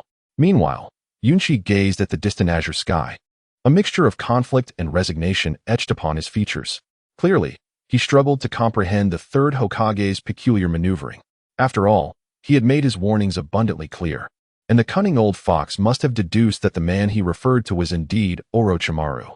As Yunshi recounted the appearance of Orochimaru, he discerned a fleeting change in the expression of the third Hokage. From this subtle detail, Yunshi was convinced that the third Hokage was indeed aware that the perpetrator he spoke of was Orochimaru. This realization left Yunshi bewildered as to why the third Hokage would assign Yuhi Kurenai to ensure his safety. What could the third Hokage be contemplating? Was he perhaps attempting to leverage the bond of master and student to sway Orochimaru? Or was there some other intricate scheme at play? In an instant, various thoughts flitted through Yunshi's mind. However, upon deeper reflection, he surmised that he might be overthinking the situation. Good day, Hokage-sama. Is there a mission for me? As Yunshi pondered, Kurenai entered the Hokage's office. After exchanging pleasantries with the third Hokage, she noticed Yunshi standing nearby. Her curiosity piqued. She approached him quietly and asked, Hey, Yunshi, do you have any idea why the Hokage summoned me? Perhaps it involves a mission? Yunshi replied, uncertainty clouding his thoughts as he glanced at the third Hokage for assistance. Seeing Yunshi's bemused expression, Kurenai refrained from pressing further and simply remarked, You still owe me several bowls of dango. Don't forget to repay me. She then moved to stand before the third Hokage, noticing his serious demeanor. After a moment's contemplation, she finally inquired, Hokage-sama, is there a mission you wish to assign to me? Indeed, there is a task, the third Hokage affirmed without hesitation, gesturing toward Yunshi in the corner. Your mission is to protect this young man. Protect him? Kurenai was taken aback, her curiosity evident. Isn't he already under the protection of 3 Umbu? They are dead, the third Hokage answered matter-of-factly. Dead. Kurenai's realization struck her, transforming her earlier ease into an inexplicable tension. After taking a deep breath, a glimmer of shock crossed her eyes. She was aware of the formidable Umbu assigned to Yunshi, 3 seasoned, capable ninja, one of whom had reached the level of Jonin, albeit lacking in practical experience. The other 2 were also exceptional among their peers. Even a typical Jonin would struggle against their defenses in direct combat. Now, hearing the third Hokage's revelation that they were all deceased left Kurenai astounded. What is it? The third Hokage pressed, noticing Kurenai's silence. Nothing. I, Kurenai, assure you I will complete this mission. Suppressing her chaotic thoughts, Kurenai regained her composure and accepted the assignment. Meanwhile, Yunshi felt an indescribable discomfort. With Kurenai now tasked with his protection, he couldn't shake the feeling that it would be more accurate to say he was the one who needed to safeguard her. In terms of combat prowess, Kurenai's unique snake-style ninjutsu and incomplete curse mark allowed her to rival certain jonin. Indeed, in the original narrative, she had already attained the rank of special jonin. Yet, at this moment, she was not a match for Yunshi. Thus, he felt an odd pressure weighing upon him. Could it be that the Hokage? Suddenly, a bold thought flashed through Yunshi's mind, one who intrigued Orochimaru, and the other, Orochimaru's favored disciple. The connection was not difficult to deduce, revealing the third Hokage's intentions. Looking back at the Hokage, Yunshi noted a contemplative glint in his eyes, overshadowed by a serious expression. At this moment, Yunshi surmised that the third Hokage intended for Kurenai and himself to serve as bait to draw out Orochimaru. Initially, this notion was merely a guess. But after the third Hokage sent them both away following Kurenai's acceptance of the mission, Yunshi's belief solidified.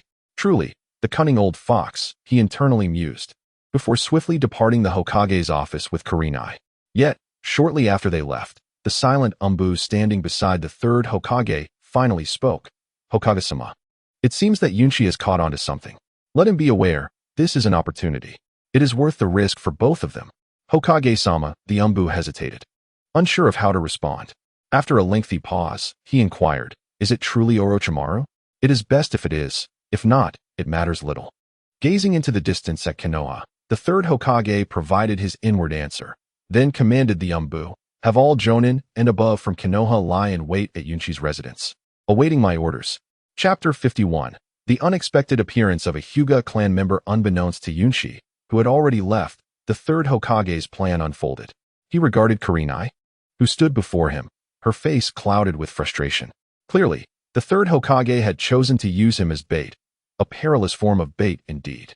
While it was evident that he had taken precautions in his arrangements, Yunshi felt uneasy about facing Orochimaru alongside Kurenai. Would someone like Orochimaru hold on to old sentiments? Kurenai was merely his disciple, and at this juncture, even Orochimaru's own son might not prove useful. Ultimately, Yunshi resolved that he must inform Itachi of the situation. Initially, he had not intended to disclose his encounter with Orochimaru to Uchiha Itachi, but witnessing the third Hokage's handling of the matter compelled him to reconsider. After all, life is singular, and Yunshi was not eager to perish so soon after his transmigration into the world of Naruto. Having made his decision, Yunshi wasted no time and set out for the Uchiha clan's compound. However, before he could depart, several figures clad in plain white robes emerged nearby. The unmistakable aura surrounding them indicated that their weakest member possessed at least the strength of a jonin. Are they from Root? Observing the vigilant ninjas monitoring him, Yunshi's mind began to race with speculation. However, a certain action from these individuals immediately extinguished Yunshi's thoughts. At the moment Yunshi cast his gaze upon them, one of the jonin among them returned his stare with a wary expression, revealing a hint of an inexplicable threat. This subtle change in demeanor allowed Yunshi to conclude that these individuals could not possibly belong to either the Root or the Umbu, as he was well aware that members of either group would never display their emotions so openly while on a mission. Thus, they must belong to the Hyuga clan. With this realization, Yunshi refrained from further observation and approached Mitarashi Anko directly. Yunshi, have you offended the Hyuga clan? Although Anko had previously been engrossed in the shops lining the main street of Konoha, being an elite chunin, her perceptiveness regarding enemies was certainly on par with Yunshi's. In fact, she had noticed the Hyuga clan's presence the moment they appeared on the main street, though she chose to disregard it. No, it's just that the Hyuga clan is somehow connected to this mission. Yunshi shook his head, opting not to disclose the intricacies of his entanglement with the Hyuga clan to Anko, instead fabricating a casual excuse to temporarily divert attention from the matter. However, Anko was not so easily fooled. The moment Yunshi began to speak, a skeptical expression crossed her face. If it were merely related to this mission, I highly doubt the typically low-key Hyuga clan would send a jonin to oversee you.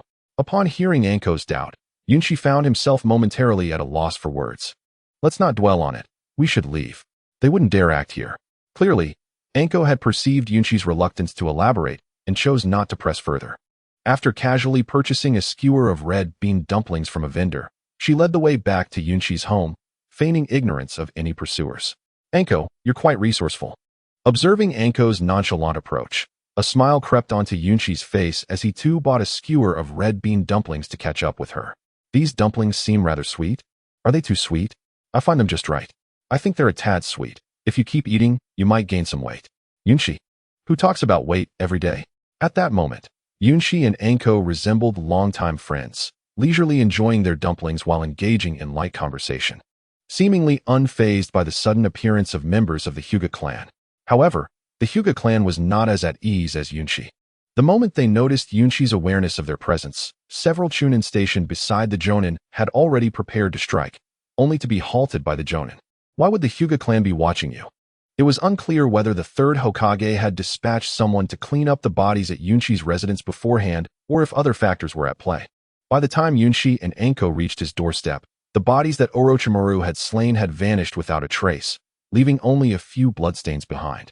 Upon witnessing this, Anko's expression shifted to one of curiosity. Normally, in the event of a death, a substantial number of Umbu would arrive on the scene to secure the area and begin their search for the perpetrator. Yet, the current scene was evidently irregular. Most notably, at such a critical time, the third Hokage had only sent himself to the site. Can I say this is merely a misunderstanding? Realizing that the third Hokage had begun to take charge of the situation, Yunqi refrained from delving deeply into explanations for Anko. He simply looked at her with a resigned expression. Is the enemy formidable? Anko instinctively inquired. Yes, at least at the level of a Kage. Although Yunqi withheld information about Orochimaru, he did inform Anko of his strength to prepare her mentally. Akage, are you jesting? Upon hearing Yunqi's response, Anko's face was momentarily taken aback, and she continued, do you understand what it means to be at the level of a Kage? Of course. At the very least, dealing with the two of us would pose no challenge. Yunqi waved his hand dismissively, indicating he was not lying, then gazed toward the distant forest, murmuring, I too am quite helpless in the face of such circumstances. Then what now? Although Anko was unaware of the identity of the opponent she would face, the information Yunqi had revealed suggested that this situation likely exceeded their combined capabilities. A glimmer of trepidation flickered in Anko's eyes, and she instinctively focused her attention on Yunqi. Why are you so composed in such a situation? Chapter 52. The calm before the storm. Despite being merely 15 years old, Anko had witnessed countless life and death scenarios since becoming a ninja. Even the formidable Orochimaru would display astonishment when confronted with the specter of death, let alone others. Yet, Yunqi exuded an aura that set him apart, as though he were not the one facing impending danger. However, this was merely Anko's curiosity. Do I have something on my face? Why do you keep staring at me? It's nothing. In response to Yunqi's unexpected teasing, a faint blush graced Anko's cheeks as she recalled her previous unblinking gaze upon him. She wished for nothing more than to dig a hole and hide. Oh, being handsome comes with its challenges. If you wish to look, then look. It's my issue, not yours. As Anko lowered her head, Yunqi seized the moment to smile. Though you are indeed quite handsome, your audacity is quite shameless. Shameless? Well, I embrace it, haha. You. After a brief exchange, Anko realized that Yunqi's thick skin was beyond her ability to rattle. Acknowledging this, she chose to ignore him and began surveying their surroundings to prepare for the imminent battle. With years of combat experience, Anko understood that a confrontation was inevitable in the near future, and the danger of this impending clash would be considerable. That girl. Observing Anko's sudden disinterest, Yunqi could only shake his head in resignation. Although he had been attempting to alleviate the girl's tension through lighthearted banter, seeing her now with a serious demeanor made him realize the gravity of the situation. She still could not relax, and she wondered what the third Hokage was thinking. To actually use her and Mitarashi Anko as bait to lure out Orochimaru. Did he not understand Orochimaru's character? The more anxious Anko appeared, the more Cloud Seal wanted to criticize the third Hokage for making such a decision. After all, they shared a master-disciple bond, and yet he seemed oblivious to Orochimaru's nature. No, wait. Suddenly, a flash of clarity struck Cloud Seal. Who was the third Hokage? Sarutobi Hiruzen, a relic of the Shinobi World who had been active since the First Shinobi World War and was renowned as the Doctor of Ninjutsu. He was also among the oldest of Konoha's high-ranking officials. Cloud Seal distinctly remembered from the original Naruto storyline that at the moment Orochimaru invaded Konoha, the third Hokage had already grasped Orochimaru's intentions. However, out of respect for their teacher-student relationship, he refrained from acting immediately, which allowed Orochimaru to summon the first and second Hokages. Setting aside subsequent events, it was clear that the third Hokage was well aware of Orochimaru's character. Could he have other intentions? With this thought, Cloud Seal's gaze shifted towards the distant Hokage tower. Meanwhile, in the shadows of the route, Orochimaru and Danzo stood together. Unlike Orochimaru, who wore a smile, Danzo's eyes were filled with a dark intensity as he regarded Orochimaru, harboring an inexplicable murderous intent. Speak. Why did you attack the Umbu and root members? As a high-ranking advisor second only to the third Hokage in Konoha, and with an intelligence network rivaling that of the Umbu, Danzo had received news the moment Cloud Seal left the Hokage Tower. Initially, upon learning this information, Danzo had been tempted to eliminate Orochimaru on the spot. It was one thing to deal with the Umbu and the Hyuga clan, but to turn against his own people was unacceptable. I demand an explanation. After a prolonged silence, seeing that Orochimaru remained tight-lipped, Danzo pressed further, the atmosphere growing increasingly tense and charged with conflict. Explanation? Orochimaru chuckled softly, seemingly unfazed by Danzo's hostility. After a cursory glance at Danzo, he slowly produced a vial of pale green liquid from his robe. If we can find a perfect test subject for this first Hokage cell serum, our plan will succeed. In this context, do you truly care about a handful of subordinates? About my explanation? You succeeded? Danzo's expression flickered, and he quickly concealed his murderous intent, excitement overtaking him. When will we achieve complete success? Success? Orochimaru smirked disdainfully, retracting the vial before responding. The test subject is the key, without one. All of this is merely theoretical. I'll arrange it immediately. Upon hearing Orochimaru's demand, Danzo turned to leave, but was stopped by Orochimaru. In response, Danzo roared, Orochimaru. What do you mean by this? You want me to find a test subject, yet you act against our own in Konoha? Have you forgotten our agreement? The subjects you provided are worthless. They do not deserve the opportunity to be tested with this serum. Orochimaru spoke about the test subjects Danzo provided as if they were mere refuse, his eyes reflecting disdain. What requirements do you have for the test subject?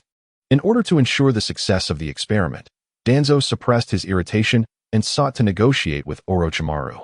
I want Cloud Seal. Only he can perfectly adapt to the first Hokage's cells. Cloud Seal? Danzo was taken aback, then questioned, he's just an ordinary child. Why must it be him? Because. Before he could finish, Cloud Seal's visage flashed through Orochimaru's mind, along with the sensation of the cursed mark fading away. Why? Had it not been for Orochimaru's current cooperative stance, Danzo would have already taken action when he sensed Orochimaru's confidence. But considering the importance of their mission, Danzo temporarily set aside his discontent and began to inquire why the test subject must be Cloud Seal. Because he is the only one capable of completing this experiment. How can you be so certain? Danzo had spent a considerable amount of time with Orochimaru, but witnessing such unwavering confidence was a first for him. Usually, Orochimaru's expression bore a cold indifference, yet now he exuded an unusual enthusiasm. Chapter 53. Heading to the Uchiha clan. The route was inherently dark, and in the silence, an inexplicable chill permeated the air. At that moment, facing Danzo, Orochimaru's smile contrasted starkly with the somber surroundings. Enough.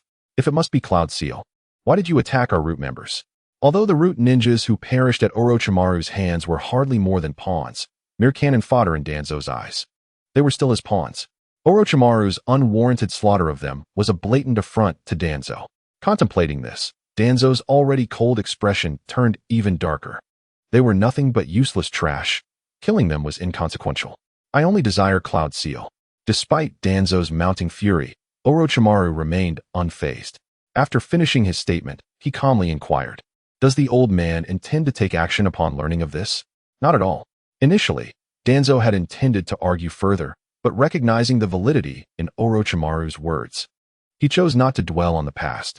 After relaying the news he had received, Danzo added, however, the third Hokage has assigned Mitarashi Anko to protect Cloud Seal. Anko, you say?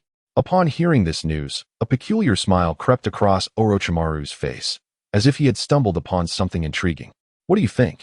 Should I go? In the midst of their silence, Orochimaru suddenly spoke. The decision rests with you. We are merely allies. If you wish to go, then go. However, should you appear in Konoha at this time, you are likely to be attacked. Gazing at the enigmatic expression on Orochimaru's face, Danzo shared his thoughts. Indeed, as expected of my once beloved master, to devise such a scheme to compel me out. Clearly, Orochimaru understood the third Hokage's intention, yet he exhibited no signs of panic. After a moment of silence, Orochimaru approached Danzo once more, his tone icy. I cannot bring Cloud Seal back. What? A flicker of confusion crossed Danzo's face. Orochimaru then pointed at Danzo, saying, But you can. Are you mad? You want me to act at a time like this? Even if the third Hokage has no intention of intervening, there are certainly numerous ninjas lurking nearby Cloud Seal. I cannot agree to this matter. Upon hearing Orochimaru's intentions, Danzo waved his hand dismissively, his anger becoming increasingly evident. However, Orochimaru, after observing the furious Danzo, exhibited no unusual expression, merely stating calmly, You need not attend to this matter. But I wish to inform you that the active lifespan of the wood-release cells derived from Hashirama Senju is a mere day. If you do not bring the Cloud Seal to me by today, a hint of regret flickered across Orochimaru's countenance. What will happen? Danzo, evidently lacking the time to decipher the hidden meanings in Orochimaru's words, immediately inquired. If the activity fades, it will necessitate the extraction of the wood-release cells anew, which would take approximately a year. If you are willing to wait, that is acceptable. Having conveyed the consequences to Danzo, Orochimaru disregarded his sentiments and vanished into the shadows. Orochimaru. Faced with the sudden disappearance of Orochimaru, Danzo could no longer contain his fury, yet the earlier agreement with Orochimaru resurfaced in his mind. The thought of the coveted Senju cells being so near compelled Danzo to suppress his ire. The mission target, the Cloud Seal, bring him to me at any cost. Once calm, Danzo wasted no time in issuing the mission, subsequently vanishing from the spot. The moment Danzo's words fell, over 100 root ninjas surged forth. In stark contrast to Danzo and Orochimaru, the Cloud Seal and Mitarashi Anko sat comfortably in the Cloud Seal's home, consuming dumplings while engaging in conversation. Were it not for the persistent tension hanging in the air, one might mistake them for a couple playfully bantering rather than executing a mission. Cloud Seal, when do you suppose the enemy will strike? Anko felt a twinge of anxiety within, as she savored the delicious dumplings. Yet, she had not forgotten the task assigned to her by the third Hokage. While enjoying the dumplings, she remained vigilant, observing her surroundings. An entire hour passed, and aside from the numerous bamboo skewers littering the table, no one else appeared. Do not rush, it is still early. After finishing the last dumpling, the Cloud Seal clapped his hands and glanced out at the evening glow. After a moment of contemplation, he spoke in an uncertain tone. It is still dusk. The enemy will likely not act until nightfall, so we have time to pursue our desires. For instance, we could visit the Uchiha clan's compound. Why would we go to the Uchiha clan? Anko initially found the Cloud Seal's reasoning sound, but as he mentioned their intended destination, she was taken aback. The Uchiha clan, identifiable by their fan emblem, symbolizes the flourishing of Fire Country under the aid of the fan, and they are descendants of Indra, the son of Sage of Six Paths, renowned for their proficiency in fire release and Sharingan techniques. However, due to recent rumors and the fact that the Konoha Guard has always been a core strength of the Uchiha clan, Anko, as an ordinary ninja, harbored some resentment towards this prominent clan, primarily stemming from fear. Thus, upon hearing the Cloud Seal's decision, she instinctively opposed it. No, the Uchiha clan does not welcome strangers, and this is the safest place at the moment.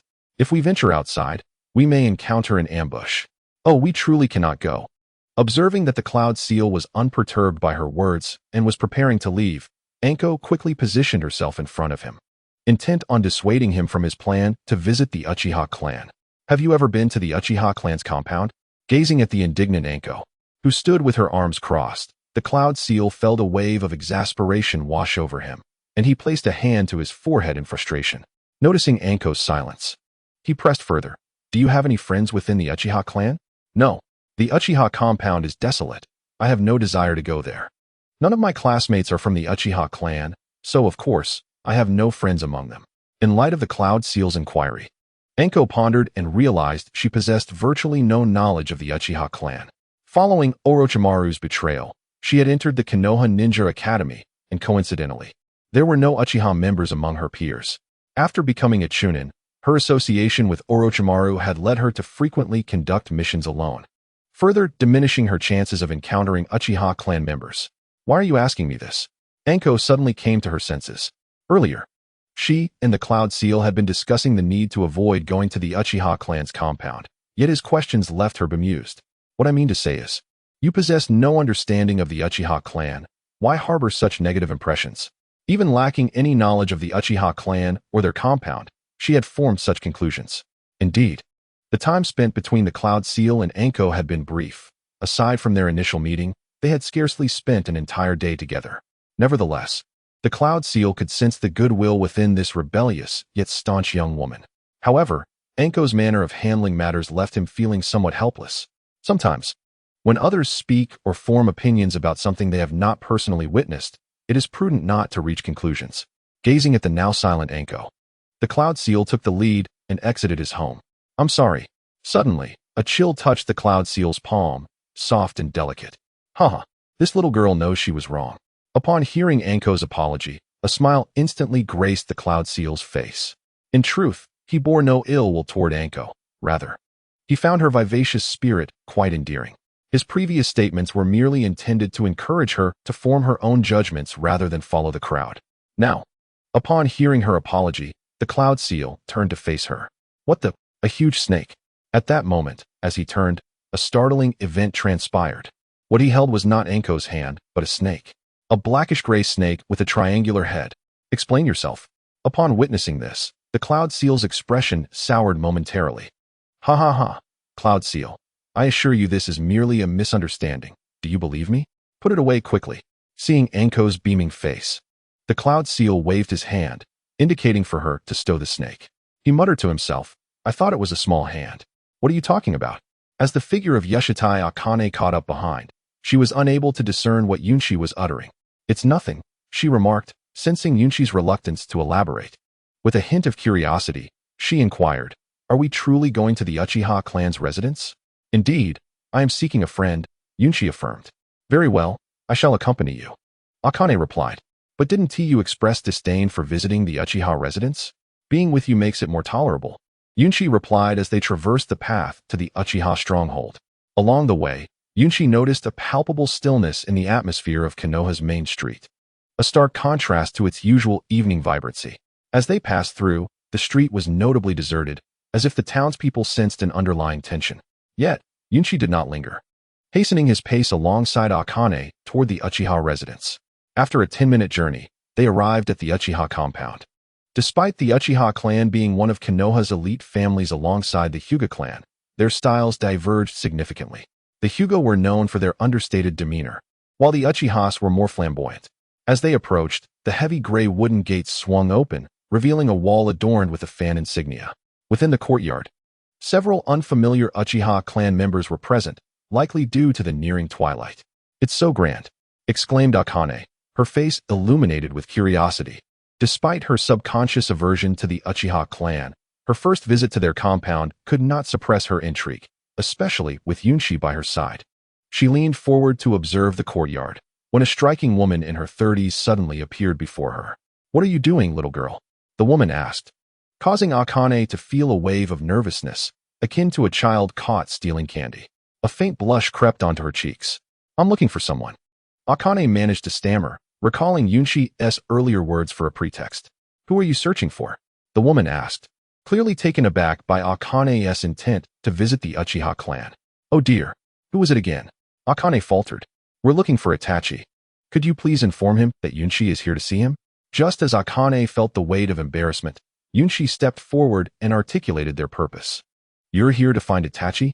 The woman's face registered surprise, and then, as if struck by a thought, she quickly replied, since you're Itachi's friends, please come in. I'll fetch him. He-s with Sasuke at the moment. With that, she turned and walked toward the back of the residence. Yunchi, upon hearing her words, felt a flicker of astonishment. Chapter 55, a facade of strategy, yet truthfully, is this Uchiha Makoto? As he observed the woman retreating into the depths of the compound, Yunchi finally recognized her identity. Itachi and Sasuke's mother and the wife of the Uchiha clan leader. Initially, upon entering the Uchiha residence, Yunchi had not realized her significance, mistaking her for an ordinary Uchiha clan member. However, the coincidence was striking. What are you staring at? Akane's voice interrupted his thoughts.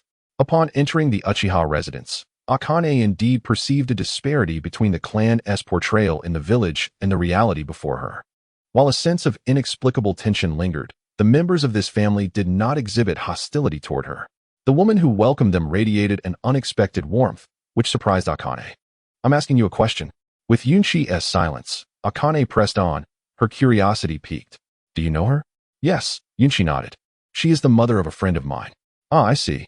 Akane's face brightened with understanding, though she did not press further. Instead, she asked, "Why does the Uchiha clan seem amicable, yet many in the village harbor disdain or even fear towards them? Why this sudden inquiry?" Yunshi contemplated briefly before responding. "Perhaps it is a matter of survival." "Survival?" This answer caught Akane off guard, and her once dazed expression transformed into one of curiosity. "Let me explain," Yunshi began, initially hesitant to elaborate.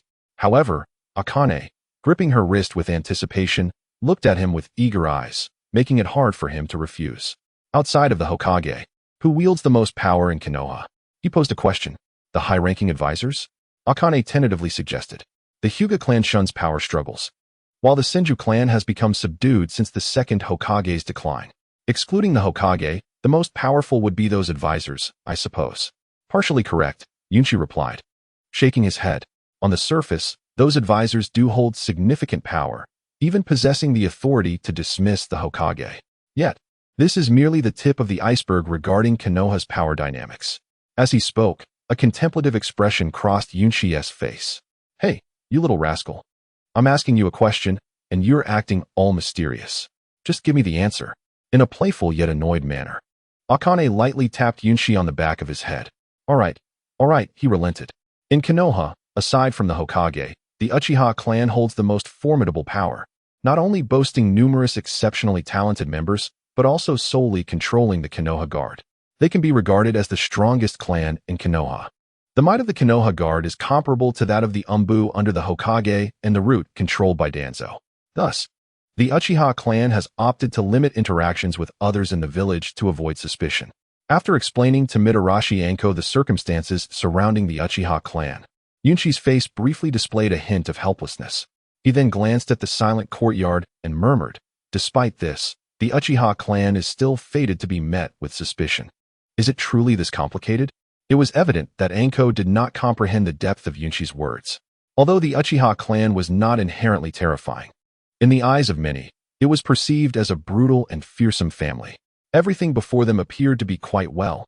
However, this left the 15-year-old Anko feeling a sense of confusion. Is this what the adult world entails? Gazing at Yunshi, who was younger yet emanated an aura of maturity, Anko lowered her head and whispered. At that moment, Yunshi chose not to say much, simply walking beside her and gently patting her head with his small hand while smiling. Everywhere has its good and bad. Thus, there is no need to overthink. At least for now, Konoha remains a pleasant place. Upon hearing this, Anko hesitated.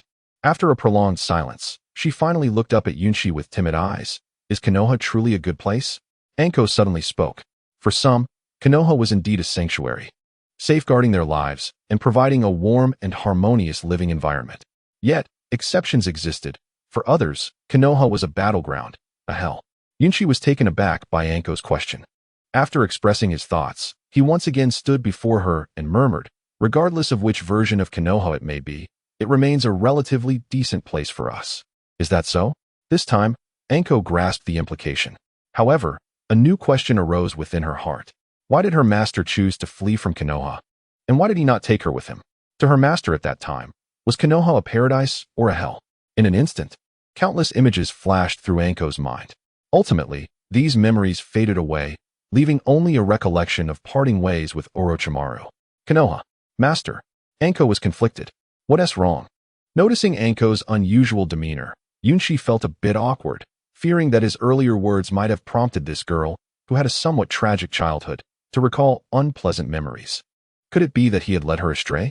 Observing Anko, who seemed momentarily lost in thought, Yunshi sensed that the situation had taken a turn for the worse. What if I said something wrong? I'm quite anxious about this. Chapter 56. All nonsense from Yunshi in truth. Yunshi initially spoke these words to explain to Anko why the Uchiha clan had come to be in such a predicament. However, he never anticipated that these words would evoke Anko's childhood memories. In the original Naruto storyline, Anko was a special jonin and one of Orochimaru's disciples. Known for her carefree and unrestrained personality, with a particular fondness for various dumplings. Yet, her childhood and early experiences were undeniably tragic. As a student of Orochimaru, following his betrayal of Konoha, Anko often found herself troubled by their master-student relationship, though she rarely showed it, burying those memories deep within her heart. At the tender age of 12, Anko was already capable of undertaking missions alongside Orochimaru, showcasing her considerable talent in ninjutsu. Yet, despite this, she barely reached the level of a chunin at present. This thought sparked curiosity within Yunchi. Under normal circumstances, Anko should have had no trouble qualifying for the rank of special jonin, if not higher. Yet it wasn't until the chunin exams in the original storyline that she achieved this rank.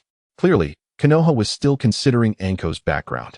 Understanding the source of Anko's inner turmoil, Yunchi slowly approached her, placing a comforting hand on her head while gazing gently at the determined girl before him. However, just as Yunchi believed Anko was beginning to regain her composure, she abruptly swatted his hand away and coldly stated, "I need to find someone." "Who are you looking for?" Yunchi was taken aback, his expression one of astonishment. "Orochimaru." After revealing this, Anko immediately attempted to leave. Seeing this, Yunchi quickly grabbed her, asking, "Have you remembered something?" At that moment, Yunchi felt as if 1,000 wild horses were galloping through his mind. He never expected that a mere phrase would trigger Anko's memories of her time with Orochimaru.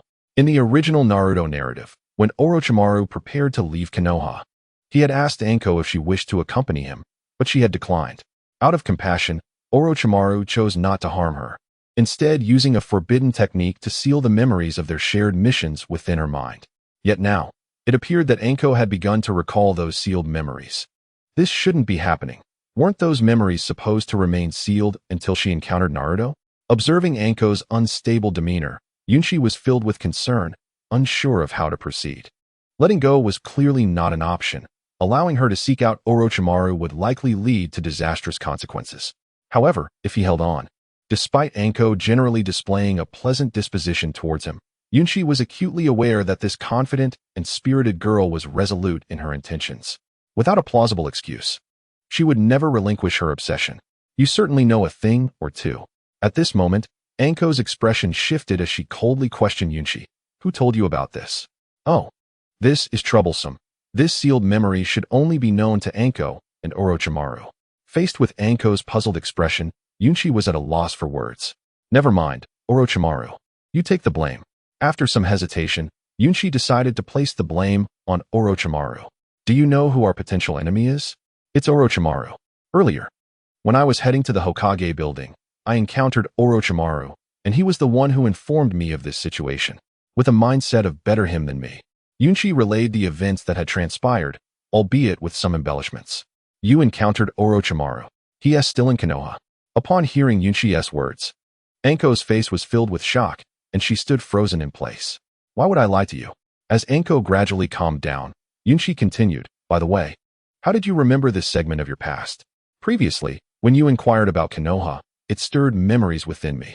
For reasons unknown, at this moment, Mitarashi Anko remained motionless, her countenance reflecting an inexplicable melancholy. She resembled a marionette. Upon hearing the response, Yunchi felt an awkwardness arising within him.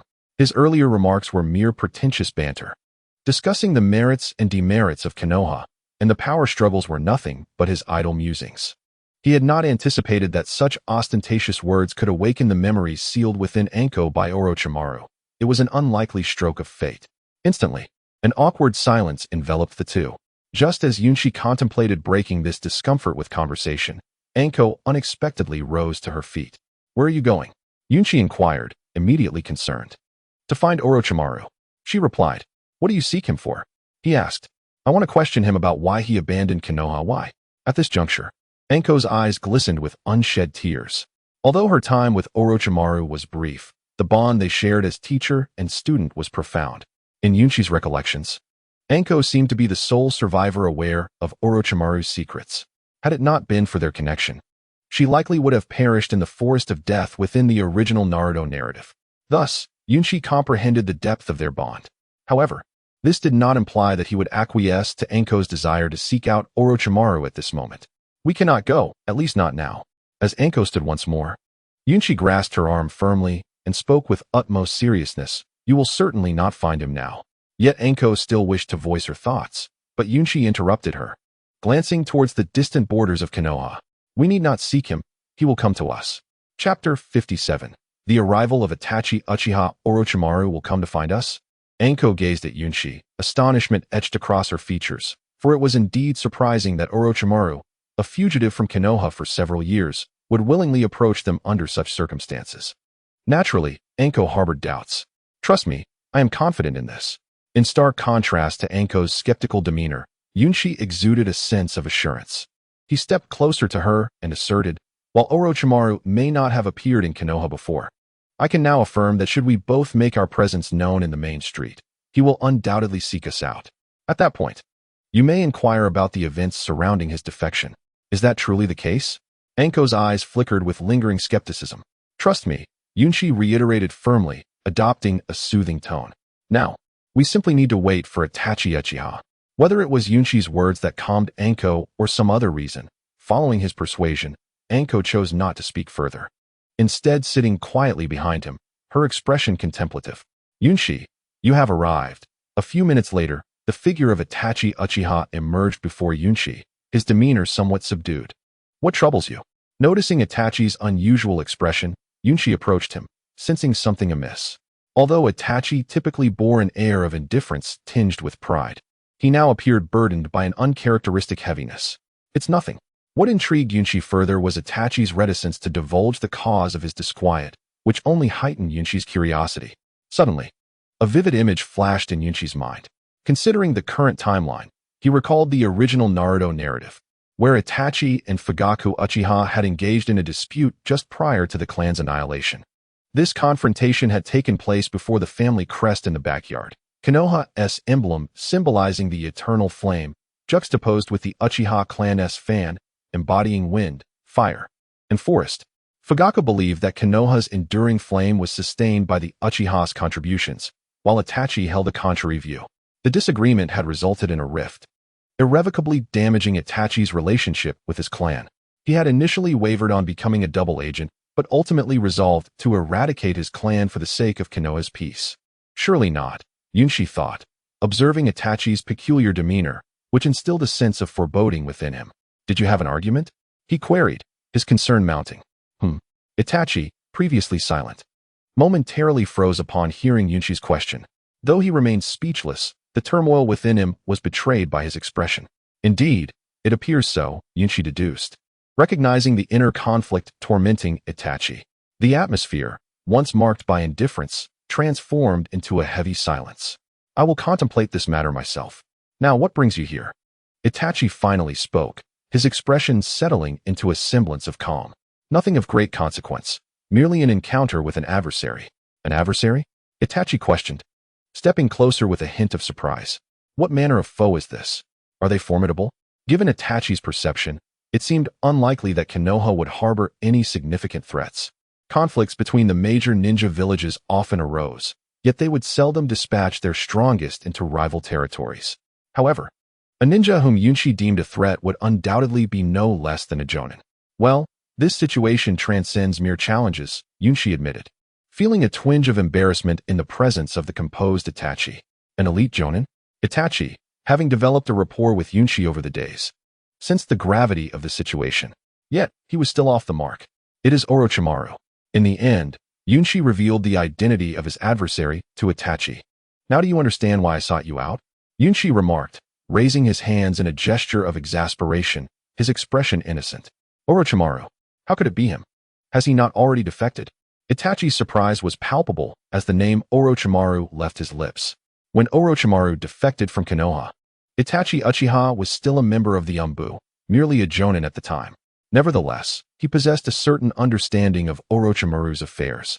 As a direct disciple of the third Hokage and one of the legendary Sannin, Orochimaru's reputation in Konoha was undeniably prominent before his betrayal.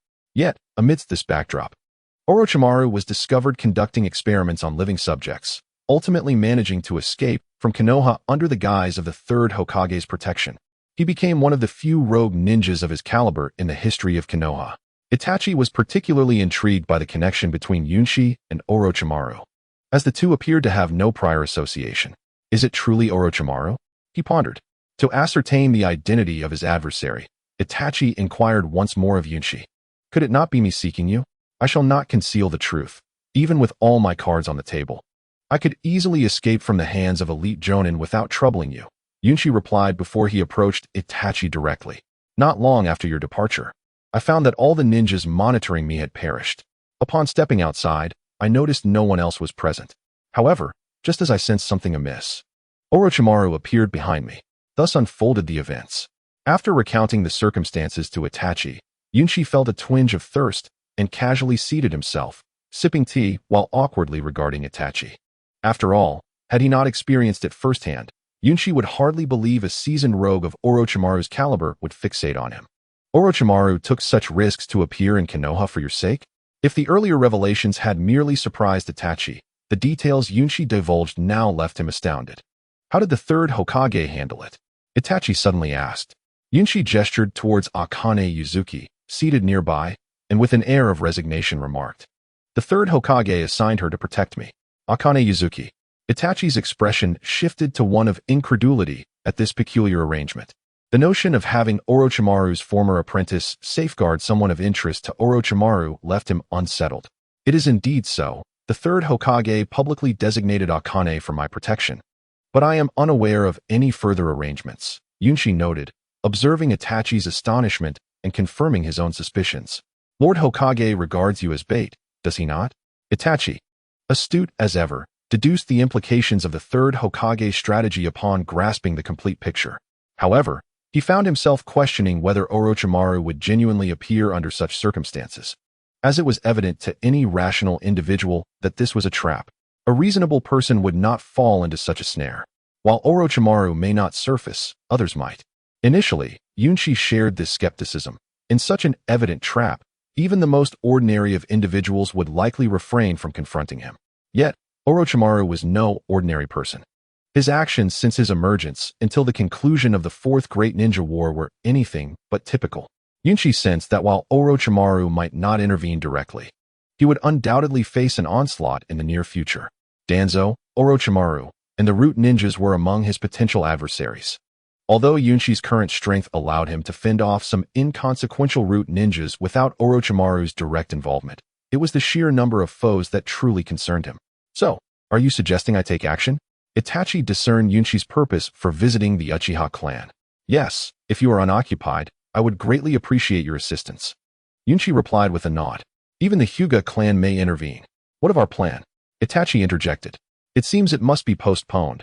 Orochimaru's appearance has taken me by surprise. Initially, Yunshi had intended to train and ally with the Hyuga clan to pressure Danzo before the Uchiha massacre, ultimately altering the outcome of the original narrative. However, the current situation had exceeded his expectations. Yunshi realized that even with thorough knowledge of the plot, he could not dictate the course of events. I will assist, Itachi decided, whether due to his friendship with Yunshi or other motivations. Upon learning of the delay in Yunshi's plans, he chose to set aside his own matters temporarily. Thank you, Yunshi expressed, feeling a measure of relief as Itachi agreed. Akane Yuzuki, who had been silent, displayed a hint of joy at the exchange. Thank you, Itachi, Akane said, though she did not know him well. Yet, from the dialogue between him and Yunshi, it was evident that this seemingly aloof man was not as devoid of compassion as he appeared. When did this bond form? Itachi suddenly regarded Yunshi with an enigmatic expression after Akane's gratitude. Wait, when did Itachi begin to jest? Yunshi was taken aback, while Akane's face flushed crimson as she realized the implication. Ha! Observing the abrupt silence enveloping the two, Itachi unexpectedly chuckled. But his mirth faded with the arrival of a middle-aged man. Fugaku Uchiha? Fugaku Uchiha, a jonin of Konoha and the Uchiha clan leader, was also the father of Itachi and Sasuke. With black hair and clad in a dark blue long coat adorned with the Uchiha clan's fan emblem, he approached with a grave expression. Thus, Yunshi encountered the most unyielding leader of the Uchiha clan. Itachi, are these the so-called friends you speak of? Fugaku scrutinized Yunshi and Akane with disdain. To him, they were merely inconsequential companions. For a genius like Itachi, burdened with the weight of his clan's resurgence, These so-called allies were mere hindrances. Yes, father, Itachi replied, his tone stiff as he acknowledged Fugaku's displeasure, though he refrained from contradicting him in front of Yunshi and Akane. Chunin, what brings you to seek Itachi? Facing Yunshi, Uchiha Fugaku did not address him by name, but instead questioned him with an air of superiority. In his eyes, Yunshi was merely a lowly Chunin, unworthy of being friends with Uchiha Itachi. He recognized another female ninja, a former disciple of Orochimaru, who could be considered a genius, yet in Fugaku's view, she was hardly worth mentioning. The glory of the Uchiha clan was incomparable to these so-called talents.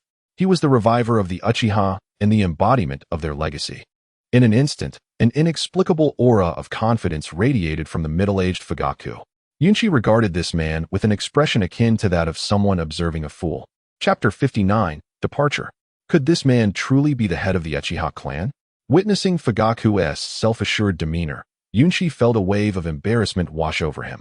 He had never anticipated that this seemingly stern man would display such unwarranted arrogance in front of him. Yunshi had no desire to critique anything else. However, the pretense was intolerable. Yunshi, do not pay heed to his words. Let us step outside. It was clear that Itachi, who had just argued with his father, was equally taken aback by Fugaku's display of emotion in front of his friend. The atmosphere fell into an eerie silence.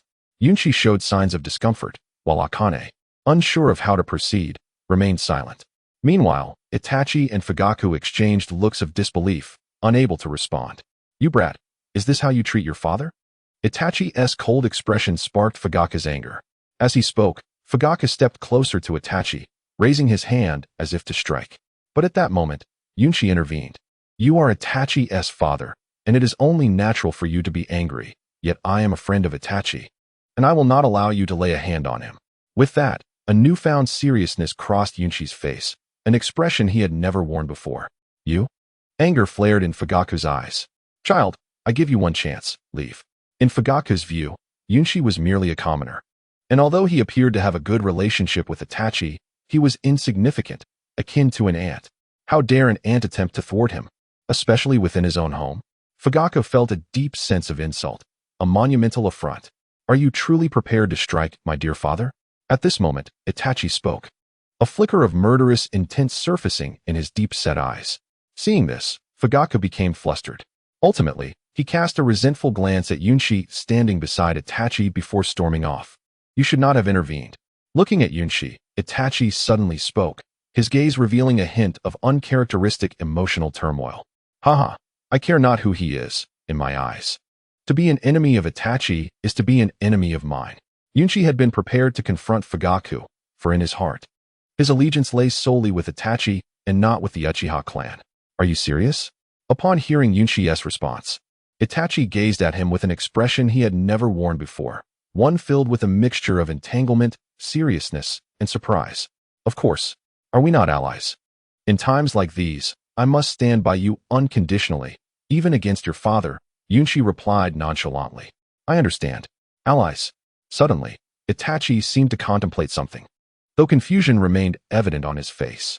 From Itachi's cold demeanor, Yunshi sensed an inexplicable loneliness, a solitude perhaps befitting a genius. Itachi, Yunshi thought to himself. If Itachi had not been born into the Uchiha clan, he might have remained in Konoha, becoming an exemplary elite jonin until his death. But alas, he is still Itachi Uchiha, burdened by the weight of both clan and village. Let us leave. This place feels uncomfortable. Amidst the awkward silence, Itachi spoke, leading the way out. Noticing this, Yunshi took Akane's hand and followed. Just as they were about to exit, Itachi paused, casting an envious glance at Yunshi, then smiled. I do not know why, but I find myself yearning for your home more than my own. There is an inexplicable sense of freedom. Haha, if you wish to come, you are always welcome, Yunshi responded with a smile. If the opportunity arises, I will certainly visit. Itachi's expression turned solemn as he spoke this, appearing quite serious. Are you sincere? Observing Itachi's demeanor, Yunshi became contemplative. Reflecting on their time together, he realized this was the second time he had witnessed such earnestness from Itachi. Stop. In the midst of this tense atmosphere, there were always those unafraid of danger. Just as Yunshi, Itachi, and Akane stepped outside the Uchiha residence, three ninjas clad in Konoha's guard attire suddenly blocked their path. The visible Sharingan in their eyes revealed their Uchiha lineage. Yet Yunchi could sense a palpable hostility emanating from them, as if Itachi were their greatest adversary. "Shall we halt?" Yunchi inquired. "They are merely arrogant fools. There is no need to pay them any mind." Itachi glanced at the three with only a sidelong glance, showing no intention to engage them as he continued forward. Yunchi followed suit, but the trio clearly had no intention of letting Itachi pass. After being ignored, the three Uchiha members swiftly pursued, positioning themselves in a triangular formation around Itachi. "Get lost." As the three drew closer, Itachi did not strike immediately. However, the fury in his voice and the icy glare on his face indicated that he was on the brink of anger. Who are these people? Meanwhile, Akane, standing beside Yunchi, displayed a look of surprise, puzzled as to why fellow Uchiha members would act this way. The relationship between both parties took an unexpected turn. Itachi Uchiha was indeed correct. These individuals were nothing but a group of arrogant fools.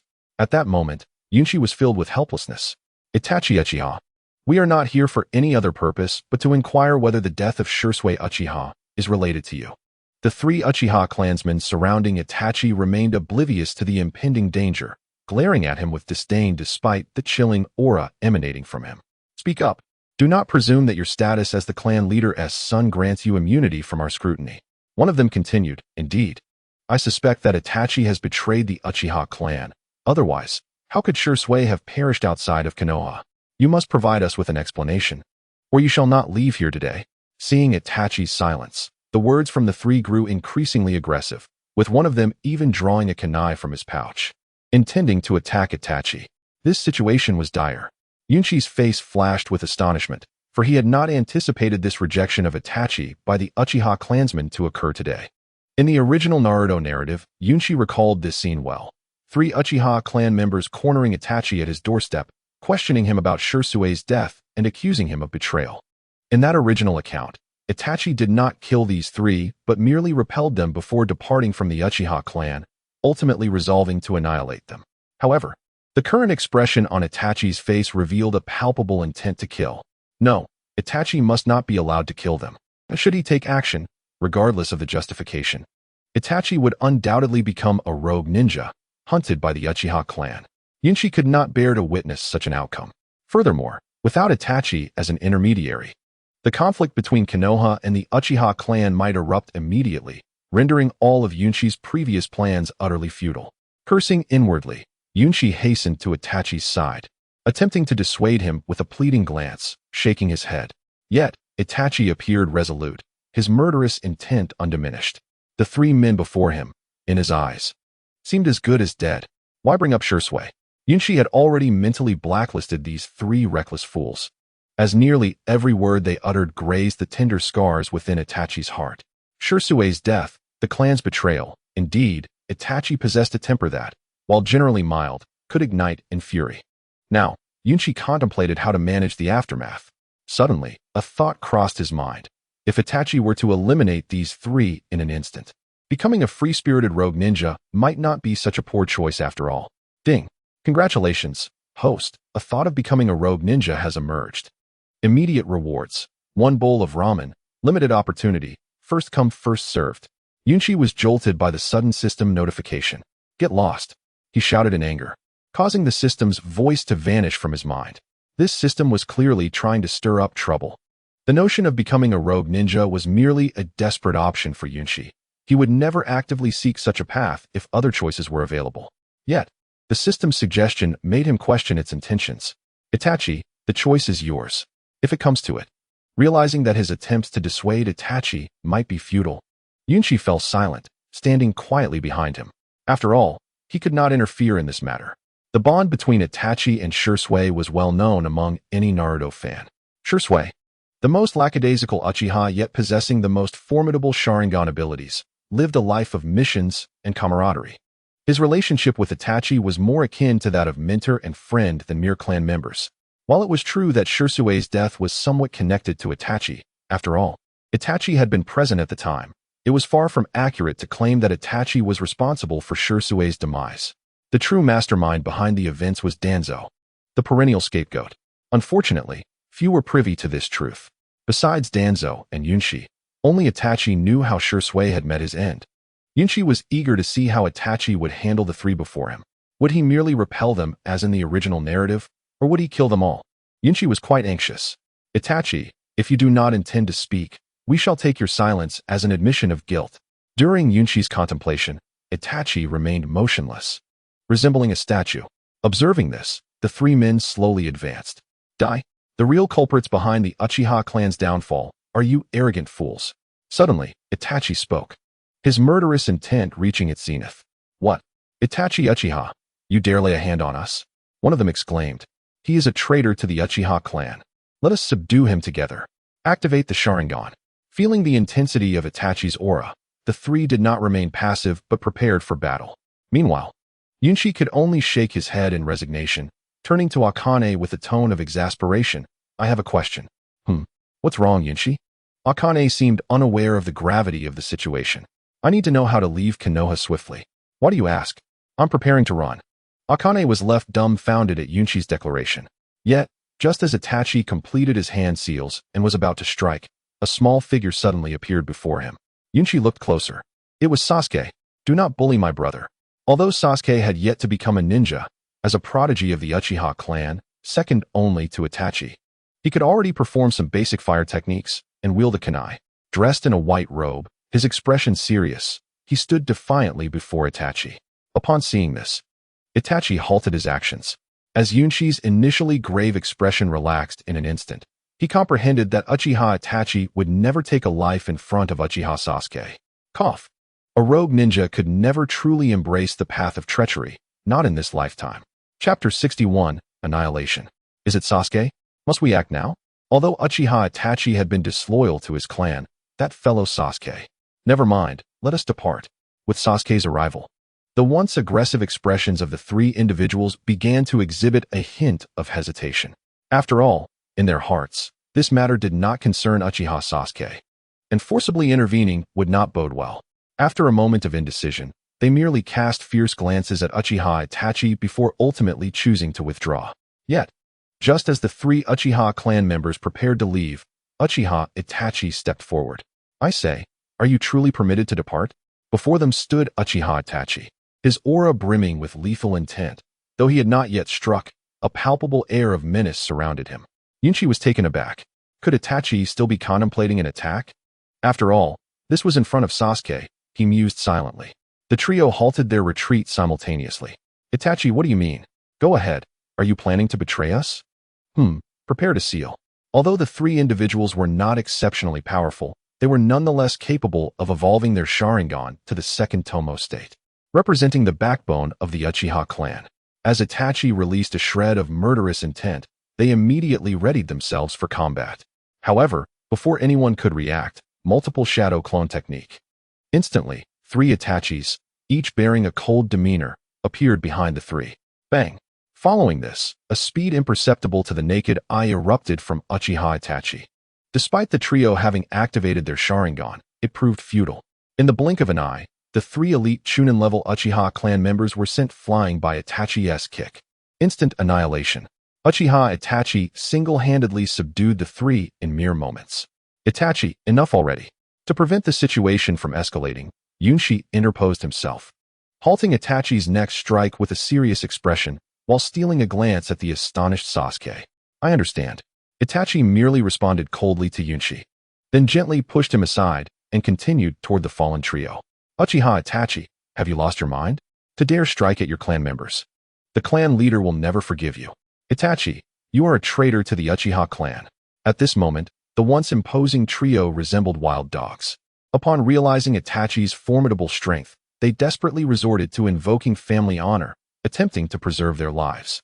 Yet, Itachi offered no response, his icy gaze fixed upon them. As he approached, he spoke, You arrogant fools are the very reason the Uchiha clan has reached this dire state. Were it not for you, our clan would have thrived. With that, Uchiha Itachi fell silent, disregarding their protests entirely, and directly approached Uchiha Sasuke, taking his small hand and walking forward with a calm demeanor. Observing Uchiha Itachi before him, Yunchi hesitated. He did not rush to follow, but gazed with conflicted eyes at Itachi's somewhat desolate figure, as if the once radiant Uchiha Itachi had dimmed in that moment. Let us go. Ultimately, Yunchi resolved to follow, pursuing with Uchiha in tow. As for the 3 Uchiha clan members still lying on the ground, they were ignored. The early sun of Konoha blossomed with the flames of youth. Yet, as the sun set, an inexplicable silence enveloped this village, which had been so full of the will of fire, replaced by an air of inexplicable indifference. A palpable sense of vigilance settled among the townsfolk, particularly upon encountering Uchiha Itachi, transforming into fear. Crack! By the time Yunshi arrived home and opened the door, the sun had begun its gradual descent, and the tranquil nightfall draped itself over the landscape, providing a fitting backdrop for this extraordinary day. Uchiha Itachi, observing the scene, remained silent, first bringing Uchiha Sasuke into Yunshi's home. He then sat outside the window, his expression cold as he stared at the shrubs swaying in the gentle breeze. Meanwhile, Yunshi, having sent Uchiha to watch over Sasuke, joined Itachi's side and casually seated himself on the grass. Are you saddened? No. Those who were once worthless do not merit my sorrow. Then what? I merely ponder if perhaps I was mistaken. Upon uttering these words, a flicker of seriousness crossed Uchiha Itachi's eyes. He gazed at the newly risen moon, murmuring, "Is such a family truly worth protecting? Perhaps destruction is the best fate." Upon hearing this, Yunshi was momentarily taken aback, unsure of how to respond. If Uchiha Itachi was now a heartless killing machine, then Yunshi felt as if he were merely a statue. Their conversation fell abruptly silent, the gentle breeze rendering the solitude palpable, evoking an unfamiliar sentiment within both youths. A sense of inexplicable melancholy. "Yunshi, you once said you would assist me, did you not?" After a brief hesitation, Itachi spoke again, his tone tinged with weariness. It seemed even Uchiha Itachi, perceived as cold, unfeeling, intelligent, and decisive, could feel fatigue. In that moment, Yunshi realized that the once spirited and confident leader of the Umbu was no longer the prodigious genius who became a jonin at 13. Nor was he the red phoenix of the Akatsuki. Instead, he appeared as a helpless youth, burdened by a father's reproach, the weight of familial expectations, and the scornful doubts of his kin. These myriad pressures had instilled a sense of weariness in the once undaunted Uchiha Itachi. Physical fatigue could be alleviated through rest, but the exhaustion of the spirit. Yunshi fell silent. Yet, at that moment, flashes of memories with Uchiha Itachi surged through his mind. Are we allies? Can I trust you? In an instant, the past stirred Yunshi to his feet. Despite having surmised Uchiha Itachi's inner turmoil and the necessity for his own intervention, he declared, "Speak, are we not friends?" This time, Yunshi did not employ the term ally, but rather referred to Itachi as a friend. This marked the first occasion in the Naruto universe where Yunshi articulated such a word. In Chapter 62, concerning the transformations of Yunshi and the system, Itachi Uchiha suddenly smiled, not with his usual cold smirk, but with a warmth that instinctively made one feel at ease. It was as though the gentle and self-assured Itachi of yore had returned. "Yunshi, I no longer wish to be entangled within the village and my family. Although, perhaps with your assistance, a war within the clan may be averted, I have a premonition." At this juncture, Itachi paused, gazing into the distance as he murmured, "Perhaps one day, the flames of conflict will reignite between Konoha and the Uchiha clan, and it will be unavoidable. Have you made your decision?" Upon hearing Itachi's words, a flicker of gravity crossed Yunshi's face, for he had already surmised Itachi's intent before he spoke. It was a choice between his family and the village. In the original narrative, Itachi chose the village, and it appeared that the current Itachi was poised to follow suit. Yes, I have come to understand. I once believed the tension between the Uchiha clan and Konoha stemmed from the oppression of the higher-ups in the village. However, I now realize that, fundamentally, the Uchiha have changed. They have become arrogant and conceited. Such a clan is not worthy of my protection. With that declaration, a chilling aura suddenly emanated from Itachi, a presence befitting a shadow-level powerhouse, enveloping the surroundings with its intensity. At that moment, Itachi's gaze fell upon Yunshi's bed. It seemed that, due to training, Sasuke Uchiha had fallen asleep on Yunshi's bed, accompanied by the gentle presence of Akane Yuhi. His youthful visage radiated an inexplicable tranquility. Witnessing this, a softness appeared on Itachi's face, a tenderness uniquely reserved for Sasuke. Perhaps this was the true Itachi. Gazing at Itachi, Yunshi felt a surge of unexplainable sentiment. In the dark underbelly of Konoha, Itachi may have been a remorseless instrument of duty. To his father, who held high hopes for him, Itachi was a sword in his hand. Yet, in this moment, the true Itachi emerged, a blend of intellect and tenderness, imbued with affection for Sasuke. Perhaps interwoven with a burgeoning camaraderie for Yunshi. Amidst these myriad emotions, Yunshi beheld the authentic Itachi, stripped of any pretense, merely a friend, a brother. Damn, it's just one mission. I can forego it. There's no punishment anyway. At that instant, Yunshi felt resolute. He had made up his mind. Let the system's tasks be damned. Once, when he first arrived in the Naruto world, Yunshi merely sought to survive in this realm. Thus, he endeavored to complete his missions under the safest circumstances. While it could be deemed cowardly, the reality was that Yunshi had become a mere tool, a servant of the system, executing tasks to reap rewards, only to repeat the cycle. In the past, Yunshi had contemplated this notion but refrained from rebellion due to the myriad dangers within the ninja world. Yet now, enlightenment dawned upon him. To hell with the rules, he was the rule. Itachi unhesitatingly stood against Orochimaru for him. So surely it was not excessive to assist him in annihilating a clan in return. Itachi, Yunshi suddenly spoke. Itachi, engrossed in watching Sasuke, turned his head, a hint of puzzlement gracing his features. I promise to support you in whatever you wish to do. Just as I mentioned before, we are friends, are we not? With that, Yunshi raised a fist, a bright smile illuminating his face. Upon witnessing this, Itachi too smiled, a pure, unadulterated smile. Subsequently, mirroring Yunshi, the two fists collided, forging an indestructible bond of friendship in their hearts. Perhaps the system's rules had once confined Yunshi, but now he comprehended. Let it be banished. Having traversed this realm, the individuals before him were no longer mere cardboard cutouts. They could be foes or friends, yet they all shared a singular truth. They were living beings, each with their own thoughts. There was the seemingly cheerful yet burdened Akane, the cunning and treacherous Orochimaru. These were facets of emotion never portrayed in the anime. In this moment, Yunshi understood. This was a brand new world, and he was a brand new self. Ding. Congratulations, host, you have activated the hidden option, self. Note, this option is unique and irrevocable once chosen. Option 1, self as a tool. The system was never intended to transform any host into a mere tool. However, all previous hosts had succumbed to this fate, losing their essence as true warriors, unlike you. Description, selecting this option will nullify the forced selection function. The system will solely present option prompts, leaving all choices to the host, with rewards actively dispensed post-selection. Reward, system upgrade activated. 1/6 paths level random power experience card, 10 minutes, X1. Will the host accept? Yes, the system will commence upgrading in 5 minutes. No, this task will be cancelled, and the system will remain unchanged. As Yunshi contemplated this, the system relayed more information than ever before. The reference to previous hosts and the tool sequence momentarily stunned him. However, Yunshi had no time to ponder these revelations. He was embroiled in the complexities of the system. In essence, he had seemingly activated a hidden task. Choosing to allow the system to evolve would grant him a commendable reward, yet subsequent choices would not feature prompts. The power to decide would rest solely with him.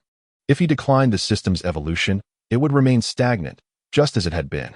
After grasping the situation, Yunshi closed his eyes, remaining silent for a prolonged moment. Suddenly, a firefly fell to the ground, its flickering light drawing his attention. The firefly, having exhausted its life, seemed on the brink of vanishing from this world. Yet it continued to struggle. Upon witnessing this, Yunshi realized, I choose to accept. As the words escaped his lips, a radiant, ethereal light enveloped his mind. Soon, he vanished without a trace, simultaneously liberating Yunshi's mind from a myriad of shackles. Ding. Congratulations, host, on making a choice. The system will commence its evolution in 5 minutes. Ding. Congratulations, host, you have obtained an item. 6 paths level random strength experience card X1. Ding. The 6 paths level strength experience card pertains to the Pokemon realm, Groudon, Divine Beast. With each notification from the system, Yunshi was momentarily taken aback. He had not anticipated that a mere choice would lead to such a significant transformation. However, at that moment, Yunshi chose to divert his attention from the system's prompts and instead fixed his earnest gaze upon Itachi. For Yunshi, the pressing matters concerning Orochimaru and the Uchiha clan's massacre were evidently of greater importance. Remember to inform me before you make a move. After making his decision, Yunshi temporarily suppressed his inner turmoil and turned his attention to Itachi. A mutual understanding between men allowed Itachi to sense the tumult of emotions within Yunshi. Upon noticing Yunshi's smile as he spoke, Itachi nodded. Once I resolve the trouble at hand, I will be ready to act. After a moment's contemplation, Itachi articulated his plan. Yunshi, upon hearing this, inquired with a hint of skepticism, "Is this regarding the time provided by Danzo?" "No, Danzo's deadline is tonight, but I have declined," Itachi replied. Glancing at the still sleeping Uchiha Sasuke, his expression growing somber. Chapter 63. Planning night enveloped the world outside, casting a unique sense of solitude as darkness and silence intertwined. A shroud exclusive to the night blanketed the earth, yet the hidden danger lurking within remained unknowable. Uchiha Itachi gazed pensively out the window, while Yunshi was far from tranquil. The system's evolution had yet to commence, yet the information previously revealed had instilled an inexplicable tension within him. This system, Yunshi hesitated to articulate his thoughts, deciding to refrain from dwelling on it. For the time being, the system posed no hostility. Rather, it was the matters concerning Uchiha Itachi that weighed more heavily on his mind. "Itachi, has a person claiming to be Uchiha Madara ever sought you out?" After setting aside thoughts of the system's evolution, Yunshi suddenly posed the question. He distinctly recalled from the original Naruto narrative that aside from Danzo's threats, Uchiha Ibito, masquerading as Uchiha Madara, had approached Itachi before the planned massacre of the Uchiha clan, proposing an alliance with him. Yunshi had intended to voice this earlier, but had held back, considering that the massacre was not imminent. However, the time for hesitation had passed, as Itachi had made a new decision, prompting Yunshi to directly question him. "Does he?" Itachi evidently recognized that Yunshi possessed some knowledge of the matter. He was surprised that Yunshi was aware of this, considering even Danzo was oblivious to his connection with the person claiming to be Madara. Involuntarily swallowing hard, Itachi suppressed his astonishment and replied to Yunshi in a calm tone. "Indeed, that is true. My previous mission outside the village was to communicate with him." However, a flicker of perplexity crossed Itachi's face as he hesitated to continue. "But what?" With Itachi's confirmation, Yunshi immediately pressed further. If Itachi had indeed considered Ibito to be Madara and had been drawn into the Akatsuki organization, Yunshi would find himself at a profound disadvantage. After all, he did not wish for his first friend in this world of Naruto to be ensnared by the Akatsuki. This thought intensified his anxiety. However, I believe this individual is not truly Uchiha Madara, but rather resembles a lost member of the Uchiha clan. At that moment, Itachi shared his speculation. Truly, Uchiha Itachi was perceptive. Realizing that Itachi had not been deceived, a slight smile appeared on Yunshi's face. For Yunshi, as long as Itachi had not acquiesced to Ibito's plans, the rest was inconsequential. "Itachi, did you agree to collaborate with him?" Yunshi swiftly inquired, focusing on the crux of the matter. If Itachi had indeed consented, Ibito would inevitably appear in Konoha, and the narrative would unfold as in the original plot, leading to the massacre and Itachi's subsequent induction into the Akatsuki, entangling him in Ibito's sinister schemes. "No, I did contemplate agreeing, but remembering your assurances, I declined." Upon finishing, Itachi regarded Yunshi with eyes filled with warmth and a hint of trust. "You trust me that much?" A flicker of surprise crossed Yunshi's face. He had expected Itachi to at least hesitate, yet suddenly, an inexplicable warmth surged within him. "It is fortunate you did not agree. His intention was simply to recruit you into a mysterious organization. Should you have accepted, you would have had no choice but to join him and become a rogue ninja in Konoha." Subsequently, Yunshi recounted the events from the original narrative, albeit with certain details omitted. However, upon hearing this, Itachi did not appear overly shocked. Rather, he seemed contemplative. After a moment of silence, Itachi abruptly spoke. "That organization is called Akatsuki, isn't it?" "You know?" This time, it was Yunshi who was taken aback. According to the original storyline, Itachi had only joined the Akatsuki after the massacre, where he subsequently encountered Orochimaru. Yet now, the massacre had yet to occur, and due to Yunshi's influence, Ibito had not even managed to recruit Itachi. Under these circumstances, Itachi's awareness of the Akatsuki was perplexing. "It was the person claiming to be Madara who informed me," Itachi clarified, noticing Yunshi's confusion. He then glanced out the window and added, "Although I am reluctant to agree to an alliance with the one claiming to be Madara, I am nonetheless curious to learn more about this organization." "Why?" Yunshi was taken aback and responded, "The Akatsuki is comprised entirely of rogue ninjas. It is hardly a desirable place. Yunshi's vehement opposition to Itachi's potential involvement in the Akatsuki stemmed from two main reasons. First, as a friend, he could not bear to see Itachi entangled in such a disreputable organization. Although the Akatsuki's leader, Pain, and his six paths possessed formidable strength, the other members faced dire fates, many of whom perished. Knowing the consequences, Yunshi could never agree to Itachi joining the Akatsuki. The second reason was somewhat more self-serving. In this brutal world of ninjas, an individual could achieve little alone. Yunshi had long aspired to establish an organization of his own, with Itachi as his first designated member. In light of this, Yunshi was resolute in his opposition to Itachi's joining the Akatsuki. Although I understand that the Akatsuki organization is undoubtedly fraught with peril, I still wish to ascertain its true nature. At this juncture, a trace of seriousness crossed Uchiha Itachi's face. I disagree, Yunshi declared, stepping resolutely in front of Uchiha Itachi. His expression grave, his gaze locked onto Itachi with utmost seriousness. Observing Yunshi's demeanor, Itachi found himself at a loss for words. Trust me this once. The Akatsuki is certainly not a place one should venture to, especially after the massacre of our clan. I have devised a plan that I wish to share with you. Glancing outside to ensure that the numerous Konoha jonin lying in ambush were not nearby, Yunshi spoke softly. Rather than seeking information within the Akatsuki, why not establish our own organization to protect what we cherish? Chapter 64. The Troubled Danzo. What? This time, Uchiha Itachi acknowledged his misjudgment. Initially, he had perceived Yunshi merely as a prodigy, assuming that his opposition stemmed from concern for his well-being. Yet, Itachi was astonished to discover that Yunshi possessed his own remarkable ideas, and that notion was profoundly astonishing. To form our own organization to safeguard what we desire, Itachi gasped. The simplicity of the words belied the depth of meaning, and Itachi had underestimated Yunshi. Are you serious, Yunshi? A sharp glint flickered in Itachi's eyes, accompanied by a moment of surprise in his mind. Indeed, everyone's strength is limited, so why not unite our efforts? At that moment, Yunshi regarded Itachi earnestly and nodded. Speaking with conviction, instead of placing trust in others, why not trust ourselves? Is it not preferable to wield our own power to protect what we hold dear? Very well. Itachi stood up, a smile breaking across his face. Count me in for this organization. Ha ha ha, splendid. Yunshi also laughed. Just then, a sudden flurry of footsteps echoed from outside. Yunshi hurried to the window, spotting a group of Konoha jonin, including Kakashi, Might Guy, Kurenai Yuhi, and Asuma Sarutobi. Yunshi, what is happening? Itachi, upon seeing the Konoha ninjas, instinctively stepped back to avoid detection. Could it be Orochimaru's appearance? It cannot be Orochimaru. Had he been present, the Konoha jonin would not exhibit such expressions, Yunshi replied, shaking his head. What then? Upon realizing it was not Orochimaru, Itachi's curiosity piqued, and he activated his Sharingan to peer outside. He noted a group of similarly clad ninjas in dark attire, their faces obscured by masks. Umbu?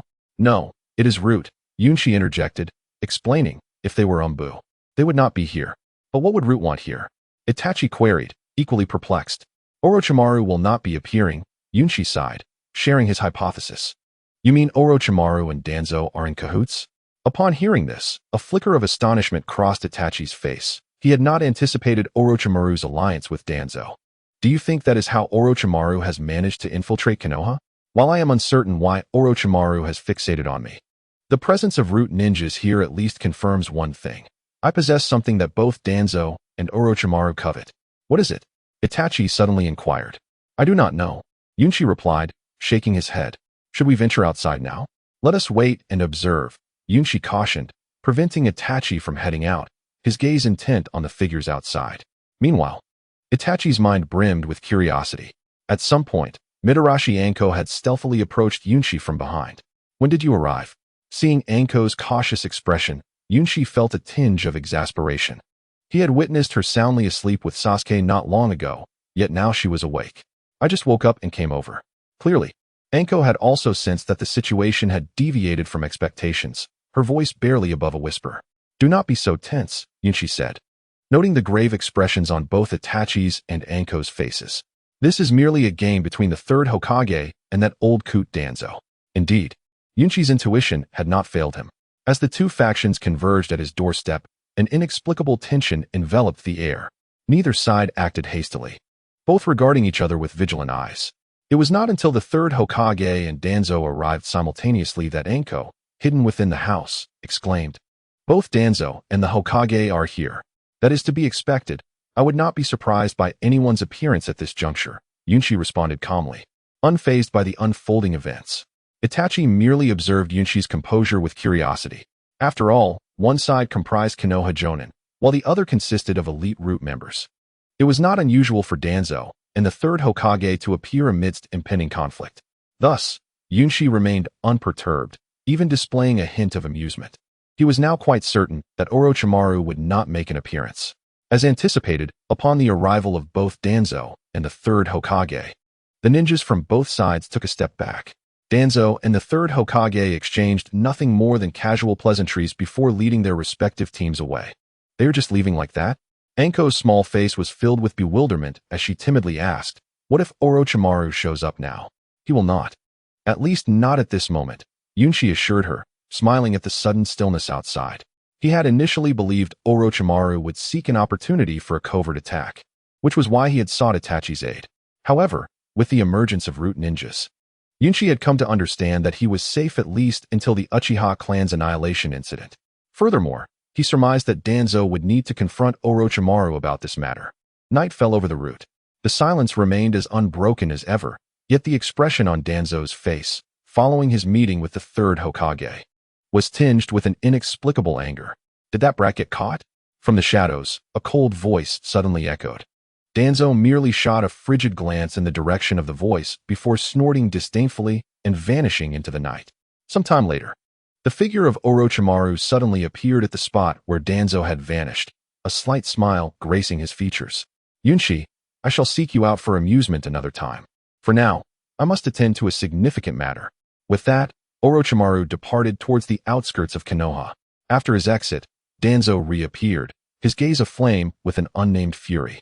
Chapter 65. The Hyuga clan strikes. Is this matter truly concluded?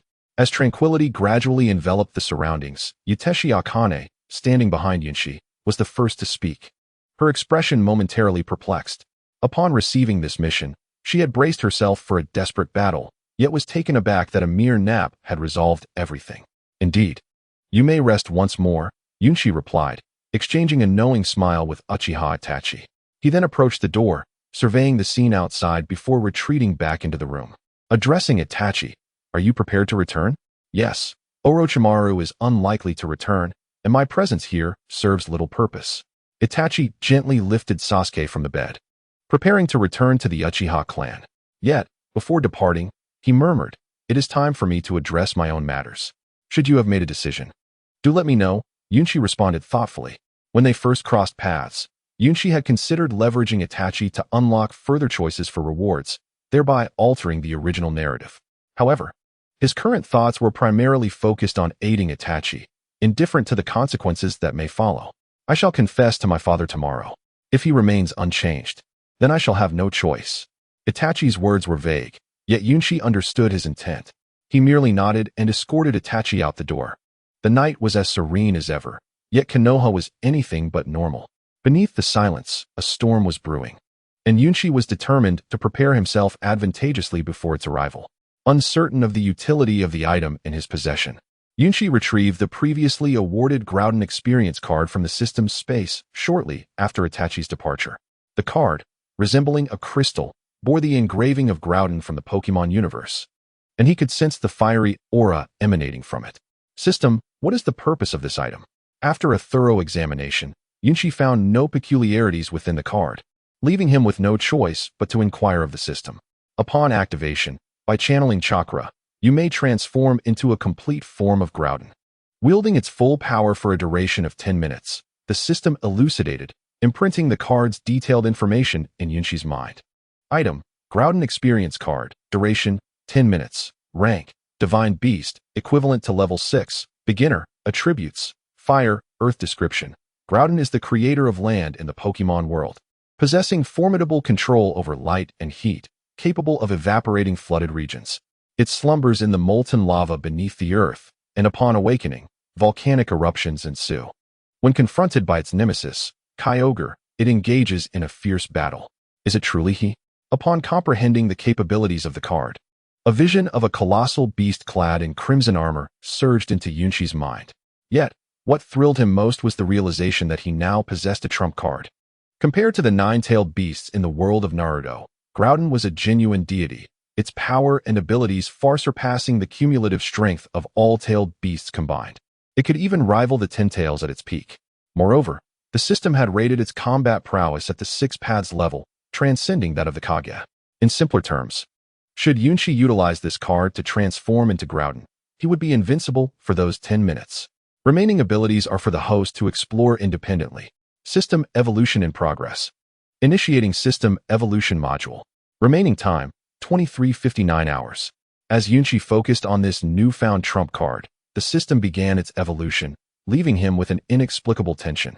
Although the system had assured him of his safety, he could not shake his unease. Yet, there was little he could do but await the culmination of the system's evolution to discover its true nature. Acknowledging this, Yunshi slowly stowed away his life-saving card and entered into a meditative state. Just as he settled down, Uteshi Akane rushed in, her face etched with concern. "What is it?"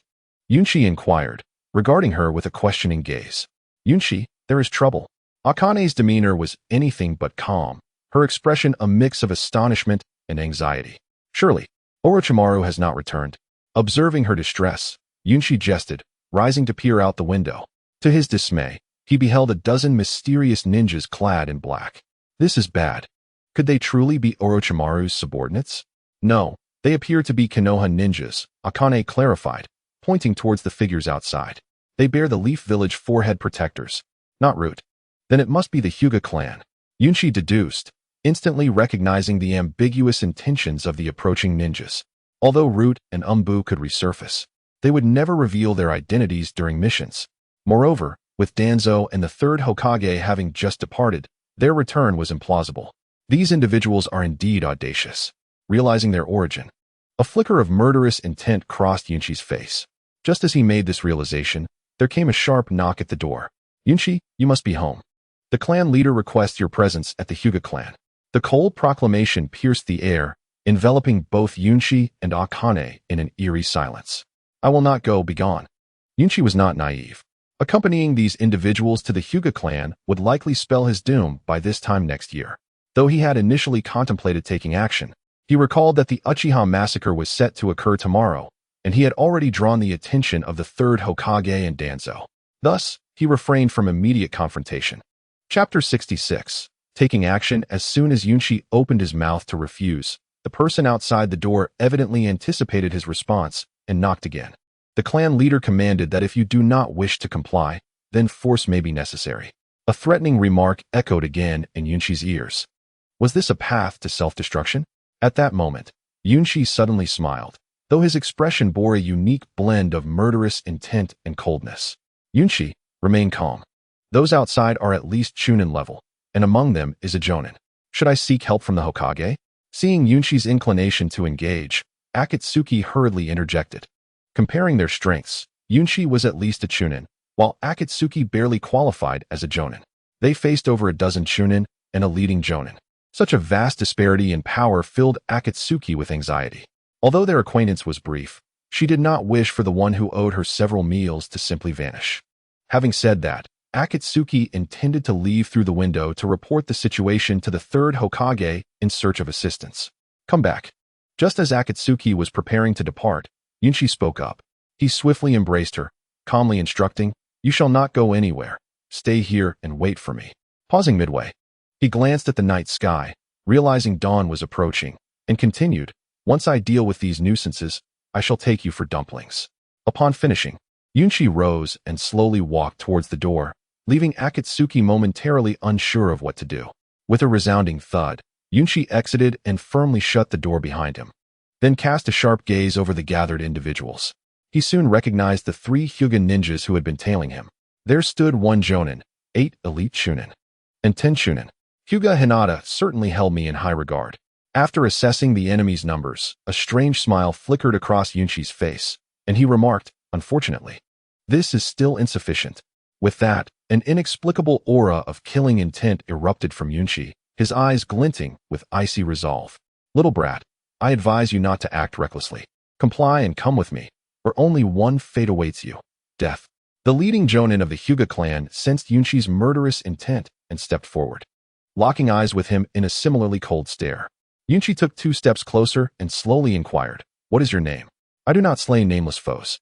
Hyuga Mingwe, jonin of the Hyuga clan.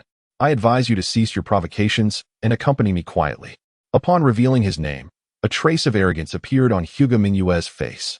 Yunchi, however, merely responded with disdain, just a mere supporting character. "Take him back forcibly." In an instant, anger flared on Hyuga Mingwe's serious countenance. With a sweep of his hand, the Hyuga clan members surrounding Yunchi brandished their sharp kunai and shuriken. Hyuga Mingwe, standing before Yunchi, activated his Byakugan. He had learned during the prior attempt to capture Yunchi that this 12-year-old boy could withstand several rounds against the clan leader without succumbing. Hyuga Mingwe certainly would not underestimate him. Sharingan, activate. Yunchi would not allow them to completely encircle him before striking. As they made their move, he quietly activated his Sharingan, swiftly retrieving several shuriken from his ninja pouch to launch an initial attack. Thanks to Itachi Uchiha's teachings, Yunchi's shuriken throwing technique was commendable. With a flick of his wrists, the sharp shuriken spread out like a net, enveloping all in front of him. 8 trigrams palms, return. Yet, to Yunchi's surprise, Hyuga Mingwe, a member of the main family, adeptly countered all the shuriken with his skilled return technique. Everyone, attack together. 8 trigrams air palm. After deflecting Yunchi's assault, Hyuga Mingwe led the charge, and the remaining Hyuga clan members surged forward. "This is troublesome." A flicker of seriousness crossed Yunchi's face. Clearly, he found himself somewhat overwhelmed by the coordinated assault of numerous enemies. Although the consumption of the devil fruit granted him immunity to most physical techniques, the sheer number of adversaries kept him in a suppressed state. It appeared he would have to get serious. Utilizing the dynamic vision of his Sharingan, he evaded Hyuga Mingwe's 8 trigrams palm and quickly distanced himself. Simultaneously, he unleashed the full power of the flame fruit contained within him. In an instant, a fierce red aura, infused with intense heat, gathered around Yunchi's body. Fire style. Fireball Jutsu. The overwhelming might of Yunchi's Fireball Jutsu, bolstered by his full concentration and the capabilities of the flame fruit, was astonishing. A typical Fireball Jutsu would measure about 1 meter in diameter. Even an elite like Itachi Uchiha could only achieve a maximum of 3 meters. However, the Fireball Yunchi conjured now surpassed all limits, nearing 10 meters in size, with a pearlescent halo appearing at its core. Even from a distance of several meters, Hyuga Mingwe could distinctly sense an extremely scalding heat. Withdraw. Fall back 20 meters. As a jonin, Hyuga Mingwe understood the immense power of the Fireball Jutsu unleashed by Yunchi. If struck directly, even with return, it would be impossible to fully shield against it. Not to mention the Hyuga clan members behind him, who were merely chunin level. Realizing this, the entire Hyuga clan, under Hyuga Mingwe's command, promptly retreated over 20 meters. Yunchi simply smiled. "If I let you escape this easily, then I do not deserve to have lived this long." Jinjutsu. Release. In an instant, Yunchi dispelled the illusion. The immense fireball he had conjured vanished, leaving the onlookers puzzled. Just then, a colossal fireball surged toward them. Boom. The tremendous fireball jutsu erupted with a violent explosion, shaking the very foundations of Konoha. Chapter 67. Instant kill. Though most spectators believed that fire release techniques had little impact in the world of Naruto, this did not diminish their potency. Under the influence of 3 flames, the fire release unleashed by Yunchi was nearly comparable to lava release, and the resulting explosion surpassed traditional fire release techniques. It was but a single strike. Before me, a colossal pit emerged, darkened by remnants of charred bodies, reminiscent of a hellish nightmare. "You little brat." At this moment, Hinata's Miyuki, a seasoned jonin, wore a face of disarray. Her once pristine visage was now marred by soot. Although she had narrowly evaded Yunchi's blazing fireball technique with remarkable speed, she still bore the burns of the explosive flames. However, this was not the crux of her disbelief. What truly astounded Hinata's Miyuki was the fact that a mere 12-year-old boy, the very bottom of the Konoha Ninja Academy, had annihilated an elite squad of the Hyuga clan with just a single fireball technique. "Do you wish for death?" Gazing at Hinata's Miyuki, the murderous intent in Yunchi's eyes remained unabated.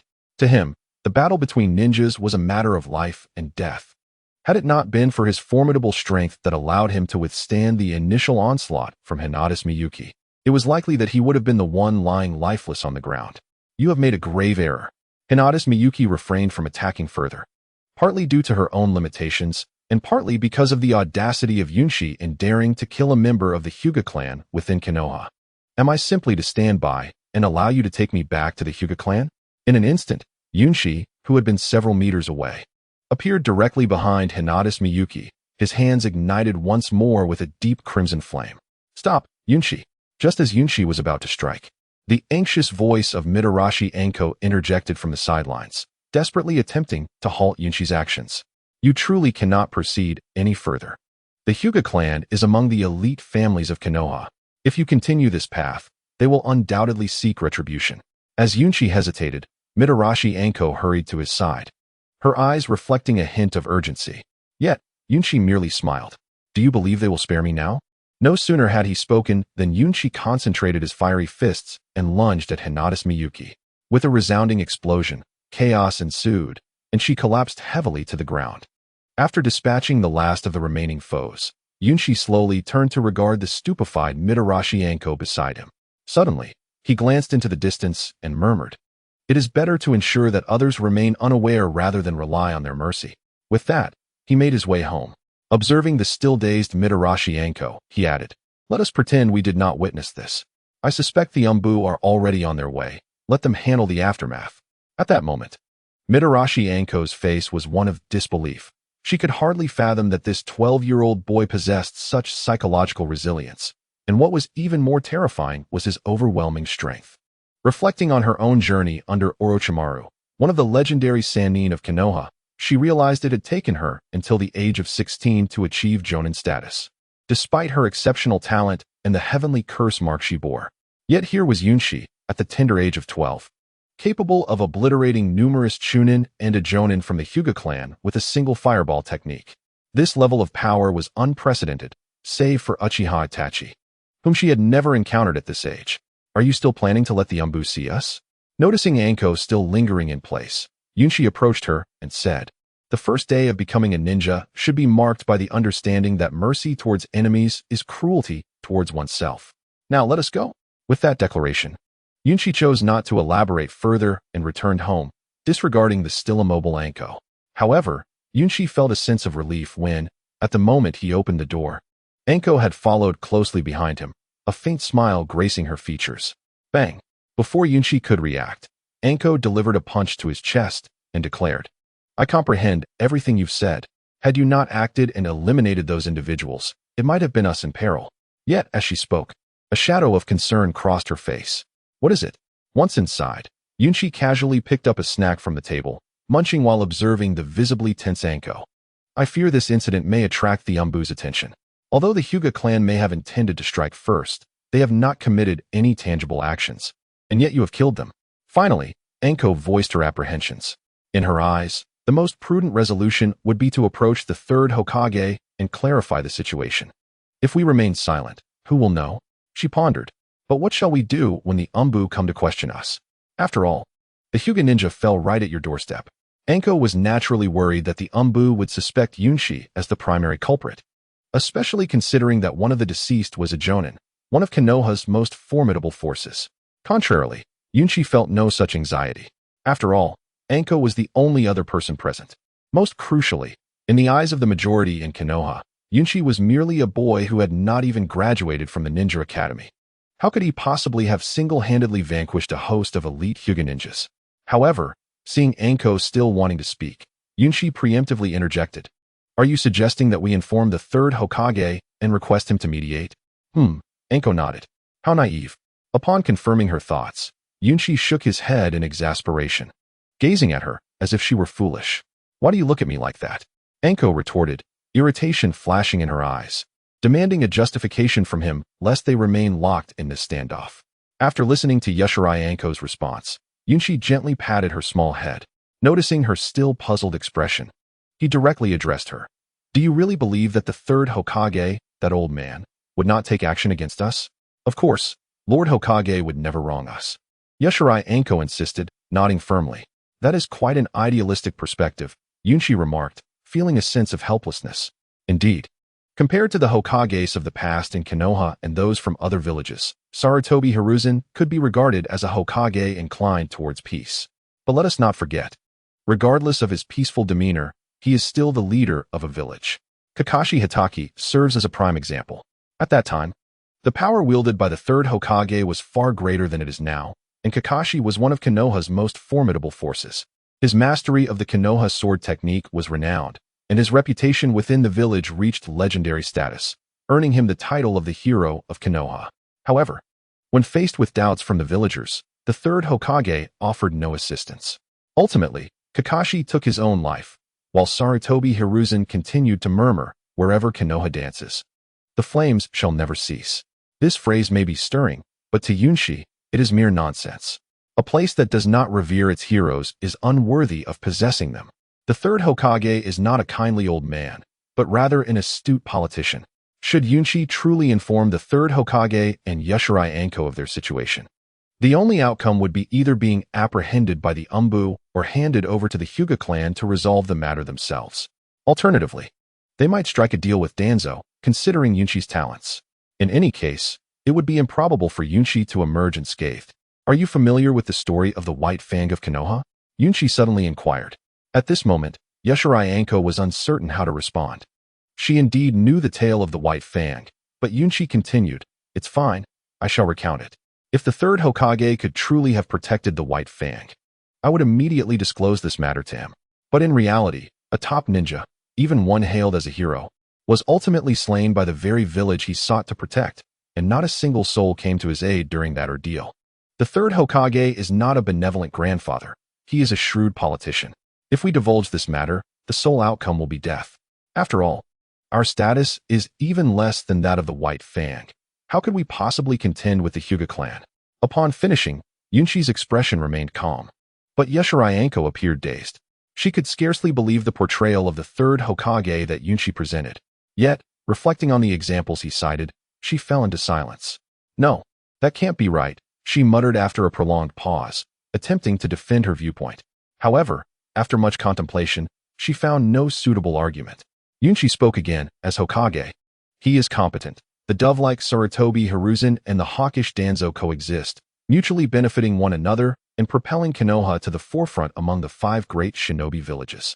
This indeed demonstrates their exceptional leadership. However, for us, any misstep could render us mere pawns in their game. For instance, you." With that, Yunshi gestured towards Yashirai Anko. "I have become a pawn," Yashirai Anko exclaimed, her face a portrait of astonishment as she regarded Yunshi with disbelief. She could not fathom when she had become a piece on the third Hokage's chessboard.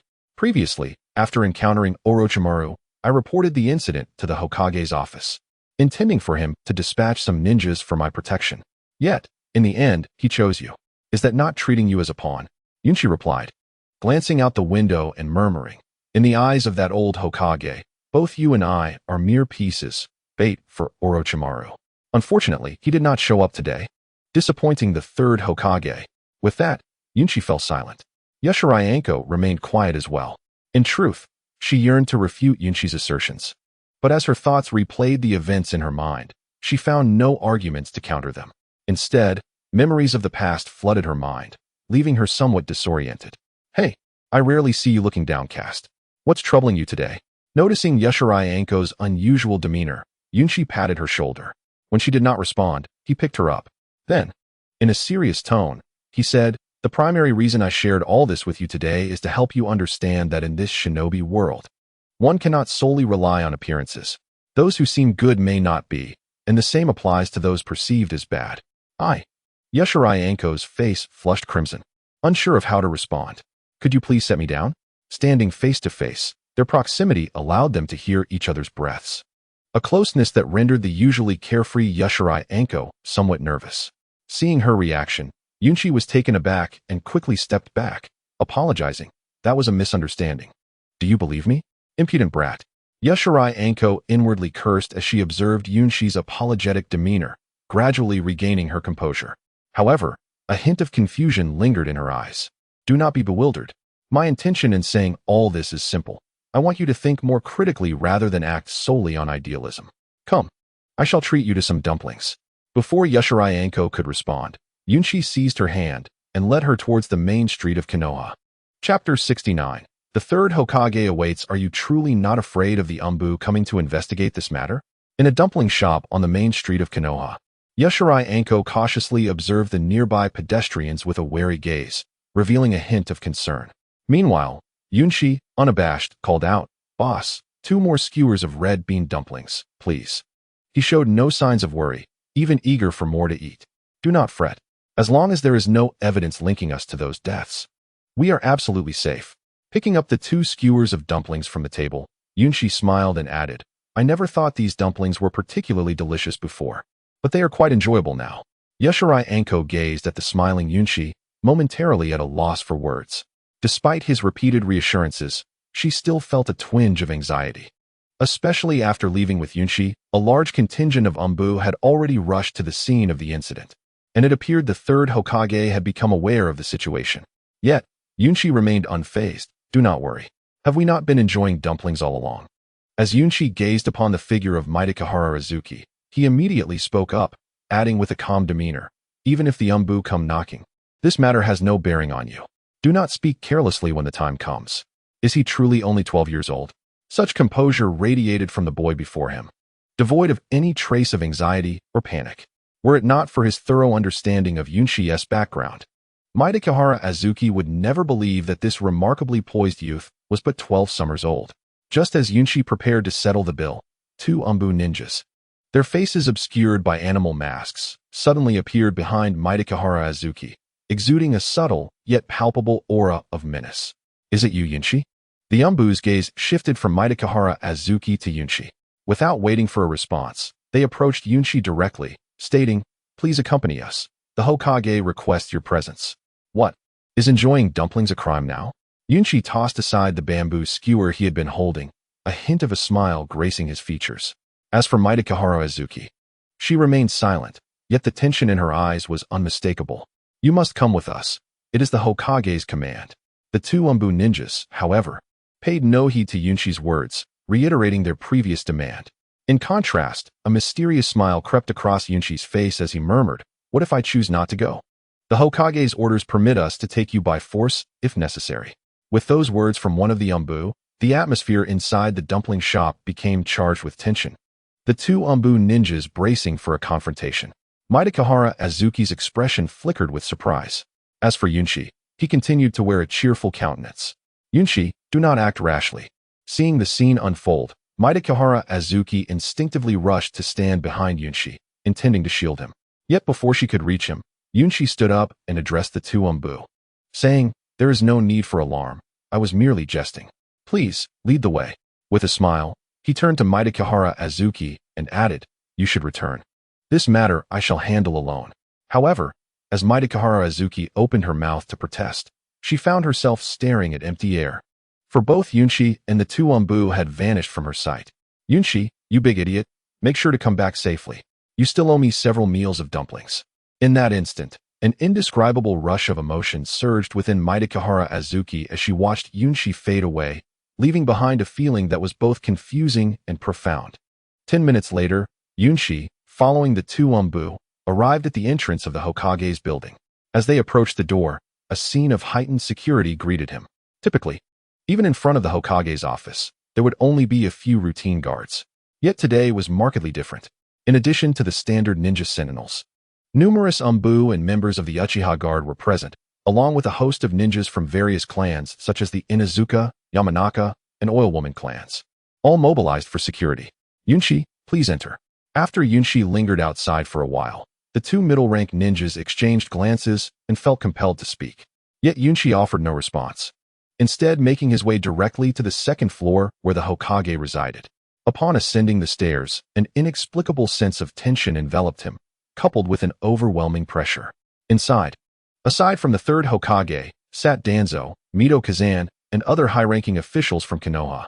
Flanking them were Umbu ninjas such as Marino Ibiki and Nara Shikaku. And standing ominously to one side was the head of the Hyuga clan, Hyuga Hizashi. "Yunshi, do you know why I have summoned you?" Before Yunshi could utter a word, a wave of dizziness washed over him, and when he opened his eyes again, he found himself in a prison cell. Before him stood Marino Ibiki. the head of the Umbu interrogation unit. Is this the interrogation technique of Marino Ibiki? Recalling the peculiarities of his previous surroundings, Yunshi immediately associated it with the illusion technique Ibiki had employed against Pain's human path in the original series. The interrogation technique. Unlike typical Umbu ninjas, Ibiki's forte lay not in ninjutsu or taijutsu, but in illusion techniques. Within Ibiki's illusionary realm, there existed a built-in interrogation space. Upon identifying suspicious individuals, he could summon them to his interrogation room at will, torturing them to extract desired information. How intriguing, Yunshi mused. As he grasped his situation, his initial unease began to dissipate. Even the most realistic of illusions possess weaknesses, and due to his unique circumstances, Yunshi's mental fortitude was exceptional. Coupled with the power of the Sharingan, as long as the illusion was not Tsukuyomi or of equivalent caliber, it would have little effect on him. Release. With Yunshi's declaration, the once ominous interrogation chamber vanished in the blink of an eye, and he reopened his eyes to find a stunned Marino Ibiki before him. How could you bypass my interrogation technique? Before he could even inquire whether Yunshi was connected to the massacre of the Hyuga clan, the shock of seeing his illusion shattered left Ibiki momentarily speechless. The primary reason Ibiki had been able to ascend to the position of head of Konoha's Umbu interrogation division was due to his self-created secret technique, the interrogation technique. This technique resembled Tsukuyomi's realm, albeit it was a semi-real ninjutsu. Although the place it created belonged to the realm of illusions, any interrogations conducted within it were painfully real, including physical harm.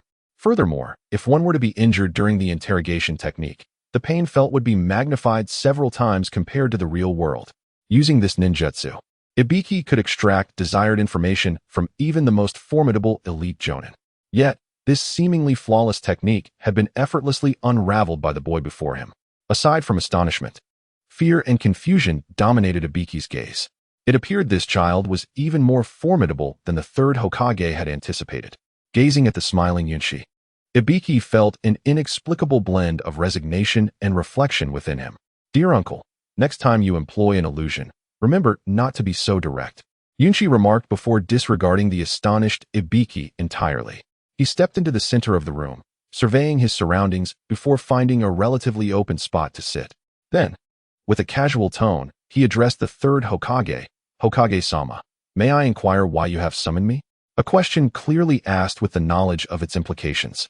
Before the third Hokage could utter a word, Hyuga Hizashi had already stepped forward, his gaze filled with resentment as he fixed his eyes on Yunshi.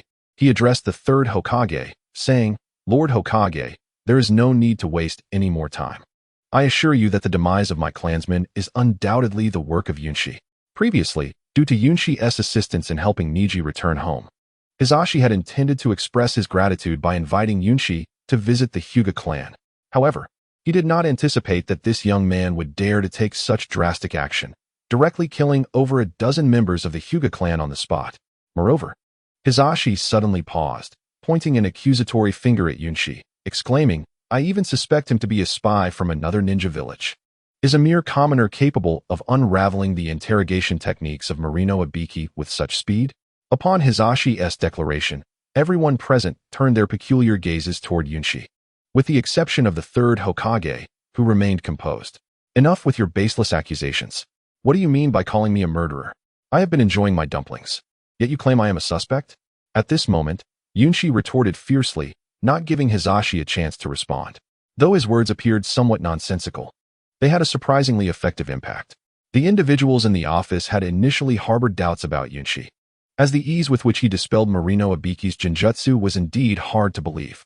In the eyes of others, Yunshi was merely a child, and it was universally acknowledged that those who could break genjutsu at such a young age were exceptional talents. The fact that Yunshi was often considered the underachiever was also well known. After Yunshi explained the reasons behind his ability to dispel genjutsu, the crowd came to realize that he possessed no significant strength. How could he possibly be a murderer? You all have been deceived. Seeing the flicker of doubt on the faces of those present, Hizashi's expression turned bitter, and he abruptly launched an attack on Yunshi. With a single punch, a pale blue chakra surrounded Hizashi's fists. Yet, Yunshi made no attempt to evade, appearing utterly astonished. Just as it seemed that Hizashi's attack would land, a shadow darted in, none other than the third Hokage. In that critical moment, the third Hokage intervened. With a mere palm, he effortlessly blocked Hisashi's assault, causing Hisashi to stagger back a few steps. Truly, the prowess of the third Hokage was not to be underestimated. Meanwhile, Yunshi quietly reflected that although he could use the powers of the devil fruit to withstand Hisashi's attack, he could never match the fluidity of the third Hokage's movements. Enough. Who permitted you to strike? The third Hokage's face exhibited a flash of anger as he glanced back at Yunshi, and upon confirming his safety, he returned to his previous position. Hisashi, on the other hand, wore an expression of constipated discomfort, unable to articulate his frustration. Yunshi, I ask you, where were you half an hour ago? The third Hokage broke the silence, his previously murky eyes now sparkling with clarity. Half an hour ago, I was at home.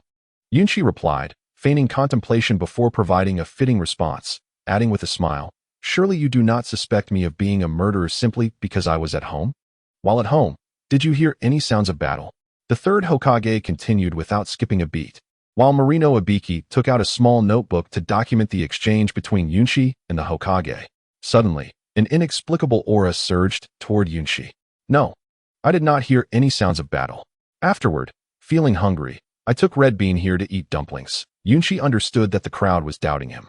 Yet, he resolved to maintain his stance of unwavering denial. You are lying. Just as Yunshi finished speaking, Marino Ibiki stepped forward, pointing at Yunshi and stating, when speaking normally, your gaze is steady and direct, but when Lord Hokage questioned you, your eyes wandered. After this, Marino Ibiki attempted to take action against Yunshi. Uncle, if you have a bad temper, you will develop wrinkles.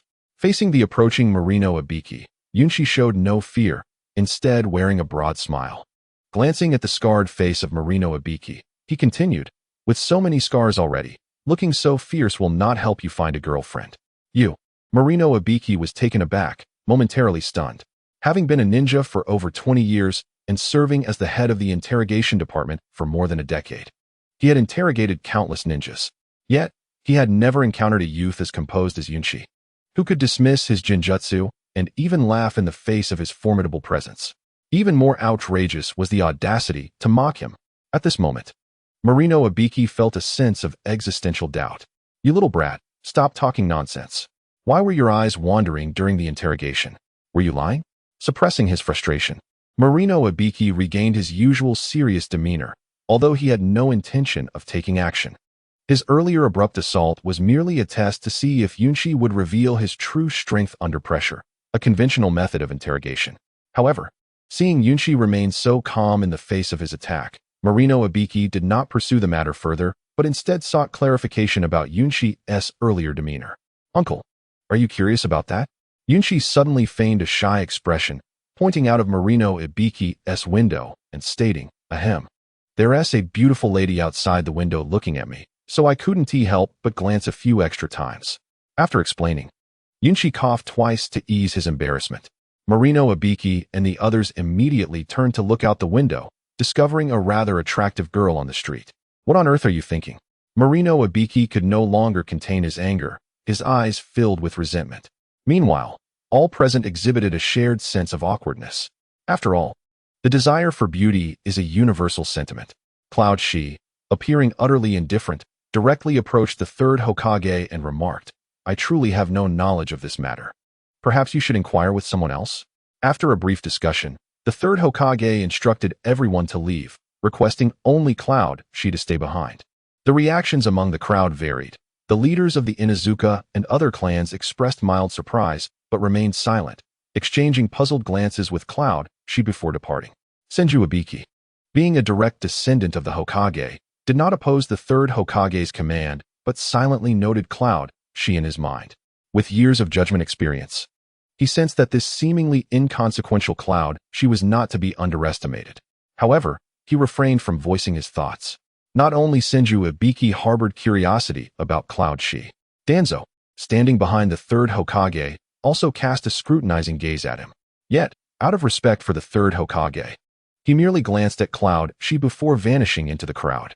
The most incensed was Hinata Hisashi, who had nearly concluded that Cloud Shi was the very perpetrator responsible for the deaths of his clan members. However, due to the secrecy surrounding the evolution of the Byakugan, he could not voice his suspicions. Thus, Hisashi found himself in a position of silent frustration, ultimately leaving with a resentful glare directed at Cloud Shi. Moments later, the once bustling Hokage's office was left with only the third Hokage and Cloud Shi, an elderly man and a youth, gazing at each other in silence. The quiet atmosphere was tinged with an awkward tension. Ahem, did you summon me for something, Grandpa Hokage? Cloud Shi finally broke the silence, taking the initiative to speak. Come here, I wish to show you something, the third Hokage replied, nodding and beckoning Cloud Shi closer, placing a large crystal ball on the desk. What is this? As Cloud Shi approached, a familiar scene unfolded within the crystal ball. No, it was not so much familiarity as it was recognition. Depicted within was none other than Cloud Shi himself, showcasing an earlier moment in the Death Forest while practicing fire techniques. Upon realizing this, the previously smiling Cloud Shi felt a wave of tension wash over him, instinctively preparing for battle. Just then, the third Hokage spoke again. There's no need for alarm. If I truly intended to send you to the Umbu, I wouldn't have shown you this after dismissing everyone else. With that, the third Hokage returned to his desk, regarding Cloud Shi with a compassionate gaze, while Cloud Shi fidgeted uncomfortably under the scrutiny. Their contrasting demeanors highlighted the palpable tension, each waiting for the other to speak first. Grandpa Hokage, I concede this round. What is it you wish to discuss? After a prolonged silence, Cloud Shi finally inquired, recognizing that the initiative lay firmly in the hands of the third Hokage. Continuing to resist would only be counterproductive. Instead, seizing this opportunity to discern the Hokage's true intentions and attitude towards him seemed far more prudent. Haha, the third Hokage chuckled at Cloud Shi's impatience, murmuring, You have not lost, others have. This remark momentarily surprised Cloud Shi, prompting him to ask, Hokage-sama, I do not understand. Tell me, what are your thoughts on Konoha? The third Hokage posed a question that left Cloud Shi momentarily at a loss for words. Very well, among the 5 great shinobi villages, Konoha could be considered a paragon of excellence, Cloud Shi eventually replied, after considerable contemplation. Indeed, while Konoha harbored its share of shadows, it still stood as a remarkably ideal village on the surface. Countless civilians lived peacefully within its borders, supported by a comprehensive ninja promotion system and enlightened leadership. Compared to other villages, Konoha was undoubtedly the most humane. However, upon hearing Cloud Shi's response, the third Hokage shook his head in resignation. Cloud Shi, everyone possesses their own opportunities and secrets, yet I hope you will use your gifts to protect Konoha rather than harm its inhabitants. While certain secrets may elude me, remember that Konoha, despite its darkness, will never allow it to overshadow the light. The third Hokage's words left Cloud Shi utterly astonished, revealing a depth of understanding and awareness that he had underestimated in the seemingly kind old man. From the very outset, the third Hokage had been aware that Cloud Shi was the one responsible for the destruction of the Hyuga clan. What puzzled Cloud Shi was the Hokage's apparent desire to draw him in. Hokage-sama, Cloud Shi began to articulate a defense, but the third Hokage raised a hand, signaling him to remain silent. He then opened a drawer and handed Cloud Shi a stack of documents. What is this? Cloud Shi inquired as he accepted the materials, discovering they contained information on Tsukuyami and Uchiha-Itachi. The documents detailed various missions and events involving both individuals, yet Cloud Shi noticed they were incomplete, lacking any background information on Tsukuyami prior to becoming a ninja, and Itachi's records were similarly sparse. Nevertheless, Cloud Shi understood that the third Hokage aimed to instill a sense of belonging towards Konoha within him, essentially, a form of indoctrination. Cloud Shi, you have been spending considerable time with Tsukuyami and Itachi, both of whom are outstanding ninjas of Konoha. They harbor secrets no less significant than your own, yet I still regard them as Konoha's most exceptional successors. I share this not to compel your loyalty to Konoha, but to express my hope that you will one day become a great ninja. The third Hokage concluded, a glimmer of pride shining in his eyes, an emotion befitting an elder. Cloud Shi comprehended the underlying message within the third Hokage's words. It was essentially a test of his stance towards Konoha. Yet, he remained surprised that the Hokage openly addressed this matter so candidly. You may leave now. This concludes our discussion. I will handle the remaining affairs, the third Hokage stated. Regardless of whether Cloud Shi truly grasped the implications of his words, indicating that Cloud Shi was free to go. Very well, Hokage-sama, I shall take my leave. Upon witnessing the unfolding events, Yunshi opted not to linger any longer and, after a brief farewell, chose to depart immediately. However, just as he opened the door, the third Hokage spoke up, advising him to inform him next time such an incident occurred, rather than resorting to violence. Yunshi was momentarily taken aback, but refrained from replying, instead making his way to the main street of Konoha, feeling a weight of mixed emotions. Clearly, he had underestimated the third Hokage, a man who had spent half his life embroiled in various conflicts. While it may be true that Sarutobi Hiruzen was not the most powerful shinobi in the Hokage world, his governance was undoubtedly exemplary. With a spirit ignited by the will of fire, countless ninjas pledged their loyalty to him. Yet, Yunshi discerned the underlying intent of the third Hokage. Perhaps it was merely his extraordinary talent that had captivated Hiruzen, the mysterious art of fire release. Coupled with his ability to annihilate a complete Chunin team led by a Jonin at the tender age of 12, had indeed piqued the third Hokage's interest. In simpler terms, Hiruzen was gambling on the hope that Yunshi would not betray Konoha and would ultimately become one of its foremost warriors. This was a rather audacious notion. Contemplating this, Yunshi couldn't help but chuckle. It was evident that, for the time being, the third Hokage's wager had paid off. Currently, Yunshi harbored no desire to become a rogue ninja. He bore no deep-seated grudges or dreams of conquering the ninja world. Instead, he yearned to gallop freely, savoring the beauty of the ninja realm and living a peaceful life within Konoha, a village that seemed quite serene. This was all thanks to the third Hokage's choice. Had any of the ninjas dared to act during the interrogation, Yunshi would have undoubtedly retaliated, forcing him into the role of a rogue ninja, leading to an entirely different outcome. Such a result would have been the most favorable solution. If one were to identify the unfortunate soul in this scenario, it would undoubtedly be Hyuga Hisashi and his clan. The losses of an elite Jonin and numerous Chunin from the Hyuga clan would surely cause Hisashi considerable distress. Yet, what concern was that of Yunshi? Meanwhile, within the Hokage building, shortly after Yunshi exited the Hokage's office, Danzo unexpectedly appeared before the third Hokage. Upon recognizing Danzo, Hiruzen expressed surprise, as their relationship had soured recently, particularly following Orochimaru's defection. It had been half a year since they last met. "I desire the boy Yunshi," Danzo stated bluntly, revealing the purpose of his visit, then continued, "In exchange, you may choose anyone from the root.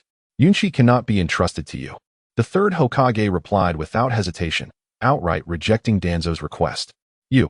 Danzo was taken aback by Hiruzen's resolute response. He was about to increase his stakes, but Hiruzen gestured for him to remain silent. "Do not harbor thoughts of Yunshi," he added, a flicker of coldness crossing his gaze. This reaction left Danzo visibly agitated, yet he refrained from further comment, casting a resentful glance at Hiruzen before departing the Hokage office. Understanding Hiruzen's steadfast nature, Danzo realized that once the third Hokage had made a decision, it was typically non-negotiable. Watching Danzo's retreating figure, Hiruzen felt an inexplicable sense of melancholy. After a lengthy pause, he gazed at the distant Konoha monument and vowed, "I cannot hand Yunshi over to you. He is the future elite force of Konoha, not a mere tool for your killings." Chapter 73. Yunshi's plan. Yunshi, come quickly. Look at the sword in my hand. Isn't it impressive? In the Konoha training ground, the exuberant little Tenten, clad in a pristine white silk chipao, held a sharp shuriken in one hand, her face brimming with excitement. In contrast, Yunshi appeared somewhat lackadaisical as he found a patch of soft grass and lay down. A full day had passed since the massacre of the Hyuga clan members, and as the third Hokage had predicted, no one in the village mentioned the incident anymore. Even Hyuga Hisashi had not sought out Yunshi for trouble, as if the event had never occurred. "Here she comes, Tenten, be careful." Slowly rising from the grass, Yunshi approached Tenten, who radiated vigor, gazing at the lively little girl. A smile broke across Yunshi's face. In his previous life, he had inexplicably taken a liking to Tenten's character, the pure essence of Chinese culture, coupled with a sense of grace and delicacy, had captivated him. And now, who could resist such an adorably plump little girl with her hair in buns? Swish, swish, swish. Just as Yunshi reached Tenten, several shuriken whistled through the air, and turning to look, he saw they had been thrown by her. Bang! Accompanied by a series of clattering sounds, the sharp shuriken struck true, hitting the wooden stump a dozen meters away. "Yay! Yunshi, look! I hit all of them!" Tenten exclaimed, resembling a proud princess as she led Yunshi to the stump, eager to share her joy. "Incredible! Yunchi chuckled at her enthusiasm. Setting aside other considerations, Tintin was undoubtedly a prodigy when it came to throwing ninja tools. At just 7 years old, she was slightly older than Sasuke. Yet in terms of shuriken or other ninja tools, she could easily outclass him. Not only did she master various throwing techniques, but her physical abilities had also reached the level of a genin.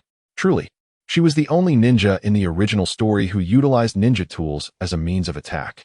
Watching Tintin tidy up her tools, Yunchi felt a pang of nostalgia and regret. The reason for his regret was simple. Although Tintin could be considered an absolute powerhouse during her Genin and Chunin phases, specializing in ninjutsu, she would face significant challenges once she reached the Jonin level. As her combat capabilities grew, the ninja tools that once served as her primary weapons would be largely supplanted by ninjutsu. Even if she employed these tools in battle, they would primarily serve as auxiliary weapons. Furthermore, the lethality of various ninja tools was quite limited, especially considering Tintin's own capabilities. In the original narrative, she only knew a few basic transformation techniques, and her physical skills paled in comparison to her classmates, Lee and Niji. This was why, by the later stages of the Shippuden series, Tintin, who only relied on throwing ninja tools, was relegated to a background role. In a comparison of strength among the 12 young ninjas, Tintin would undoubtedly rank last. Upon contemplating, Yunchi glanced at the exuberant Tian. Should he impart some additional life-preserving techniques to her? Momentarily, Yunchi found himself ensnared in a dilemma. As his closest companion, he could not allow Tian to remain limited to merely throwing ninjutsu, as depicted in the original narrative, without any other means of offense. However, he was at a loss regarding what skills to teach her. Tian had already mastered the fundamental chakra extraction technique. Yet her chakra capacity was regrettably lacking due to her innate abilities. Furthermore, her chakra nature was wind, and Yunchi found himself unable to offer assistance in ninjutsu. Should he teach her the 8 gates? Suddenly, the half-completed knowledge of the 8 gates he had acquired flashed through his mind. This elite taijutsu, developed by Might Dai over 2 decades, was undeniably lethal. Even the typically low-level Might Dai, upon opening the 8 gates, had managed to slay over half of the original 7 ninja swordsmen of the mist in a brief span. Might Dai's use of the 8 gates had even become a legendary moment among the Hokage, earning him the title of the strongest in taijutsu, to the extent that even Six Paths Madara acknowledged him. Yet, upon reflecting on the personalities exhibited by Might Dai, and later, Lee, Yunchi reconsidered. He ultimately decided against teaching Tian the 8 gates. After all, he did not wish for such an adorable little girl to transform into a fierce, muscular fighter. Although there was no guarantee that learning the 8 gates would result in such a transformation, Yunchi was unwilling to take that risk. After some contemplation, he resolved to set this matter aside for the time being. After all, Tian had just begun her journey in the Ninja Academy, so there was no rush. Brother Yunchi, you're slacking off again. At some point, the previously standing Yunchi had taken a seat on the grass. Upon noticing this, little Tian rushed over, her expression adorably pouting. The shuriken in her hand still raised. An inexplicable sense of grievance erupted from her. Brother Yunchi, hey, could you please stop being lazy? Clearing his throat, Yunchi responded. This is not laziness, this is. Ultimately, under Tian's indignant gaze, Yunchi quietly stood up, managing to calm her down temporarily with a meal. In the afternoon, at Yunchi's home, after escorting Tian back, he brought along a chakra attribute testing paper he had found at her house. Although Yunchi had already determined that his primary offensive technique was fire release due to various rewards from the system, he still wished to ascertain the predominant chakra attributes within his body, aiming to diversify his combat strategies. To be truthful, Yunchi had merely stumbled upon the testing paper while escorting Tian home, and since it was free, he took it with him. As Yunchi slowly infused his chakra into the testing paper, a faint flame ignited the paper instantly, but no further changes occurred. It was confirmed. His chakra was indeed solely fire attribute. Upon receiving this outcome, a sense of inexplicable grievance appeared on Yunchi's face. Just as he intended to immerse himself in training to forget this disheartening revelation, a system notification suddenly echoed in his mind, causing him to feel a mix of anxiety and anticipation. Chapter 74, Uzumaki Naruto Ding. Congratulations, host. The Divine Selection System has successfully evolved. Ding. The evolved system boasts more powerful functions, more lenient options, and a transformation in the rewards provided. Please explore it on your own. Warning. The divine system will no longer provide fixed options. All options are subject to the host's discretion. A flurry of messages left Yunshi momentarily bewildered. After reviewing them, he gradually comprehended the evolved system. In simple terms, the evolved system would still present options at critical moments, but these would not be limited to fixed choices. Yunshi could now select directions according to his own intentions, and task rewards would follow suit. Compared to the previous system, it offered a greater degree of freedom. After grasping the implications of the system's evolution, a flicker of surprise crossed Yunshi's face, though it did not strike him as overly peculiar. Rather, he found himself intrigued by this new system. Setting aside the information revealed prior to the evolution, the various prompts following the completion of the evolution sparked his curiosity. "Yunshi, are you home?" Suddenly, a voice from outside drew Yunshi's attention. He hastened to the door, and upon opening it, he found Tsukimi Azuki standing there, bearing a hint of fatigue and a rather poor state of spirit. "Azuki, what troubles you?" Observing the wearied Tsukimi, Yunshi swiftly lifted her, murmuring, "It's only been a day, and you've turned into this. I assent it because I was worried about you." Upon hearing this, a wave of uncertainty washed over Yunshi. After placing Tsukimi on the bed, he inquired with curiosity, "What brings you to my home?" "I sleep soundly at my house," Tsukimi replied, displaying a playful demeanor as she flopped onto Yunshi's bed, a teasing smile gracing her features. "Enough with the antics. What do you truly seek me for?" He handed her a cup of tea and settled beside her, gazing earnestly at the enchanting Tsukimi. "Actually, I wanted to inquire about the Hyuga clan." After sipping the warm tea, Tsukimi appeared significantly revitalized. Perhaps, being a ninja, a single sleepless night bore little impact. "This matter?" Upon realizing that Tsukimi had come for this topic, Yunshi expressed surprise. "Spare me the suspense. Just tell me the outcome." Tsukimi had already sensed that the situation was nearly resolved upon seeing Yunshi safe at home, but she still yearned to know how he had managed to bring it to a satisfactory conclusion. Hence, she had specifically come to inquire. "In short, the third Hokage recognized my talent." After a moment of silence, Yunshi provided the simplest explanation. However, Tsukimi's reaction was one of exaggerated astonishment. Having recently sipped tea, she erupted in a fit of laughter at his words. "Are you saying that the third Hokage resolved this matter due to your talent? Then doesn't that mean you've exposed yourself?"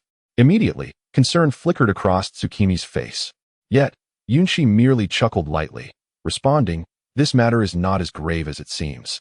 On the contrary, it presents a rather splendid opportunity. Had the third Hokage not been aware of my innate talents beforehand, this matter might not have been resolved so effortlessly. In this regard, I indeed underestimated the old man known as the Hokage. But to refer to him as Hokage-sama. With ears everywhere, I must be cautious." Ultimately, under the relentless corrections of Mitarashi Anko, Yunshi still referred to the third Hokage as old man. "Sooner or later, you'll lead me into a pit." Observing Yunshi's smiling face, Anko's eyes flickered with a hint of displeasure, growing more irate the more she thought about it. "I don't care. Yunshi, you must treat me to some dango." With that, Anko strode ahead, leaving Yunshi no choice but to follow silently. What to do when money runs short? I'm anxiously waiting for a solution. On the main street of Konoha, Yunshi wore a bitter smile. That Anko had devoured over a dozen skewers of dango in one sitting.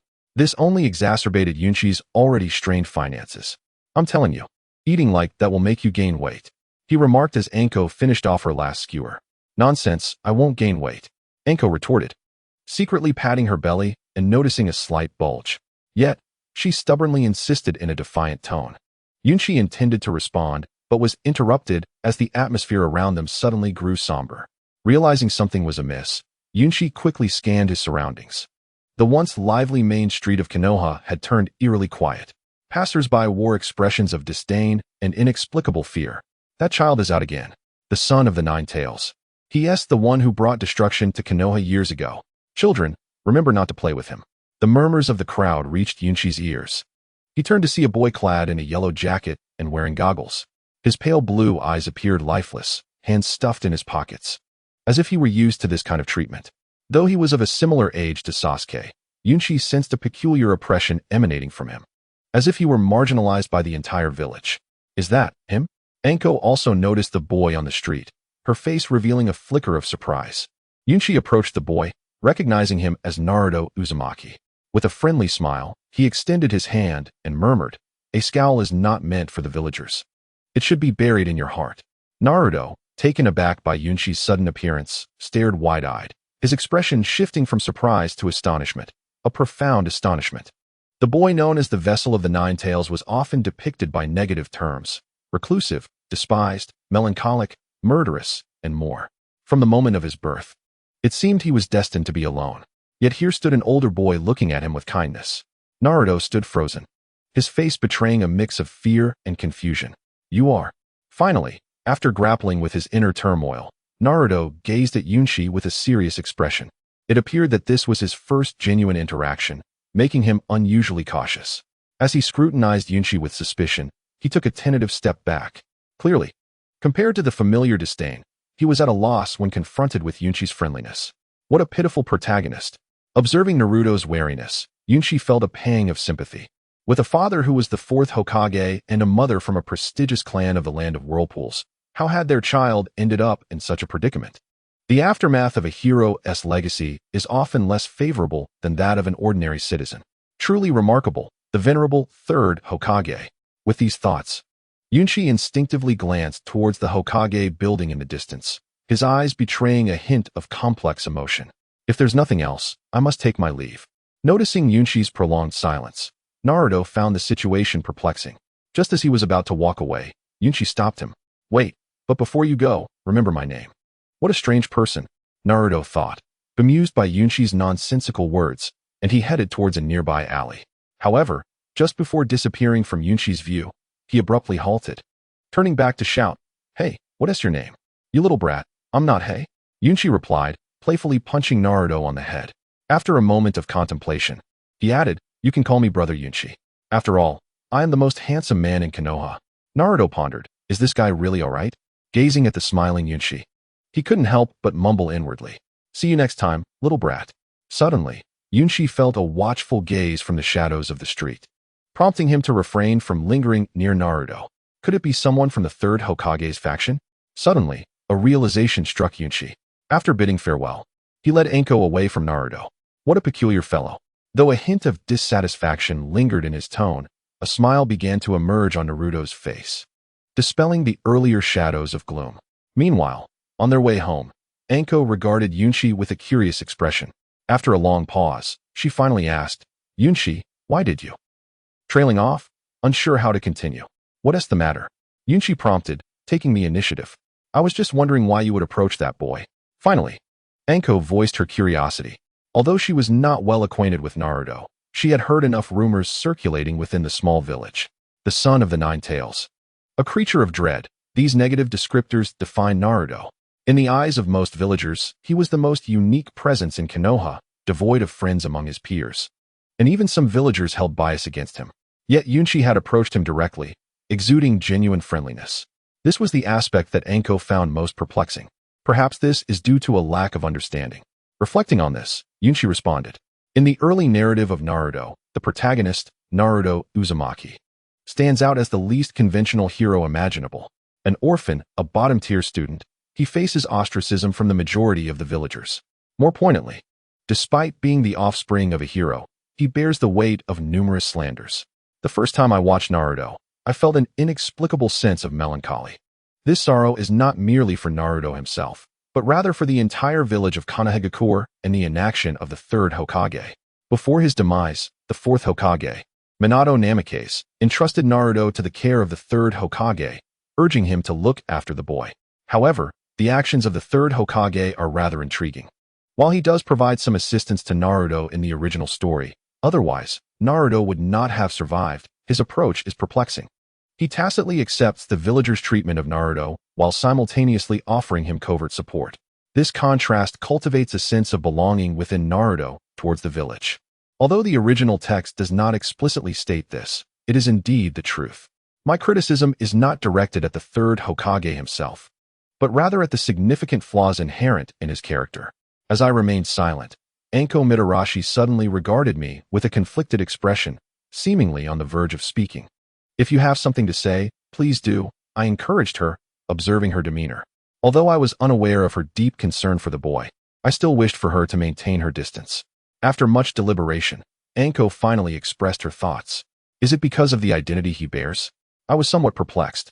Despite their rocky relationship in the early narrative, I believed Anko would not be so superficial as to dismiss Naruto based solely on rumors.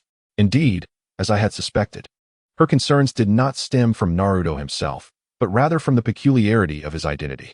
I had previously encountered his profile during a mission, discovering it was classified at an S-rank level, making it accessible only to the Hokage. Thus, any overt engagement with him could potentially draw the third Hokage's attention. Upon articulating this reasoning, I noticed a glimmer of worry in Anko's gaze. Is that the sole reason? I inquired again. Yes, many have attempted to access his files, but they have all vanished, she replied, fear creeping into her expression. After all, anyone capable of causing individuals to disappear within Konoha could not be trivial. Whether or not the third Hokage was involved, it was evident that powerful figures lurked within the village. Thus, Anko naturally felt trepidation upon witnessing my willingness to converse with Naruto. Is that so? I reflected, feeling a sense of disdain towards the third Hokage. The esteemed leader of the village resorts to isolating Naruto as a means of protection? I couldn't help but chuckle. I understand. I shall limit my interactions with him. In an effort to alleviate Anko's concerns, I consented. Although that boy was indeed pitiable, avoiding entanglement in the higher-ups' conflicts was imperative. Anko, I didn't expect you to possess such knowledge. I'm not foolish, you know. How could someone whose information is classified as S-rank be an ordinary orphan? A hint of pride flickered across Anko's face, as if she awaited my praise. However, I deliberately chose not to respond, seemingly dismissing her previous words as I hastened my pace. Meanwhile, within the Hokage's office, a shadow suddenly appeared, where only the third Hokage had been seated. The newcomer, clad in a silver and white umbu uniform and wearing a mask, spoke coldly. Hokage-sama, Yuki recently initiated contact with Naruto on the main street. Was it only Yuki? The third Hokage slowly placed the documents in his hand down. There was also Anko Mitarashi. You may leave. I am aware of this matter. As the umbu departed from the Hokage's office, the weariness in the third Hokage's aged gaze became evident, murmuring to himself, Watergate won't blame me for this, will he? In no time, I had arrived at a desolate area outside the main street of Konoha, with Anko trailing behind me, her expression one of discontent. Naturally, Anko was more intrigued by my speed than anything else. Someone is following us. I pretended to take a couple of steps back, only to lean in closer to Anko, whispering the reason. What? Anko instantly scanned our surroundings with caution. Meanwhile, I maintained a calm demeanor, fixing my gaze ahead. Come out, you lurking figure. Directing my attention towards a large tree, I spoke confidently. Oh, you discovered me. What a formidable opponent. A voice filled with a comical tone echoed from the tree, as a boy donned in a black robe adorned with red clouds appeared atop it. Who are you? Anko's eyes flashed with wariness upon encountering this unexpected character. Gradually, a grayish-white snake emerged, coiling around her neck. I was stunned. Who could explain why Uchiha Obito appeared in Konoha at this moment?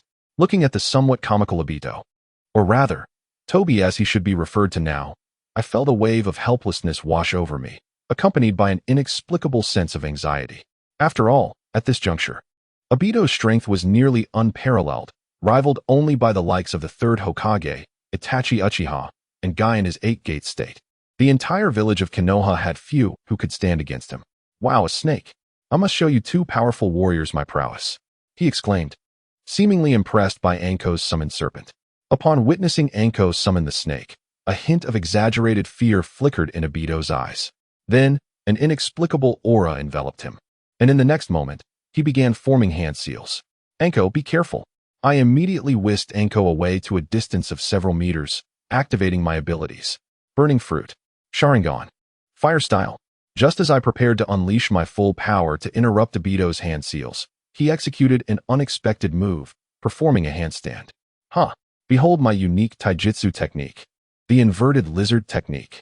At this moment, Uchiha Obito resembled a fool, his hands firmly planted on the ground.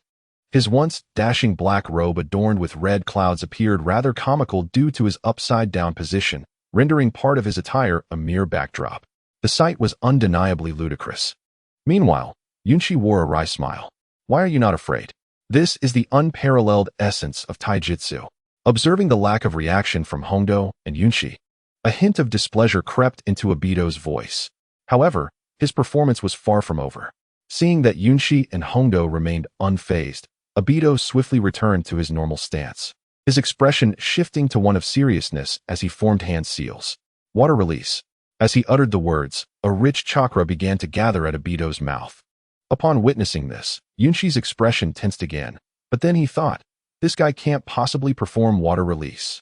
Indeed, as Yunshi suspected, after a deliberate pause, a torrent of saliva erupted from Obito's mouth. Fortunately, the sheer volume of it did not reach the distant Yunshi and Hondo. Oh, as expected of a strong ninja from Konoha, even my water release, excessive saliva technique can be countered. Obito now wore a somewhat serious expression. Yet, Yunshi had no intention of allowing him to continue his antics. Just as Obito prepared to unleash a third ninjutsu, Yunshi interjected, "Are you Akatsuki or Uchiha?" At this point, Yunshi hesitated, but upon hearing his words, Obito transformed, curiosity flickering across his face. In an instant, Obito appeared behind Yunshi, an icy killing intent radiating from him. A brat from the Uchiha clan? Knowing too much could lead to your demise. With a swift sound, a crimson line appeared on Yunshi's fair neck. Yunshi, Hondo, witnessing the scene, felt a surge of fury and immediately formed hand seals, shadow snake hand.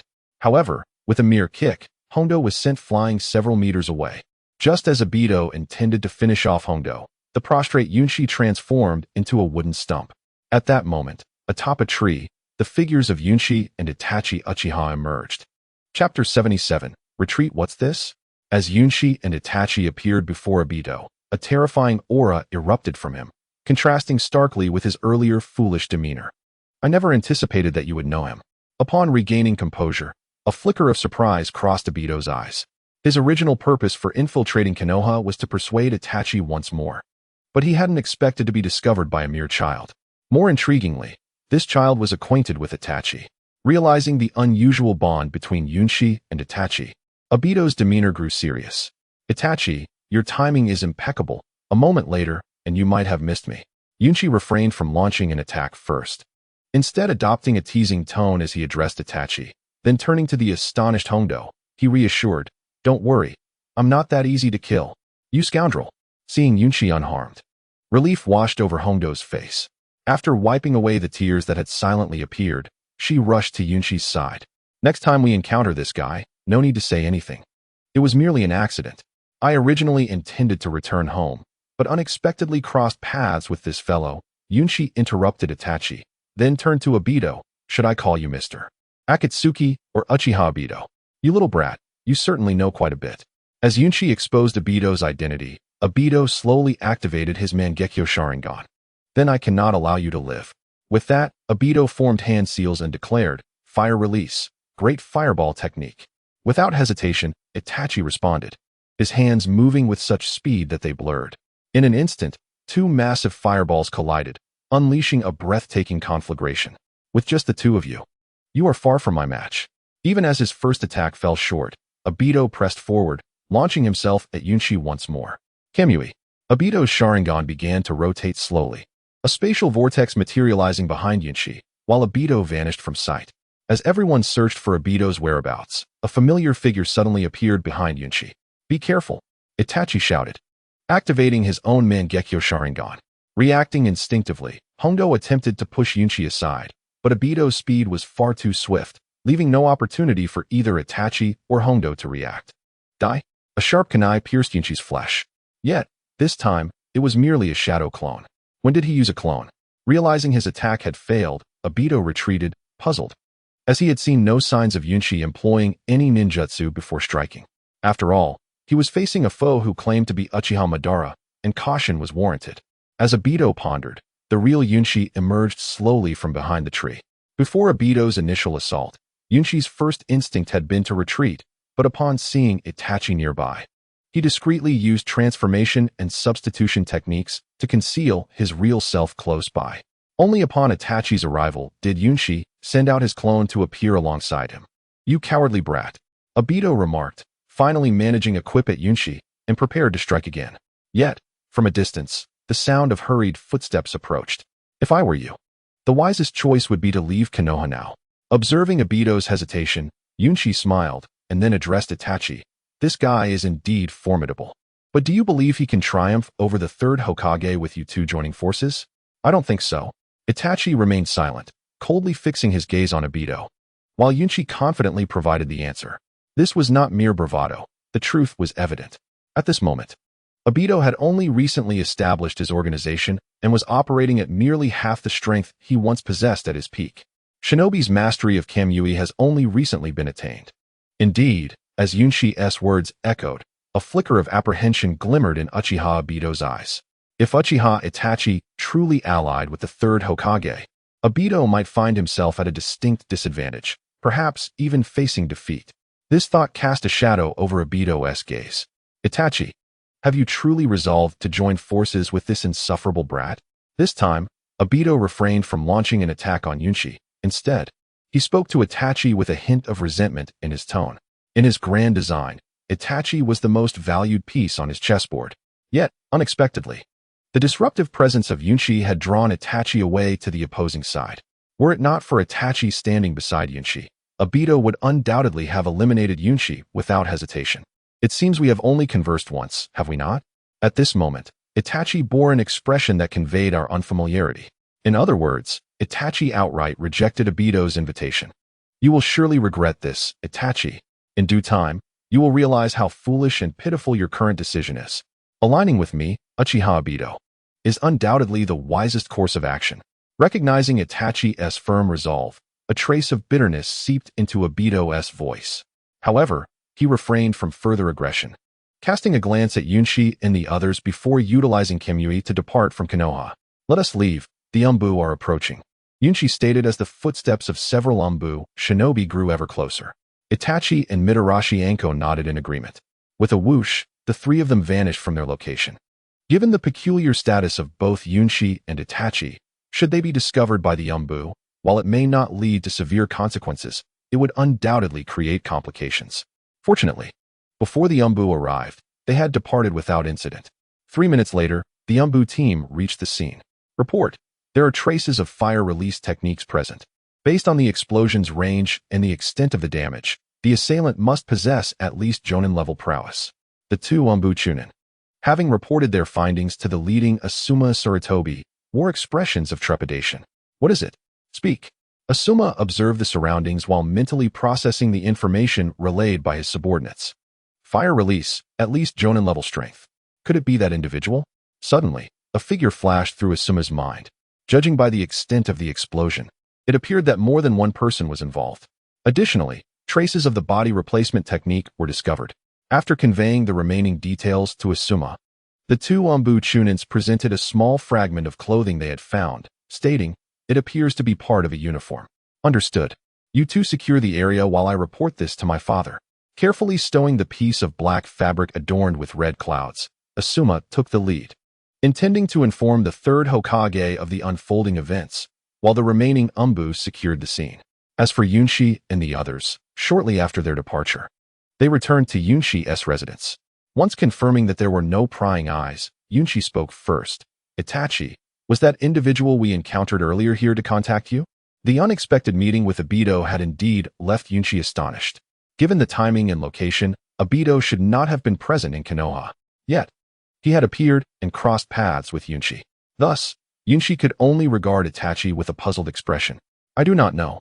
My last communication with him was 3 days ago, during which I made it clear that I held little interest in his plans. However, I still cannot fathom why he would show up in Konoha. Have you considered the possibility that he might be attempting to recruit you once more? Yunchi interjected. His assertion was not without merit. Obito's words and demeanor suggested he still harbored certain expectations for Itachi, hoping to sway him to join the Akatsuki. I cannot comprehend that. However, it seems he has not abandoned his ambitions following my refusal. After listening to Yunchi's conjecture, Itachi offered no further comment, merely sharing some information before adding, the new potential ally may very well be Danzo. If that is indeed the case, it could spell trouble. Upon hearing this detail, which had not appeared in the original narrative, a grave expression crossed Yunchi's face, mirrored by Itachi's watchful gaze. The most bewildered of all was Mitarashi Anko, who sat beside Yunchi, her face a canvas of confusion. Yunchi, who exactly was that person we encountered? At long last, Anko could no longer contain her curiosity and inquired about Obito's identity, prompting a glance from Itachi. Aside from knowing that Obito claimed to be Uchiha Madara, Itachi had no further insight into this enigmatic figure. After pondering for a moment, Yunshi resolved to disclose Obito's identity to Itachi. However, at that moment, an unexpected occurrence transpired. Boom! A tremendous explosion reverberated from the center of the village, sending shockwaves through the vicinity. As Yunshi and the others turned to face the commotion, they beheld a raging inferno near the main street of Konoha. Obito. Upon witnessing this, Yunshi wasted no time, urgently addressing Itachi. Let us go see. With that, the trio set off towards the site of the incident. Lord Hokage, the Umbu, the Konoha police force, and the Umbu team led by Asuma Sarutobi all request reinforcement. Meanwhile, within the Hokage's office, the usually composed Shikaku and Inoichi displayed hints of alarm on their faces. After conveying their purpose for arriving at the Hokage's office, Shikaku spoke again from a distance. Third Hokage, Asuma Sarutobi discovered signs of a struggle near the village's border and began a search along the perimeter, where he encountered a mysterious masked man, leading to a confrontation. However, after engaging, it became evident that this individual possesses unmeasurable strength, potentially reaching the level of a Kage. At this point, Shikaka hesitated for a moment. It is possible that he possesses power on par with a Kage. Inoichi immediately stepped forward to supplement. Currently, Asuma Sarutobi is leading the nearby Umbu and the Konoha police force in defense and pursuit, and we have been dispatched to seek assistance. After detailing the situation, Shikaku and Inoichi stepped aside, awaiting the third Hokage's orders. Meanwhile, though the third Hokage remained silent, a look of grave concern surfaced on his countenance. From the information gathered from the two Chunin, Izumo and Kotetsu, it appears that a mysterious elite, shadow-level master has abruptly manifested within Konoha, leading to an ensuing battle. This is unequivocally an ominous event for the village, as Konoha is no longer the formidable force it once was during the Third Great Ninja War. Although the village boasted exceptional ninjas, such as the legendary Sannin and the 8 colors of Konoha, the passage of time has seen the decline of renowned figures like Tobarama Senju, Minato Namikaze, and others. Presently, Konoha finds itself in a precarious position, with the new generation of ninjas yet to rise to prominence, leaving only the third Hokage as a noteworthy combatant. Reflecting on this grim reality, the third Hokage felt a twinge of sorrow, yet he was acutely aware that the pressing matter at hand was the enigmatic masked man that had appeared in the village. The Hokage's office fell into a contemplative silence as he pondered the situation. Izumo, go and instruct the leaders of the Inazuka, Nara, and Akimichi clans to prepare for battle. Then, ensure that the Hyuga and Uchiha clans are equipped for engagement. Kotetsu, return to Asuma and advise him to fight strategically, minimizing damage to Konoha. I will join you shortly. Approximately half a minute later, the third Hokage had devised a plan. Izumo and Kotetsu, having received the Hokage's orders, wasted no time and swiftly departed to fulfill their tasks. Chapter 79. Would release cells indeed. It was Uchiha Obito who had unleashed chaos upon Konoha. Just as the third Hokage was poised to take action, a trio led by Kumo-s Yunsuk arrived at the battleground. The site of the conflict was situated in the heart of Konoha, and as Yunsuk and his companions reached the scene, they witnessed scattered civilians fleeing in terror. The once vibrant street lay in ruins, ravaged by Obito's overwhelming fire release techniques. Amidst the charred remnants and billowing smoke, a grave expression settled upon Yunsuk's face. Initially, he had not anticipated that the assailant in Konoha would be Obito, as it seemed he had intended to depart the village. Logically, he would not have chosen to strike Konoha unprovoked. However, there Obito hovered in the air, his gaze as indifferent as the void. Though Konoha's ninjas began to arrive for reinforcement, Yunsuk understood that these Chunin were mere ants in the presence of Obito. Yunsuk, shall we intervene? Queried Akatsuki, who had come with him, now prepared for battle. Yet Yunsuk merely waved his hand, replying, now is not the time. Why? Akatsuki inquired, bewildered. Because we are not suited to intervene, Itachi Uchiha interjected, joining Yunsuk and assessing the hesitant expression on his face. There is no need for concern. Sarutobi Asuma is present, indicating that the third Hokage is already aware of the situation. Itachi pointed towards Sarutobi Asuma, who stood defiantly before Obito. Let us hope so, otherwise, we may indeed have to act. This hesitation did not stem from a lack of desire to protect Konoha, but rather from the realization that any engagement by Yunsuk and Itachi against Obito would reveal their trump cards.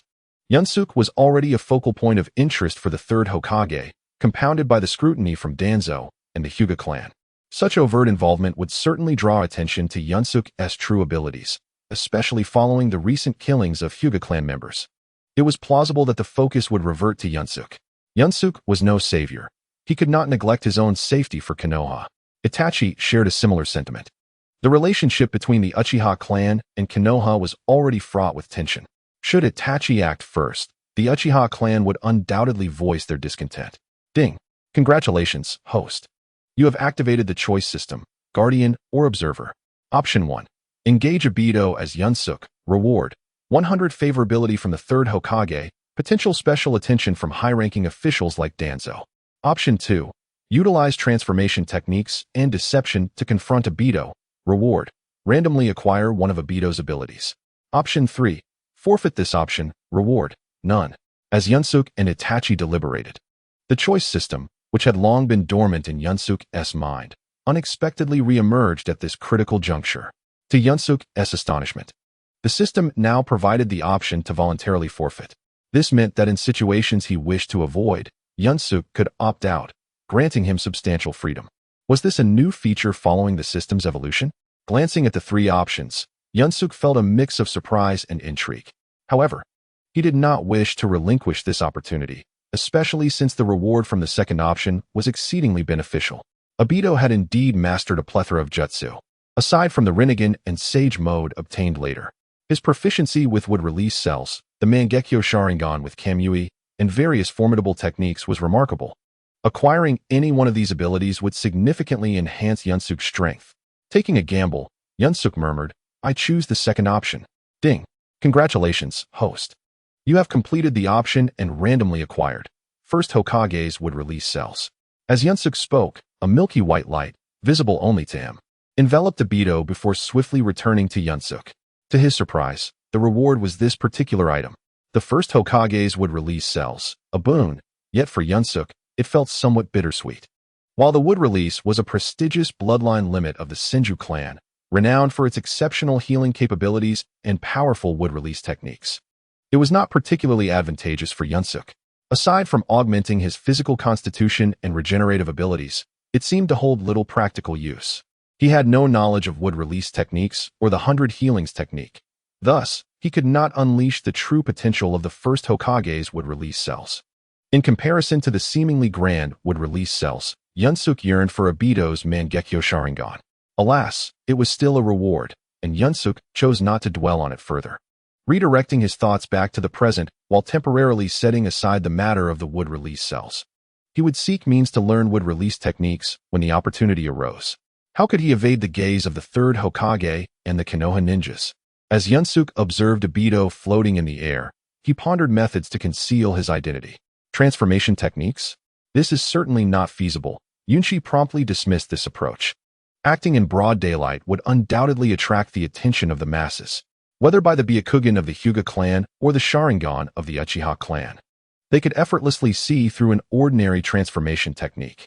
Must I resort to this?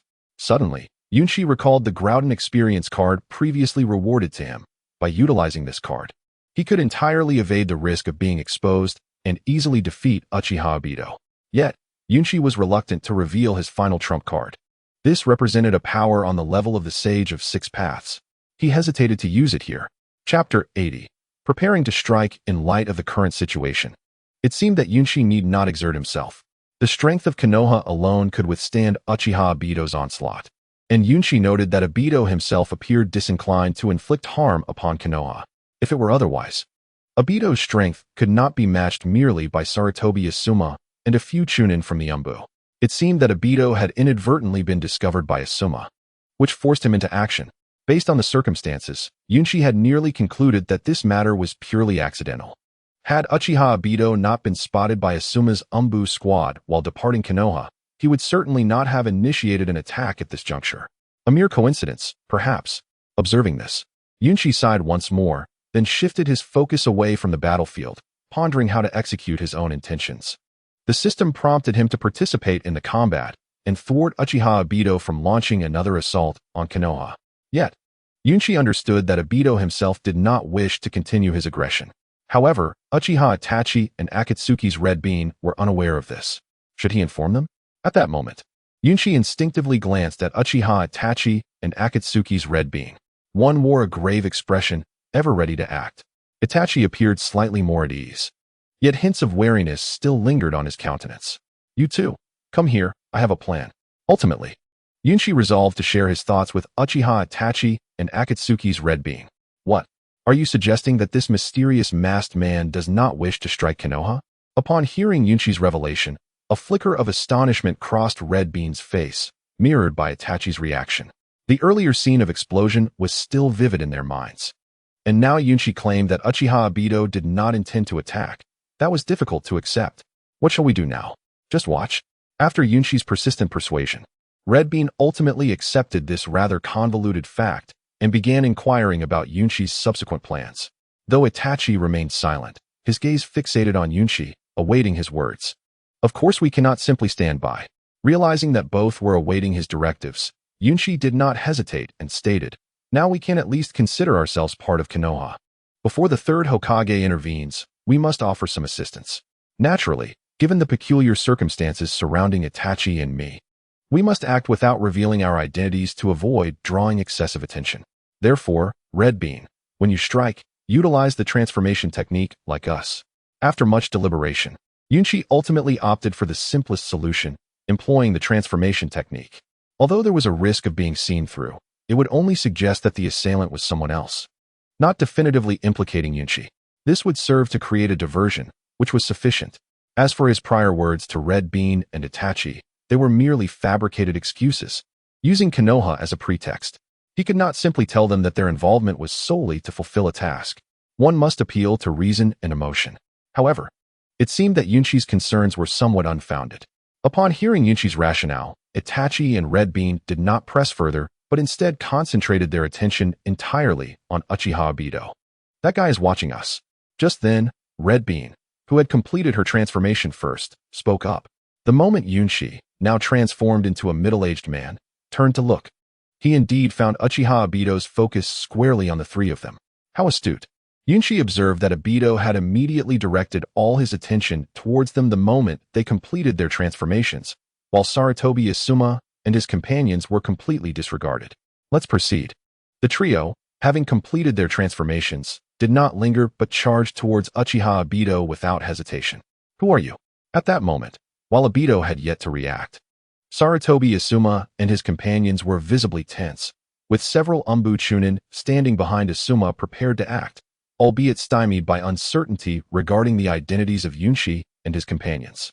We are not enemies, Yunshi replied after a moment's thought, but Asuma did not seem convinced.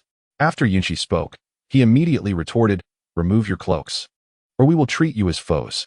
This could hardly be blamed on Sarutobi Asuma. The primary reason was the presence of a shadow-level mysterious figure, while three unidentified individuals had appeared. Moreover, the aura emanating from them suggested they were not ordinary. It seems someone does not require our assistance, Yunshi remarked playfully, yet he paid no heed to Sarutobi Asuma's words and slowly approached Uchiha Obito. Is that you, kid? Suddenly, the previously silent Uchiha Obito spoke, his tone laced with an inexplicable air. Even if you intervene, you will not stop me. This guy can deduce that? As Obito spoke, a look of helplessness crossed Yunshi's face. He had not anticipated that Obito could discern his identity so readily. Meanwhile, Itachi's expression mirrored Yunshi's, though his demeanor remained colder. Is it really that significant? Yunshi chuckled softly before addressing Uchiha Obito directly. Since you already know who I am, it would be best if you simply departed. Continuing this confrontation might lead to unforeseen consequences. No, I initially intended to find an opportunity to leave, but seeing you here, I have no desire to go. Uchiha Obito suddenly smiled, and with that, a surge of overwhelming power erupted from him, its reach so vast that even ninjas at the periphery could feel an oppressive aura. Is this the true extent of Uchiha Obito's strength? Upon witnessing the scene, Yunshi found himself somewhat taken aback. Chapter 81, Preparations for Battle. As Uchiha Obito unleashed his true power, not only Yunshi, but also Sarutobi Asuma and the surrounding Umbu shinobi were enveloped by the overwhelming force. Was this truly the strength of a human? Perhaps even the third Hokage's prowess paled in comparison. Stay vigilant and prepare for combat, warned Sarutobi Asuma. As a flicker of fear crossed the faces of most Umbu shinobi upon sensing the aura radiating from Uchiha Obito. At that moment, Asuma himself felt an immense pressure, beads of cold sweat forming on his forehead. As the son of the third Hokage, Sarutobi Asuma was widely regarded as one of the elite jonin of the Hidden Leaf Village, renowned for his exceptional close combat skills and as one of the 12 guardians of the Fire Country's daimyo. He was undoubtedly among the top-tier shinobi in Konoha, possessing formidable wind chakra and the ability to imbue his ninja blade with chakra through transformation. However, even with such capabilities, the overwhelming presence and immense chakra emanating from Uchiha Obito left Asuma devoid of confidence in overcoming the foe before him. This was an unprecedented sensation.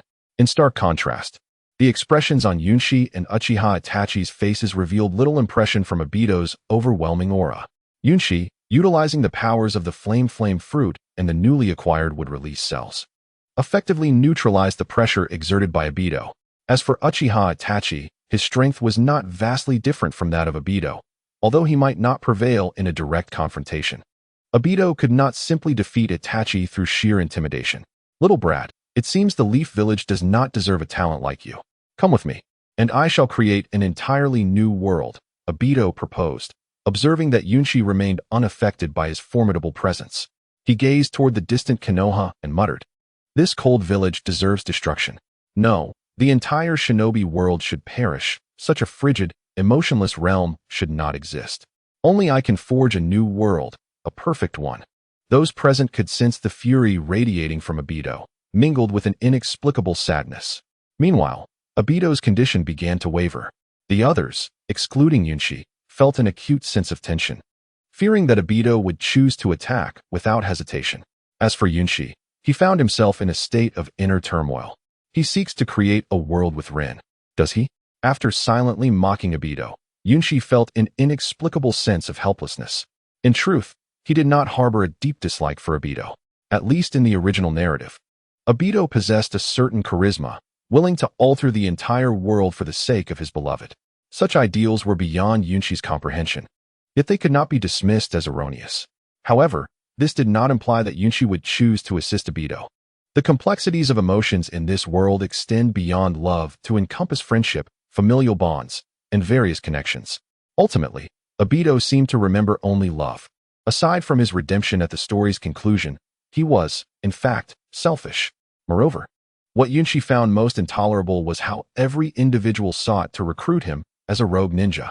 Initially, the system had such intentions. Later, upon encountering Orochimaru, the proposal was the same.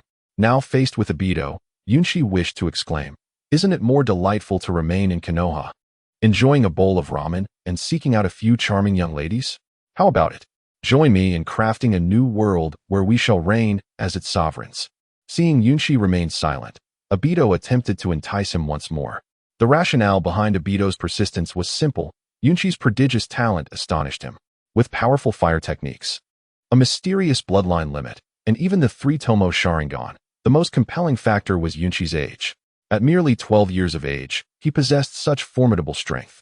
Obito reflected on his own youth, a mere freshly graduated genin, and was captivated by this prodigy whose abilities even surpassed those of Uchiha Itachi. "I'm afraid I have no interest in your plans," Yunshi replied, exasperated, raising his hands in a gesture of refusal. He then turned to Akame behind him and said, "Step back. This battle is beyond your capacity to intervene." Although Yunshi's words were blunt, Akame refrained from arguing further, understanding the truth in his statement. Both sides had yet to engage, but merely the aura Obito had previously unleashed was enough for Akame to feel immense pressure. Acknowledging this, she retreated to the back after Yunshi's admonition. "If you refuse, then perish." Obito's fury intensified upon Yunshi's outright rejection. Without hesitation, he launched an attack. This time, he did not merely utilize shurikens or kunai for his assault. In an instant, he completed a series of hand seals, and like a phantom, the seals manifested in the blink of an eye. An overwhelming surge of fire chakra coalesced around Obito. Fire style, blazing wind dance technique. He bellowed, unleashing a torrent of flames before Yunshi. Beyond the conventional heat generated by standard fire techniques, this particular technique harbored spatial powers. Upon witnessing this, Yunshi's expression shifted. and he swiftly retreated to stand beside Uchiha Itachi, a grave look etched upon his face. This technique was far too unique. Compared to regular ninjutsu, Obito's fire technique was not as simple as it appeared. This was a combination fire technique that utilized Kimui to distort the surrounding space, creating a tempest, and subsequently releasing intense flames through chakra, culminating in a colossal fire dragon. Not only did it possess a vast attack range, but its speed was also astonishingly rapid. Even as Yunchi prepared to evade the moment Obito initiated his strike, he still bore scorch marks on his back. Chapter 82. Such powerful ninjutsu, such fierce fire style. It was not only Yunchi who felt this. Sarutobi Asuma, Akame, and the others also experienced the shock of this unprecedented fire technique. Faster than wind style, Uchiha Itachi remarked, realizing the gravity of the situation. Disperse. This technique is not as simple as it seems. As the flames were on the verge of extinguishing, Yunchi spoke once more, this time even proactively warning the distant Asuma Sarutobi. As a B-rank fire technique, the storm dance technique would not simply extinguish itself. Yunchi distinctly remembered from the original Naruto that this jutsu could inflict damage not only through fire, but also by harnessing residual Kimui power to harm nearby enemies. Retreat. Upon hearing Yunchi's warning, Asuma decisively led the Umbu ninjas behind him in a strategic withdrawal, while Yunchi ensured that Mitarashi Anko was brought to safety. Indeed, as soon as they had vacated the area, the flames that had seemingly died down reignited, followed moments later by a tremendous explosion. As the dust and smoke settled, the surroundings were left in ruins. Kid, who informed you of these matters?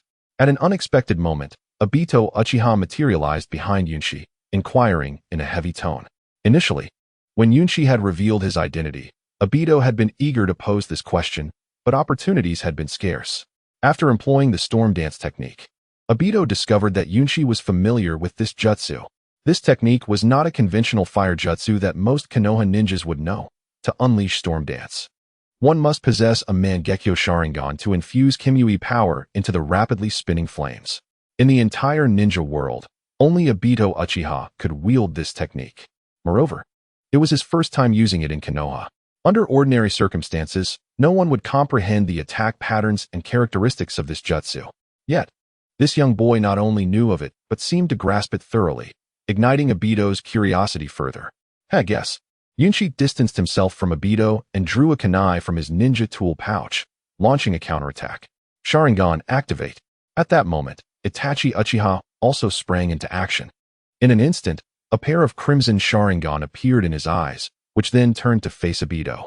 The moment their gazes locked, Obito, who had intended to strike, froze in place. The Jinjutsu was successful. As a flicker of dazed confusion crossed Obito's expression, a fleeting smile graced Itachi's icy visage. However, Yunchi's face bore a trace of concern. Itachi, this fellow is not so simple. Yunchi finally spoke up.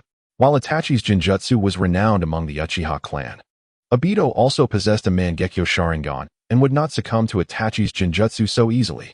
As anticipated, just as Itachi and Yunchi conversed, Obito, who had been slowly closing his eyes, suddenly awoke. Truly, he was a genius of the Uchiha clan. Even I fell into this Jinjutsu. After saying this, Obito activated his Mangekyo Sharingan.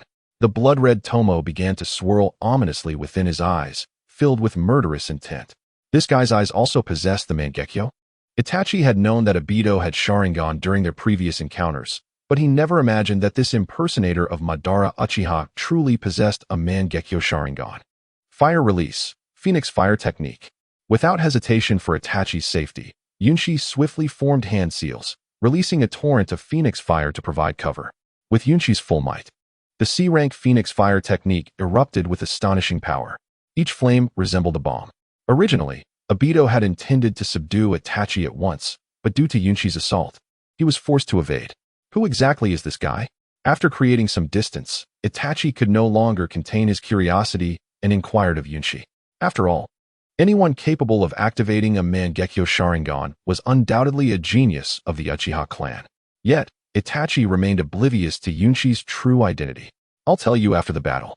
With others present, Yunchi ultimately decided against immediately revealing Obito's information to Itachi, opting instead to disclose it once the conflict had concluded. Understood. Let's first resolve the current situation. Itachi grasped Yunchi's intent and refrained from further questioning. activating his own Mangekyo Sharingan. So this is the contemporary genius of the Uchiha clan. Let me witness your true strength. Kamui. Upon Itachi activating his Mangekyo Sharingan, Obito's excitement surged. With a single use of Kamui, the space around him began to warp, and he vanished from sight. Has he escaped? Itachi observed, a flicker of doubt crossing his face. This was the ability of his Mangekyo Sharingan, considered an exceptionally proficient space-time ninjutsu.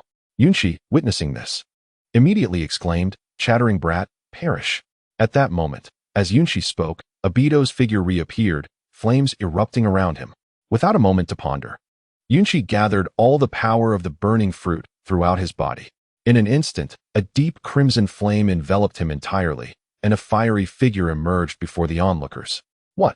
Obito's pupils constricted in astonishment. Initially, he had planned to utilize Kamui's spatial transport to eliminate Yunshi, but upon witnessing this, an inexplicable fear surged within him. He felt an unprecedented trepidation. If he proceeded to attack Yunshi as planned, he sensed he would pay a dire price. Chapter 83. Kamui. The greatest advantage in the ninja world, kid. I truly underestimated you. This fire ninjutsu is unlike any I've encountered. Ultimately, Obito refrained from striking Yunshi in this state, instead retreating at the critical moment. Meanwhile, Asuma Sarutobi and his companions, initially intent on seizing the opportunity to attack Obito as he withdrew, found their focus divided as Yunshi's flames intensified. Lord Asuma, should we strike at these three? The Umbu ninjas behind Asuma were also poised for action. Although dealing with the masked man was their primary concern, the three mysterious figures cloaked in robes before them were equally regarded with caution. There is no need. As these individuals are uncertain allies or foes, we shall observe the situation for now. At that moment, Asuma Sarutobi gestured to his subordinates, indicating that they need not be anxious. He then addressed the strangers. Gentlemen, I am Asuma Sarutobi, an elite jonin of Konoha. To prevent any unnecessary misunderstandings, I request that you disclose your identities.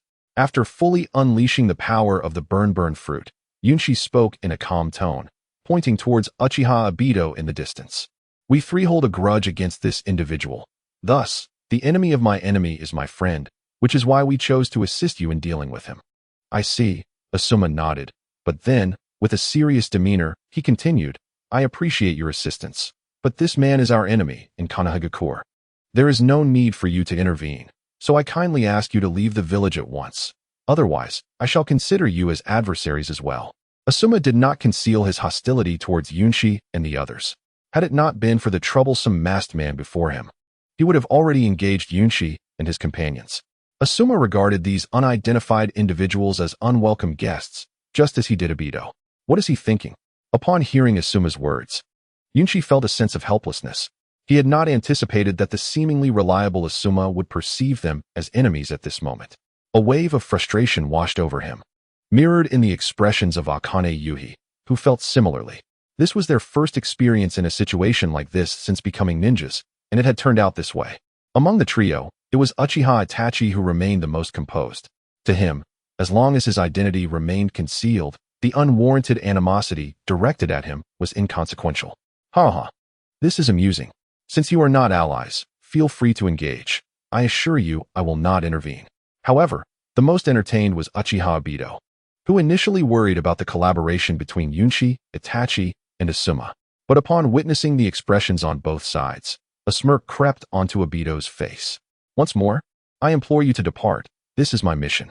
Should you persist in meddling, I shall regard you as enemies.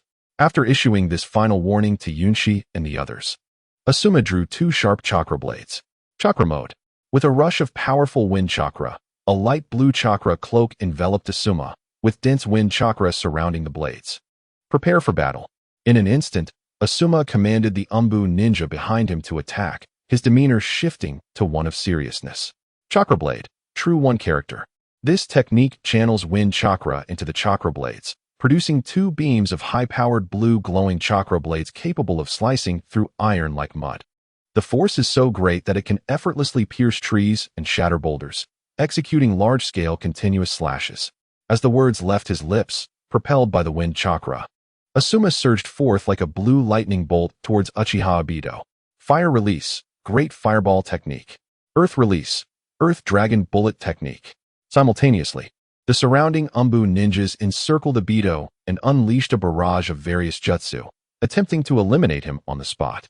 Truly, as an elite jonin who has mastered the transformation of wind chakra, his speed is astounding. However, no speed can surpass space. Faced with Asuma's furious melee assaults and the multitude of jutsu from the Konoha Umbu, Obito's expression revealed a hint of surprise. Yet, with a twist of space, he found himself perched atop a distant tree, a teasing glint in his eyes. Damn it, I was so close. Upon witnessing the target escape his encirclement with an uncanny technique, a flicker of anger crossed Asuma's face. Despite pushing his speed to its limits, it proved futile. For the first time in countless battles, Asuma felt an inexplicable sense of helplessness in combat, as if the gulf between them were a chasm. Engage. At this rate, even if I exhaust my chakra, I cannot harm this self-proclaimed Uchiha Madara.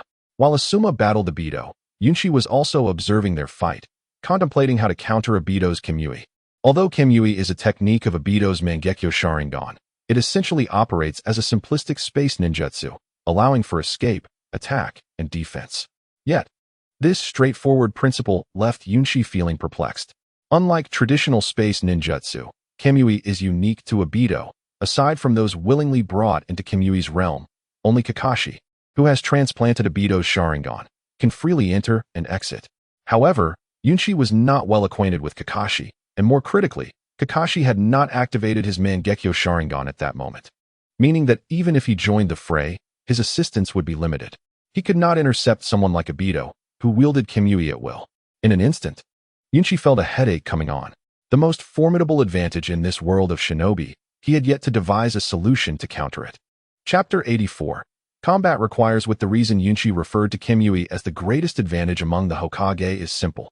As a dojutsu of the Mangekyo Sharingan, Kimui is already exceptionally powerful. In comparison to Itachi's Amaterasu or Sasuke's later Susanoo, Obito's Kimui stands as the most potent ability. Unlike Shursue's Koto Amatsukami, which requires decades of cooldown after use, Kimui is not burdened by such limitations. This is merely the surface of its capabilities. In truth, Kimui is the ability that aligns most seamlessly with Obito, without exception. Through Kimui, Obito can engage in offense, defense, and retreat, even augmenting various jutsu and tools with its power, rendering it an all-encompassing enhancement. Unless confronted by a master of space ninjutsu like the fourth Hokage or Kakashi with his Mangekyo Sharingan activated, Obito effectively enters an invincible state. Kimui remains a formidable obstacle. As Yunshi emerged from his reverie, his attention immediately refocused on Uchiha Obito. Following their initial setback, Asuma and his allies launched another coordinated assault. This time, they unleashed a torrent of jutsu upon Obito, even as Asuma sought to engage him in close combat, preparing to bring him down. Idealism is a beautiful notion, while reality can be brutally harsh. Under such a powerful offensive, the attacks from Asuma Sarutobi and his comrades were effortlessly evaded by Obito Uchiha, whose expression was rife with derision. This directly caused a subtle shift in Asuma's mindset. At that moment, Yunshi suddenly spoke up. He had conceived a strategy to defeat Obito Uchiha without entering the Kimui space. Itachi, come here for a moment. I need to discuss something with you. At the crucial moment, do this first, and then that. Do you understand? After a brief, yet meaningful exchange, a hint of inexplicable mirth appeared on Yunshi's face, and Itachi Uchiha nodded in acknowledgement of Yunshi's plan. Meanwhile, Obito Uchiha remained utterly perplexed. During his battle with Asuma, Obito had been closely monitoring Itachi and Yunshi. In his mind, Asuma's reputation and combat experience were indeed the highest among all present, yet he posed no significant threat to Obito himself, which is why he did not pay much heed to Asuma's assaults. The remaining Umbu were merely inconsequential, barely worth mentioning. Obito's primary concern lay with Yunshi and Itachi, one being a prodigious talent of the Uchiha clan, having awakened the Mangekyo Sharingan at a young age, and the other, although seemingly only at the level of a jonin, exhibited unpredictable and enigmatic combat techniques, coupled with a profound understanding of his own ninjutsu. While engaged in battle with Asuma, Obito remained vigilant towards Yunshi. Particularly after the exchange between Yunshi and Itachi, a sense of inexplicable caution enveloped Obito. Indeed, while he possessed the ability to teleport and the power of Kimui, he found himself questioning his own confidence at that moment. to avoid any unforeseen circumstances.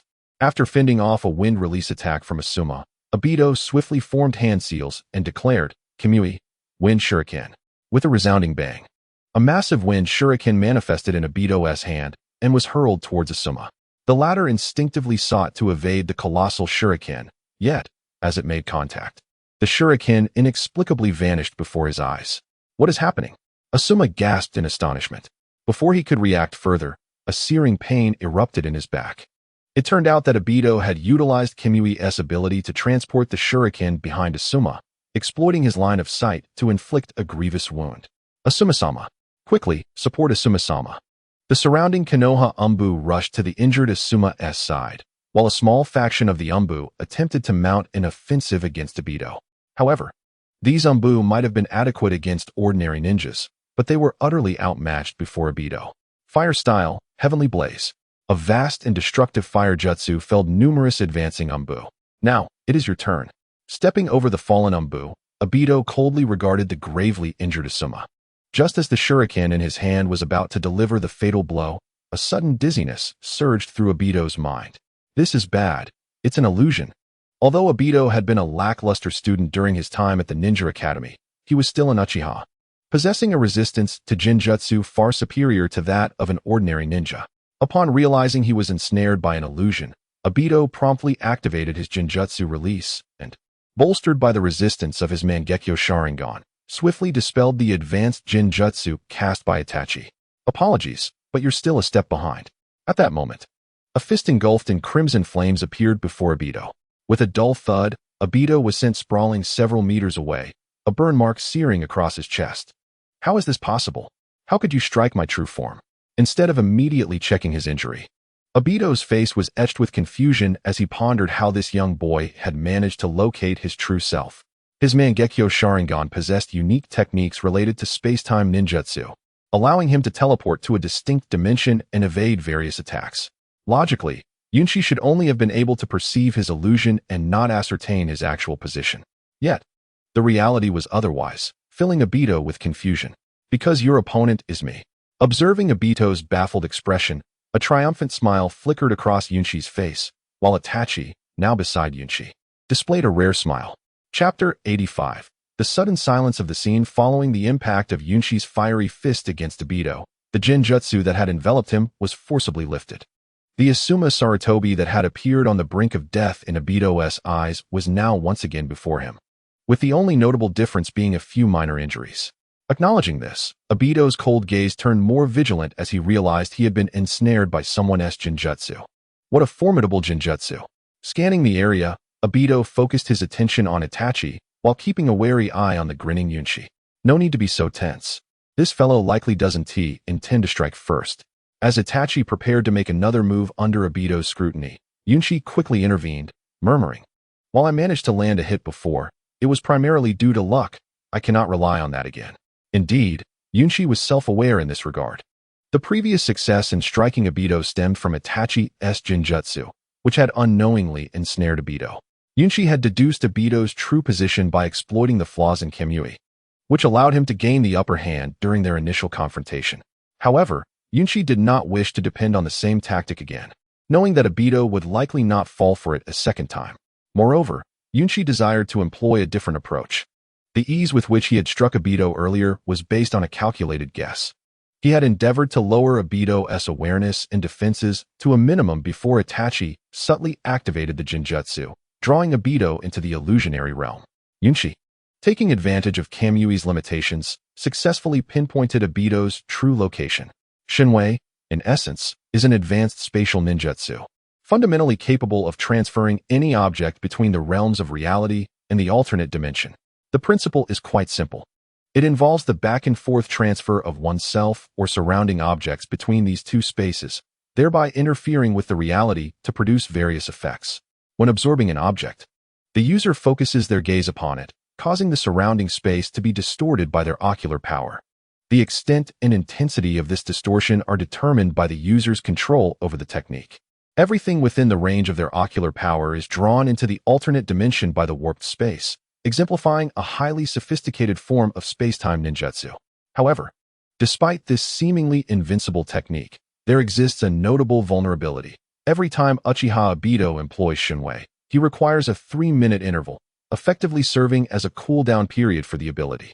Additionally, a certain amount of time is necessary to accumulate chakra before initiating the transfer, enabling Uchiha-level to teleport over short distances within brief time frames. Previously, Yunshi capitalized on the window of opportunity following Obito's use of Shinwei to injure him with a fiery punch, a fortunate convergence of luck and skill. Yet, it now appears that luck played a more significant role. Such occurrences are rare and unpredictable. Upon observing Itachi's look of confusion at his words, Yunshi elaborated, gradually moving closer to Itachi and stating, if he does not initiate Shinwei first, it will be exceedingly difficult for us to detain him.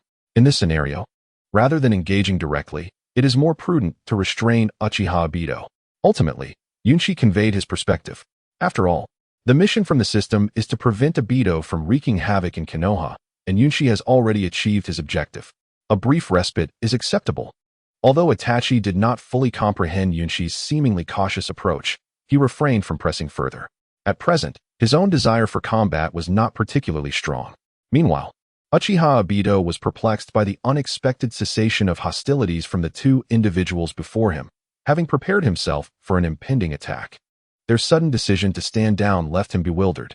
Having been deceived once before, Obito was now reluctant to make the first move. Suddenly, after Yunshi's punch, an awkward silence enveloped the triangle formed by Obito, Yunshi, and Itachi. Both sides appeared unwilling to initiate combat, yet neither seemed inclined to conclude the confrontation, merely staring at one another in a mutual gaze. As time progressed, a member of the Umbu, stationed behind Asuma Sarutobi, could no longer contain his curiosity about the standoff between the three. He inquired of Asuma while glancing at Yunshi and Itachi, expressing his bewilderment at the unusual behavior of the trio. What on earth are these three up to? He mused. Just wait, now is not the time to act. Although Asuma Sarutobi had limited appearances in the original Naruto series and was one of the swiftest to perish among Konoha's Jonin, he was not lacking in intellect. As the son of the third Hokage and one of the 12 guardians of the Land of Fire, Asuma possessed significant combat experience. A mere glance at the expressions on Yunshi and Obito's faces was sufficient for him to discern their thoughts. Neither party was inclined to engage in battle at this moment. Suddenly, Asuma spoke, casting his gaze towards Yunshi and the others while offering his assessment. Do we need to intervene? Asked the previously silent Umbu member, now approaching Asuma for his opinion. However, Asuma merely shook his head and replied nonchalantly, there's no need. Acting rashly could lead to unnecessary casualties. We shall observe the situation. With that command, Asuma lit a cigarette, casually smoking while keeping a watchful eye on Yunshi and Obito. At that moment, the most exasperated individual was none other than Mitarashi Anko, who wore a look of frustration as she glanced between Yunshi and the unfolding scene, stealing furtive glances at Asuma's actions. Why has the atmosphere turned so still? She pondered, bewildered by the seemingly aimless standoff among the three parties. Chapter 86. The third Hokage takes action. Konoha, being one of the 5 great shinobi villages, is home to a vast number of both ninjas and civilians.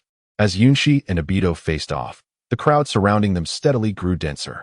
Realizing this, Yunshi felt a sense of pressure. The greater the number of witnesses, the higher the likelihood of exposure.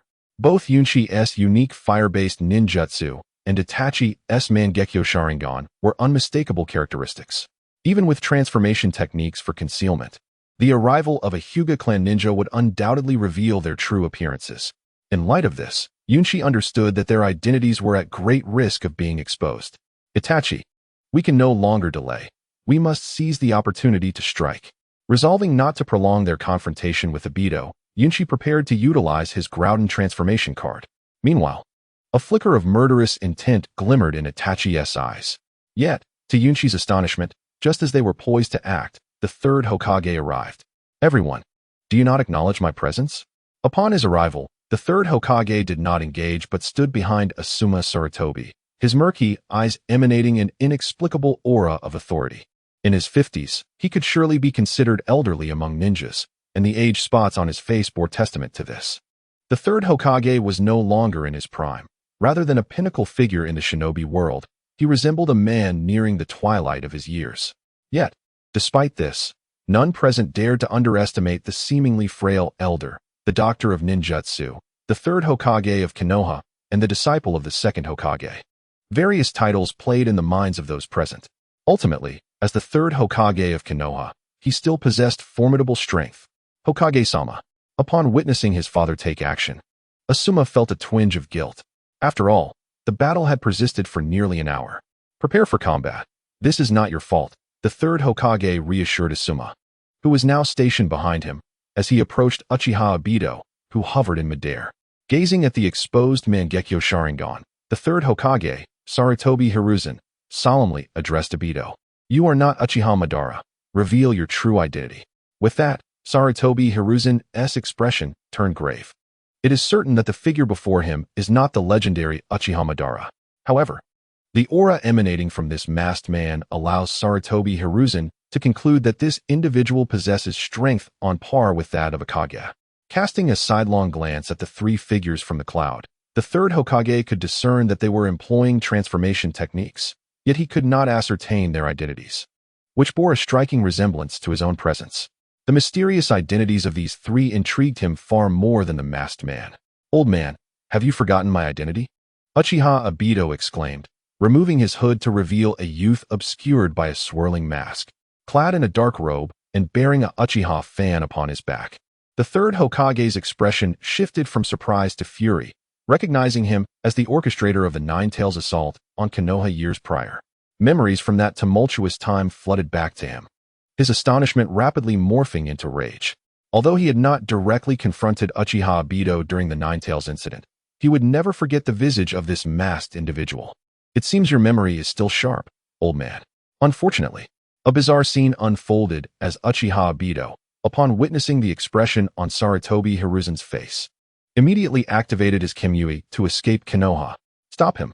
Sarutobi Hiruzen shouted, rushing forward as he formed hand seals, exclaiming, Fire Release, Fire Dragon Technique.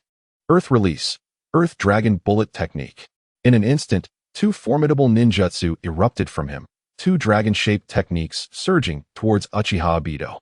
Truly worthy of the title Doctor of Ninjutsu, the third Hokage unleashed tremendous power with merely two B-rank techniques. Regrettably, Uchiha-levels Kimui was far too swift. As the dust settled, the ground lay in ruins. The already dilapidated eaves shattered further, yet Uchiha-level had vanished without a trace. Yunchi observed this with a hint of regret. Although the third Hokage had executed his techniques with impeccable timing and aimed to ensnare Uchiha-level, it was evident that Sarutobi Hiruzen had underestimated Obito's strength, not utilizing his full power from the outset. Recognizing that Uchiha-level had departed, Yunchi decided not to linger, promptly bringing Mitarashi Anko to Uchiha Itachi's side, and stated, Retreat. We shall meet at the old place.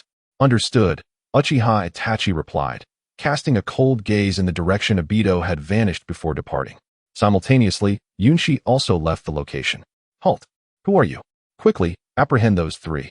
The sudden command from Sarutobi Asuma and other Konoha ninja, who had initially failed to notice Yunchi's actions, came too late. By the time they reacted, Yunchi and his companions had completely vanished.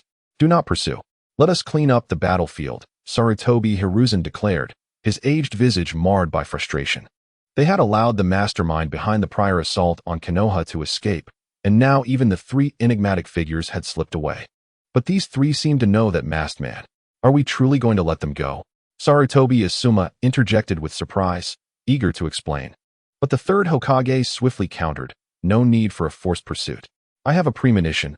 They will inevitably reappear in Konoha.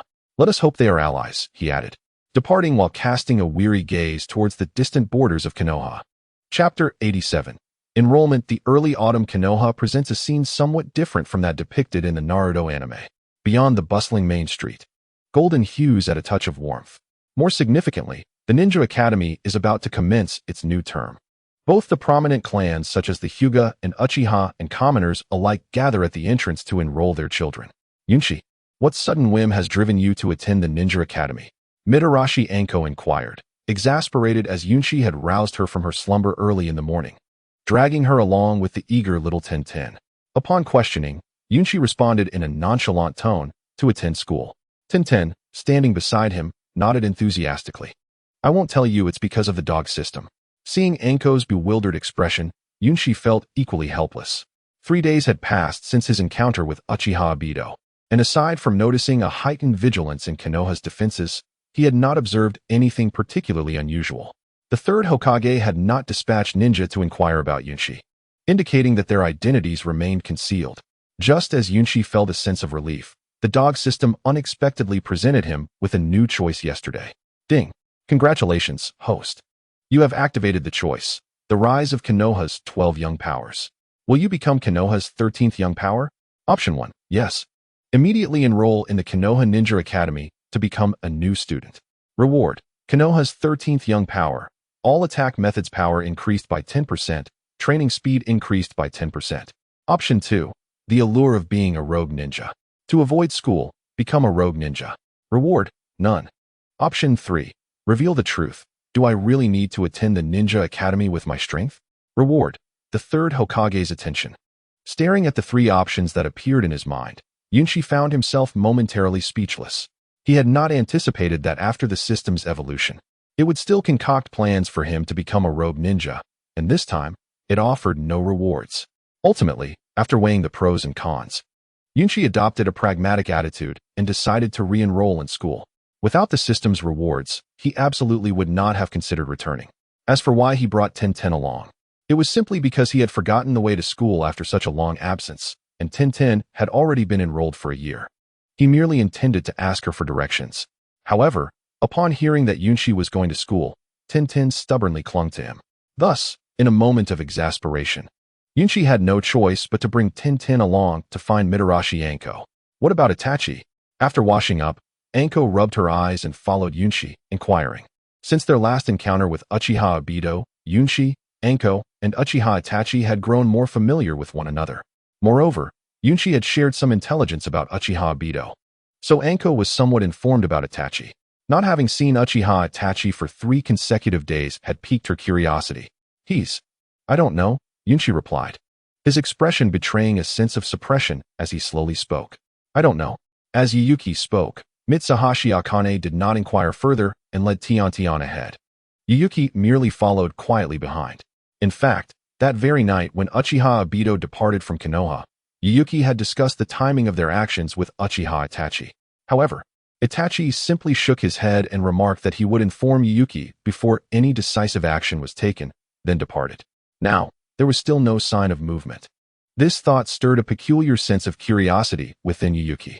After all, in the original Naruto canon, the Uchiha clan massacre occurred before Uchiha Sasuke's enrollment in the Ninja Academy, yet now Sasuke was on the verge of registering as a student. Naturally, Yuyuki was filled with intrigue. Yuyuki, eat a dango, Akane said, as the early autumn breeze felt exceptionally pleasant, neither too cold nor too warm, gently caressing Yuyuki's face like a maiden's touch.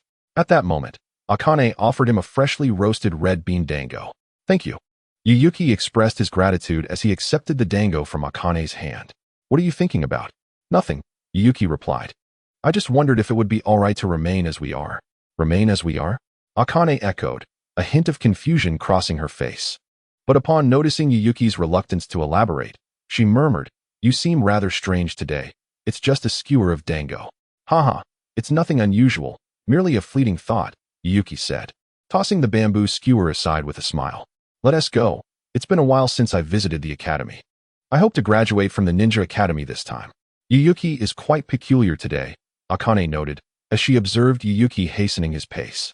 She made no further inquiries, but murmured a few words to herself before following suit. There are so many people, Yuyuki remarked, observing the unusually crowded Konoha Academy. Perhaps due to the enrollment of key characters in the storyline, or perhaps this was the norm for each new class. Apart from familiar faces like Iruka and Ebisu, Yuyuki encountered most of the primary characters from the original narrative, including Inuzuka Kiba with his small white dog, the new generation of Ino Shikicho, Hinata, Ino, and Sakura among them. Is that little brat a new student this year? Suddenly, Akane spoke again, and Yuyuki turned to see Naruto Uzumaki standing at the periphery of the crowd, appearing somewhat nervous. Let us go over there, Yuyuki suggested, taking Tian and Akane by the hand as they approached the out-of-place Naruto. Hey, do you remember me? Yuyuki greeted Naruto with a cheerful smile, lightly tapping his somewhat dazed head. It's you, that strange big brother. Naruto exclaimed, initially puzzled as to who had tapped him, his face showing a flicker of annoyance. However, upon recognizing Yuyuki, his demeanor shifted entirely, and he adjusted his posture to invite Yuyuki to sit beside him. What do you mean by strange big brother?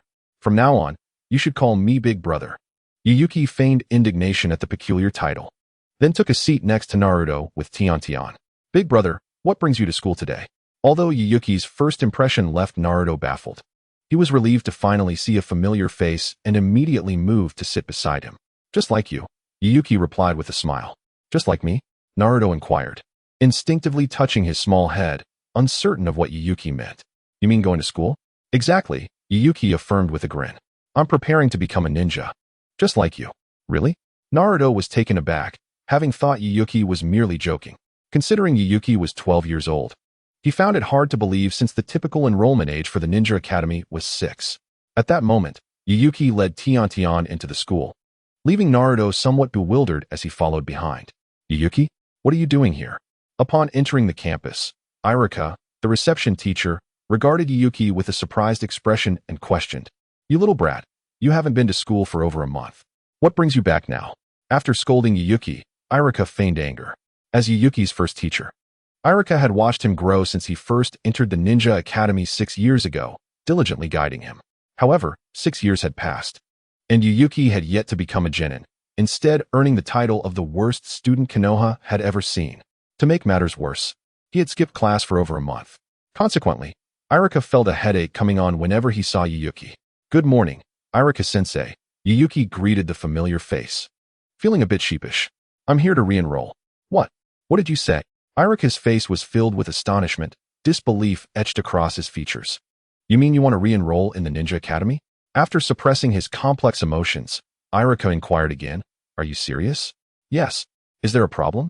Yuyuki responded nonchalantly, as the Ninja Academy had no strict requirements for attendance, allowing students to come and go as they pleased. No way, I refuse. To everyone's surprise, Ichiraku outright rejected Yuyuki's request to re-enroll. What? What is Ichiraku doing? Yuyuki's expression turned to one of helplessness. He never expected Ichiraku would decline his application. Ichiraku, I hope you can provide me with a valid reason for this refusal, Yuyuki pressed. Because. Ichiraku hesitated, a hint of reluctance surfacing on his face. Yet, recalling that Yuyuki had spent 6 years without graduating from the Ninja Academy, Ichiraku continued gently, Perhaps you are not suited to become a ninja. What kind of nonsense reason is that? Yuyuki silently scoffed, but acknowledging Ichiraku's position as the enrollment officer, he looked earnestly into Ichiraku's eyes and declared, Ichiraku-sensei, I promise I won't skip class this time. I will strive to become an excellent Konoha ninja. Idiot, it's not about your effort. At that moment, Yuyuki resembled a dutiful child, while Ichiraku's face displayed a mix of exasperation and helplessness. Ahem. Yuyuki, I'm not questioning your attitude towards studying. Rather, you genuinely are not suited to be a ninja. In an attempt to spare Yuyuki's feelings, Ichiraku chose his words carefully. Deep down, he did not want to give up on any student, even those whose talent proved to be lacking. He had never sought to undermine their self-confidence. However, Yunshi is indeed quite exceptional.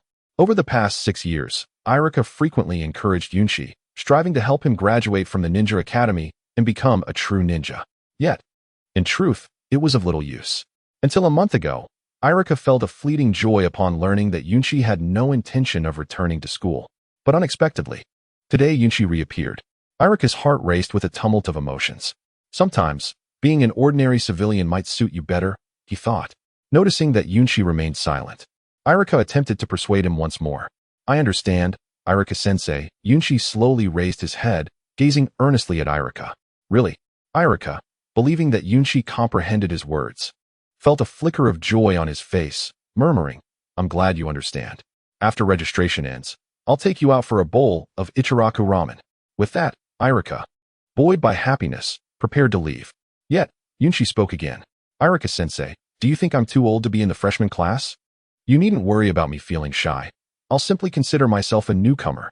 After saying this, a strange smile appeared on Yunshi's face. You little rascal. Ichiraku, taken aback by Yunshi's words, found himself at a loss for a rebuttal. In that moment, both Yunshi and Ichiraku fell silent. The reason Ichiraku opposed Yunshi's return to school was quite simple. He neither disliked nor sought to exclude Yunshi. He genuinely believed that with Yunshi's aptitude, becoming a ninja was ill-suited for him. While it is true that only by becoming a ninja can one navigate this world effectively, forcing oneself into that role without sufficient talent could lead to a swift demise.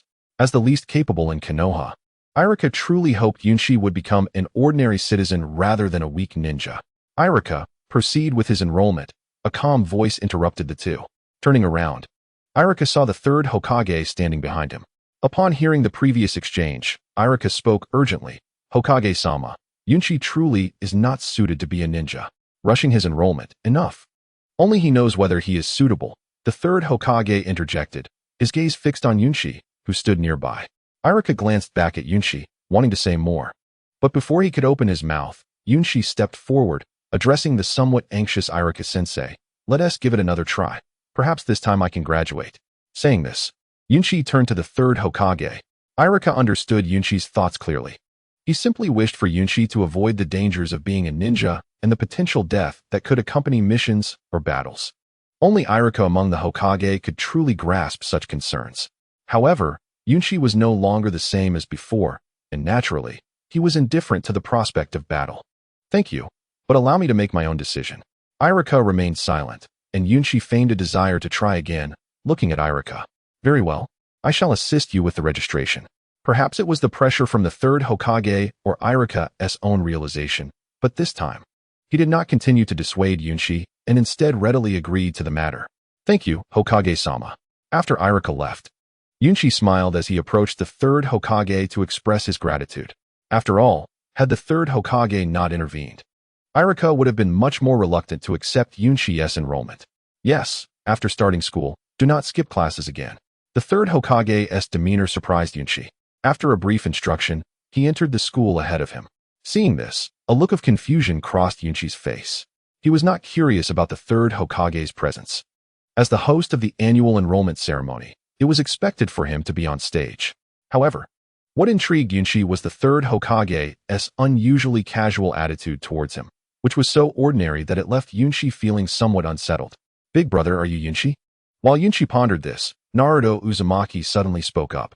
Yunshi, taken aback, replied, Is there a problem? No, not at all. I just find your two-character name a bit strange. Naruto quickly clarified. Fool, what is strange about that? Look, her name is Tenten, and it's also just two characters. Yunshi pointed towards Tenten, who was standing next to Anko Mitarashi. Tenten, where did you get those dumplings? Yunshi then noticed that Anko and Tenten were each holding a skewer of dumplings. Honestly, you're so thoughtless. You didn't even bring me a portion. They were bought by Anko's sister. Don't blame me. Tenten, seeing Yunshi feign anger, promptly shifted the blame to Anko. Cough, I forgot. Anko, feeling a bit embarrassed, finished the last dumpling in her hand and said, Next time, I'll definitely bring you some. Stop eating and let us head to the classroom. After some playful banter, Yunshi took Naruto Uzumaki into the classroom. Since Tenten was a year ahead, she did not share the same classroom as Yunshi, while Anko, being a chunin, could only wait outside. Many familiar faces. As soon as they entered the classroom, Yunshi and Naruto settled into a corner, whether by design or coincidence. The vast majority of this year's new students were children from Konoha's prominent clans. The new generation included members of the Inuzuka, Yamanaka, and other major families. Hey, what is your name? While Yunshi observed these children quietly, a boy clad in a white top with a small white dog approached him. This kid must be Kiba Inuzuka, Yunshi thought, noting the boy's somewhat arrogant demeanor and silently pondering why he would inquire about him. Before Yunshi could respond, Kiba exclaimed, I'm talking to you. What are you doing sitting in our classroom? What a rude little brat. Though Yunshi generally had a good temper, Kiba's words ignited a flicker of annoyance within him. Looking up, he was surprised to see Kiba placing Akamaru in front of him, then shouted, Bite him. It seems I'll have to teach you a lesson. Yunshi was somewhat taken aback.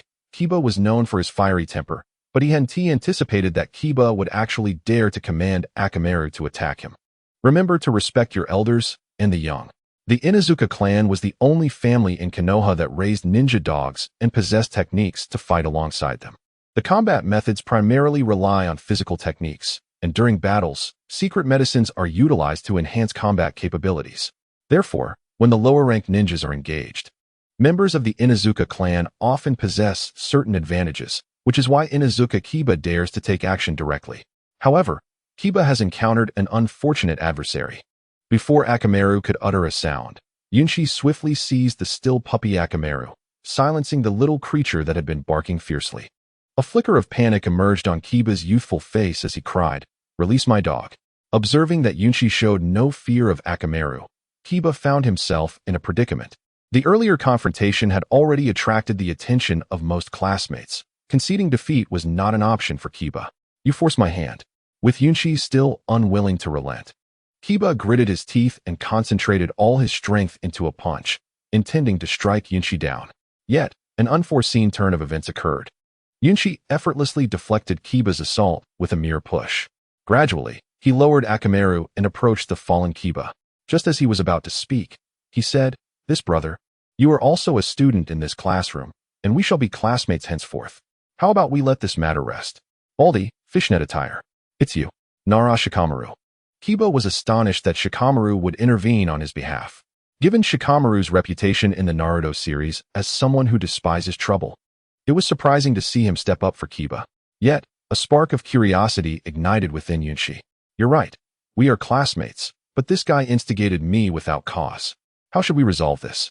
Yunshi had no intention of continuing the fight, but he was intrigued to see how Shikamaru would handle the situation. Chapter 90. Yunshi. I truly do not wish to show off. We are all classmates, and we will soon be comrades in battle.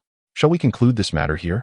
Shikamaru gradually approached Yunshi, a hint of caution flickering in his gaze.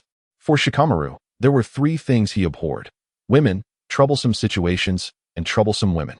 Had it not been for his father's insistence on him attending school, he would have preferred to avoid the ninja academy altogether. If not for his childhood friendship with Kiba, he would never have spoken up. "I don't mind," Yunshi chuckled. "Shikamaru, do not impede me. I must defeat him." Kiba, now standing, felt anger surge within him as memories of the earlier incident flooded back. He contemplated attacking Yunshi, but before he could make a move, Yunshi was already in front of him. Glancing at Shikamaru beside him, Yunshi remarked, "It seems this fellow has no intention of backing down. Yunshi, do you need my assistance?" Uzumaki Naruto, who had been sitting beside Yunshi, rushed forward. Although a flicker of fear crossed his eyes, he stood resolutely before Yunshi. As Yunshi's most devoted admirer, Naruto was naturally the first to respond when his elder brother was in trouble. However, just as Naruto was about to take action, Yunshi pulled him back and admonished, "Sit quietly." "Oh," Naruto appeared confused but did not inquire further, returning to his seat. "Kiba, is it?" Yunshi approached Kiba, gazing at him with a smile. "I am. What do you intend to do?" Though his words held no hint of concession, Kiba's face betrayed a flicker of trepidation. After all, he was merely a 6-year-old child facing Yunshi, and an involuntary instinct compelled him to inch closer to Shikamaru. "Nothing much. I merely wish to inform you not to be so arrogant before possessing absolute strength, lest you meet your demise." After delivering this warning to the bewildered Kiba, Yunshi patted him on the shoulder and proceeded to Shikamaru's side, smiling as he remarked, "You must know I am not jesting." Shikamaru instinctively swallowed hard. The previously indifferent demeanor he had maintained evaporated, replaced by anxiety. Had Yunshi continued to escalate the situation, Shikamaru would have contemplated drawing a shuriken from his ninja tool pouch. Furthermore, he sensed a subtle yet palpable aura of menace emanating from Yunshi, sending a chill coursing through his body. Not just Shikamaru, but the once boisterous classroom fell into an eerie silence following Yunshi's statement. Yamanaka Ino, Haruno Sakura, and most of their classmates simultaneously quieted down. In the face of this hushed atmosphere, Yunshi simply smiled at the young students before calmly introducing himself. "I am Yunshi, and if all goes well, I shall be your classmate moving forward." With that, he returned to his seat. "This monster is truly going to be our classmate." Among the incoming freshmen, Shikamaru was undoubtedly a formidable presence, having already mastered the 3 fundamental jutsu necessary for graduation and the secret arts of his clan before enrollment. Yet, after sensing the murderous intent radiating from Yunshi, Shikamaru felt a twinge of fear. What puzzled him further was how someone with such overwhelming strength could be in the same class as himself. "Kiba, come back with me." After contemplating this matter, Shikamaru found no resolution and could only guide Kiba back to their original seats. This guy's strength should have been sufficient for graduation, right? Indeed, being in the same class as such a monster is daunting. I hope the teacher decides to transfer him. His aura is so intimidating that just a glance. With Kiba's reluctant concession, the matter came to a close, yet discussions regarding Yunshi were only beginning. Apart from Shikamaru and Kiba, several civilians began to whisper among themselves, most casting fearful glances at Yunshi. As for Yunshi, he simply rested his head on the desk, feigning sleep. His primary purpose for attending the ninja academy was merely to reap rewards. Coasting through classes was the most ordinary course of action. Besides, deepening his bonds with the protagonists of this narrative was Yunshi's main objective. However, Yunshi had not anticipated that he would inadvertently put on a show of strength. This could not be blamed solely on him, as he had not foreseen Kiba's provocation. The third Hokage must be aware of this by now, right? Never mind. Yunshi mused inwardly as he gazed at the distant Hokage building. Yet, Yunshi did not dwell on this matter for too long. Events had transpired, and he was indifferent to the eventual outcomes. Hey, Yunshi and I.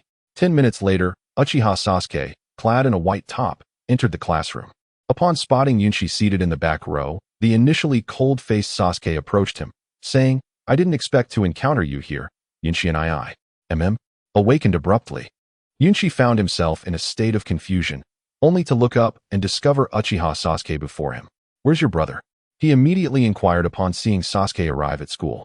Initially, he had planned to seek out Uchiha Itachi after the entrance ceremony, but upon noticing Sasuke's presence, he surmised that Itachi must also be within the school premises.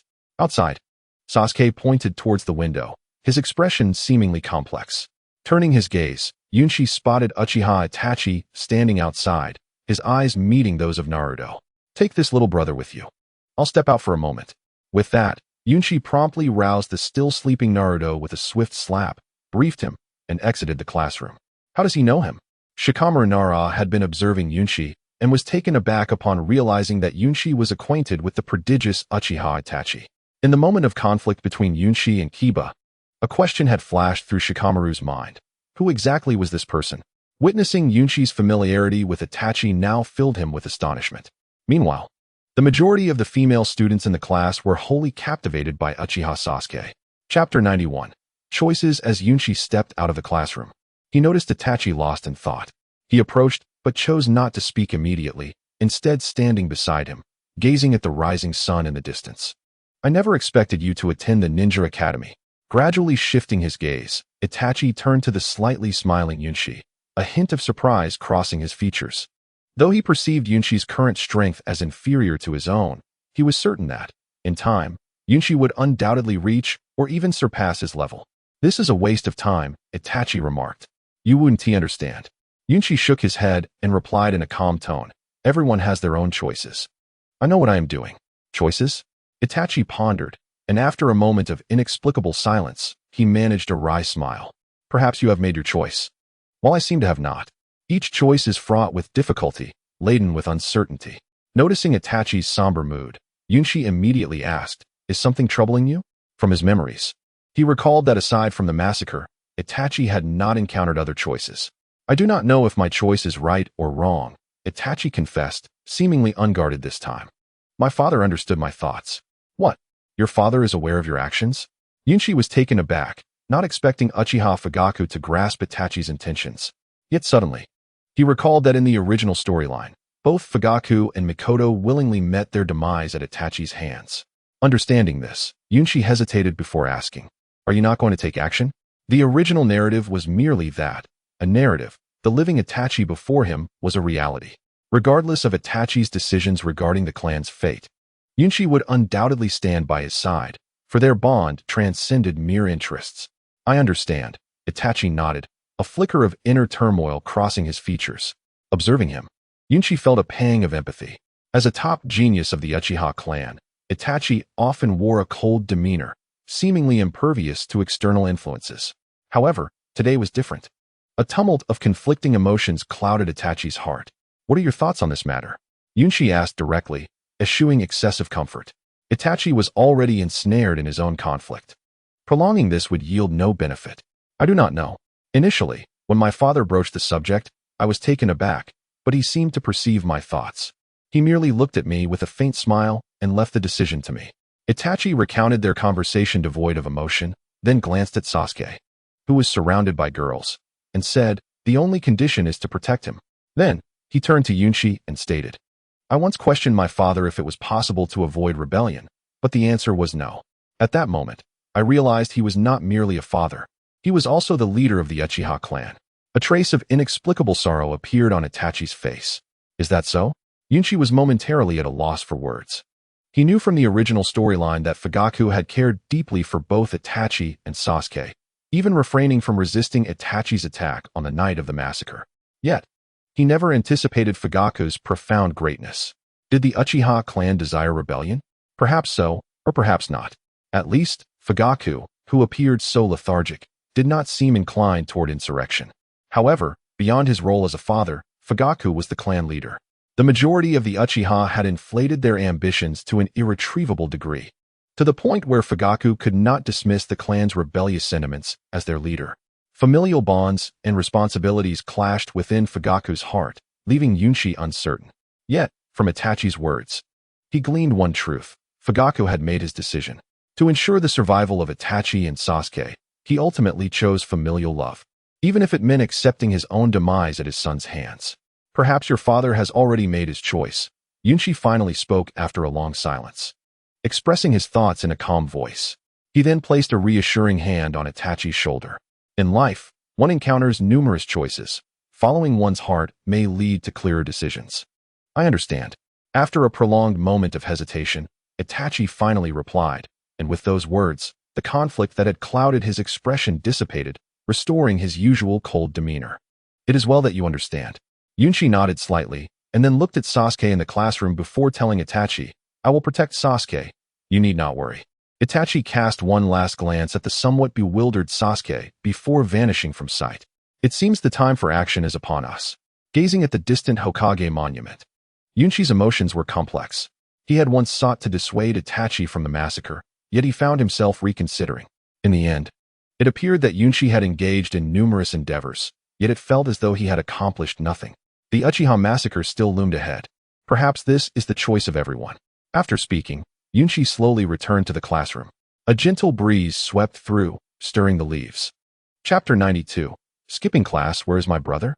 Upon seeing Yunchi return, Uchiha Sasuke immediately emerged from a group of young girls, a hint of surprise flickering across his youthful face. "Itachi?" Yunchi inquired, then, feigning contemplation, replied, "He must have gone home." "Oh." Sasuke's face fell noticeably at Yunchi's response, but he quickly regained his composure, while Yunchi chose to ignore Sasuke and return to his seat. Would Itachi make his move today? The thought of his previous conversation with Uchiha Itachi made Yunchi's head throb. The current situation had completely diverged from the original plot. With Uchiha Obito's disappearance, Danzo's lurking silence, and Itachi's own choices, Yunchi found himself at a loss for how to proceed. "Forget it, I'll adapt when the time comes." After pondering for a while without arriving at the best solution, Yunchi decided to stop overthinking. After all, Itachi and Obito had essentially severed their ties, and it was impossible for them to join the Akatsuki as in the original storyline. "I'm still too weak." A hint of helplessness crossed Yunchi's face. Although his strength could now be classified as elite jonin, which was commendable for someone who had only traversed the world of Naruto for 3 months, it was still far from enough. Whether it was the ominous Danzo, the ever-watchful Orochimaru, or Obito, Yunchi's abilities were insufficient to confront them directly. Though Itachi had reached the level of a Kage and was his most powerful ally, he was ultimately just one person. "It seems I need to gather more allies."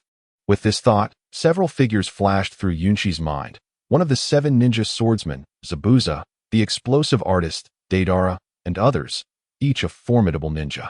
A plan quietly began to take shape in Yunchi's heart. To survive better. An inexplicable smile suddenly appeared on Yunchi's face. Initially, he had intended to rely on the system to enhance his strength, but he now realized that the power of an individual is limited. Establishing an organization under his control would be the quickest way to enhance his abilities. "Yunchi, what on earth are you thinking?" Just as Yunchi was formulating his plans, a booming voice abruptly pierced through his thoughts. Looking up, he saw Iruka, his face a mask of fury. "What's wrong, Iruka-sensei?" Yunchi suddenly noticed that Iruka had somehow entered the classroom, and most of the students had their gazes fixed upon him. "You've been daydreaming for how long during class? Do you still want to become a ninja?" Although Iruka had strongly opposed Yunchi's re-enrollment prior, having received orders from the 3rd Hokage, he decided to give Yunchi another chance. However, on the very first day of school, Yunshi had blatantly ignored him, causing Iruka, who had intended to give him special attention, to feel at a loss for words. A sense of disappointment slowly surfaced on Iruka's face. I promise I won't do it again next time. Really? Seeing Yunshi immediately admit his fault, Iruka's emotions softened somewhat. Though he remained skeptical about Yunshi's words. Of course it's a lie. Yunshi silently thought to himself. After all, his abilities had already reached the level of an elite jonin. If it weren't for the system's rewards, he wouldn't waste his time at this ninja academy. But looking at Iruka's serious expression, he added, "Yes, Iruka-sensei. I promise I will become a great ninja this time." He feigned a repentant demeanor. Let's hope so, Iruka thought, sensing something odd about Yunshi, yet decided to give him another chance upon hearing his promise. Everyone, focus your attention. I am one of your teachers, you can call me Iruka. Today's first lesson is about how to cultivate chakra. Under Yunshi's sincere expression, Iruka chose not to dwell on Yunshi's previous distractions and returned to the podium to discuss chakra cultivation techniques. However, the teaching effect was far from satisfactory. Aside from a few commoners and Sakura, the rest of the class was largely disengaged. As heirs of prominent clans, such as the Nara and Yamanaka clans, these children had already begun learning chakra cultivation around the age of 3 and were familiar with their clan's ancestral techniques. Consequently, even before Iruka had been teaching long, several students, led by Shikamaru and Choji, had already succumbed to sleep. As for Naruto, seated beside Yunshi, he was the first to doze off. This guy. Yunshi glanced at Naruto, a hint of exasperation crossing his face. Although it felt somewhat like sharing a desk with a slacker, he refrained from waking Naruto. After all, he was one of the protagonists, and whether he learned or not wasn't of great consequence. What surprised Yunshi the most was that the most attentive student in the class was actually Uchiha Sasuke. From the moment class began, Sasuke was exceptionally focused, which left Yunshi feeling unexpectedly impressed. Looking back at Naruto, perhaps this was the divide between the underachiever and the genius. After reflecting for a moment, Yunshi decided it was time to make his exit. If he remained in class all day, it would be detrimental. Coupled with the information hinted at by Itachi earlier, there was much for Yunshi to accomplish. The Ninja Academy's classes ended in the evening, and Itachi would likely take action while Sasuke was away from home. The timing of such an event would most likely be in the afternoon. After some thought, Yunshi prepared to sneak away. Shadow Clone Technique. Seizing the moment Iruka turned his back, Yunshi swiftly formed hand signs, leaving a clone in his seat while he slipped quietly out of the classroom. Little did he know, his actions were observed by others. Yunshi's leaving, let's get out too. Shikamaru whispered to Kiba beside him, and Choji nodded in agreement at the same moment. Using the same method as Yunshi, these three quickly employed the Shadow Clone Technique, escaping the classroom just as he had. Chapter 93. The third Hokage's attitude. Should I seek out Itachi or Hanabi first? In the blink of an eye, Yunshi found himself on the main street of Konoha. Yet he felt somewhat conflicted. According to his initial plan, he should have immediately sought out Uchiha Itachi to facilitate subsequent arrangements. However, he recalled a crucial detail. He had no idea where Itachi was. If only I had asked earlier. At this moment, Yunshi found himself in a state of mild distress. The village of Konoha, while not particularly large, was nonetheless quite expansive, making it difficult for him to approach Itachi Uchiha directly. He decided it would be wiser to seek out Akamichi Karui and inform her of the situation. On the surface, their relationship could only be classified as ordinary friends. Yet in truth, Yunshi had already considered Karui as a potential second ally. Moreover, Itachi had a favorable first impression of her, prompting Yunshi to share certain trivial matters without reservation. Visiting Karui would also afford him the opportunity to glean some insights. Most importantly, he sought to ascertain the third Hokage's ultimate stance on the unfolding events. As the highest leader of Konoha, it was inconceivable to Yunshi that Sarutobi Hiruzen was unaware of the tensions between the Uchiha clan and Danzo. Thus, two possibilities emerged. Either the third Hokage tacitly endorsed the situation, supporting Danzo in his quest to eliminate the potential threat posed by the Uchiha, or he was embroiled in a dilemma over whether to protect them. Both scenarios were plausible. Although Yunshi had gleaned from the original Naruto narrative that the third Hokage once desired a peaceful resolution and bore no significant animosity towards the Uchiha, this analysis leaned towards the latter possibility. Yet, one must not forget Danzo's ominous declaration before his demise. You are the leaves basking in light, while I am the roots cloaked in darkness. Such poignant words hinted at a secretive bond between the third Hokage and Danzo that Yunshi found hard to dismiss. Furthermore, Danzo and his operatives had indeed assisted the third Hokage in executing tasks he could not undertake himself. Thus, Yunshi faced his own quandary. He resolved to find Karui, who, despite being rendered somewhat powerless due to Orochimaru's influence, still held a position as a direct subordinate of the third Hokage. Despite her Jonin prowess, she was relegated to the rank of Chunin, idling about the village more leisurely than some freshly graduated genin. Nevertheless, Yunshi was confident that she would possess some valuable information. As he glanced at the 10 skewers of various dumplings in his hand, a smug smile graced his face. Without hesitation, he made his way to the Hokage building. Seeking out Karui would prove far easier than tracking down Itachi. Karui frequented only 3 places: her home, the Hokage building, and Yunshi's residence.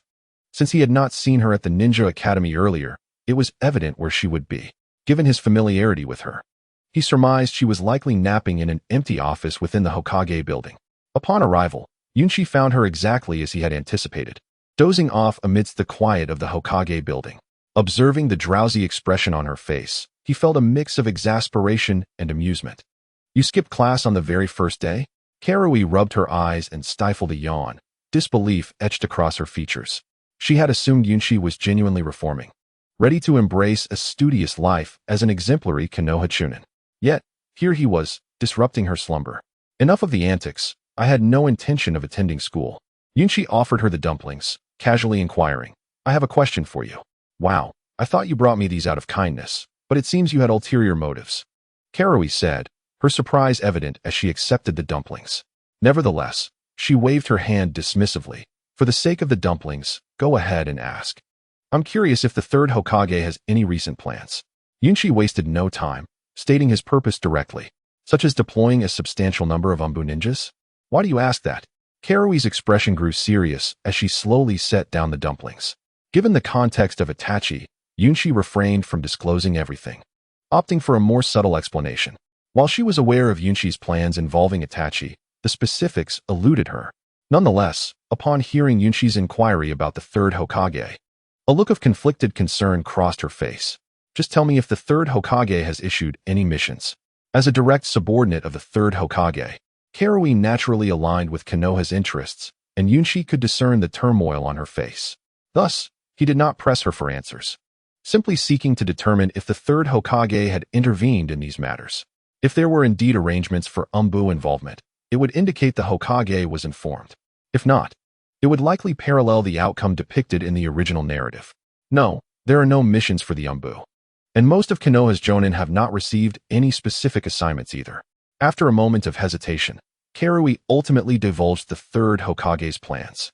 She then picked up a dumpling and remarked, "Next time you pose such questions, you'll need to bring at least 5 skewers to start." With that, she feigned indifference and departed the office without further inquiry. That girl, Yunshi chuckled, initially doubting whether Karui would share such information. Yet he realized he had underestimated the bond between them. "Once this matter is resolved, I shall treat you to dumplings," he murmured, watching as her figure vanished from sight. Without further delay, Yunshi exited the Hokage building, eager to act on the information he had just acquired. Chapter 94, An Unexpected Turn of Events. Yunshi, where do you think Itachi Uchiha has gone? Karui's impatience was evident as they circled the village of Konoha. Despite the onset of autumn, the heat still lingered, causing beads of sweat to form on her brow. After spending over half an hour in search, her frustration was palpable. Perhaps outside the village? Yunshi considered, contemplating his next move.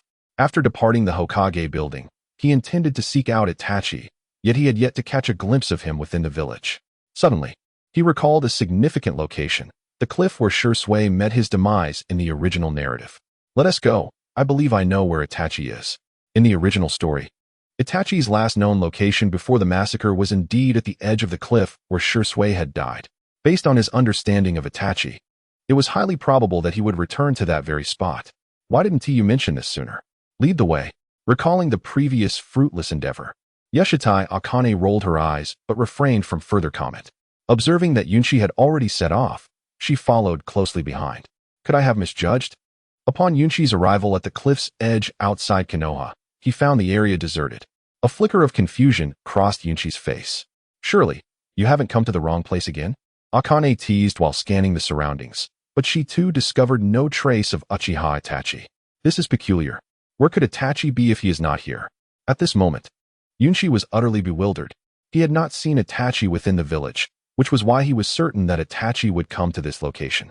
Yet, it appeared he had not arrived. What should we do now? Noticing Yunshi's perplexity, Akane promptly inquired. Let us search again. Yunshi refused to believe that Itachi had not come here and began to scout along the narrow path beside the cliff. After traversing the rugged trail for some time, Yunshi indeed made a discovery. At the highest point, Uchiha Itachi stood silently, gazing into the distance. Found him. A surge of joy filled Yunshi as he hurried toward Itachi, with Akane following suit. Itachi, what brings you to such a place? Upon reaching Itachi's side, Yunshi asked while giving him a light pat. However, an unexpected incident occurred. The moment Yunshi's hand made contact with Itachi, an inexplicable sense of weightlessness surged through him, and upon turning back, he realized he had fallen into a jinjutsu. What is happening? In an instant, Yunshi furrowed his brow, becoming immersed in battle. Is this a jinjutsu space? Having not detected any other presence, Yunshi's vigilance had slackened, allowing him to observe his surroundings. A blood-red sea lay before him, with a crimson moon hovering in the sky. Despite the ominous aura permeating this realm, Yunshi felt an unsettling familiarity. After a moment of contemplation, a look of astonishment flashed across his face. This is the Tsukuyami space. At last, Yunshi recognized that the illusionary realm he inhabited was indeed Uchiha Itachi's Tsukuyami space, especially the cross suspended above the sea, which confirmed his entry into the Tsukuyami. But who was the Uchiha Itachi from earlier? Understanding the nature of his surroundings, Yunshi's confusion only deepened. He could not fathom why Itachi would leave behind such a trap. This is my clone. Suddenly, a familiar voice echoed through the silent Tsukuyami space. Turning back, Yunshi saw another Uchiha Itachi approaching him slowly from a distance. Is this also a clone? As he observed the distant Itachi, Yunshi murmured to himself. Indeed, the previous one was also my clone, Itachi's clone replied, having overheard Yunshi's words. Why did you leave a clone here? After grasping the situation, Yunshi wasted no time in directly voicing his concerns, glancing around with dissatisfaction as he added. And you even dragged me into the Tsukuyami space. I apologize, Yunshi. I wish to handle this matter alone, without external interference. It seemed Itachi had anticipated Yunshi's discontent. After his apology, he waved his hands, stating, by the time you leave the Tsukuyami, I fear I will have already completed what I needed to do. No sooner had he spoken than the Uchiha Itachi before Yunshi transformed into a raven and flew away, while the Tsukuyami space quietly dissipated. In the blink of an eye, Yunshi found himself back in reality. This is absurd. Did Itachi not consider that there are other enemies beyond Danzo and Uchiha-level? Upon emerging from the Tsukuyami, Yunshi erupted in anger. He had never anticipated that at the last moment, Uchiha Itachi would decide to confront the entire Uchiha clan on his own. A flicker of anger crossing his face. This was not merely frustration directed at Itachi. It was a profound sense of helplessness. It is essential to remember that in the original narrative, Itachi's ability to obliterate the entire Uchiha clan stemmed not solely from the lack of resistance from Uchiha Fugaku. At the very least, Danzo and Uchiha-level had been covertly aiding Itachi. But now, Danzo's attitude toward the Uchiha clan seemed to have subtly shifted, and Uchiha-level had vanished without a trace. At this juncture, Uchiha Itachi truly fought alone. In fact, should war break out, even the third Hokage's subordinates might intervene in this conflict. Akane, wake up. Realizing the gravity of the situation, Yunshi hurriedly attempted to rouse Yoshitai Akane, but alas. It was no simple task to awaken her from the jinjutsu. Considering the urgency, Yunshi wasted no time and hoisted the entranced Akane onto his back. He then swiftly made his way back to the Uchiha clan stronghold. Yunshi understood that if he intervened to assist Uchiha Itachi, the narrative could very well be rewritten. Itachi might even perish within Konoha. Chapter 95, The Enigma of the Third Hokage. If one were to analyze the entire Uchiha extermination incident from Uchiha Itachi's perspective, it could be perceived as a choice between loyalty to the village and fidelity to the clan. Yet, the matter was far from simple. Be it Danzo, Uchiha-level, or even Uchiha Itachi, Yunshi found himself entrenched in this affair. Each individual sought to attain their desired outcome from this situation.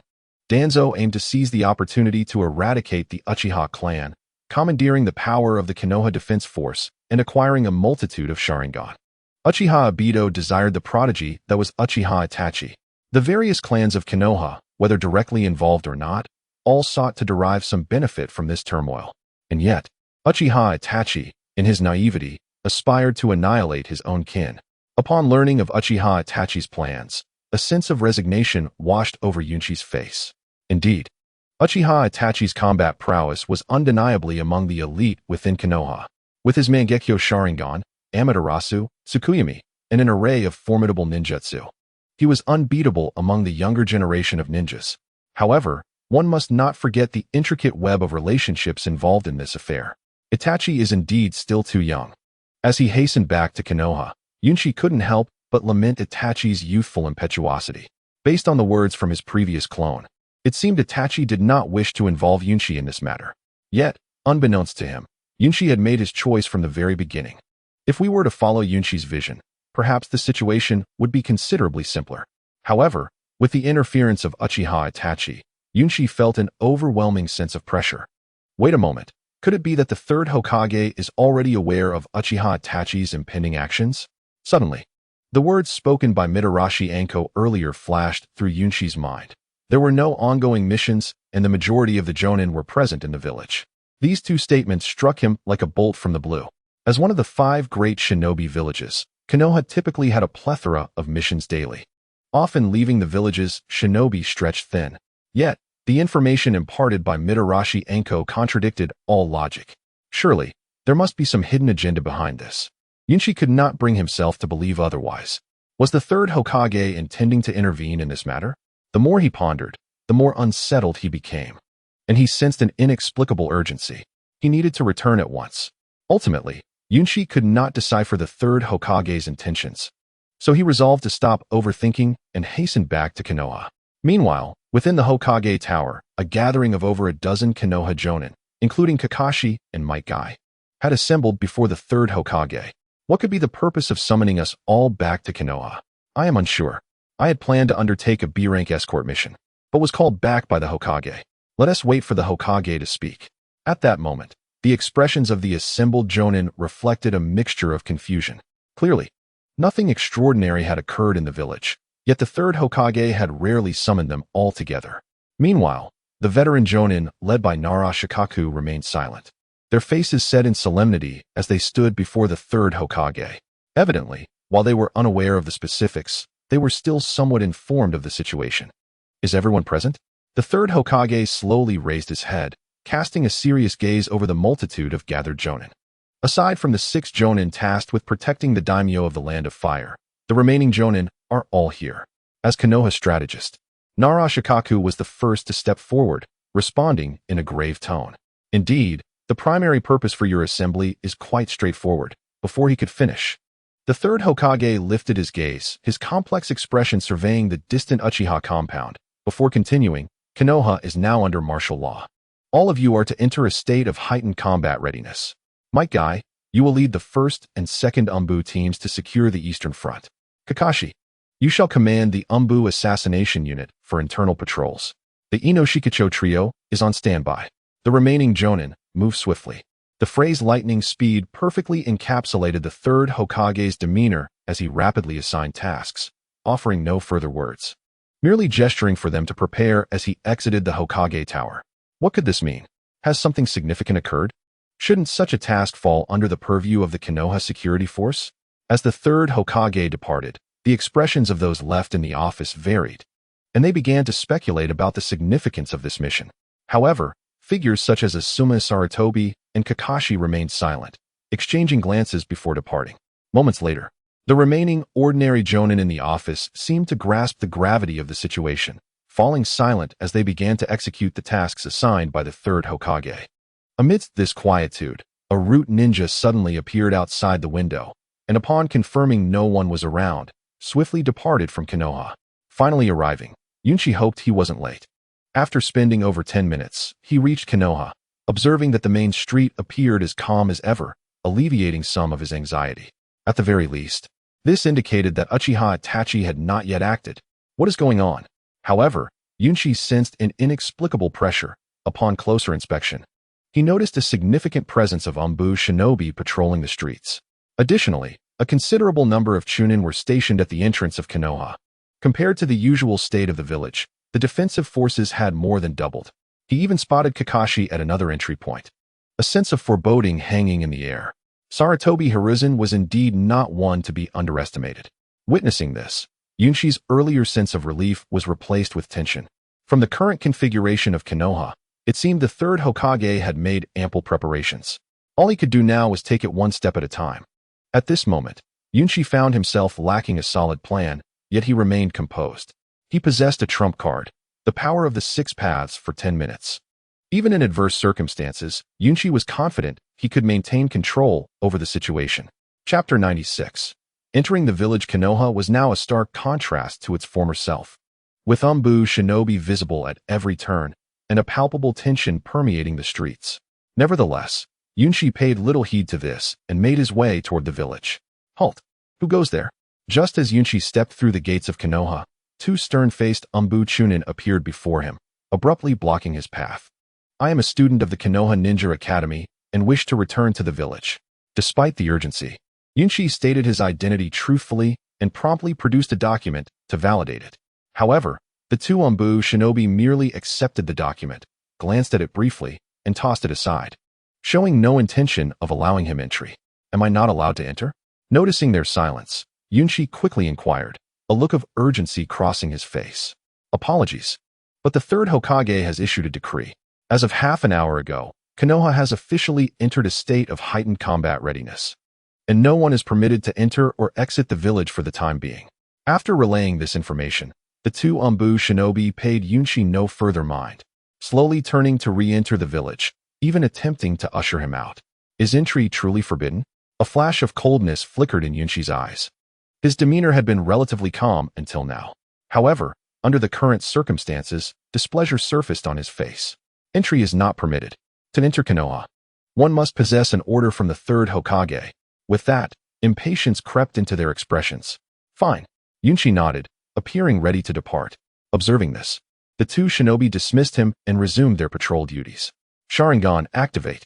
Yet before Yunshi could take 2 steps, he abruptly turned, his eyes transforming into a pair of blood-red pupils. What? This kid is actually from the Uchiha clan? Though merely chunin. The 2 members recognized the Sharingan in Yunshi's gaze. In addition to the rumors that had previously circulated, these 2 shinobi were naturally privy to certain information.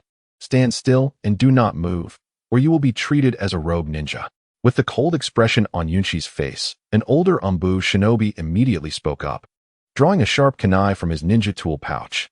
The other shinobi also prepared for battle without delay. A rogue ninja? If that is indeed the case, then becoming one might not be a poor choice. Yunshi smiled. Countless times, the system had attempted to persuade him to become a rogue ninja, but he had paid it no heed. Yet at this moment, Yunshi suddenly found the notion of turning rogue rather appealing. Such a Konoha was not worth remaining in.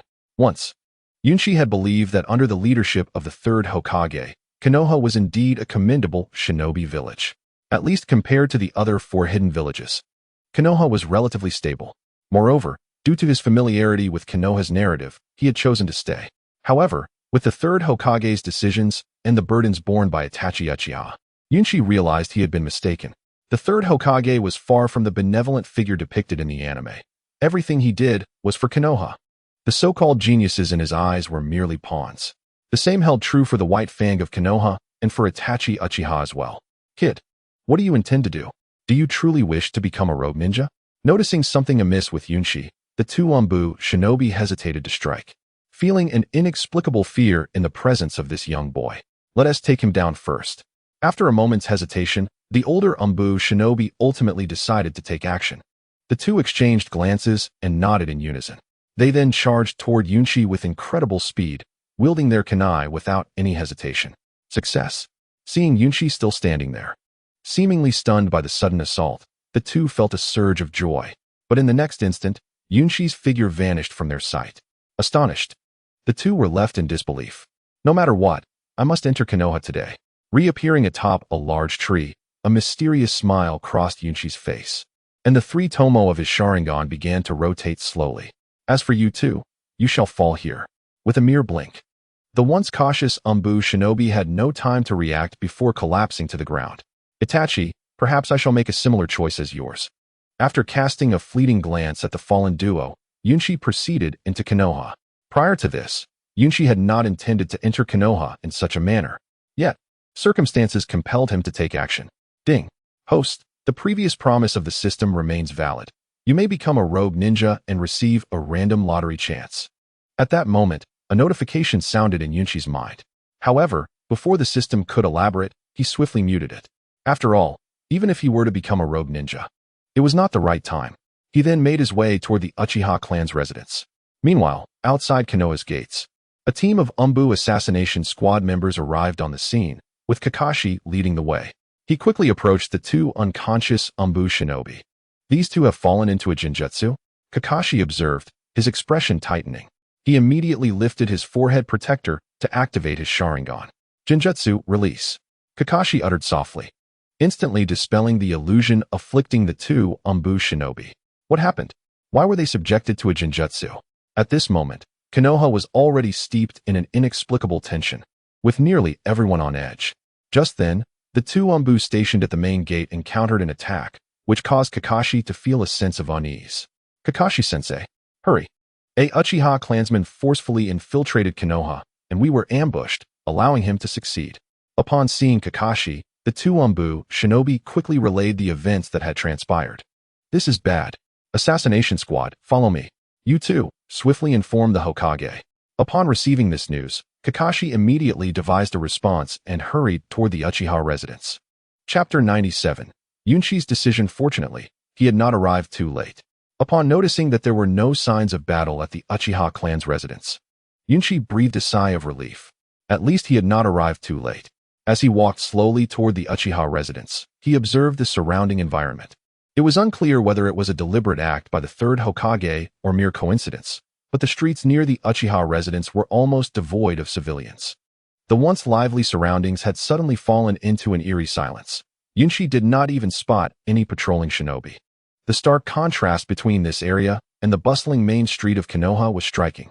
Who goes there? Entry is prohibited. Suddenly, several figures clad in Konoha ninja vests appeared before Yunshi, their expressions reflecting surprise. It's you, kid? Before Yunshi could respond, Asuma Sarutobi, standing in the center of the group, spoke up with astonishment. He recognized this boy as one of the prodigies acknowledged by his father. Your name is Yunshi, correct? After identifying Yunshi, Asuma stepped forward, signaling the accompanying shinobi not to act rashly, and then addressed Yunshi. This area is currently a restricted zone. You cannot enter. When did Konoha become like this? Yunshi did not reply directly to Asuma, but instead gazed longingly at the distant Hokage monument. Before entering the world of Hokage, Yunshi had naively believed that Konoha was the most perfect place in the entire Hokage universe. Perfect customs and culture, perfect cuisine. However, after witnessing the third Hokage's actions, Yunshi realized how foolish he had been. In this world, where death could come at any moment, no place was truly perfect.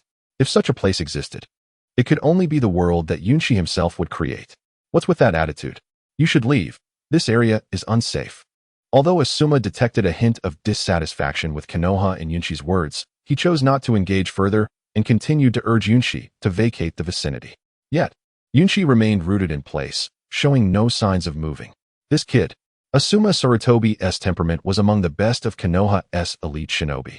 Even though Yunshi had ignored him, Asuma merely found the boy's behavior peculiar. Could you tell me why you wish to enter? As he contemplated the enigmatic figure of Yunshi before him, Sarutobi Asuma intended to inquire about the circumstances that might have led Yunshi to the Uchiha compound. However, the mere smile that graced Yunshi's lips was peculiar, eliciting an inexplicable chill that sent shivers down Asuma's spine. I wish to enter and offer assistance, Yunshi slowly articulated. Assistance? Asuma found himself taken aback, struggling to comprehend the implications of Yunshi's words. Indeed, Yunshi nodded, surveying the astonished onlookers around him, and spoke in a tone devoid of warmth. Do you intend to obstruct my passage? Enough of this. Regardless of your intentions, I shall not permit you entry. Despite his lack of understanding regarding Yunshi's words, Asuma resolved to impede the young boy's advance. Are you planning to stop me? Yunshi mused, a hint of regret flickering across his expression as he regarded Asuma, who was brimming with combat fervor. Surprisingly, Yunshi held no particular disdain for Asuma. He had always perceived him as a good-natured individual, both in the anime and reality. Yet, with Asuma poised to strike, Yunshi could not afford to remain passive. Fire release, great fireball technique. Having made his decision, Yunshi acted swiftly, weaving hand signs with a speed akin to a phantom. A colossal fireball materialized before the crowd, its power amplified by both his system and the abilities granted by the flame fruit. This was no ordinary C-rank fire technique. It was a true manifestation of a great fireball. With a diameter spanning several meters, the deep crimson flames radiated an intense heat, wilting leaves from 100 meters away in mere moments. The sheer force of Yunshi's assault far surpassed that of an average jonin. Disperse. This fire technique is formidable, everyone. Be cautious. Asuma, caught off guard by Yunshi's decisiveness, was further astonished by the boy's inexplicable strength. At merely 12 years of age, he was still a student at the Ninja Academy, yet the might of this fireball indicated that his prowess rivaled that of seasoned jonin. Thinking of evading? Then let us see you try. As Yunshi observed the surrounding ninjas scattering in disarray, he smiled. Seizing the opportunity, he leapt with vigor. Aside from his ninjutsu and the jinjutsu inherent to his Sharingan, Yunshi's physical prowess was commendable. With a single bound, he ascended to the rooftop. Oh, the boy is attempting to flee. Recognizing Yunshi's intent to escape, Asuma's expression shifted to one of alarm. In an instant, he grasped the gravity of the situation. But it was already too late. Yunshi had deftly slipped through the gaps in the crowd, making his way toward the Uchiha compound. Surely, he does not believe I would engage in a frontal confrontation? Yunshi thought, bemused by Asuma's astonished countenance. Although Asuma may not have enjoyed the same illustrious moments as Kakashi or Might Guy in the original Naruto series, his strength was undeniable. While Yunshi's abilities were also on par with the Jonin, a direct confrontation with Asuma would undoubtedly lead to a protracted battle, should other Leaf ninjas arrive. Yunshi would find himself at a distinct disadvantage. Thus, from the outset, he had no intentions of engaging in open combat.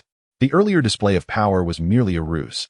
Yunshi's true objective was to hasten his journey to the Uchiha clan's stronghold and locate Itachi Uchiha. He was not foolish enough to indulge in a reckless battle. Chapter 98. Kill-blind conflict was not Yunshi's desire. While the thrill of unbridled combat was enticing, he recognized that such an approach was not suitable for resolving this matter. Insufficient strength was one reason, but equally, he refused to partake in meaningless skirmishes. Though Danzo had yet to make an appearance, and even during the Uchiha massacre, he left no trace. Yunshi was not naive enough to believe that such a cunning individual would forego this prime opportunity for power. He suspected that Obito Uchiha was also likely to re-emerge, despite his apparent disappearance. Based on Yunshi's understanding of Obito, he would never relinquish his chosen goals so easily. These considerations weighed heavily on Yunshi's mind, and regarding Sarutobi Asuma, he truly had no desire to engage with him. At last, have I arrived? As Yunshi beheld the gates of the Uchiha compound, a flicker of vigilance surfaced in his eyes. Previously, upon entering the Uchiha family stronghold from the Leaf, he had encountered numerous ninjas attempting to obstruct his path. Thus, he was certain that the Uchiha clan would have taken notice of his approach. Indeed, as Yunshi arrived, 2 Uchiha ninjas materialized before him, their crimson eyes betraying the awakening of their Sharingan, indicative of considerable strength. Brat, clear out. This is no place for you, they scorned. Their demeanor far more hostile than that of the Leaf ninjas. Without hesitation, the 2 Uchiha ninjas encircled Yunshi, effectively trapping him. Listen well, I'll ask you a question. If you wish to avoid death, be gone. One of the Uchiha, having activated his 3-tomo Sharingan, spoke first, his voice icy as he continued. I'll give you one last chance. Disappear from my sight in 3 seconds, or I will end you. In an instant, a chilling aura of death enveloped Yunshi. It was as Itachi had said, the once noble Uchiha clan had decayed beyond recognition. The current members were nothing more than overconfident fools. Yunshi regarded the 2 before him with cold indifference, finally grasping the rationale behind Itachi's choices. These 2 were nothing but liabilities. Not even a genius like Itachi could carry them. Who are you really? Upon hearing Itachi's name from Yunshi's lips, the expressions of the 2 Uchiha shifted to one of astonishment. Enough of this, he is strange. Just kill him. At that moment, one of them, his expression changing, swiftly produced a shuriken from his ninja gear and hurled it toward Yunshi. As the shuriken slipped from their grasp, The two did not turn their attention back to Yunshi. Although the weapon had yet to find its mark, they were already preparing to leave. In their eyes, Yunshi was nothing but a dead man walking. After all, he was merely a 12-year-old child, utterly unable to evade this attack. Yet, at that moment, a chilling aura suddenly emerged. With a swift movement, Yunshi intercepted the two. "I believe it is not I who will perish today, but rather you," he spoke slowly, an enigmatic smile gracing his face, still holding the shuriken that had been aimed at him. "Impossible. How could this brat possibly evade my strike?" The two Uchiha clan members, astonished by Yunshi's vitality, could scarcely comprehend that their initially confident attack had failed to land. "This child is unusual. Let us strike together." Recognizing that Yunshi was also a ninja, they exchanged glances and resolutely decided to attack once more. This time, they did not merely employ ninja tools against him, but immediately formed hand seals. Fire release, fire dragon technique. Fire release, great fireball technique. The jutsu they used were among the Uchiha clan's most proficient fire techniques, and indeed, the finest of their kind. However, in Yunshi's eyes, such fire techniques paled in comparison to those unleashed by Uchiha Sasuke. Despite being termed a great fireball technique, the fireball produced was scarcely the size of a basketball. The fire dragon technique appeared even more ludicrous. To Yunshi, it was more akin to a fire bug technique. The diminutive dragon, mere meters in length, posed no threat whatsoever. Remember this for the next life. Do not be so arrogant without strength. Before the two fire techniques could reach Yunshi, a chilling voice echoed in the ears of the Uchiha clan members. Yunshi channeled the full might of the Mera no Mi into his fists, a brilliant flame erupting around him. "Allow me to show you what true flames are." Fire Fist. Though he had only recently grasped the powers of the Mera no Mi, bolstered by his innate talent for fire techniques, Yunshi now wielded their power with remarkable finesse. The flames surrounding his fists surpassed the combined strength of the fire techniques previously unleashed by the two Uchiha. With a resounding explosion, Yunshi struck the two, the sound reverberating ominously. How is this possible? Such power cannot belong to a mere child. The two Uchiha, filled with disbelief, could hardly accept that such strength emanated from someone so young. Yet, it was of little consequence. As the fierce flames gradually consumed them, this lopsided battle reached its conclusion. Such audacity, despite such meager strength. Gazing upon the charred remains of the two, Yunshi felt a pang of regret. One had awakened the three-tomo Sharingan, while the other had achieved two. Such talent could be deemed elite within the Uchiha clan. Yet, in their confrontation with Yunshi, their combat prowess fell short even of a chunin from the Umbu of Konoha. To put it bluntly, they were utterly worthless. Reflecting on this, Yunshi could not help but feel a tinge of pity. The once mighty Uchiha clan was no more, with Uchiha Itachi standing as its last beacon of glory. With a resolute push, Yunshi opened the gates of the Uchiha stronghold, his gaze fixed forward. Chapter 99. The storm approaches. Yunshi, have you come again? In the courtyard of the Uchiha stronghold, Yunshi raised his head slowly upon entering. Uchiha Itachi stood before him, his expression a complex tapestry of emotions. "I've told you. We are friends, and I shall always come," Yunshi replied with a smile. Although he could not fully grasp Itachi's thoughts at that moment, Yunshi spoke candidly. He was unwilling to abandon Itachi, the prodigy, whether for his own sake or for the friendship they once shared during training. He felt compelled to intervene in this matter. Though Yunshi did harbor a sliver of self-interest, his feelings for Itachi transcended mere manipulation. He yearned to alter the tragic fate that awaited Itachi in the original narrative.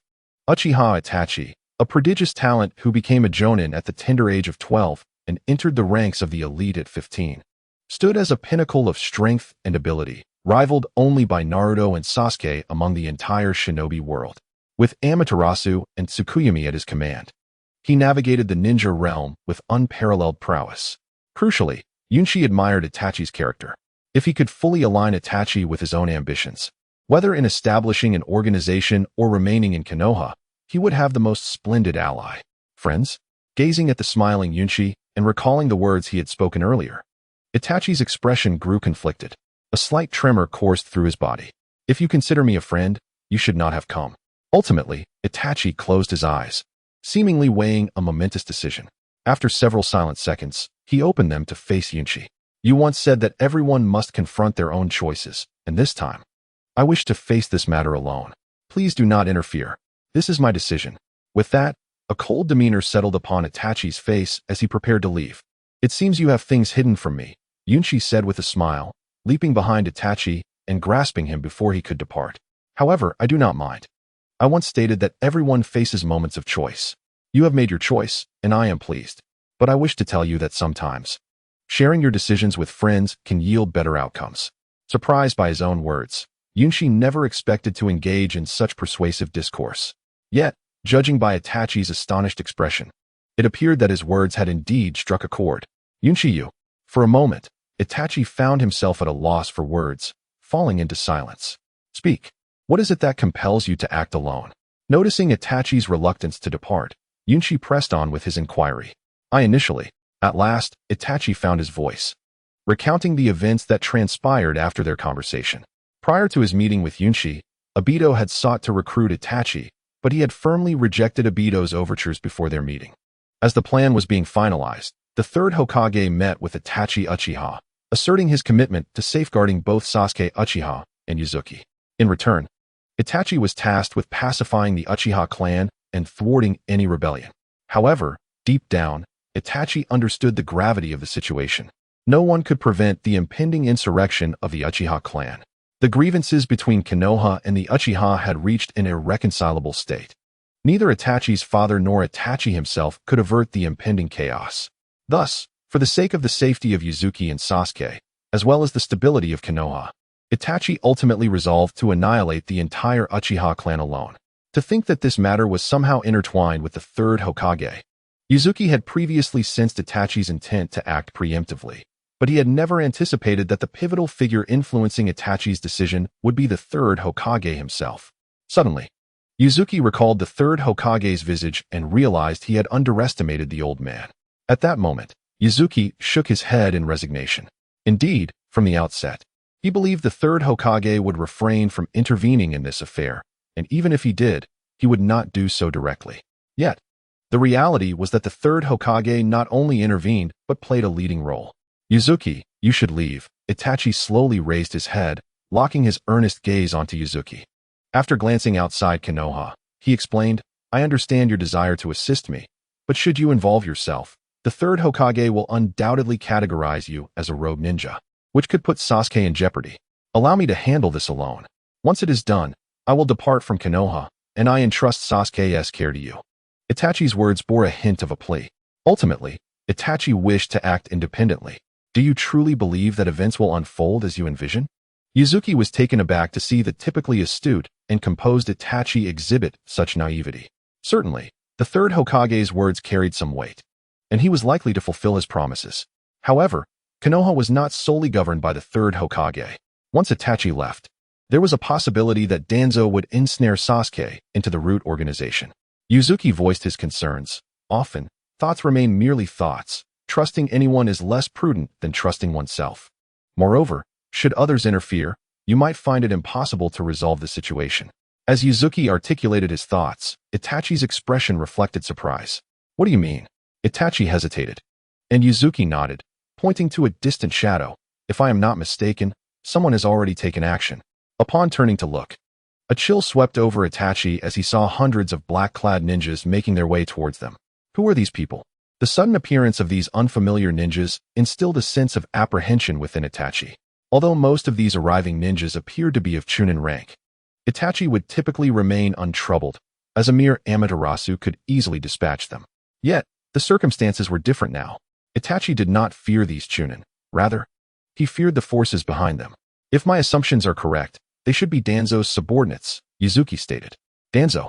Upon hearing Yuzuki's words, a shadow of worry crossed Itachi's face. Since a week ago, he had ceased all contact with Danzo, believing he would not become involved in this matter. Yet, the current situation suggested otherwise. Danzo was not only intervening, but was doing so directly. A wave of inexplicable pressure suddenly descended upon Itachi. He glanced towards the Konoha Ninja Academy, fearing that Danzo might target Sasuke at this critical juncture. "Are you worried about Sasuke?" Yuzuki noticed Itachi's gaze and inquired. "Yes." Itachi nodded. "Do not fret. Danzo's objective is likely not Sasuke. What he desires is the Sharingan." After contemplating, Yuzuki conveyed his insights regarding Danzo's intentions to Itachi, adding, Though the third Hokage may be unscrupulous, he is unlikely to retract his promises swiftly. He will protect Sasuke. Danzo's intervention at this moment likely aimed to acquire the Uchiha clan's bloodline limit, the Sharingan. Itachi's face darkened with anger upon hearing Yuzuki's analysis.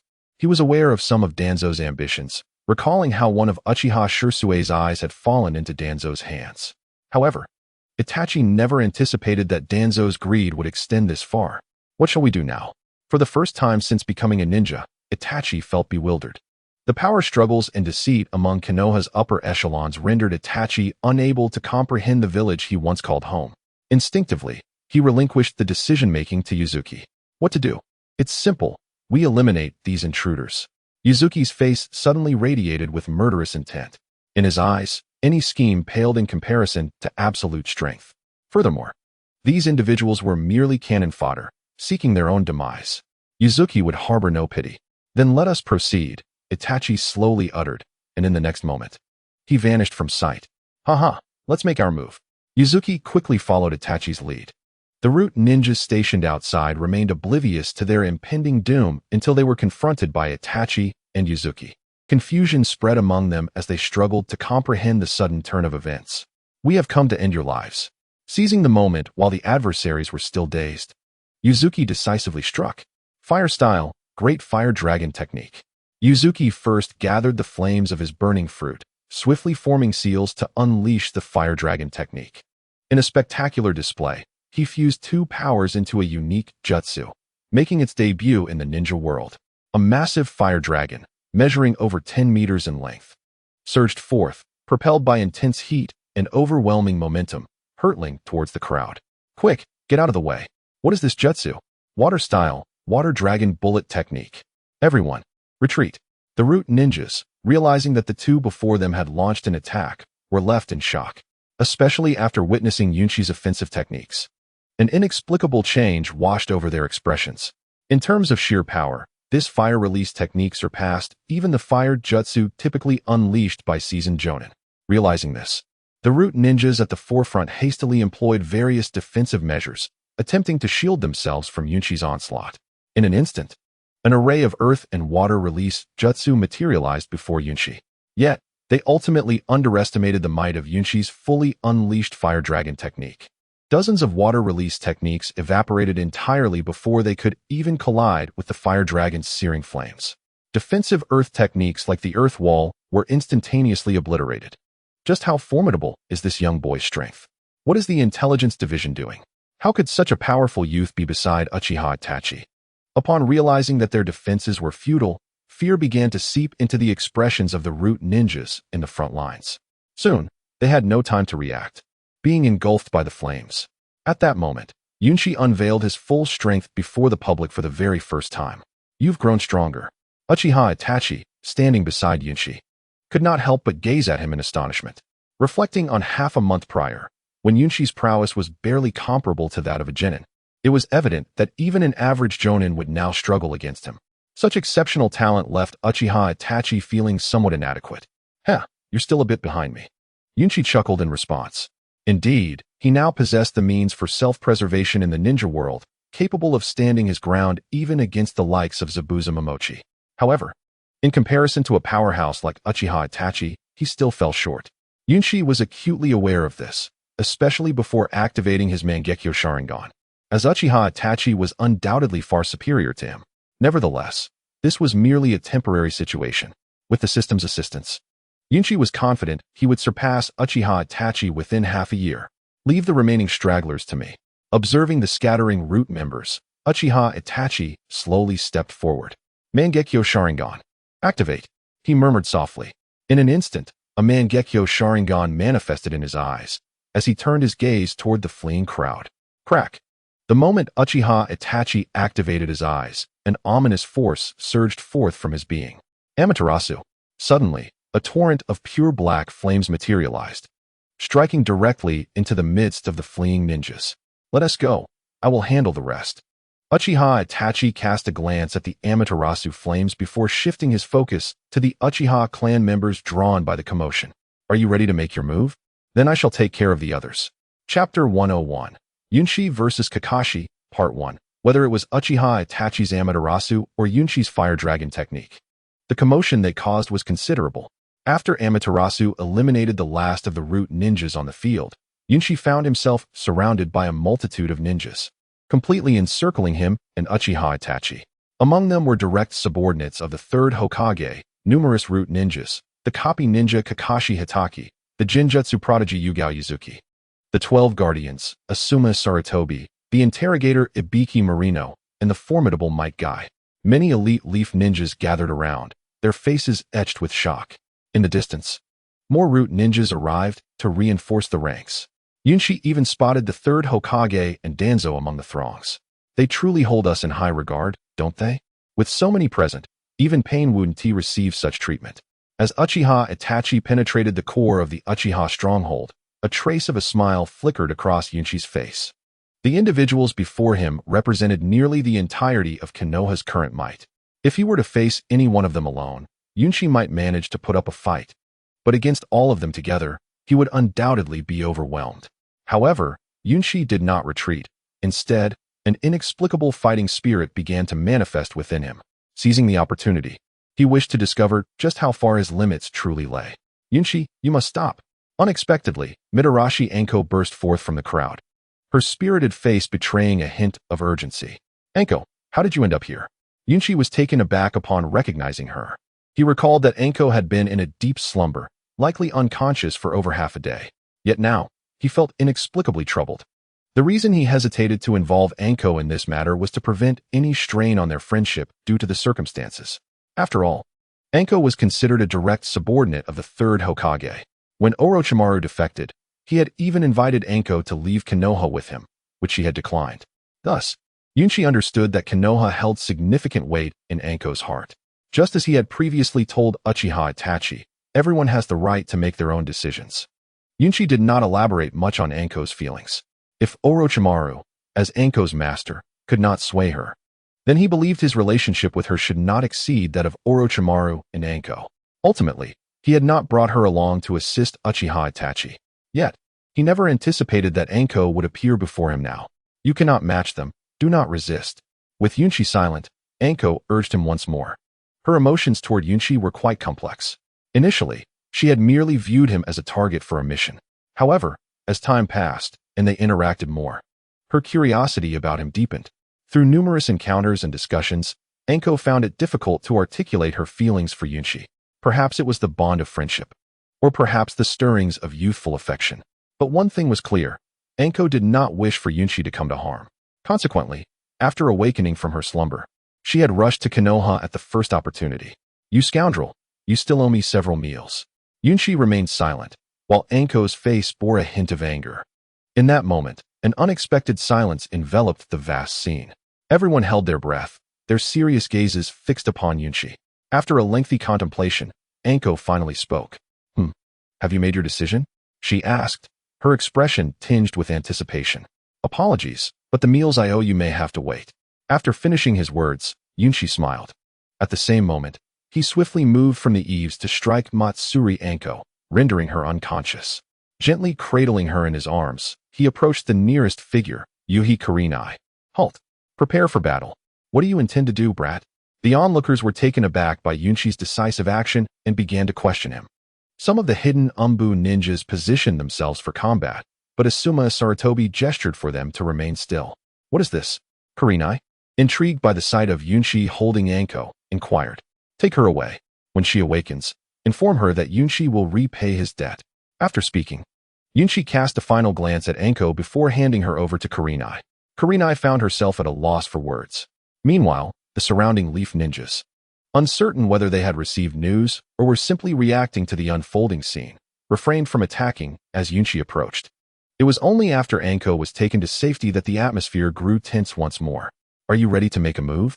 As the crowd drew nearer, Yunshi murmured to himself. Then let me witness the prowess of the elite leaf jonin. Without hesitation, he lowered his hands and prepared for combat. Leaf Village, Kakashi Hitaki. Stand down.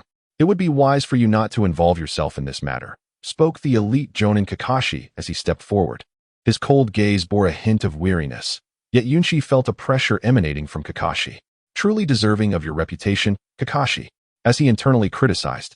Yunshi began to retreat slowly, understanding that it was prudent to maintain distance from Kakashi, who excelled in close combat.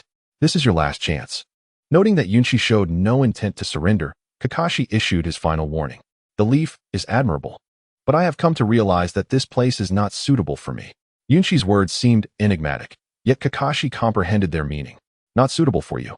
Then I cannot allow you to leave the leaf so easily. With Kakashi's declaration, an aura of menace enveloped the area. Chapter 102. Yunshi versus Kakashi. How fitting of you. Kakashi. Upon hearing Kakashi's words, Yunshi felt no tension. Instead, a smile crept onto his face. Kakashi's remarks reminded him of the attitude he displayed towards Sasuke after the Chunin exams, stubborn, with a similar tone and expression. Don't look at me with that face. Yunshi approached Kakashi, smiling. You shouldn't be involved in this, Yunshi. This is your final opportunity to lay down your weapon. At that moment, Kakashi drew a sharp kunai from his pack, his expression serious. Though they had only met twice, the impression Yunshi left on Kakashi, combined with his displayed talents, made Kakashi reluctant to let such a prodigy depart from the leaf. While Yunshi had not explicitly declared himself a rogue ninja, Kakashi understood that if Yunshi directly engaged in this conflict, the third Hokage would never allow him to remain in the leaf, no matter how exceptional his talents. Therefore, this was the last chance to persuade Yunshi. There is no need to say more. I understand my own thoughts. Yunshi had considered staying in the leaf, but the events that transpired led him to realize that the so-called leaf was merely that, so-called. In the vast world of ninjas, what did it matter if he became a rogue ninja? You? Kakashi was taken aback by Yunshi's unexpected words. Let us fight. Yunshi took the initiative. Very well. Recognizing Yunshi's firm resolve, Kakashi said nothing further. Slowly, he removed his forehead protector, and both combatants stood poised for battle. Meanwhile, the third Hokage, at a distance, closed his eyes, seemingly aware of Yunshi's intentions. Engage. With a wave of his hand, the surrounding Umbu ninjas sprang into action. One team heading to secure the Uchiha clan's residence, while others followed him. On the opposite side, Kakashi and Yunshi were already locked in confrontation. Impressive. As expected of the sole heir of the Hitaki clan. Although you have not perfectly inherited the techniques of the White Fang, your close combat skills remain formidable. Despite Yunshi's immunity to melee attacks due to the Mera Mera no Mi, Kakashi's strikes were infused with lightning chakra, making the situation challenging for Yunshi. Kid, your talent is remarkable. Stay in the leaf, and in less than 3 years, you could surpass me. Dodging Yunshi's sneak attack, Kakashi spoke again. Though Kakashi himself was a genius, the more he battled Yunshi, the more astonished he became. The young man before him transcended the definition of mere genius. He was nothing short of a prodigy. Yunshi felt a twinge of annoyance. He hadn't anticipated Kakashi would still be trying to persuade him during a fight. Losing focus in battle was detrimental. Utilizing a shadow clone technique, Yunshi deftly positioned himself behind Kakashi, with flames gathering in his left fist. He unleashed a powerful punch. Boom. A deafening explosion erupted, and in the next moment, a torrent of flames surged forth, illuminating the surroundings. Did it succeed? Yunshi was taken aback, not expecting his attack to connect with Kakashi. However, before he could revel in his triumph, the flames dissipated, revealing no sign of Kakashi's body beneath the scorched earth. Only a charred wooden log remained. Substitution technique. Upon seeing the wooden stump, Yunshi's initial relief transformed into tension as he quickly retreated, increasing the distance between them. As expected of a promising junior, you nearly defeated me.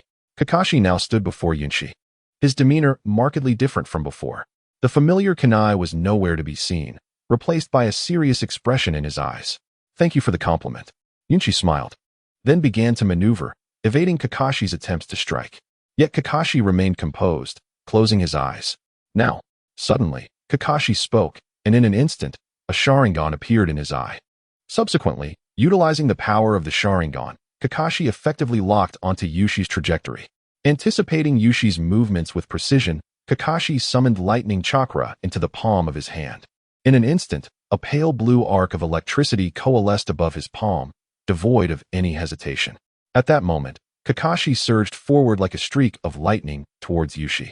Whether it was due to his astonishing speed or the mere afterimage of his assault, Yushi perceived a cacophony of 100 birds chirping chaotically in his ears. Was it Reichu? As Kakashi charged towards him, Yushi quickly recognized the technique being employed. Reichu, an A-rank lightning-based ninjutsu, was also one of Kakashi's most lethal trump cards. Aside from the Sharingan, Reichu could be considered one of Kakashi's most formidable offensive techniques. To his astonishment, Kakashi was taken aback that Yushi was familiar with this ninjutsu. Aside from the third Hokage, a handful of Kakashi's Anbu subordinates, and close allies like Might Guy, very few had witnessed this unique technique. Furthermore, this was the first instance Kakashi had employed Reichu as his offensive maneuver within the confines of Konoha. This moment sparked a flicker of doubt in Kakashi's mind, leading him to ponder whether Yushi was a spy dispatched from another ninja village. There's nothing strange about it. I indeed know this ninjutsu. Yushi responded with calm assurance to Kakashi's inquiry. Yet, at that very moment, Yushi had already prepared his counterattack. Let me see whether my fire release techniques are superior today, or if your Reichu holds greater power. In the blink of an eye, Yushi decisively activated his Sharingan, channeling its might into the blazing fruit at hand. Simultaneously, he concentrated all his fire release chakra within, swiftly forming hand seals. 3 colossal fireballs, each with a diameter of several meters and resembling suns, materialized beside Yushi.